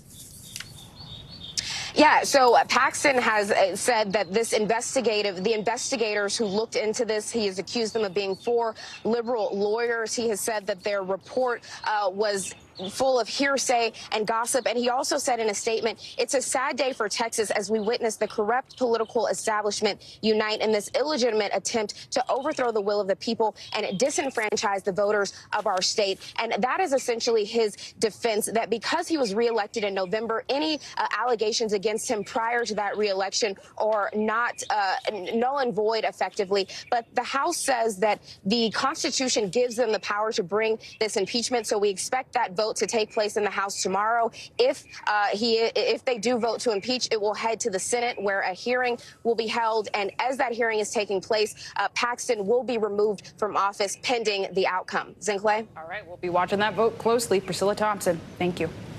An Army veteran who stormed the U.S. Capitol on January 6 has been sentenced to more than 8 years in prison. Jessica Watkins joined members of the far-right extremist group Oath Keepers to storm the Capitol stairs in a military formation. She was found guilty of a number of charges, including conspiracy to obstruct an official proceeding.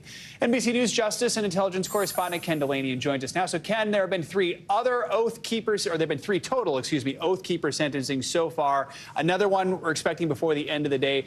Talk about how serious these punishments are. Yeah, even for Jessica Watkins, who tearfully apologized to the court and who the judge referred to as one of the more sympathetic defendants. 8.5 years in federal prison, where you serve the majority of your time. That's a stiff sentence for somebody who, if you remember, led that stack-style military formation through the Capitol. You see her there dressed in military-style gear. She was an Army veteran, and she said she got caught up in the ideology of the Oath Keepers, which she now renounces, and she was captured on the walkie-talkie app Zello, communicating with fellow Oath Keepers, exuberantly celebrating their incursion into the Capitol. Now, the leader of the Oath Keepers, Stuart Rhodes, sentenced yesterday to 18 years in prison, completely unrepentant, told the judge he was a political prisoner. The judge rejected that, said he was a continuing danger to U.S. democracy. And his deputy, Kelly Meigs, got 12 years. So these are some of the stiffest sentences. In the case of Rhodes, the most severe sentence of all the 1,000 prosecutions so far in the January 6th investigation, Joe. Ken Delaney, thank you so much. You bet. Well, right now, authorities in the Bahamas are frantically searching for an American teen lost in the water. They say he went overboard while on a sunset cruise. NBC News correspondent Maggie Vespa is following this story for us. So, Maggie, what's the latest on this search effort right now? Sounds like a nightmare. Yeah, Zinclay, absolutely. A nightmare basically in paradise. And as you know, right now we have authorities from 2 different countries, including the Bahamian Defense Force and the U.S. Coast Guard, searching for 18-year-old Cameron Robbins. You see him there. These photos are from his Instagram. He's a recent high school graduate, meaning he graduated days ago from his school in Baton Rouge, Louisiana, also a star athlete, as you can tell.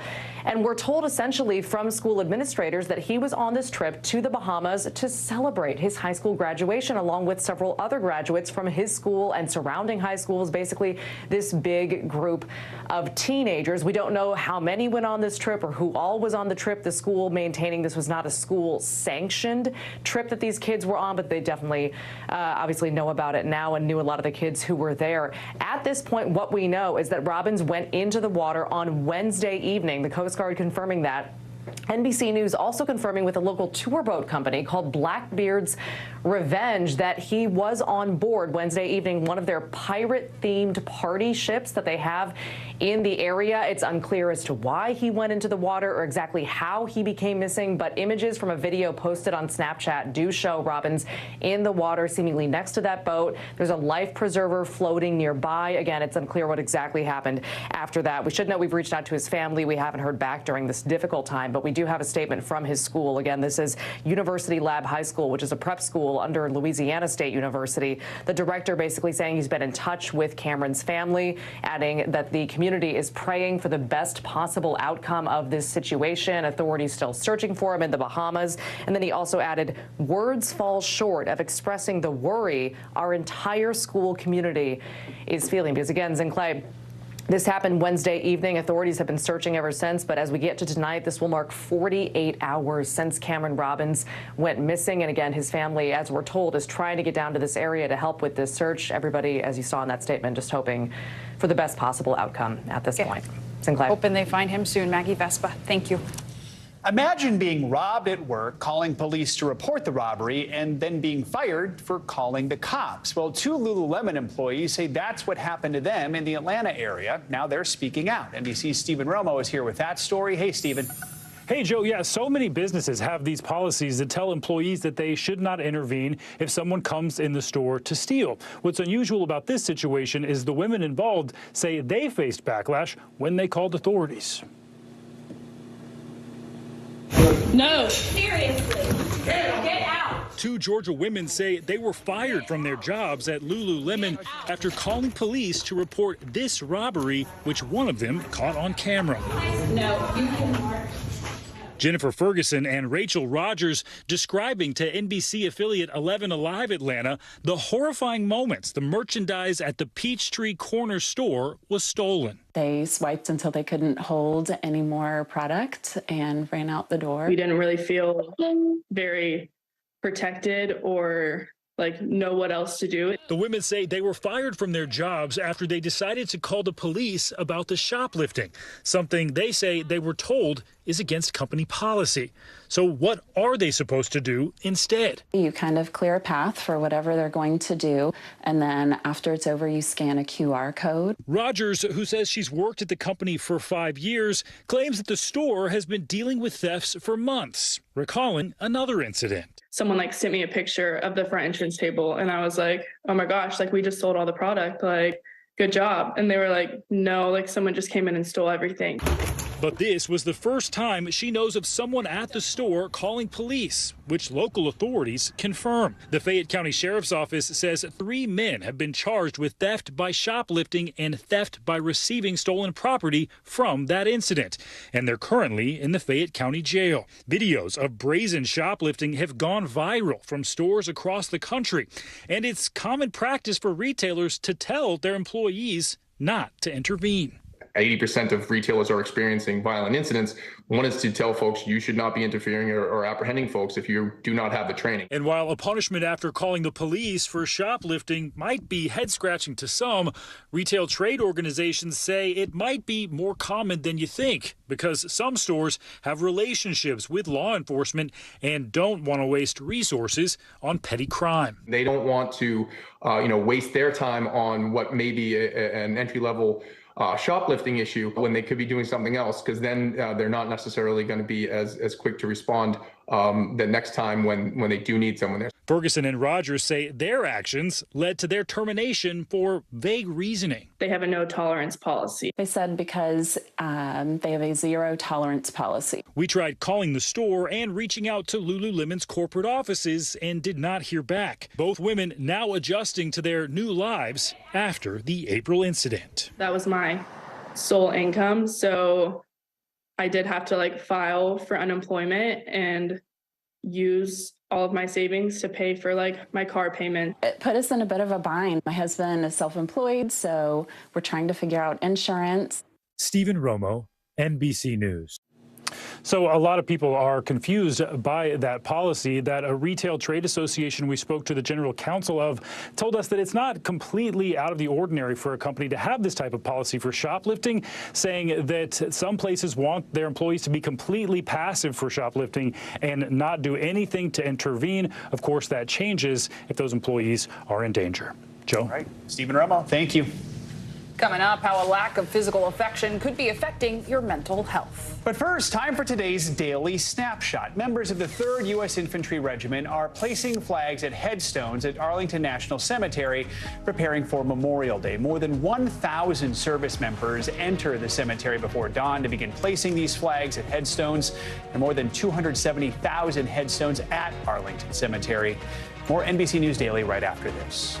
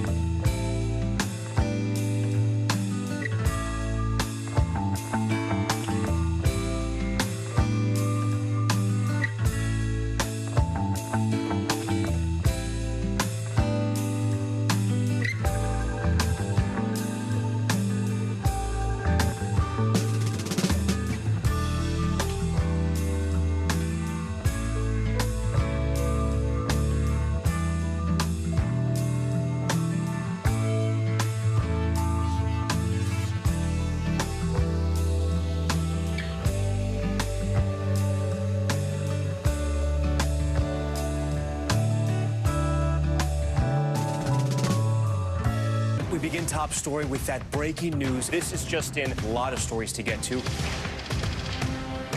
What do people need most right now? Did the state and or law enforcement drop the ball anywhere? Are we headed for a recession or a recovery? Migrant families now stranded in Mexico. What's the World Cup experience been like? The civilian effort is not just about fighting, it's also about helping. Every night, it's your news playlist. Top Story with Tom Llamas. Streaming weeknights at 7 on NBC News Now. Watch NBC Nightly News with Lester Holt or listen wherever you get your podcasts. Welcome back. In today's mental health check, we're talking about connection. We all need it, and one way we experience it is through physical touch. During the pandemic, many people missed out on consensual physical touch, like handshakes and hugs. That's leading some to deal with a condition that's referred to as touch hunger. Joining us now is board-certified psychiatrist Dr. Jessica Clemens. Dr. Clemens, let's be clear here. We are talking about consensual touch. So what is touch hunger, and why is physical touch so important in our daily lives? Well, thank you so much for having me to begin with. Look, it's exactly what it sounds like. Touch hunger really reflects this sense of longing for physical contact or having more physical contact than you already are. Touch is essential to human functioning, right? It is at the core of what makes humans human. It's important for touch for many reasons. When we think about newborns and the bonding that they have between a baby and parent, we know that touch is important for developing neuro changes that happen that allow the brain to begin to foster things like mood and emotional regulation as that baby grows, right? We're seeing release of dopamine, serotonin, and norepinephrine, which are all responsible for that. Touch also helps to regulate things like heart rate and blood pressure. We know that when people are in close proximity with someone while they're experiencing touch, It can also help to co-regulate between the two of them. So there's a whole host of benefits, which is important not only for daily functioning, but overall well-being and physical symptoms as well. Yeah, I mean, so many benefits. We saw some of them on our screen, including increased immunity. But how do you know if you are touch-starved? What are some of the symptoms to look out for? You know, I just remind people that it really boils down to a sense of loneliness, right? The experience of touch hunger can vary from person to person. And it's a colloquial term, so it's not a diagnosis. I don't want you running, to the office to find out if this is in fact something you're experiencing. But if you are experiencing loneliness, sadness, depression, you long for contact with other people, it may indicate that a part of that is also needing more physical contact and touch. And especially if you live alone and you already know that you are not engaging with a lot of people coming out of the pandemic, this also could be a sign that it's time to get close to people. You're touching on this here, but what is the impact that this can have on our mental health? It really comes down to depression, anxiety, stress.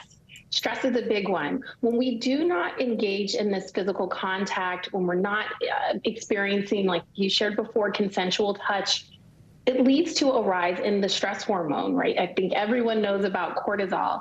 And with cortisol comes those challenges that really lead with stress. So decrease in immune function, increase in blood pressure, heart rate, difficulty sleeping. It can begin to snowball. And it's really just that simple engagement with touching others, again, in a consensual way, that can lead to reducing those cortisol levels and boost those neurotransmitters that I talked about before. Yeah, so what should people do if they feel like, hey, I'm actually dealing with this too right now?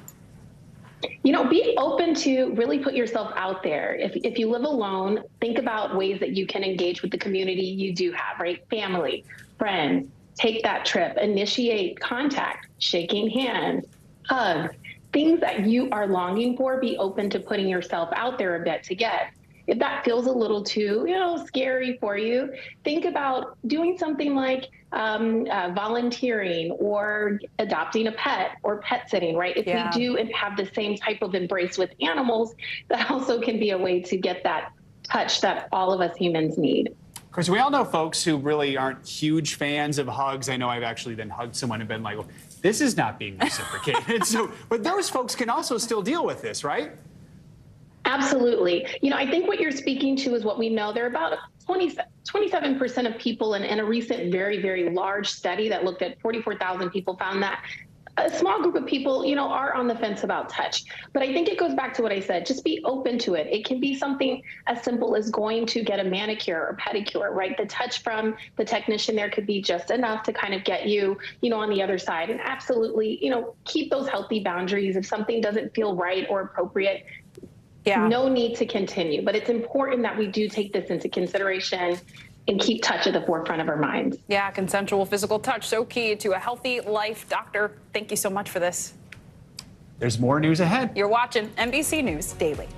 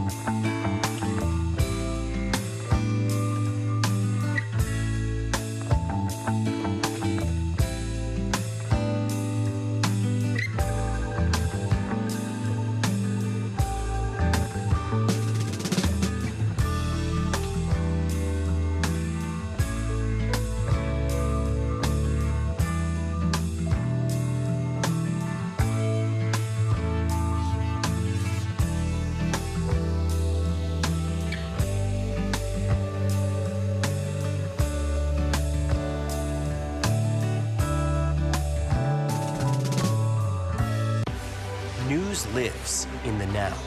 It's coming at us every second. News is more now than ever. Look at this. You can't even see anything anymore.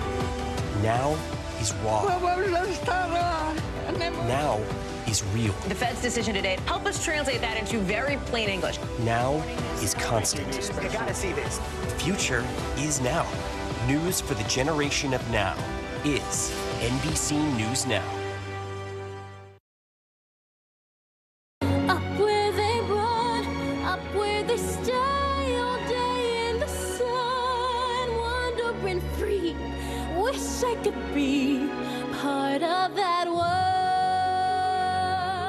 Oh, we've got chills. Disney's new live-action version of The Little Mermaid starring Halle Bailey hits theaters today. Yeah, and in Disney's entire history, there have only been 2 movies with black princesses. Cinderella in 1997 starring Brandy, and the 2009 animated film The Princess and the Frog. But that changes today. NBC News correspondent Antonia Hilton joins us now from a movie theater in Boston, I think with popcorn in hand. So, Antonia, obviously, it's a special moment. I was crying just watching Halle Bailey sing that song, Part of Your World. I know today many young girls are going to see themselves represented. What are you hearing? What are the reactions from this movie? And even your own. I hear you saw it, too. Well, let me tell you first, Clay, it's not just young girls. There are lots of women who loved this movie back when it came out in 1989 and who are so excited to see it again and see it reimagined and to see Halle not just be a wonderful actress, but sing her, just blow everybody away in there. I got the chance to hang out with some kids who are watching right now. This is the after school crush. You're going to see kids coming in behind me. They're laughing at every joke from Scuttle and Sebastian. They got a little spooked by Ursula. The same experiences I remember having when I was really little.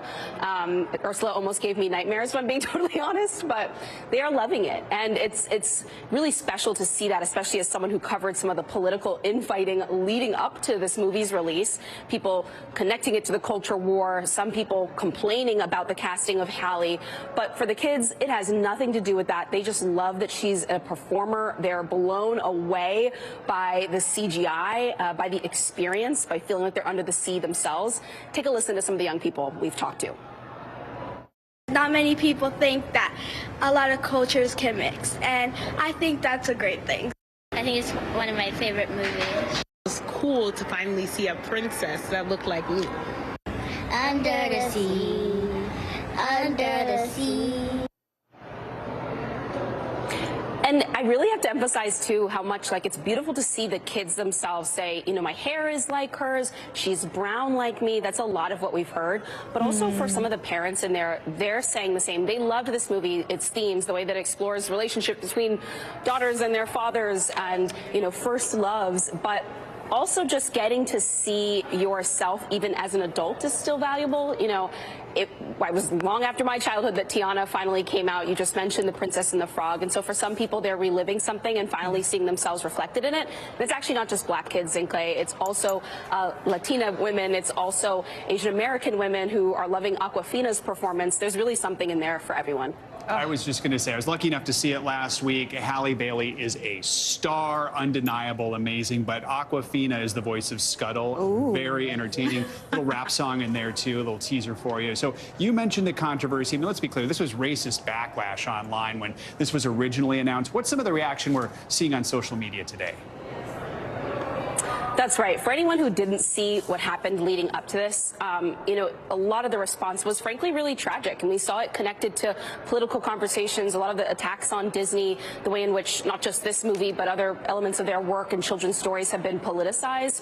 But for kids, none of that is on their minds today.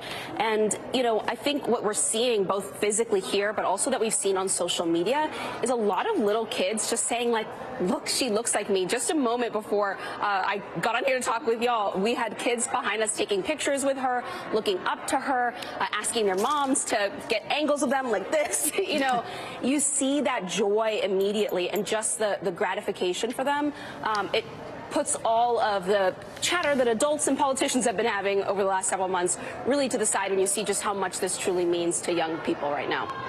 And Antonia, I mean, you've covered so much of the culture war. You talked about covering this film when it first was announced. What impact do you think this is going to have on the entertainment industry at large? Well, I can speak from my own experience first. As a child who never got to see Disney movies, I still loved Disney films. The original is still something that I've watched again with my younger nieces, but to see yourself reflected, that really, I think some people think that it's trite, but I think it has an immense impact. And you're seeing kids stream in behind me here to have the same experience that I just had this afternoon. I love it. We're all part of the world. Antonia, thank you, and thanks for watching NBC News Daily.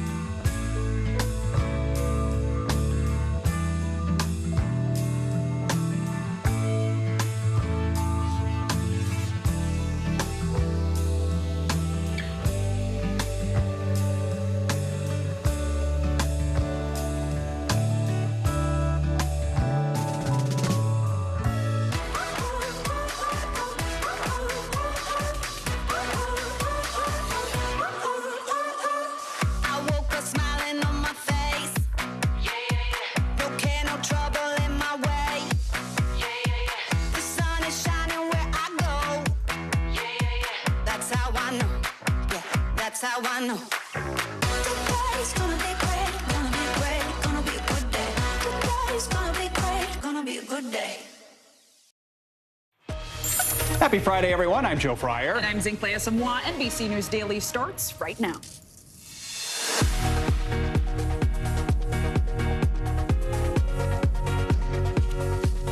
Today is Friday, May 26, 2023. Ready, set, delay. Millions of Americans headed out for the holiday weekend. What you can expect in the air, on the roads, and on the rails. Under fire, Texas Attorney General Ken Paxton teetering on the brink of impeachment. What he's accused of doing and how he's defending himself. Terminated 2 Lululemon employees ousted after calling the police when the store was robbed, while retailers have told their employees not to call the cops. And making contact, how the pandemic changed our sense of touch and the ways we can reconnect with others. We begin this hour in the air, on the roads, and on the rail lines. That's right, because it's Memorial Day weekend, and so it's also the start of the summer holiday travel rush. No matter if you choose a plane or train or automobile to get to your destination, AAA says they will all be busier than last year. The biggest increase is at the bottom of your screen. Buses, cruises, and trains up 20%. More than anything, this weekend is a test for America's airports after those flight delays and cancellations last summer. Transportation Secretary Pete Buttigieg says this year will be different. So, look, this is a big stress test of the system. We're seeing huge demand. But so far, this holiday weekend appears to be headed in a good direction. We do see some weather coming in. We're keeping a close eye on that. Playing the roles of Steve Martin and John Candy for us, NBC News meteorologist Angie Lastman has the holiday weekend forecast in a minute. But first, NBC News correspondent George Solis is at the Philadelphia International Airport. So, George, you've been tracking conditions at the airport all day long. What are you seeing, and what are people trying to catch their flights telling you?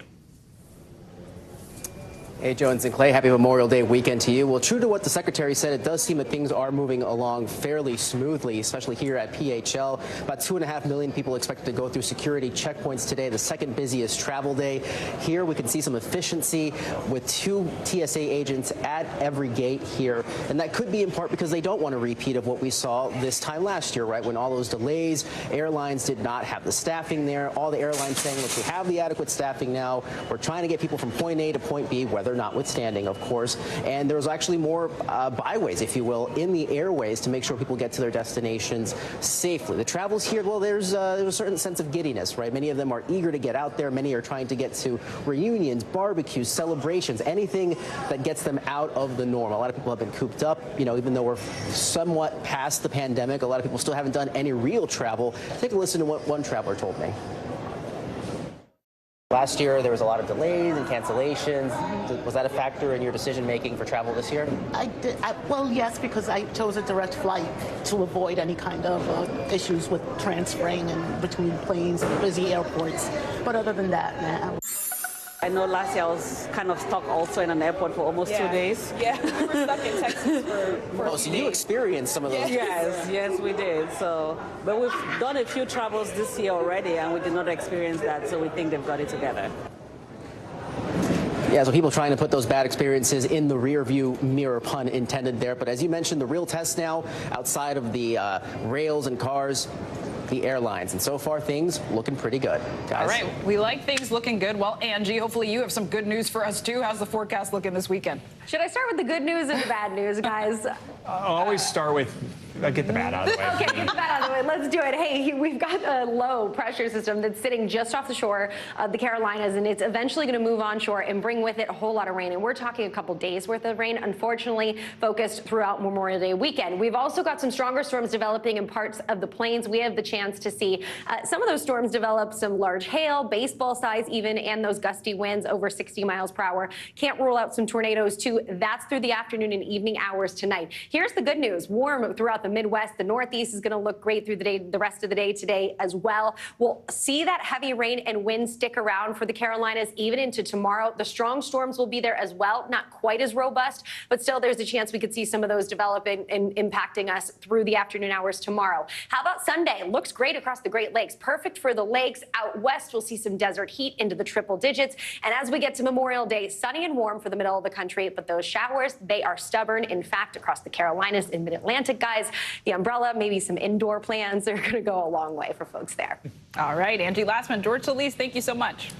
Congress is in recess, and most lawmakers have now left Washington for the holiday weekend without an agreement to raise the debt ceiling. Key negotiators are still working to strike a deal, but time is running out. We are now just 6 days away from June 1st. That's when the Treasury Secretary says the U.S. will no longer be able to guarantee payments on all its loans. NBC News White House correspondent Ali Raff is in Washington. So, Ali, we got a little bit of an update from House Speaker Kevin McCarthy a little earlier today. Here's what he had to say. I thought we made progress last night. We have to make more progress now. So, Ali, what's it looking like now, and what would a final agreement possibly look like? Yeah, Joe, we're hearing that optimism really from both sides of Pennsylvania Avenue because there has been agreement on things like the clawing back of unspent COVID funds, on things like permitting reform. But we also know of some things still gumming up this process that's still underway. These are things like cutting some IRS funding from the Inflation Reduction Act, adding more work requirements to some federal relief programs, both of those things on Republicans' wish lists. There's also still debate over how much spending should be cut for next year, as well as exactly how long the debt ceiling should be extended. So obviously the caveat with all of those things, though, should be to take all of them with a grain of salt, because as these negotiations are still ongoing, any of that could change really by the minute, Joe. So any of those things could potentially be included in this eventual deal. Some of them could not be. So, Ali, I mean, striking a deal is just the first step. Then the bill has to go through Congress, go through the GOP-controlled House, the Democratic-controlled Senate, then to the president's desk. Can that happen on this tight timeline?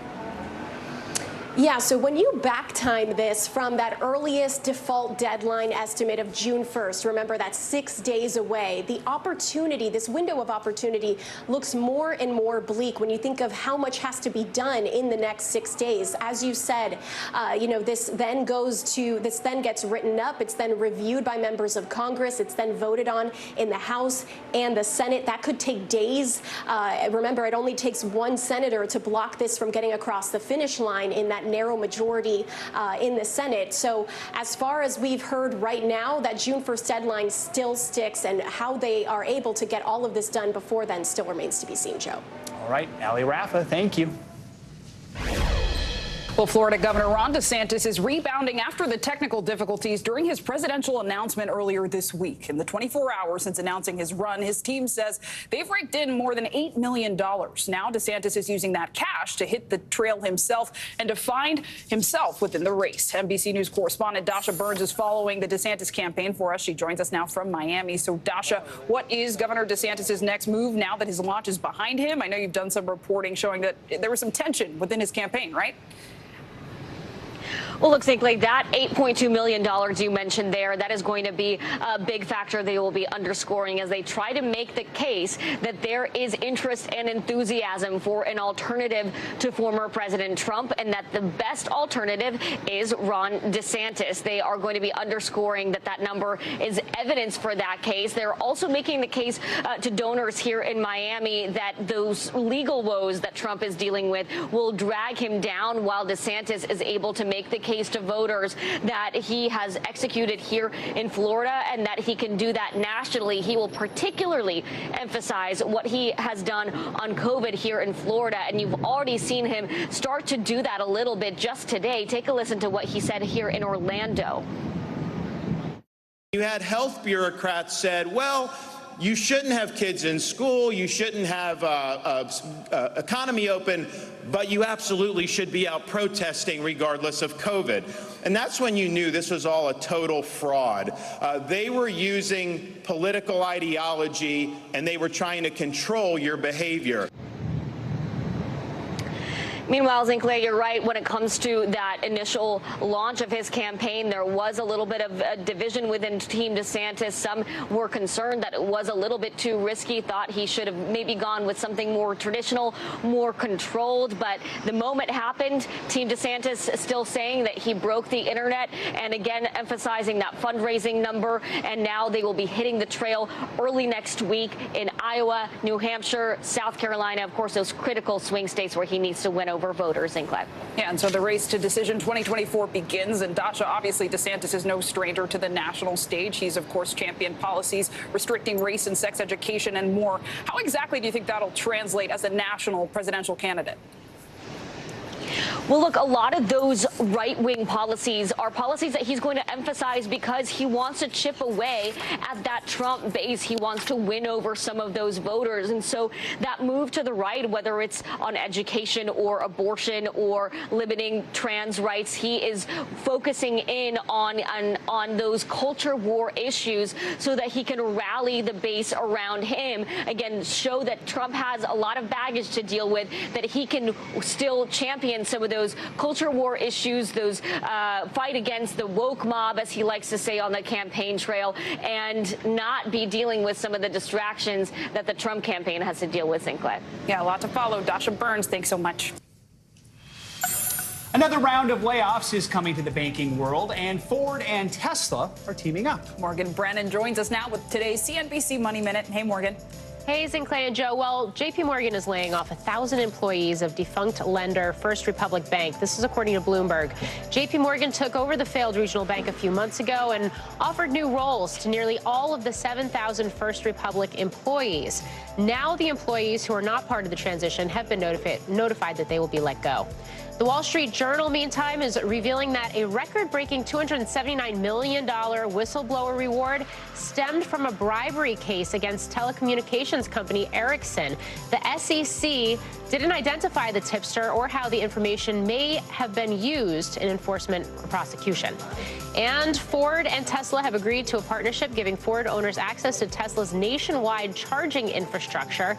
Under the agreement announced by Ford CEO Jim Farley and Tesla CEO Elon Musk on Thursday on Twitter, current Ford owners will be granted access to more than 12,000 Tesla superchargers across the U.S. and Canada starting early next year. And guys, that news supercharging the stocks as well. Both of those stocks trading higher on those headlines. All right, and in the week on a high. Morgan Brennan, thank you. Coming up, why Texas's Republican Attorney General could be impeached by his own party. Plus, how a nurse is defending herself against claims she gave patients lethal doses of insulin. You're watching NBC News Daily. Your music is so familiar. What do you think when people start humming back your tunes? How you doing, Lester?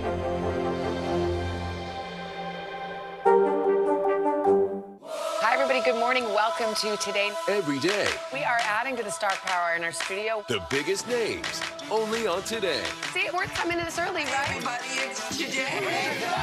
Like I won the lottery. How do you feel at this age, this stage? Liberated. We're just getting started, folks. Ain't no stopping us now. The boys are back in town. Boys are back in town. It's a miracle. It's a miracle. This has been fantastic. Everything and everyone you're talking about, only on Today. It was the end of the story, but it was also just the beginning. We couldn't know then, but following the mystery would take us to places as strange as any fiction. The mind whirled among dreadful possibilities. What happened here? The True Crime Original. Dateline, Fridays and Sundays. News lives in the now. Look at this. You can't even see anything anymore. Let's break down what we know. You gotta see this. News for the generation of now is NBC News Now. We're back now from Las Vegas. From Seattle, Guatemala City. From Wilmington. I was in space in Texas. From Normandy, From France. Surfside, Florida. Thank you for watching, everyone. For Dateline Premium, subscribe now on Apple Podcasts. We're back now from Las From Vegas. Seattle, Guatemala City. From Wilmington. I was in space in Texas. From Normandy, From France. Surfside, Florida. Thank you for watching, everyone. News lives in the now. It's coming at us every second. News is more now than ever. Look at this. You can't even see anything anymore. Now is raw. Now is real. The Fed's decision today, help us translate that into very plain English. Now is constant. You gotta see this. The future is now. News for the generation of now is NBC News Now. Watch NBC Nightly News with Lester Holt or listen wherever you get your podcasts. For Dateline Premium, subscribe now on Apple Podcasts. A nurse in Pennsylvania is behind bars at this hour after she allegedly gave two of her patients lethal doses of insulin. Her arrest comes amid a flurry of abuse allegations at other jobs. NBC News reporter Gary Grumbach is following this story for us. Hey, Gary. Joe, Heather Presti was a registered nurse at a Pittsburgh area nursing facility where all three of her victims between the ages of 55 and 83 were under her care during the overnight shift. She's accused of injecting all three of them with lethal doses of insulin between August and December of 2022. Two of her patients ended up dying. The third only survived after being rushed to a hospital. And in an interview with investigators, Presti said she felt bad for her patients' quality of life and said that she had hoped they would, quote, just slip into a coma and pass away. She also said one of her victims asked for her to kill them. Her charges include 2 counts of criminal homicide, 1 count of attempted murder, 3 counts of neglect of a care-dependent person, 3 counts of reckless endangerment, and 1 count of aggravated assault. And this wasn't an isolated situation, Joe. In fact, it appears far from it. The Pennsylvania AG's office says since 2018, Presti has been employed at 11 different facilities, and they say she was disciplined for abusive behavior towards patients or staff, resulting in her either resigning or being terminated from every single one of them. Here's how Pennsylvania Attorney General Michelle Henry described the case. This defendant was a medical professional charged with caring for these individuals. And instead of caring for them, she intentionally and maliciously injected them with insulin to kill them. My office will prosecute her and seek to hold her accountable for her actions. And you might be wondering how Presti was able to get job after job after being disciplined to previous employers. An investigation into all of this, I'm told, is active and ongoing at the Attorney General's office. There are laws on the books in Pennsylvania that require the reporting of abuse in healthcare facilities to state agencies. As for Heather Presti, court documents indicate she has not yet retained an attorney. She's currently sitting in a Pittsburgh area jail with her bail denied until her preliminary hearing on June 6th. Joe?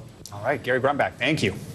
Well, today we've got new developments in the death of Jordan Neely. The lawyer for Daniel Penny is dismissing reports that the former Marine will testify in front of a grand jury, and a warning: video may be disturbing. Penny is charged with manslaughter after he was seen on camera putting Jordan Neely in a minutes-long chokehold on the New York City subway earlier this month. Penny's lawyer telling NBC News, quote, "Any speculation regarding a client's intent to testify at this stage would be premature, particularly where there is no indication a grand jury presentation has even begun at this point." I want to bring in NBC News legal analyst Danny Savalos now. So, Danny, first, let's just back up because Penny has already been charged with manslaughter over Neely's death. So why exactly is there a grand jury looking at an indictment? Because the charge is really one-sided procedurally at this point. All the charge right now represents is the DA's office, Alvin Bragg's decision that this person, the defendant, should be charged with a crime.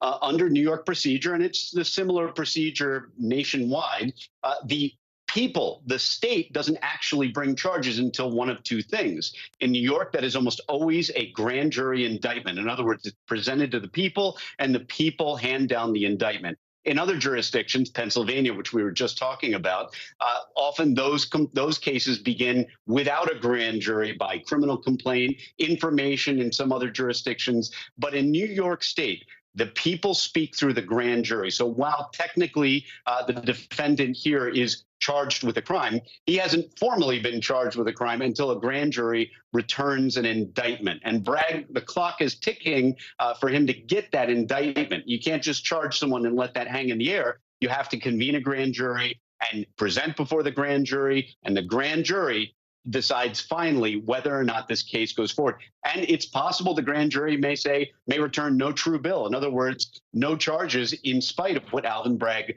thinks there should be charges. All that said, if you were Penny's lawyer and he was your client, would you have him appear in front of the grand jury? Yes, absolutely. I mean, this is a case, one of the rare cases where I would say you need to get out ahead of it and actually tell your story. In the vast majority of cases, there is zero reason to have your client testify before the grand jury. It's testimony that will only hurt him later on. Daniel Penny here will probably take a different strategy, which is tell the grand jury what really happened in his mind on the subway car that day and take his chances. All right, definitely something all eyes will be on. Danny Savalos, thank you. Coming up, what we know about the international search to find a missing American teenager in the Bahamas. You're watching NBC News Daily.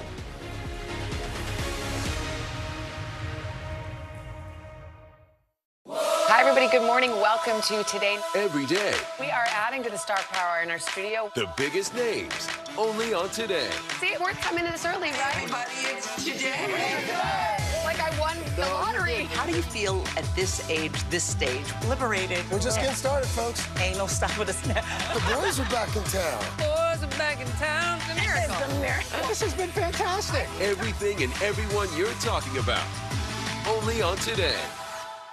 I'm Gotti Schwartz, and here are the stories we're watching tonight. Storms keep coming here in California. Some of the big headlines trending like crazy on social media. This is what my voice sounds like when I clone it. That wasn't me. You gotta see this. Stay tuned now, weeknights on NBC News Now. News lives in the now. It's coming at us every second.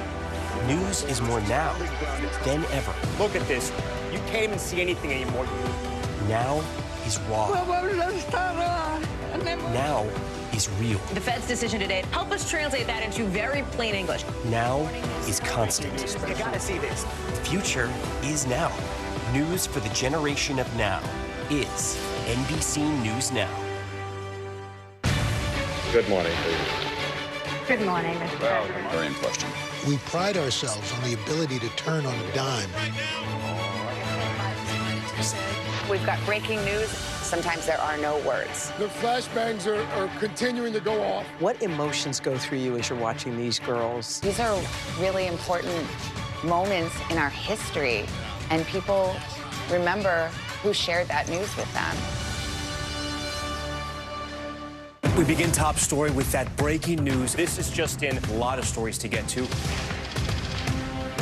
What do people need most right now? Did the state and/or law enforcement drop the ball anywhere? Are we headed for a recession or a recovery? Migrant families now stranded in Mexico. What's the World Cup experience been like? The civilian effort is not just about fighting, it's also about helping.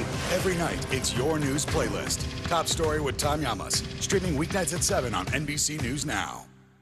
For Dateline Premium, subscribe now on Apple Podcasts.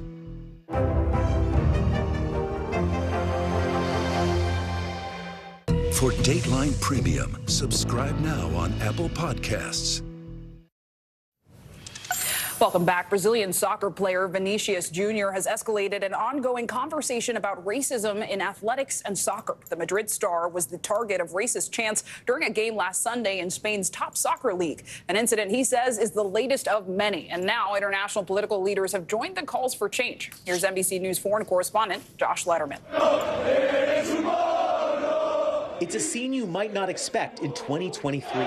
Racist chants erupting at a soccer match targeted at one of the world's top players, not once, but at game after game, now prompting a growing backlash from Brazil to Spain, with Brazilian star Vinicius Jr. at the center of an emotional debate about racism in soccer and what can be done to stop it.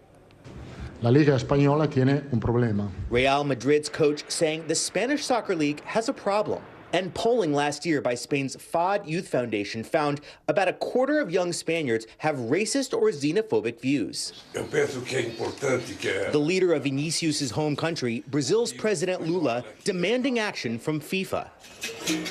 A call for change echoing in downtown Rio. On Thursday, protesters from the Black Unified Movement marching through the streets. What we want from Spain is an intervention, this 35-year-old lawyer says. High above Rio, the lights illuminating the iconic Christ of the Redeemer statue shut off to condemn the racism. Even the UN human rights chief weighing in. I call on those who organize sporting events to have strategies in place to prevent and counter racism. But what can be done to keep racism off the field? Is this the kind of thing the league can even control? I mean, there's no doubt that, sport as an institution is a mirror or a reflection of the society of which it's part. They absolutely have a responsibility to address racist behavior when it's on their patch, when it's in their stands. In Spain, the Soccer Federation ordered a partial stadium ban for 5 games after the last incident, but soccer officials say they can only do so much and that it's up to law enforcement to prosecute racial abuse. But there are growing calls for new laws to let league officials cancel matches and ban fans, and to impose hefty fines for racist abuse. While Vinicius' teammates rally behind him, on Wednesday, legendary player Rodrigo dedicating his match-winning goal to his teammates. Athletes standing up to say enough is enough. One of the more shocking aspects of this has been the way many have blamed Vinicius for the racism directed at him. A sports commentator for the official TV channel for La Liga, the Spanish league, recently said that the player needs to examine his own actions, accusing Vinicius of provoking other teams. And after Vinicius spoke out about the abuse he's been facing, the president of La Liga accused him of being manipulated. The president of Liga has now apologized. Sinclair? Really important reporting. Josh Letterman, thank you. A terrifying moment for the nearly 200 passengers on an Asiana flight in South Korea after a passenger opened an emergency exit door mid-flight. You can see the wind whipping through the cabin in this video. The plane was able to land safely. The man was taken into custody. NBC's Steve Patterson's following this, joins us now. Steve, scary moments to put it lightly. What do we know about this? Yeah, thankfully, nobody on board was seriously injured. This is just moments before the plane lands. So it's only about 700 feet or so off the ground, maybe just like 2 or 3 minutes before landing. Aviation officials there say it landed safely, as you mentioned. There, of course, is danger when a situation like this happens. The man taken off the plane, put into police custody, is being questioned, no motive given yet. But it's just at an altitude that is just low enough for him to be able to open the door, because had it been any higher, that door would have been literally sealed by the cabin pressure. So just low enough. It is in case that the plane lands and there needs to be an emergency exit. That's the reason why he was able to get it open. But as to why, we just don't know, Joe. All right, Steve, appreciate it. Thank you so much for your reporting. And you can catch more of Steve's reporting tonight on NBC Nightly News with Lester Holt. Coming up, how kids are reacting to seeing the star of the new Little Mermaid movie who looks like part of their world. You're watching NBC News Daily. We're also streaming free 24/7 on NBC News Now. You can watch us wherever you stream live. That includes Apple TV, YouTube, Samsung, so many more options. The news continues after this.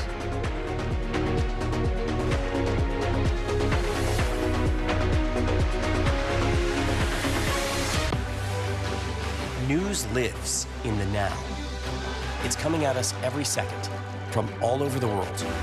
We have a full team. News is more now than ever. Look at this. You can't even see anything anymore. Our house is no longer here, but we are here. Now is raw.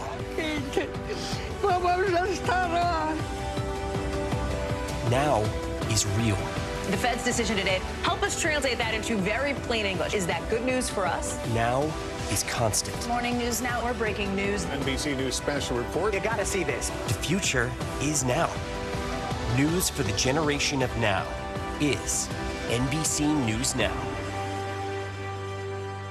I'm Gotti Schwartz, and here are the stories we're watching tonight. Storms keep coming here in California. Some of the big headlines trending like crazy on social media. This is what my voice sounds like when I clone it. That wasn't me.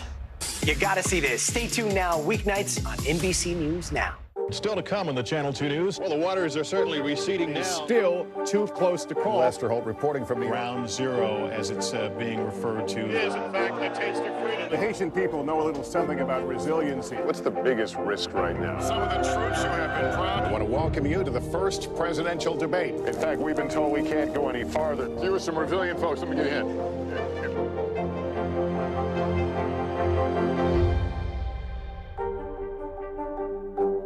For Dateline Premium, subscribe now on Apple Podcasts. Hi, everybody. Good morning. Welcome to Today. Every day, We are adding to the star power in our studio. the biggest names, only on Today. See, it worth coming in this early, right? Everybody, it's today. Like I won the lottery. How do you feel at this age, this stage? Liberated. We're just getting started, folks. Ain't no stopping us now. The boys are back in town. Boys are back in town. It's a miracle. It's a miracle. This has been fantastic. Everything and everyone you're talking about, only on Today. We're back now from Las Vegas, Seattle, Guatemala City, from Wilmington. I was in space in Texas, from Normandy, from Surfside, Florida. Thank you for watching, everyone. Hey, podcast fans, ready to unlock our true crime mysteries? Try Dateline Premium on Apple Podcasts. You'll get early access to originals, plus bonus content, and everything is ad-free. So head to Apple Podcasts now to subscribe. Bottom of the hour now. Here are some of the stories making headlines on NBC News Daily. A manhunt is underway for a 15-year-old murder suspect in Maryland. Prince George's County police are searching for a teenager known as Baby K. Investigators say he pulled a gun on a 14-year-old in a Maryland school bus and attempted to shoot 3 times. Police believe the teen was involved in the killing of a 23-year-old woman in Northeast Washington, D.C. A 22-year-old Connecticut woman is recovering after she was bitten by a shark. The woman was snorkeling in Turks and Caicos at the time. She was taken to a local medical center and remains in serious condition. It's unclear how the woman made it back to shore after the attack. A tree that stood for centuries as a symbol of freedom came crashing down Wednesday in Sierra Leone. The cotton tree, as it was called, loomed over the capital city of Freetown. Historically, it offered a resting place for returning freed American slaves in the 1700s. But this week's torrential rains left nothing of the 400-year-old tree but a stump. The remaining trunk will be preserved in a museum. Well, in Texas, state lawmakers could be on the brink of ousting the state's top lawyer. Attorney General Ken Paxton is facing impeachment. The state's House of Representatives could vote as early as today on 20 articles of impeachment. A Republican-led committee voted unanimously Thursday to impeach Paxton, who has been the focus of criminal investigations for years. NBC's Priscilla Thompson joins us now from Austin, Texas. So, Priscilla, first off, what is Paxton actually accused of doing here?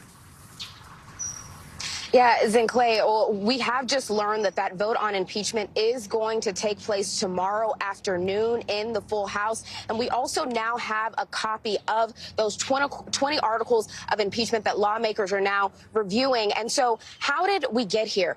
Attorney General Ken Paxton went to the Texas legislature asking for $3.3 million to settle a whistleblower complaint related to an illegal firing of 4 senior staffers after they had come forward to authorities alleging that the AG was abusing his power. They alleged that he was helping a political donor who was under investigation and also facing a lawsuit. And so for months now, the House has been investigating whether or not the relevance of that and whether or not they should pay out that $3.3 million.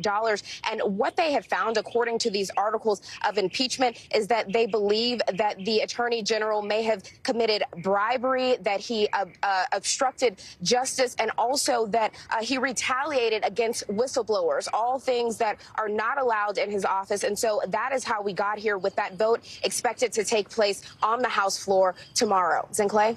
Elements there. OK, so Priscilla, how is Paxton defending himself against all of these allegations? And then if the House does in fact vote to impeach him, what are the next steps? Yeah, so Paxton has said that the investigators who looked into this, he has accused them of being 4 liberal lawyers. He has said that their report was full of hearsay and gossip. And he also said in a statement, it's a sad day for Texas as we witness the corrupt political establishment unite in this illegitimate attempt to overthrow the will of the people and disenfranchise the voters of our state. And that is essentially his defense, that because he was reelected in November, any allegations against him prior to that reelection are not null and void effectively. But the House says that the Constitution gives them the power to bring this impeachment. So we expect that vote to take place in the House tomorrow. If they do vote to impeach, it will head to the Senate, where a hearing will be held. And as that hearing is taking place, Paxton will be removed from office pending the outcome. Zinclay? All right, we'll be watching that vote closely. Priscilla Thompson, thank you. An Army veteran who stormed the U.S. Capitol on January 6 has been sentenced to more than 8 years in prison. Jessica Watkins joined members of the far-right extremist group Oath Keepers to storm the Capitol stairs in a military formation. She was found guilty of a number of charges, including conspiracy to obstruct an official proceeding. NBC News Justice and Intelligence correspondent Ken Dateline joins us now. So, Ken, there have been 3 other Oath Keepers, or there have been 3 total, Oath Keeper sentencing so far. Another one we're expecting before the end of the day. Talk about how serious these punishments are. Yeah, even for Jessica Watkins, who tearfully apologized to the court and who the judge referred to as one of the more sympathetic defendants. 8.5 years in federal prison, where you serve the majority of your time. That's a stiff sentence for somebody who, if you remember, led that stack-style military formation through the Capitol. You see her there dressed in military-style gear. She was an Army veteran, and she said she got caught up in the ideology of the Oath Keepers, which she now renounces, and she was captured on the walkie-talkie app Zello, communicating with fellow Oath Keepers, exuberantly celebrating their incursion into the Capitol. Now, the leader of the Oath Keepers, Stuart Rhodes, sentenced yesterday to 18 years in prison, completely unrepentant, told the judge he was a political prisoner. The judge rejected that, said he was a continuing danger to U.S. democracy. And his deputy, Kelly Meigs, got 12 years. So these are some of the stiffest sentences. In the case of Rhodes, the most severe sentence of all the 1,000 prosecutions so far in the January 6th investigation, Joe. Ken Dateline, thank you so much. You bet. Well, right now, authorities in the Bahamas are frantically searching for an American teen lost in the water. They say he went overboard while on a sunset cruise. NBC News correspondent Maggie Vespa is following this story for us. So, Maggie, what's the latest on this search effort right now? Sounds like a nightmare. Yeah, Zinkley, absolutely. A nightmare basically in paradise. And as you know, right now we have authorities from 2 different countries, including the Bahamian Defense Force and the U.S. Coast Guard, searching for 18-year-old Cameron Robbins. You see him there. These photos are from his Instagram. He's a recent high school graduate, meaning he graduated days ago from his school in Baton Rouge, Louisiana, also a star athlete, as you can tell. And we're told essentially from school administrators that he was on this trip to the Bahamas to celebrate his high school graduation, along with several other graduates from his school and surrounding high schools, basically this big group of teenagers. We don't know how many went on this trip or who all was on the trip. The school maintaining this was not a school-sanctioned trip that these kids were on, but they definitely obviously know about it now and knew a lot of the kids who were there. At this point, what we know is that Robbins went into the water on Wednesday evening. The Coast Guard confirming that. NBC News also confirming with a local tour boat company called Blackbeard's Revenge that he was on board Wednesday evening, one of their pirate-themed party ships that they have in the area. It's unclear as to why he went into the water or exactly how he became missing, but images from a video posted on Snapchat do show Robbins in the water, seemingly next to that boat. There's a life preserver floating nearby. Again, it's unclear what exactly happened after that. We should know we've reached out to his family. We haven't heard back during this difficult time, but we do have a statement from his school. Again, this is University Lab High School, which is a prep school under Louisiana State University. The director basically saying he's been in touch with Cameron's family, adding that the community is praying for the best possible outcome of this situation. Authorities still searching for him in the Bahamas. And then he also added, words fall short of expressing the worry our entire school community is feeling. Because again, Zinkley, this happened Wednesday evening. Authorities have been searching ever since, but as we get to tonight, this will mark 48 hours since Cameron Robbins went missing. And again, his family, as we're told, is trying to get down to this area to help with this search. Everybody, as you saw in that statement, just hoping for the best possible outcome at this point. Sinclair. Hoping they find him soon. Maggie Vespa, thank you. Imagine being robbed at work, calling police to report the robbery, and then being fired for calling the cops. Well, 2 Lululemon employees say that's what happened to them in the Atlanta area. Now they're speaking out. NBC's Stephen Romo is here with that story. Hey, Stephen. Hey, Joe, yeah, so many businesses have these policies that tell employees that they should not intervene if someone comes in the store to steal. What's unusual about this situation is the women involved say they faced backlash when they called authorities. No, seriously, get out. 2 Georgia women say they were fired from their jobs at Lululemon after calling police to report this robbery, which one of them caught on camera. No, you can. Jennifer Ferguson and Rachel Rogers describing to NBC affiliate 11 Alive Atlanta the horrifying moments the merchandise at the Peachtree Corner store was stolen. They swiped until they couldn't hold any more product and ran out the door. We didn't really feel very protected or know what else to do. The women say they were fired from their jobs after they decided to call the police about the shoplifting, something they say they were told is against company policy. So what are they supposed to do instead? You kind of clear a path for whatever they're going to do, and then after it's over, you scan a QR code. Rogers, who says she's worked at the company for 5 years, claims that the store has been dealing with thefts for months, recalling another incident. Someone sent me a picture of the front entrance table, and I was like, oh my gosh, we just sold all the product, good job. And they were like, no, someone just came in and stole everything. But this was the first time she knows of someone at the store calling police, which local authorities confirm. The Fayette County Sheriff's Office says 3 men have been charged with theft by shoplifting and theft by receiving stolen property from that incident. And they're currently in the Fayette County Jail. Videos of brazen shoplifting have gone viral from stores across the country. And it's common practice for retailers to tell their employees not to intervene. 80% of retailers are experiencing violent incidents. One is to tell folks you should not be interfering or apprehending folks if you do not have the training. And while a punishment after calling the police for shoplifting might be head-scratching to some, retail trade organizations say it might be more common than you think because some stores have relationships with law enforcement and don't want to waste resources on petty crime. They don't want to waste their time on what may be an entry-level shoplifting issue when they could be doing something else, because then they're not necessarily going to be as quick to respond the next time when they do need someone there. Ferguson and Rogers say their actions led to their termination for vague reasoning. They have a no tolerance policy. They said because they have a zero tolerance policy. We tried calling the store and reaching out to Lululemon's corporate offices and did not hear back. Both women now adjusting to their new lives after the April incident. That was my sole income, so I did have to file for unemployment and use all of my savings to pay for my car payment. It put us in a bit of a bind. My husband is self-employed, so we're trying to figure out insurance.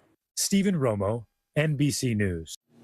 So a lot of people are confused by that policy. That a retail trade association we spoke to the general counsel of told us that it's not completely out of the ordinary for a company to have this type of policy for shoplifting, saying that some places want their employees to be completely passive for shoplifting and not do anything to intervene. Of course, that changes if those employees are in danger. Joe? All right. Stephen Romo, thank you. Coming up, how a lack of physical affection could be affecting your mental health. But first, time for today's Daily Snapshot. Members of the 3rd U.S. Infantry Regiment are placing flags at headstones at Arlington National Cemetery, preparing for Memorial Day. More than 1,000 service members enter the cemetery before dawn to begin placing these flags at headstones, and more than 270,000 headstones at Arlington Cemetery. More NBC News Daily right after this. For Dateline Premium, subscribe now on Apple Podcasts. Hey, I'm Hallie. It's good to be with you tonight. The debt ceiling. Here's why this matters. Please, please don't have your eyeballs glaze over. Here's why this matters. Talk to us about what we're supposed to call this. Is it a bailout? Is it a backstop? There's a difference because it matters whose money is being used to prop up these banks. We think we're getting close to this news conference. I will be honest with people. This is like an awkward moment where we think we're right there. You're going to have to tap dance with us maybe a little bit. I do have my tap dancing shoes on, not to worry. Still to come on the Channel 2 News. Well, the waters are certainly receding now. Still too close to call. Lester Holt reporting from Ground Zero, as it's being referred to. It is, in fact, a taste of freedom. The Haitian people know a little something about resiliency. What's the biggest risk right now? Some of the troops who have been proud. I want to welcome you to the first presidential debate. In fact, we've been told we can't go any farther. You with some resilient folks. Let me get a hint.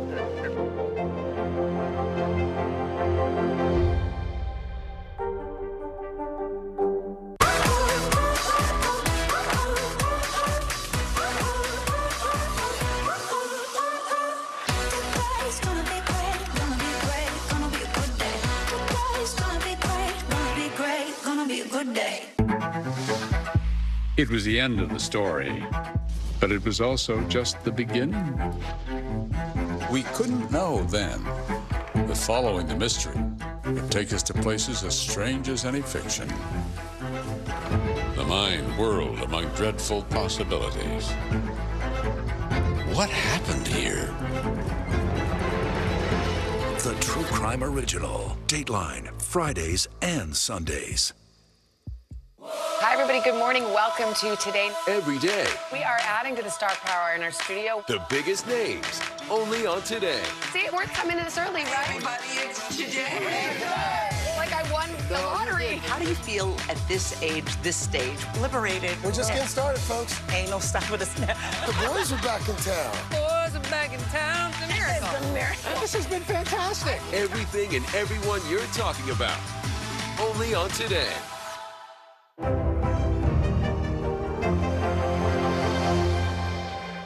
News lives in the now. Look at this. You can't even see anything anymore. Let's break down what we know. You gotta see this. News for the generation of now is NBC News Now. Welcome back. In today's mental health check, we're talking about connection. We all need it, and one way we experience it is through physical touch. During the pandemic, many people missed out on consensual physical touch, like handshakes and hugs. That's leading some to deal with a condition that's referred to as touch hunger. Joining us now is board-certified psychiatrist Dr. Jessica Clemens. Dr. Clemens, let's be clear here. We are talking about consensual touch. So what is touch hunger, and why is physical touch so important in our daily lives? Well, thank you so much for having me to begin with. It's exactly what it sounds like. Touch hunger really reflects this sense of longing for physical contact or having more physical contact than you already are. touch is essential to human functioning, right? It is at the core of what makes humans human. It's important for touch for many reasons. When we think about newborns and the bonding that they have between a baby and parent, we know that touch is important for developing neuro changes that happen that allow the brain to begin to foster things like mood and emotional regulation as that baby grows, right? We're seeing release of dopamine, serotonin, and norepinephrine, which are all responsible for that. Touch also helps to regulate things like heart rate and blood pressure. We know that when people are in close proximity with someone while they're experiencing touch, it can also help to co-regulate between the two of them. So there's a whole host of benefits, which is important not only for daily functioning, but overall well-being and physical symptoms as well. Yeah, I mean, so many benefits. We saw some of them on our screen, including increased immunity. But how do you know if you are touch starved? What are some of the symptoms to look out for? You know, I just remind people that it really boils down to a sense of loneliness, right? The experience of touch hunger can vary from person to person. And it's a colloquial term, so it's not a diagnosis. I don't want you running, to the office to find out if this is in fact something you're experiencing. But if you are experiencing loneliness, sadness, depression, you long for contact with other people, it may indicate that a part of that is also needing more physical contact and touch. And especially if you live alone and you already know that you are not engaging with a lot of people coming out of the pandemic, this also could be a sign that it's time to get close to people. You're touching on this here, but what is the impact that this can have on our mental health? It really comes down to depression, anxiety, stress. Stress is a big one. When we do not engage in this physical contact, when we're not experiencing, like you shared before, consensual touch, it leads to a rise in the stress hormone, right? I think everyone knows about cortisol.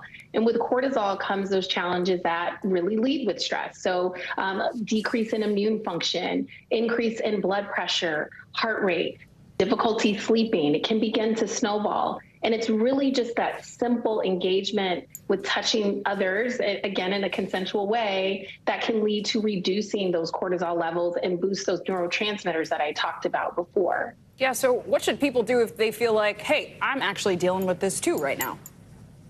Be open to really put yourself out there. If you live alone, think about ways that you can engage with the community you do have, right? Family, friends. Take that trip, initiate contact, shaking hands, hugs, things that you are longing for. Be open to putting yourself out there a bit to get. If that feels a little too, scary for you, think about doing something like volunteering or adopting a pet or pet sitting, right? If we do have the same type of embrace with animals, that also can be a way to get that touch that all of us humans need. Of course, we all know folks who really aren't huge fans of hugs. I know I've actually then hugged someone and been like, well, this is not being reciprocated. But those folks can also still deal with this, right? Absolutely. I think what you're speaking to is what we know. There are about 27% of people in a recent, very, very large study that looked at 44,000 people found that a small group of people, are on the fence about touch.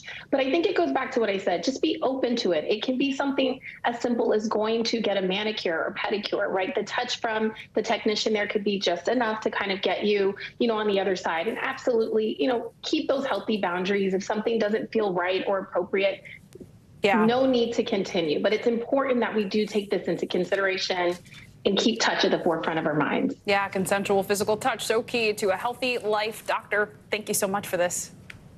There's more news ahead. You're watching NBC News Daily.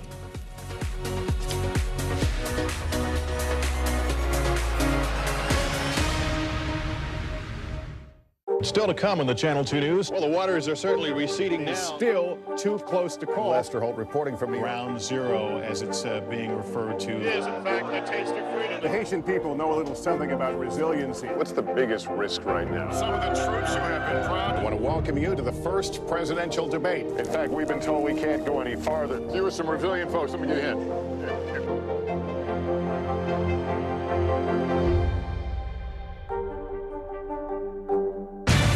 Good morning. Good morning, Mr. President. Very in question. We pride ourselves on the ability to turn on a dime. We've got breaking news. sometimes there are no words. The flashbangs are continuing to go off. What emotions go through you as you're watching these girls? These are really important moments in our history, and people remember who shared that news with them. Thanks for tuning in. I'm Gotti Schwartz. Here are the stories we're following tonight. Storms keep coming here in California. The U.S. government just declassified this video. A lot more stories trending like crazy on social media. A controversy pitting lawmakers against young voters. What's the state of crypto today? What is going on when we're looking at trends there?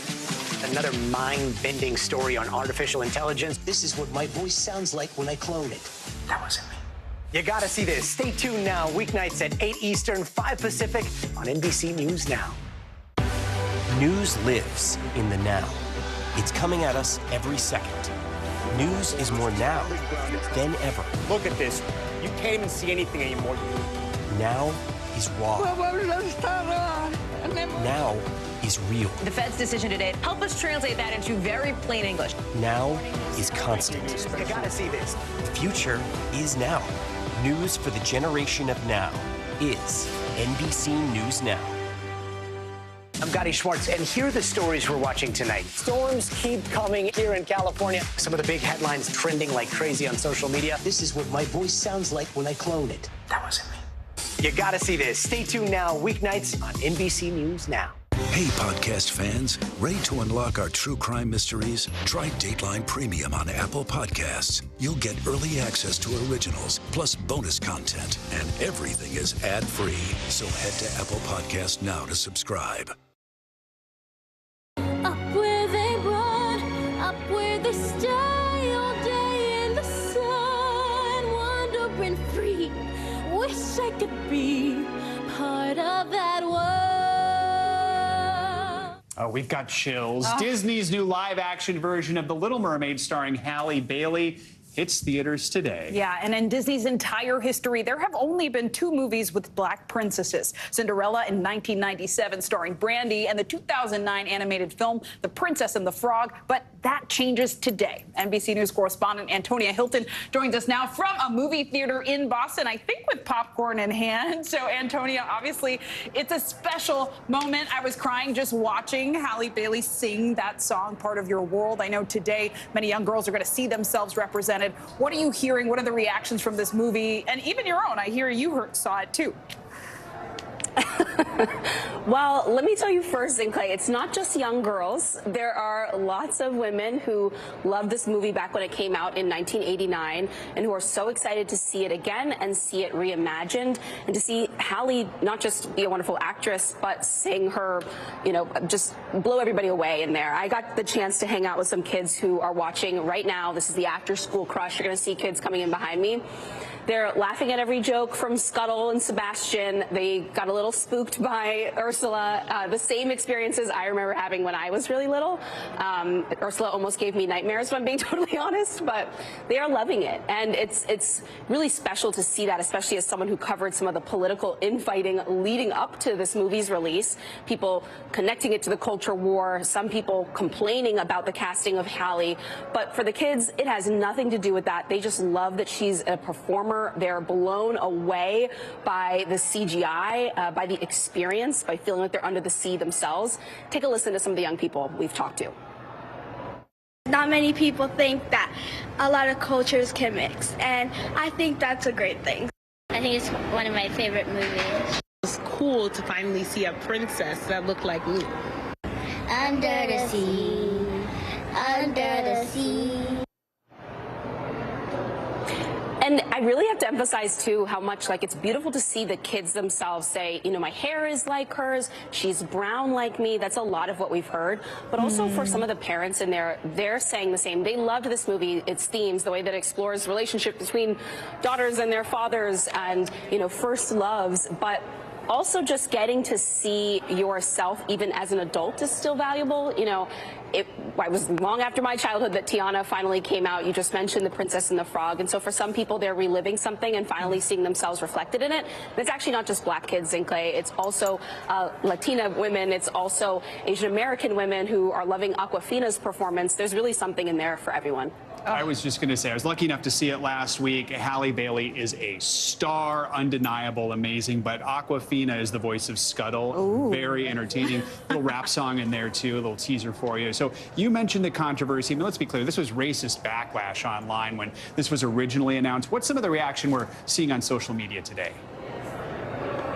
That's right. For anyone who didn't see what happened leading up to this, you know, a lot of the response was frankly really tragic. And we saw it connected to political conversations, a lot of the attacks on Disney, the way in which not just this movie, but other elements of their work and children's stories have been politicized. But for kids, none of that is on their minds today. And, you know, I think what we're seeing both physically here, but also that we've seen on social media is a lot of little kids just saying like, look, she looks like me. Just a moment before I got on here to talk with y'all, we had kids behind us taking pictures with her, looking up to her, asking their moms to get angles of them like this. You know, you see that joy immediately and just the gratification for them. It puts all of the chatter that adults and politicians have been having over the last several months really to the side when you see just how much this truly means to young people right now. And Antonia, I mean, you've covered so much of the culture war. You talked about covering this film when it first was announced. What impact do you think this is going to have on the entertainment industry at large? Well, I can speak from my own experience first as a child who never got to see Disney movies. I still loved Disney films. The original is still something that I've watched again with my younger nieces, but to see yourself reflected, that really, you know, I think some people think that it's trite, but I think it has an immense impact. And you're seeing kids stream in behind me here to have the same experience that I just had this afternoon. I love it. We're all part of the world. Antonia, thank you, and thanks for watching NBC News Daily. It was the end of the story, but it was also just the beginning. We couldn't know then that following the mystery would take us to places as strange as any fiction. The mind whirled among dreadful possibilities. What happened here? The True Crime Original. Dateline, Fridays and Sundays. Thanks for tuning in. I'm Gotti Schwartz. Here are the stories we're following tonight. Storms keep coming here in California. The U.S. government just declassified this video. A lot more stories trending like crazy on social media. A controversy pitting lawmakers against young voters. What's the state of crypto today? What is going on when we're looking at trends there? Another mind-bending story on artificial intelligence. This is what my voice sounds like when I clone it. That wasn't me. You gotta see this. Stay tuned now. Weeknights at 8 Eastern, 5 Pacific on NBC News Now. Hey, I'm Hallie. It's good to be with you tonight. The debt ceiling. Here's why this matters. Please, please don't have your eyeballs glaze over. Here's why this matters. Talk to us about what we're supposed to call this. Is it a bailout? Is it a backstop? There's a difference because it matters whose money is being used to prop up these banks. We think we're getting close to this news conference. I will be honest with people. This is like an awkward moment where we think we're like right there. You're going to have to like tap dance with us maybe a little bit. I do have my tap dancing shoes on, not to worry.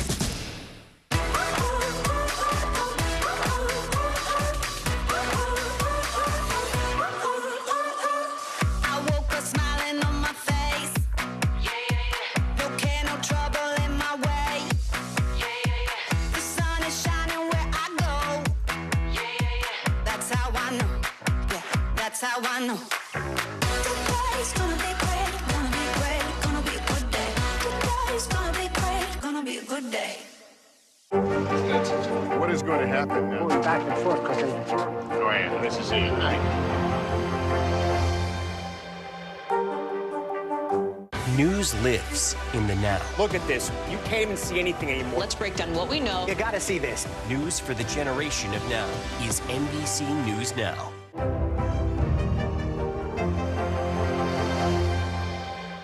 For Dateline Premium, subscribe now on Apple Podcasts.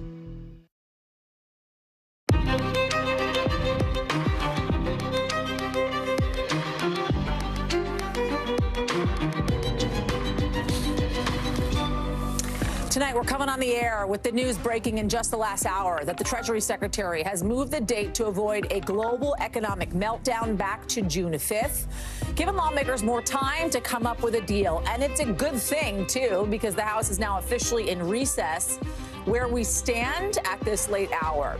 Then millions of Americans jumping on flights this Memorial Day weekend. The question, are airlines ready to handle it, or is this going to be summer travel chaos 2.0? Plus, a Louisiana teen missing for 2 days in the Bahamas while celebrating graduation with some friends. The latest on the search next.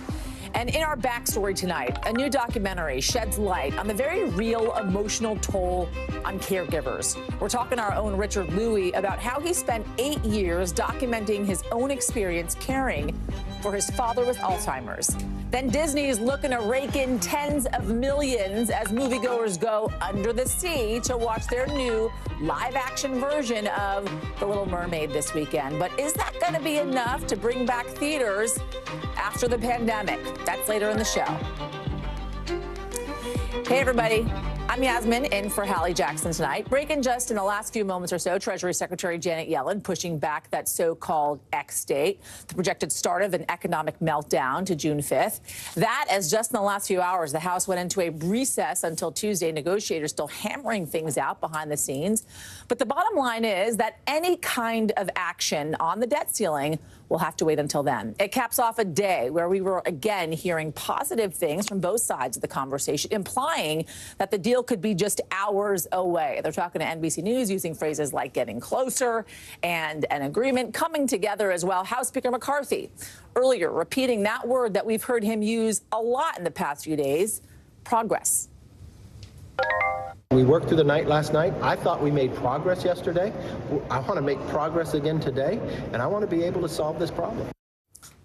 So you've been hearing it on this show and probably everywhere as well. The consequences of a default would be serious and painful for Americans everywhere. Delays on Social Security checks, federal employees not getting paid, interest rates on everything going up, and maybe millions of people losing their jobs. NBC's Garrett Haake joins us now from Capitol Hill with more on this. Does this new date, right, June 5th, change things, maybe lowering the pressure a little bit, Garrett, on those negotiators? Yeah, it's been a big day for procrastinators and for folks who like to look for extra cash in their couch cushions before they go out. I mean, look, this change in the date certainly lowers the temperatures. It gives negotiators much more time, especially with this holiday weekend approaching. Lawmakers already out of town. The president expected to leave town late tonight. And from by all accounts, negotiators pretty well stuck after their progress last night. In fact, the closest any of them got to a face-to-face meeting today was Garrett Graves, a House Republican from Louisiana, and Shalonda Young, one of the negotiators on the White House side, meeting at a White House event today to honor the LSU Tigers. Where we are right now is it does seem like there's an emerging agreement about how long to lift the debt ceiling and in exchange for what in terms of cuts to federal spending and caps in the future. But the biggest sticking point left may be things like work requirements on some federal benefits, like SNAP benefits. Just listen to how Garrett Graves described the state of play when we talked to him outside the Capitol a little while ago. We had some progress that was made on some key issues, but I want to be clear. We continue to have major issues that we have not bridged the gap on right now. Are you willing to drop that work requirements and just Hell no, not a chance. So there you see the two sides, or at least the Republican side, digging in on that issue. And Yasmin, as long as there's still time to dig, deeper can be dug. So we might see positions continue to harden on that issue right up until the new deadline of June 5th. Talk to me about the negotiating strategies here, right? Because we've been hearing progress, and we heard in that very soundbite two different things, right? There's progress being made, but there's a lot more to go before we get there. Is that a strategy they're employing here? Oh, it almost certainly is. I mean, look, this bill, whenever it becomes a bill, is going to have to get votes from both parties, and it's going to have to get a lot of votes from people who don't like it very much. There are going to be people on the right who are frustrated that they couldn't get more in terms of spending cuts and changes to other federal programs. And there are going to be a lot of Democrats frustrated that they have to vote for a bill like this at all, who felt like they should never have been put in this position to essentially be negotiating with a hostage here of the entire U.S. economy. And so what you're going to see see here is both sides trying to convince their partisans that they fought for their priorities to the absolute bitter end. So don't expect to see a lot of detail on this bill until right up at the last possible second, and then expect to see a lot of members of both parties being urged by their leaders to hold their nose and vote for it, because it's going to have to get done probably on the day that it gets done. A nail-biting time in the echoing halls of Capitol Hill. Garrett Haake for us. Thank you. Turning now to the other big story today, the big test for airlines on the busiest day of the long holiday weekend. You've got people across the country, right, streaming into airports to get their Memorial Day weekend started. Take a look here at these crowded airports in Philly, Chicago, Atlanta as well. Travelers making plans ahead of time in anticipation of those long waits. I chose a direct flight to avoid any kind of issues with transferring and between planes and busy airports. We just plan to get here early because you never know. The airport this morning in Indianapolis was the busiest I've ever seen it, and I've been traveling out of there for 40-some years. You heard it there, right? It is shaping up to be a big rebound for travel, exceeding pre-pandemic levels, according to AAA.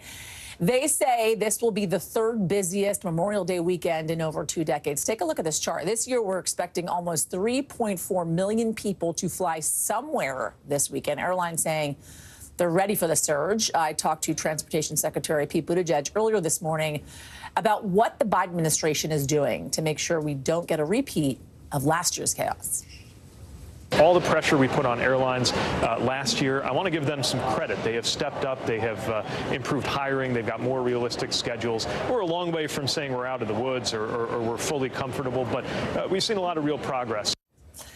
And it's not just going to be busy in the air. You've got an estimated 37 million people hitting the roads, and almost 2 million are opting for other modes of transportation like buses and trains as well. George Soley is joining us now from Philadelphia. George, talk to us. How are things shaping up so far this evening ahead of Memorial Day weekend? Well, knock on wood, so far it's smooth sailing. This might be the busiest we've seen PHL here today. Queues moving fairly smooth throughout the day. You can see the staffing here. There are almost ticketing agents and TSA agents at every gate here, making sure lines move as quickly as possible. As you mentioned from Secretary Pete Buttigieg, it seems like that message and pressure on the airlines and the FAA has been sinking in, because we see that the delays not as rampant as we started to see this time last year. Right now, at last check, about 3,500 delays nationwide, about 60 or so here at PHL, and at last check, 0 cancellations, at least here in Philly. Again, that's pretty remarkable when you see the volume of people that are trying to get on the roads, the highways. Of course, it is still fairly early in the travel peak, but we're sort of in the second part, or the second phase, if you will, of this busy Memorial Day weekend travel. But take a listen to what one traveler told me about some of their experiences and why they're choosing to fly this time. I think they've had it together, because I know last year I was kind of stuck also in an airport for almost 2 days. Yeah. But we've done a few travels this year already, and we did not experience that, so we think they've got it together.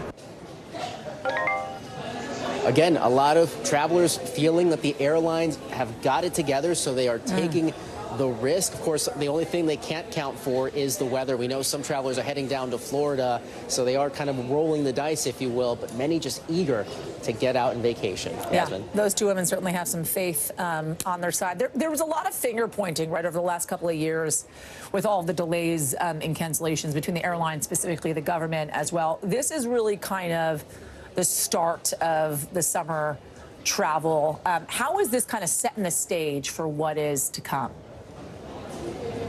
Yeah, right. The unofficial start of summer begins right about now. And as, again, you mentioned from Secretary Pete Buttigieg there, all eyes on the airlines right now to make sure that what we saw last year doesn't happen again. There was cancellations, there was delays, the staffing wasn't there. All of the airlines saying they have adequately prepared. They've actually, the FAA actually saying that they've added more skyway highways, if you will, to make sure there's more air traffic that's moving smoothly through the air. Hopefully no near misses, as we have been seeing over the last couple of months. And so far, again, it sounds like things are shaping up to be fairly smooth, again, weather notwithstanding, and people are seemingly, as you can see, very eager to get traveling. What about costs, George? Inflation, obviously, pretty high right about now. How is that affecting specifically air travel? Yeah, travel certainly cheaper than it was this time last year. We're looking at an average of $2.73 this year compared to about $3.70 last year. And gas certainly much cheaper this year than it was last year. $3.57 for a gallon this year versus about $4.60 a year ago. No wonder why we're seeing a lot more people traveling by car. Yasmin? George Solis for us. Thank you, George. Appreciate it. 2 more Oath Keepers sentenced to prison today for their role in the January 6th riot. Military veteran Jessica Watkins sentenced to 8.5 years, and her fellow veteran Kenneth Harrelson was sentenced to 4 years. This is coming just one day after the Oath Keepers founder, Stuart Rhodes, was sentenced to a whopping 18 years behind bars. That is the longest sentence of any January 6th defendant in the more than 1,000 criminal cases to date. Joining me now is NBC News' Justice and Intelligence correspondent, Ken Dateline, to talk more about this. Ken, Jessica Watkins, right, acquitted of the charge of seditious conspiracy, which is what Stuart Rhodes received with that 18-year sentence. So what was she ultimately found guilty on? Hey, Yasmin. Yeah, Watkins was actually convicted of conspiracy to obstruct an official proceeding, which carries the same 20-year maximum prison sentence as seditious conspiracy. She was also convicted of other felonies. But unlike her co-defendant, Stuart Rhodes, she was extremely remorseful. Watkins tearfully told the judge today that her actions and behaviors were wrong and criminal. She added that violence is never the answer. The judge said he took into account her change of heart, but he also said she did play a significant and aggressive role in the attack on the Capitol. As you said, an Army veteran. You remember that she helped lead Oath Keepers into the building in a military stack formation, and she can be heard on a walkie-talkie app kind of exhorting the attackers on. Yasmin. Kenneth Harrelson, 4 years, a heck of a lot less than Stuart Rhodes as well. Why'd he only get 4? Yeah, also an Army veteran, also convicted of obstructing an official proceeding, but he was really more of a foot soldier than any of the other Oath Keeper defendants. He told the judge he was in the wrong place at the wrong time with the wrong people. The judge actually said that you were genuinely remorseful for your actions and your conduct that day, and the judge added, I think you are a good man. So with time served, Harrelson may be out of prison in a year, Yasmin. As far as the Oath Keepers sentencing, what should we look for next? So 4 more Oath Keepers convicted of seditious conspiracy are slated to be sentenced next Thursday and Friday. And then down the road, you have Proud Boys leader Enrique Tarrio scheduled for sentencing August 30th. Looking back, looking broadly, all told, more than 1,000 people have been arrested in this Capitol attack, and about half of those have been sentenced so far. And, you know, there's many more people who have yet to be identified, Jasmine. Ken Dateline for us. Thank you. New reporting, everybody, tonight, coming out of a meeting between DeSantis donors in Miami, shows a very deep split with some donors who think the Twitter campaign was groundbreaking and others a flop. The DeSantis team is trying to reassure those donors, telling them they are prepped for the biggest campaign ground game in American history. Rewind to Wednesday, right, when DeSantis launched his campaign through the audio-only Twitter Spaces, but saw it basically implode with technical issues after 600,000 listeners melted the servers. DeSantis' team is putting, I should say, a lot of positive spin on the meltdown, saying the launch generated so much excitement it broke the internet, as they put it, and touting the $8.2 million they raised in the 24 hours after the kickoff. NBC's Dasha Burns joins us from Miami. Yasmin, while DeSantis and his team were meeting with donors and fundraisers here in Miami yesterday, there was still very much a lot of talk about that glitchy Twitter launch. And there was not only disagreement within the political spectrum about how this all went down, but there was even mixed reaction within those who support DeSantis and Team DeSantis. Look, myself and my colleagues Natasha Korecki and Matt Dixon have some reporting that shows that sort of division here. Look, there were some folks that said, yes, he broke the internet with the enthusiasm behind this candidate. Though there were others within Team DeSantis and within those who support him who told us things like, quote, it's rare that something is so awful that in the middle of it, you know, you're witnessing a moment in history. Another source said it was a, quote, colossal mess up, though in terms that were not as kind. Another source saying, I think failure is one thing, but completely predictable failure is another. But look, the reality is it was a moment, it happened, they announced, now he is in the race and the real work begins. Now the campaign is very much touting that $8.2 million figure that they raised within the first 24 hours. And look, that is significant. It took Trump about 6 weeks to raise about $9.2 million. And so they're going to be using that as evidence to say that, yes, people want an alternative to former President Trump, and that Ron DeSantis is the best alternative that they have. That is going to be something that you hear over the coming days, and especially next week as he hits the campaign trail as an official candidate in those critical early states of Iowa, New Hampshire, and South Carolina. And what we'll be watching for is how he begins to sharpen his message. He's already been really honing his attacks on former President Trump, getting more and more direct. We'll see where that message goes as he starts to talk to voters directly on the ground next week. Yasmin. Dasha Burns for us. Thank you for that reporting. Over to Bahamas right now. Rescue teams are searching for a Louisiana teenager who went overboard while on a trip to celebrate his high school graduation. We're learning that 18-year-old Cameron Robbins was on a sunset cruise Wednesday night while vacationing at the Atlantis Resort in Nassau with friends. That is when he went overboard, and now, 2 days later, still missing. Want to bring in Maggie Vespa, who's got more on this. Maggie, give us the latest, if you will, on the search here and what we know about Cameron.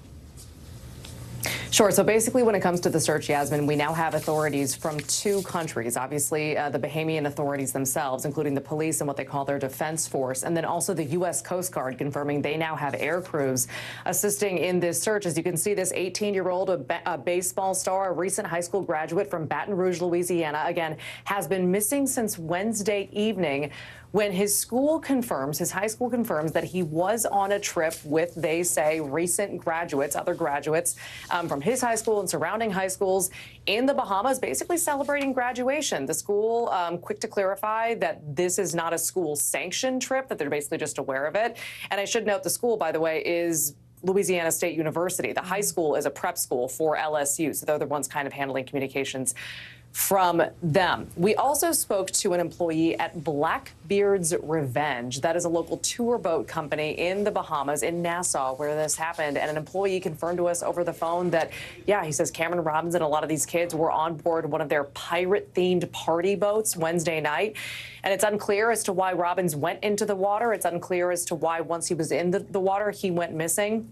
But basically, that's the last that anybody's been able to confirm as far as his whereabouts, what he was doing, who he was with. Just a lot of people in mourning and very worried about the worst case scenario. Again, given that it's been 2 days. And to that point, we just got a statement in the last couple of hours from Robbins' family. It's lengthy, and you can just kind of hear the pain in their words. They write, quote, "Cameron is a strong kid, so we remain full of hope that he will be back with us soon. Cameron dearly loves his friends and family, and he would be proud and amazed to see the outpour of support we have received." It concludes, in the meantime, we will keep focus on working to find him, and please continue to keep Cameron in your prayers. So again, we're in day 2 of this search, an international search here in the Bahamas, and just a worst case scenario for this poor family as this nightmare, Yasmin, continues to unfold. Yeah, really heartbreaking there. Maggie Vespa for us. Thank you. So, over to the White House, President Biden is meeting with men's college basketball champs UConn right now. I want you to look at this. The president speaking in front of the UConn team. The team is expected to present Mr. Biden with a jersey in just a couple of minutes. And just in the last few hours, the White House honoring the women's champs, Louisiana State University. At one point, a player collapsed during the ceremony, her coach saying she's doing okay. The president celebrated LSU's record-breaking season and called out the inequalities in men's and women's sports. In this team, we saw hope, we saw pride, and we saw purpose. It matters. We need to support women's sports, not just during the championship runs, but the entire year and every season. Want to bring in Ali Rafa, who is near the White House, with more on this. Take us inside those ceremonies, Ali, and what happened today.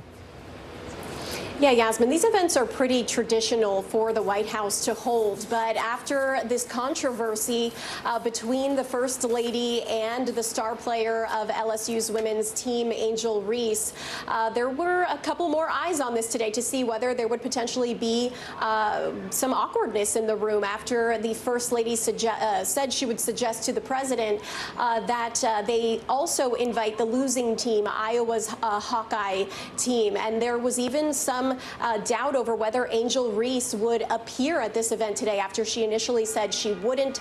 Then she said it's the best for the team if she did arrive. And critics had said that it really, the First Lady's comments had took away the spotlight from LSU's predominantly black team, their first victory and championship victory over Iowa's predominantly white team. But during this event today, it seemed like the First Lady, Angel Reese, had cleared whatever controversy could have been between them. They shared a hug as soon as this event started, and the First Lady talked about all of the progress that has been made in women's sports since Title IX was enacted. Take a listen to a bit of her speech earlier.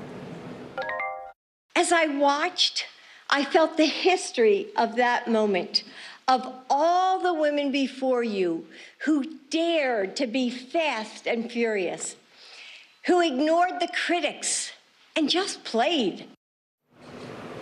Title IX, of course, that 1972 law prohibiting discrimination on the basis of sex at colleges. And we also heard during this event from the president, the vice president, both of them talking about the importance of keeping a spotlight on women's sports. That championship game last month, it broke viewership records in the history of that sport for women's basketball. So all in all, this was really a break, a distraction from what has been this looming debt ceiling chaos in Washington. And as we're seeing this next event with the University of Connecticut's men's basketball team take place right now, it's notable that the president at the women's basketball event earlier today said that Angel Reese's cousin is actually one of these men's champions at this event right now, Yasmin. Talent in the family, that is for sure. Ali Rafa for us, we thank you. The Navy SEAL training program is set to undergo a massive overhaul after an investigation that was launched after a SEALs candidate died during the so-called Hell Week test. The panel came up with a bunch of findings that likely contributed to Kyle Mullen's death, including widespread failures when it came to medical care, poor oversight of the training program, and broad steroid use amongst sailors in the program. The SEALs test is considered one of the most difficult in the armed forces. 5.5 days of plunging into freezing water, digging foxholes, and honing survival and combat skills on just 2 hours total of sleep. The investigators recommended increasing training and staffing for medical staff, more hard screenings, and more robust drug testing for performance-enhancing substances. The report says Seaman Mullen died of acute pneumonia last year after taking part in the SEAL test, and that his death may have been avoidable if not for the program's issues. Investigators also found that steroids may have played a role in the death. The head of the Navy Special Warfare Command says it's learning from the tragedy and taking steps to prevent it from happening again. Okay, coming up. There is a new warning from doctors why some cancer patients are now being treated with less effective drugs, plus the terrifying moment on a flight to South Korea, how police say a plane door was opened mid-air in our 5 Things.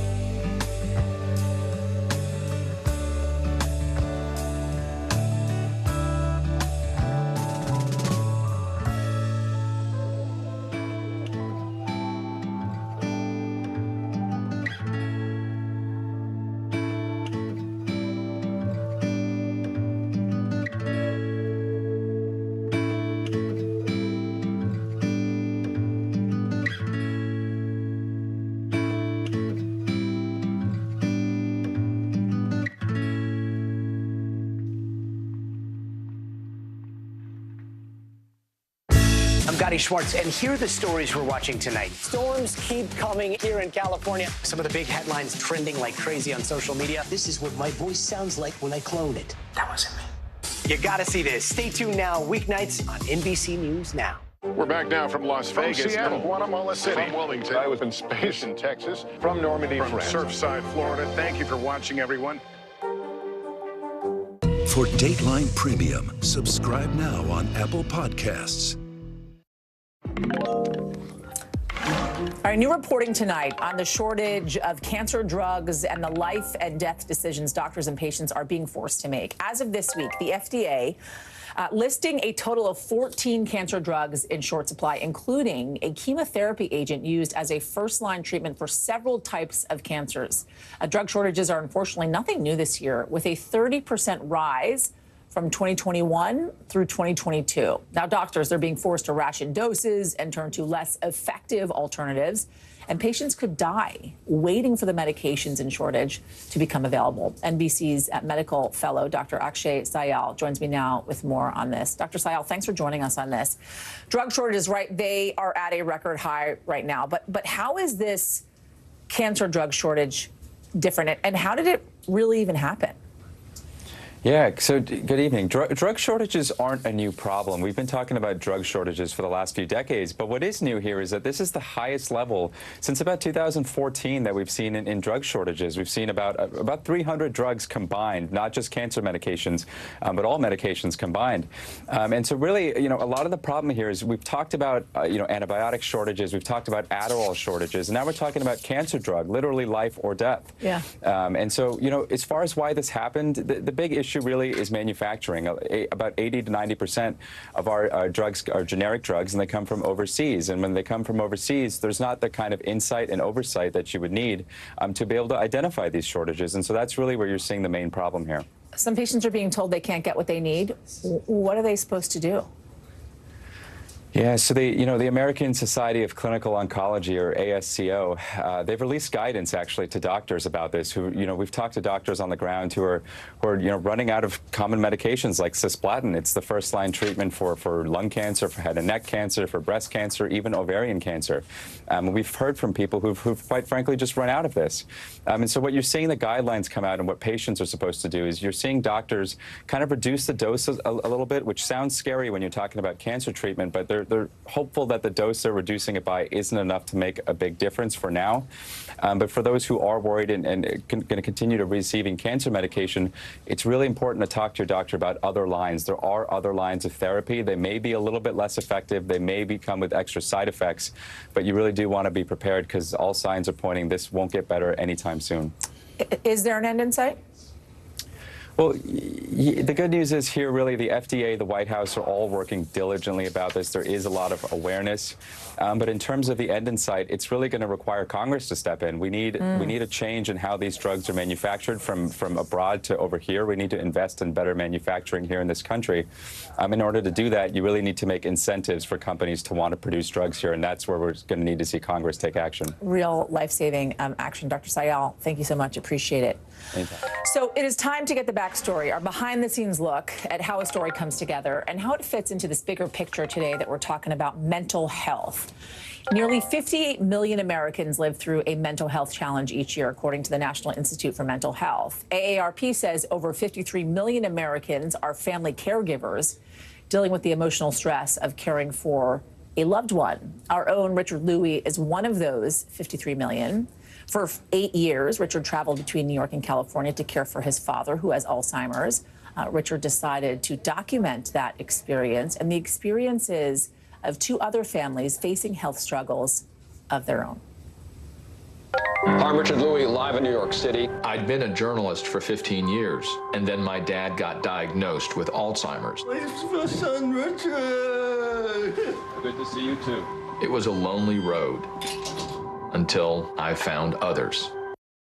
Until you found others. And Richard Louie is joining me now to preview his documentary titled Unconditional, airs tomorrow night on MSNBC. First of all, congratulations. Thank you. For the airing of this documentary. Such an incredibly important topic, right? Dealing with this issue of mental health. What was it like to find yourself in the middle of a story, your story in the middle of a story? Yeah, I felt like I was all alone, to be honest. The backstory here is I started going, well, am I the only person going through this, taking care of my dad, traveling from New York to San Francisco, having to compromise my career and work, working 3 days a week, finding myself questioning my own mental and physical health, as well as my career having to take a little bit of a step back.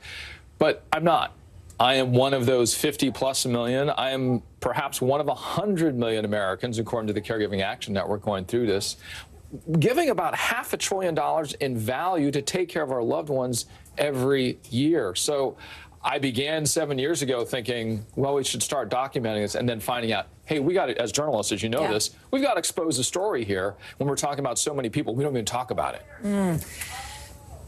Oftentimes, caregivers talk about how they need to take care of themselves, right, in these times, especially when you're dealing with mental health issues. How important is that? What was your discovery of that like? It's not always glass half empty. It is sometimes glass half full. That's one thing to remember as a caregiver and as you're going through that experience of mental and physical health challenge. For instance, Kate Thomas, who is in her family, is in this documentary. She passed of cancer. The president signed a bill last year that guaranteed mammograms for all women veterans for the rest of their lives. There's also, of course, some resources. Reach out directly or indirectly. Some of the ones you can look at if you're a caregiver specifically. You can look at Alzheimer's Association, Rose and Carter Institute, 988, the Suicide and Crisis Lifeline. Any phone you can do that. And just out from HHS this month, findsupport.gov for Mental Health Awareness Month. What about some of the misconceptions, right? For as long as I can remember, right, it was not necessarily a thing people talked about.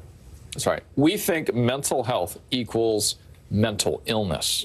That is often weakness, right? And I learned from a 13-year-old during one of my seminars talking about this very topic. She said, why is it that we're always talking about it as a weakness? Why don't we talk about it as a strength? We talk about physical health as a strength. We bring in coaches when we aren't so strong. Why can't we call therapists and see them the same way? Yeah, I'll talk about my own mental health. I have anxiety, and I was just saying to you off air when I talked to my therapist about it, she says, you're probably better at your job because you're an anxious person, especially when it comes to breaking news. And you address it, right? You're straight on, and that's why you are so good at breaking news. What do you want people to know? What do you want folks to take away from this documentary? Yeah, number one is we got to work at it day by day to destroy this perception of what it might be. The way we're going to do it is like you and I talking about it today. So share that story on social media. Share that story with somebody else about what you might be going through in a safe environment.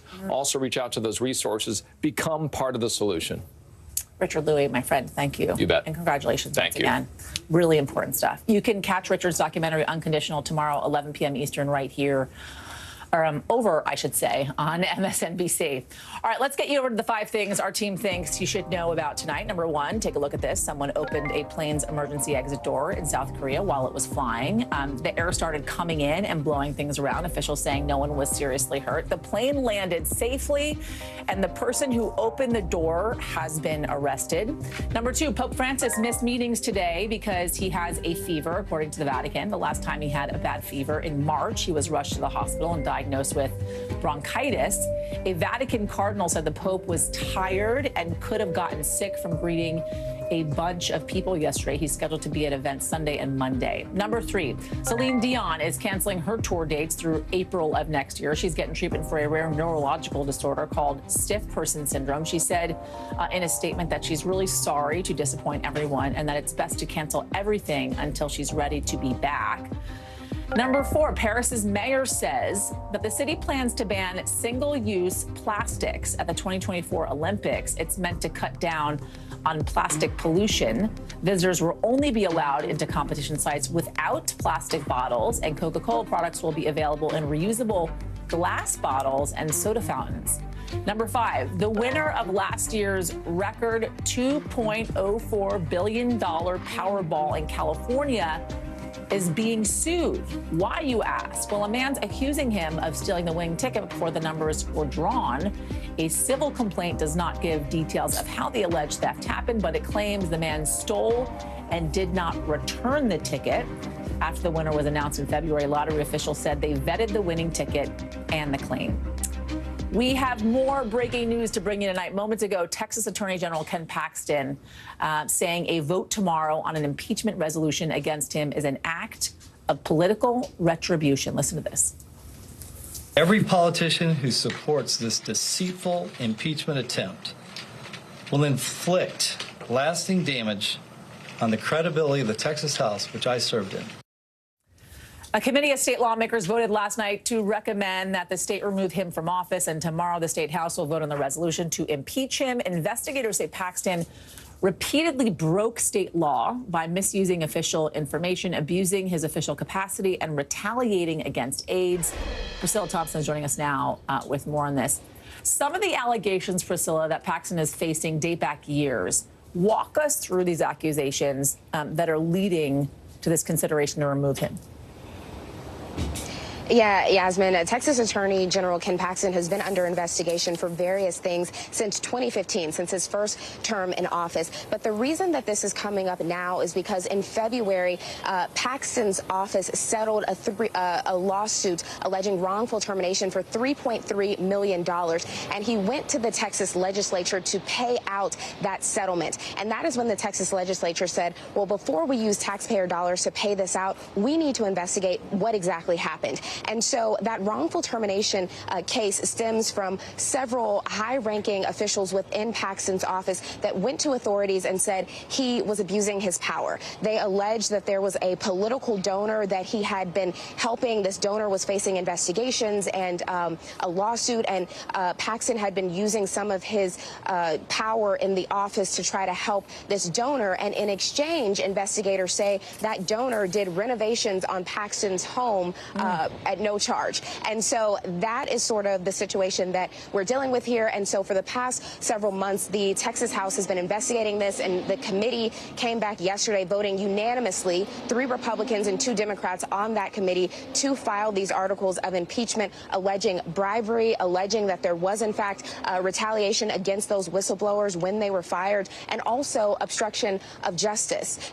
And what we are hearing from AG Paxton today in the wake of all of this, as this prepares to head for a vote tomorrow, is that the facts in this investigation were not true, that he didn't have an opportunity to defend himself, although notably he didn't get into any specifics of what substantive points were not true as it relates to this. And instead, he says that the Texas House is trying to overturn the will of the voters. And that is really going to be his defense here, that all of these allegations happened before he was re-elected in November of 2022, and for that reason he cannot be impeached. But of course the Texas House is saying they wouldn't be allowed the power to impeach if they weren't able to do so because he had simply been elected. Yasmin? You mentioned it, Priscilla, the vote happening tomorrow. What then?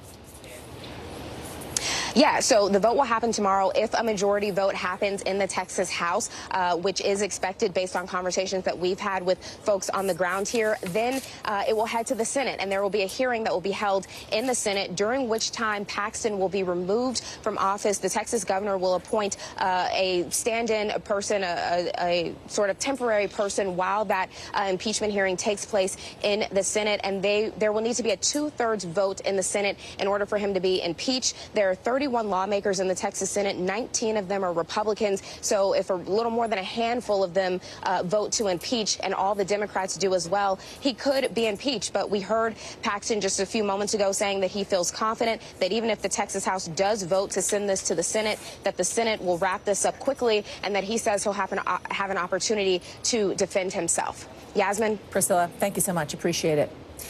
When we come back, everybody, a bunch of big companies said they were going to stop doing business in Russia after the country invaded Ukraine. But a lot are finding it's not that easy. We're going to explain why. Coming up next.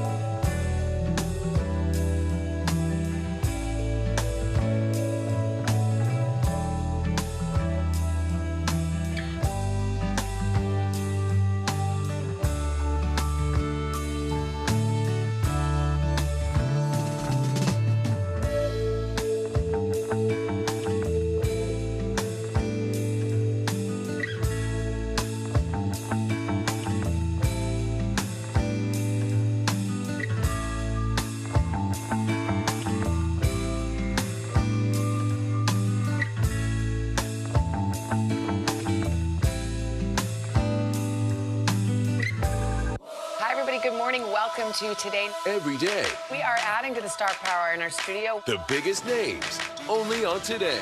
See, it worth coming to this early, right? Everybody, it's Today. Like I won the lottery. How do you feel at this age, this stage? Liberated. We're just getting started, folks. Anal stuff with us now. The boys are back in town. Boys are back in town. It's a miracle. It's a miracle. This has been fantastic. Everything and everyone you're talking about, only on Today.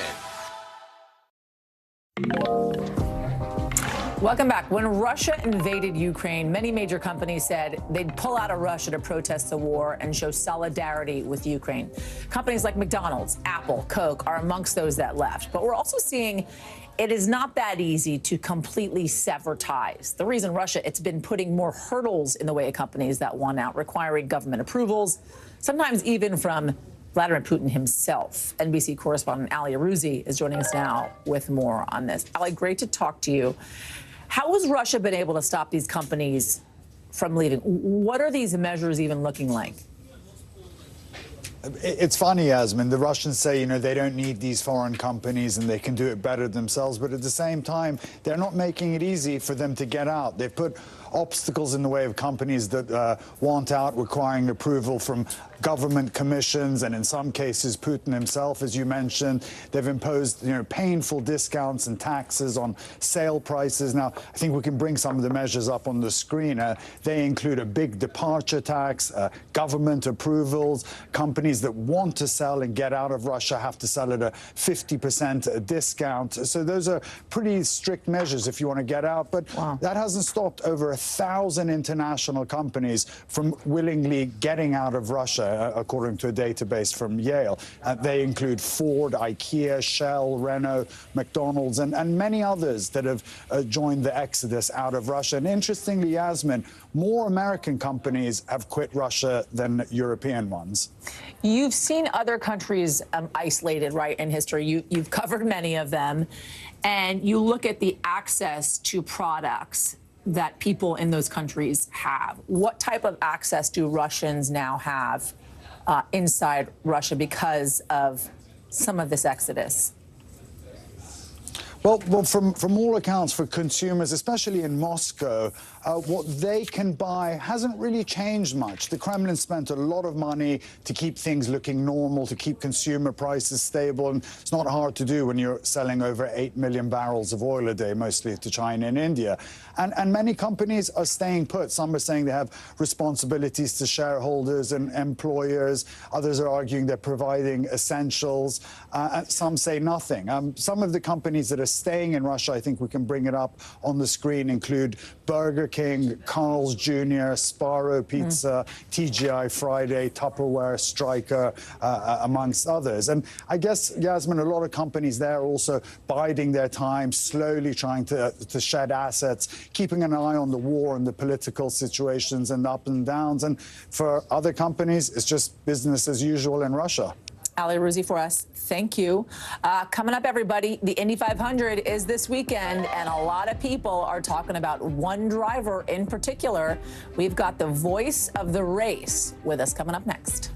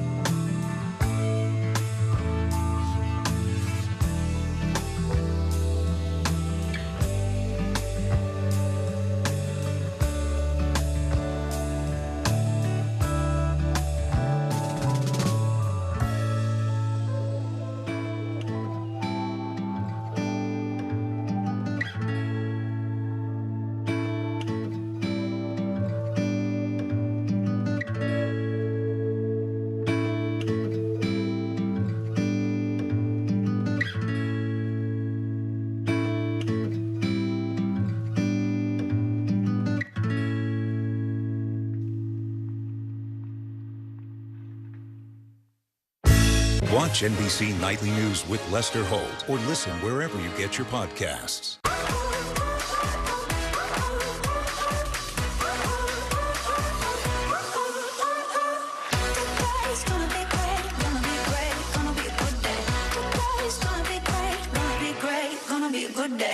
News lives in the now. Look at this. You can't even see anything anymore. Let's break down what we know. You gotta see this. News for the generation of now is NBC News Now.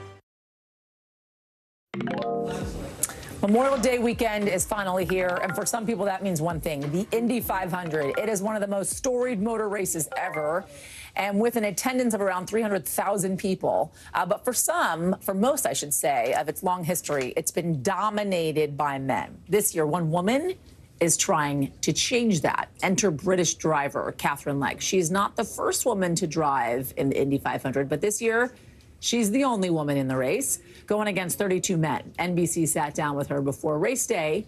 Watch this. 10 years ago, mostly all the fans were guys. This time around, you see almost 50% women, and it's been incredible. They come up to you and they say, you're racing for every woman out here, and when my daughter grows up, she knows she can be anything that she wants to be. NBC Sports' Lee Diffie will be calling the Indy 500 this weekend, and he joins me now. Lee, it's great to talk to you. What a weekend you have ahead of you. I want to start, though, if we can, with Catherine Legg. How is she expected to do on Sunday, and what does her participation mean for women in this sport? Well, Yasmin, thanks for having me on. I think Catherine Legg gets a lot of latitude in terms of results. She's going to put a very high bar for herself. But as far as everybody else's expectations, everybody knows how talented Catherine is. But she hasn't been here at the Indianapolis 500 in a decade. She races regularly in sports cars. Very different vehicle, very different speeds, very different circumstances. Her qualifying performance last weekend was fantastic. She made the field on her first attempt. And that in itself was fantastic given the circumstances. And what it means as far as women in the sport of motor racing, and especially here at the Indianapolis 500, it's huge. Catherine is one of only 9 women in the more than 100-year history of this event to participate. She's a world-credentialed racer. And I have to say, frankly, it's a welcomed return to see her back in the field here at Indy. It's her 3rd Indianapolis 500, by the way. It's going to be awesome to see a woman on the track. That is for sure. For those that don't know, for those that are watching about the Indy 500, tell us why it is such a huge deal in the world of motorsports. Yasmin, the Indy 500 is such a huge deal because you know how people say, oh, there's nothing else like this in the world? Well, that's kind of a commonly overused term, but this is for real. This is legitimately like that. There is nothing else like the Indy 500 in the world. There is no other place that you can see 33 cars traveling at 230 miles an hour every lap in front of 330,000 spectators. It's the biggest single-day sporting crowd in the world. That's why there is nothing else like it. Let's get to the very moment at the end, the winner's ceremony, right? My understanding is there's milk involved. Can you tell us about that? It's a tradition that's been going on for many, many decades. After Louis Meyer won, his mother told him that, you know, buttermilk, a glass or a bottle of buttermilk would be nourishing, and that's what he needed his thirst quenched by that, and he requested it when he won, and that tradition has been in place ever since. The drivers get to choose, by the way, what type of milk they would like, whether it's 2%, whether it's full cream, whatever it is. So we will see who drinks what kind of milk come Sunday. Milk on ice, maybe. I'm a fan. A lot of people are not. I do like some milk on ice. I'm always enviously, when I'm watching the Indy 500 at the very end, the announcers, right, the last lap that they're taking, watching you guys do that play-by-play, the excitement in your own voice. Would you give us the pleasure of a couple of moments of those last announcements that you're making as you're watching the very end of the race? So we're going to have some fun with this. This is an impromptu call, yeah? Yes, exactly right.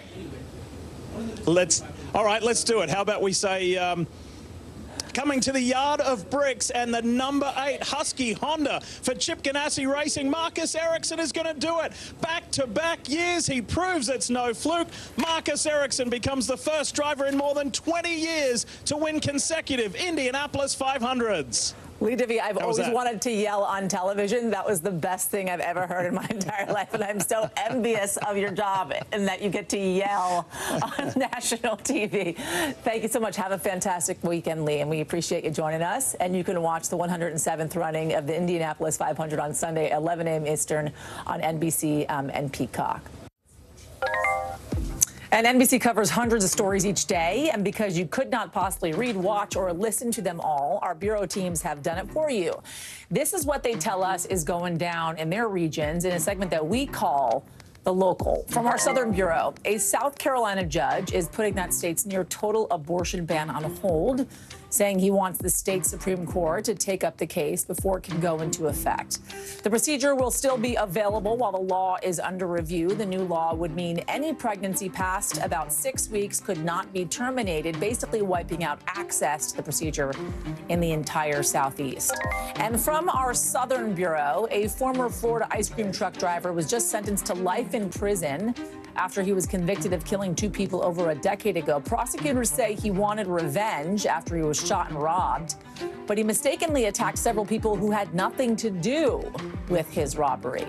And from our Northeast Bureau, Adnan Syed will not be returning to jail for the time being. Maryland Supreme Court issued an order that prevents a lower court from reinstating his murder conviction.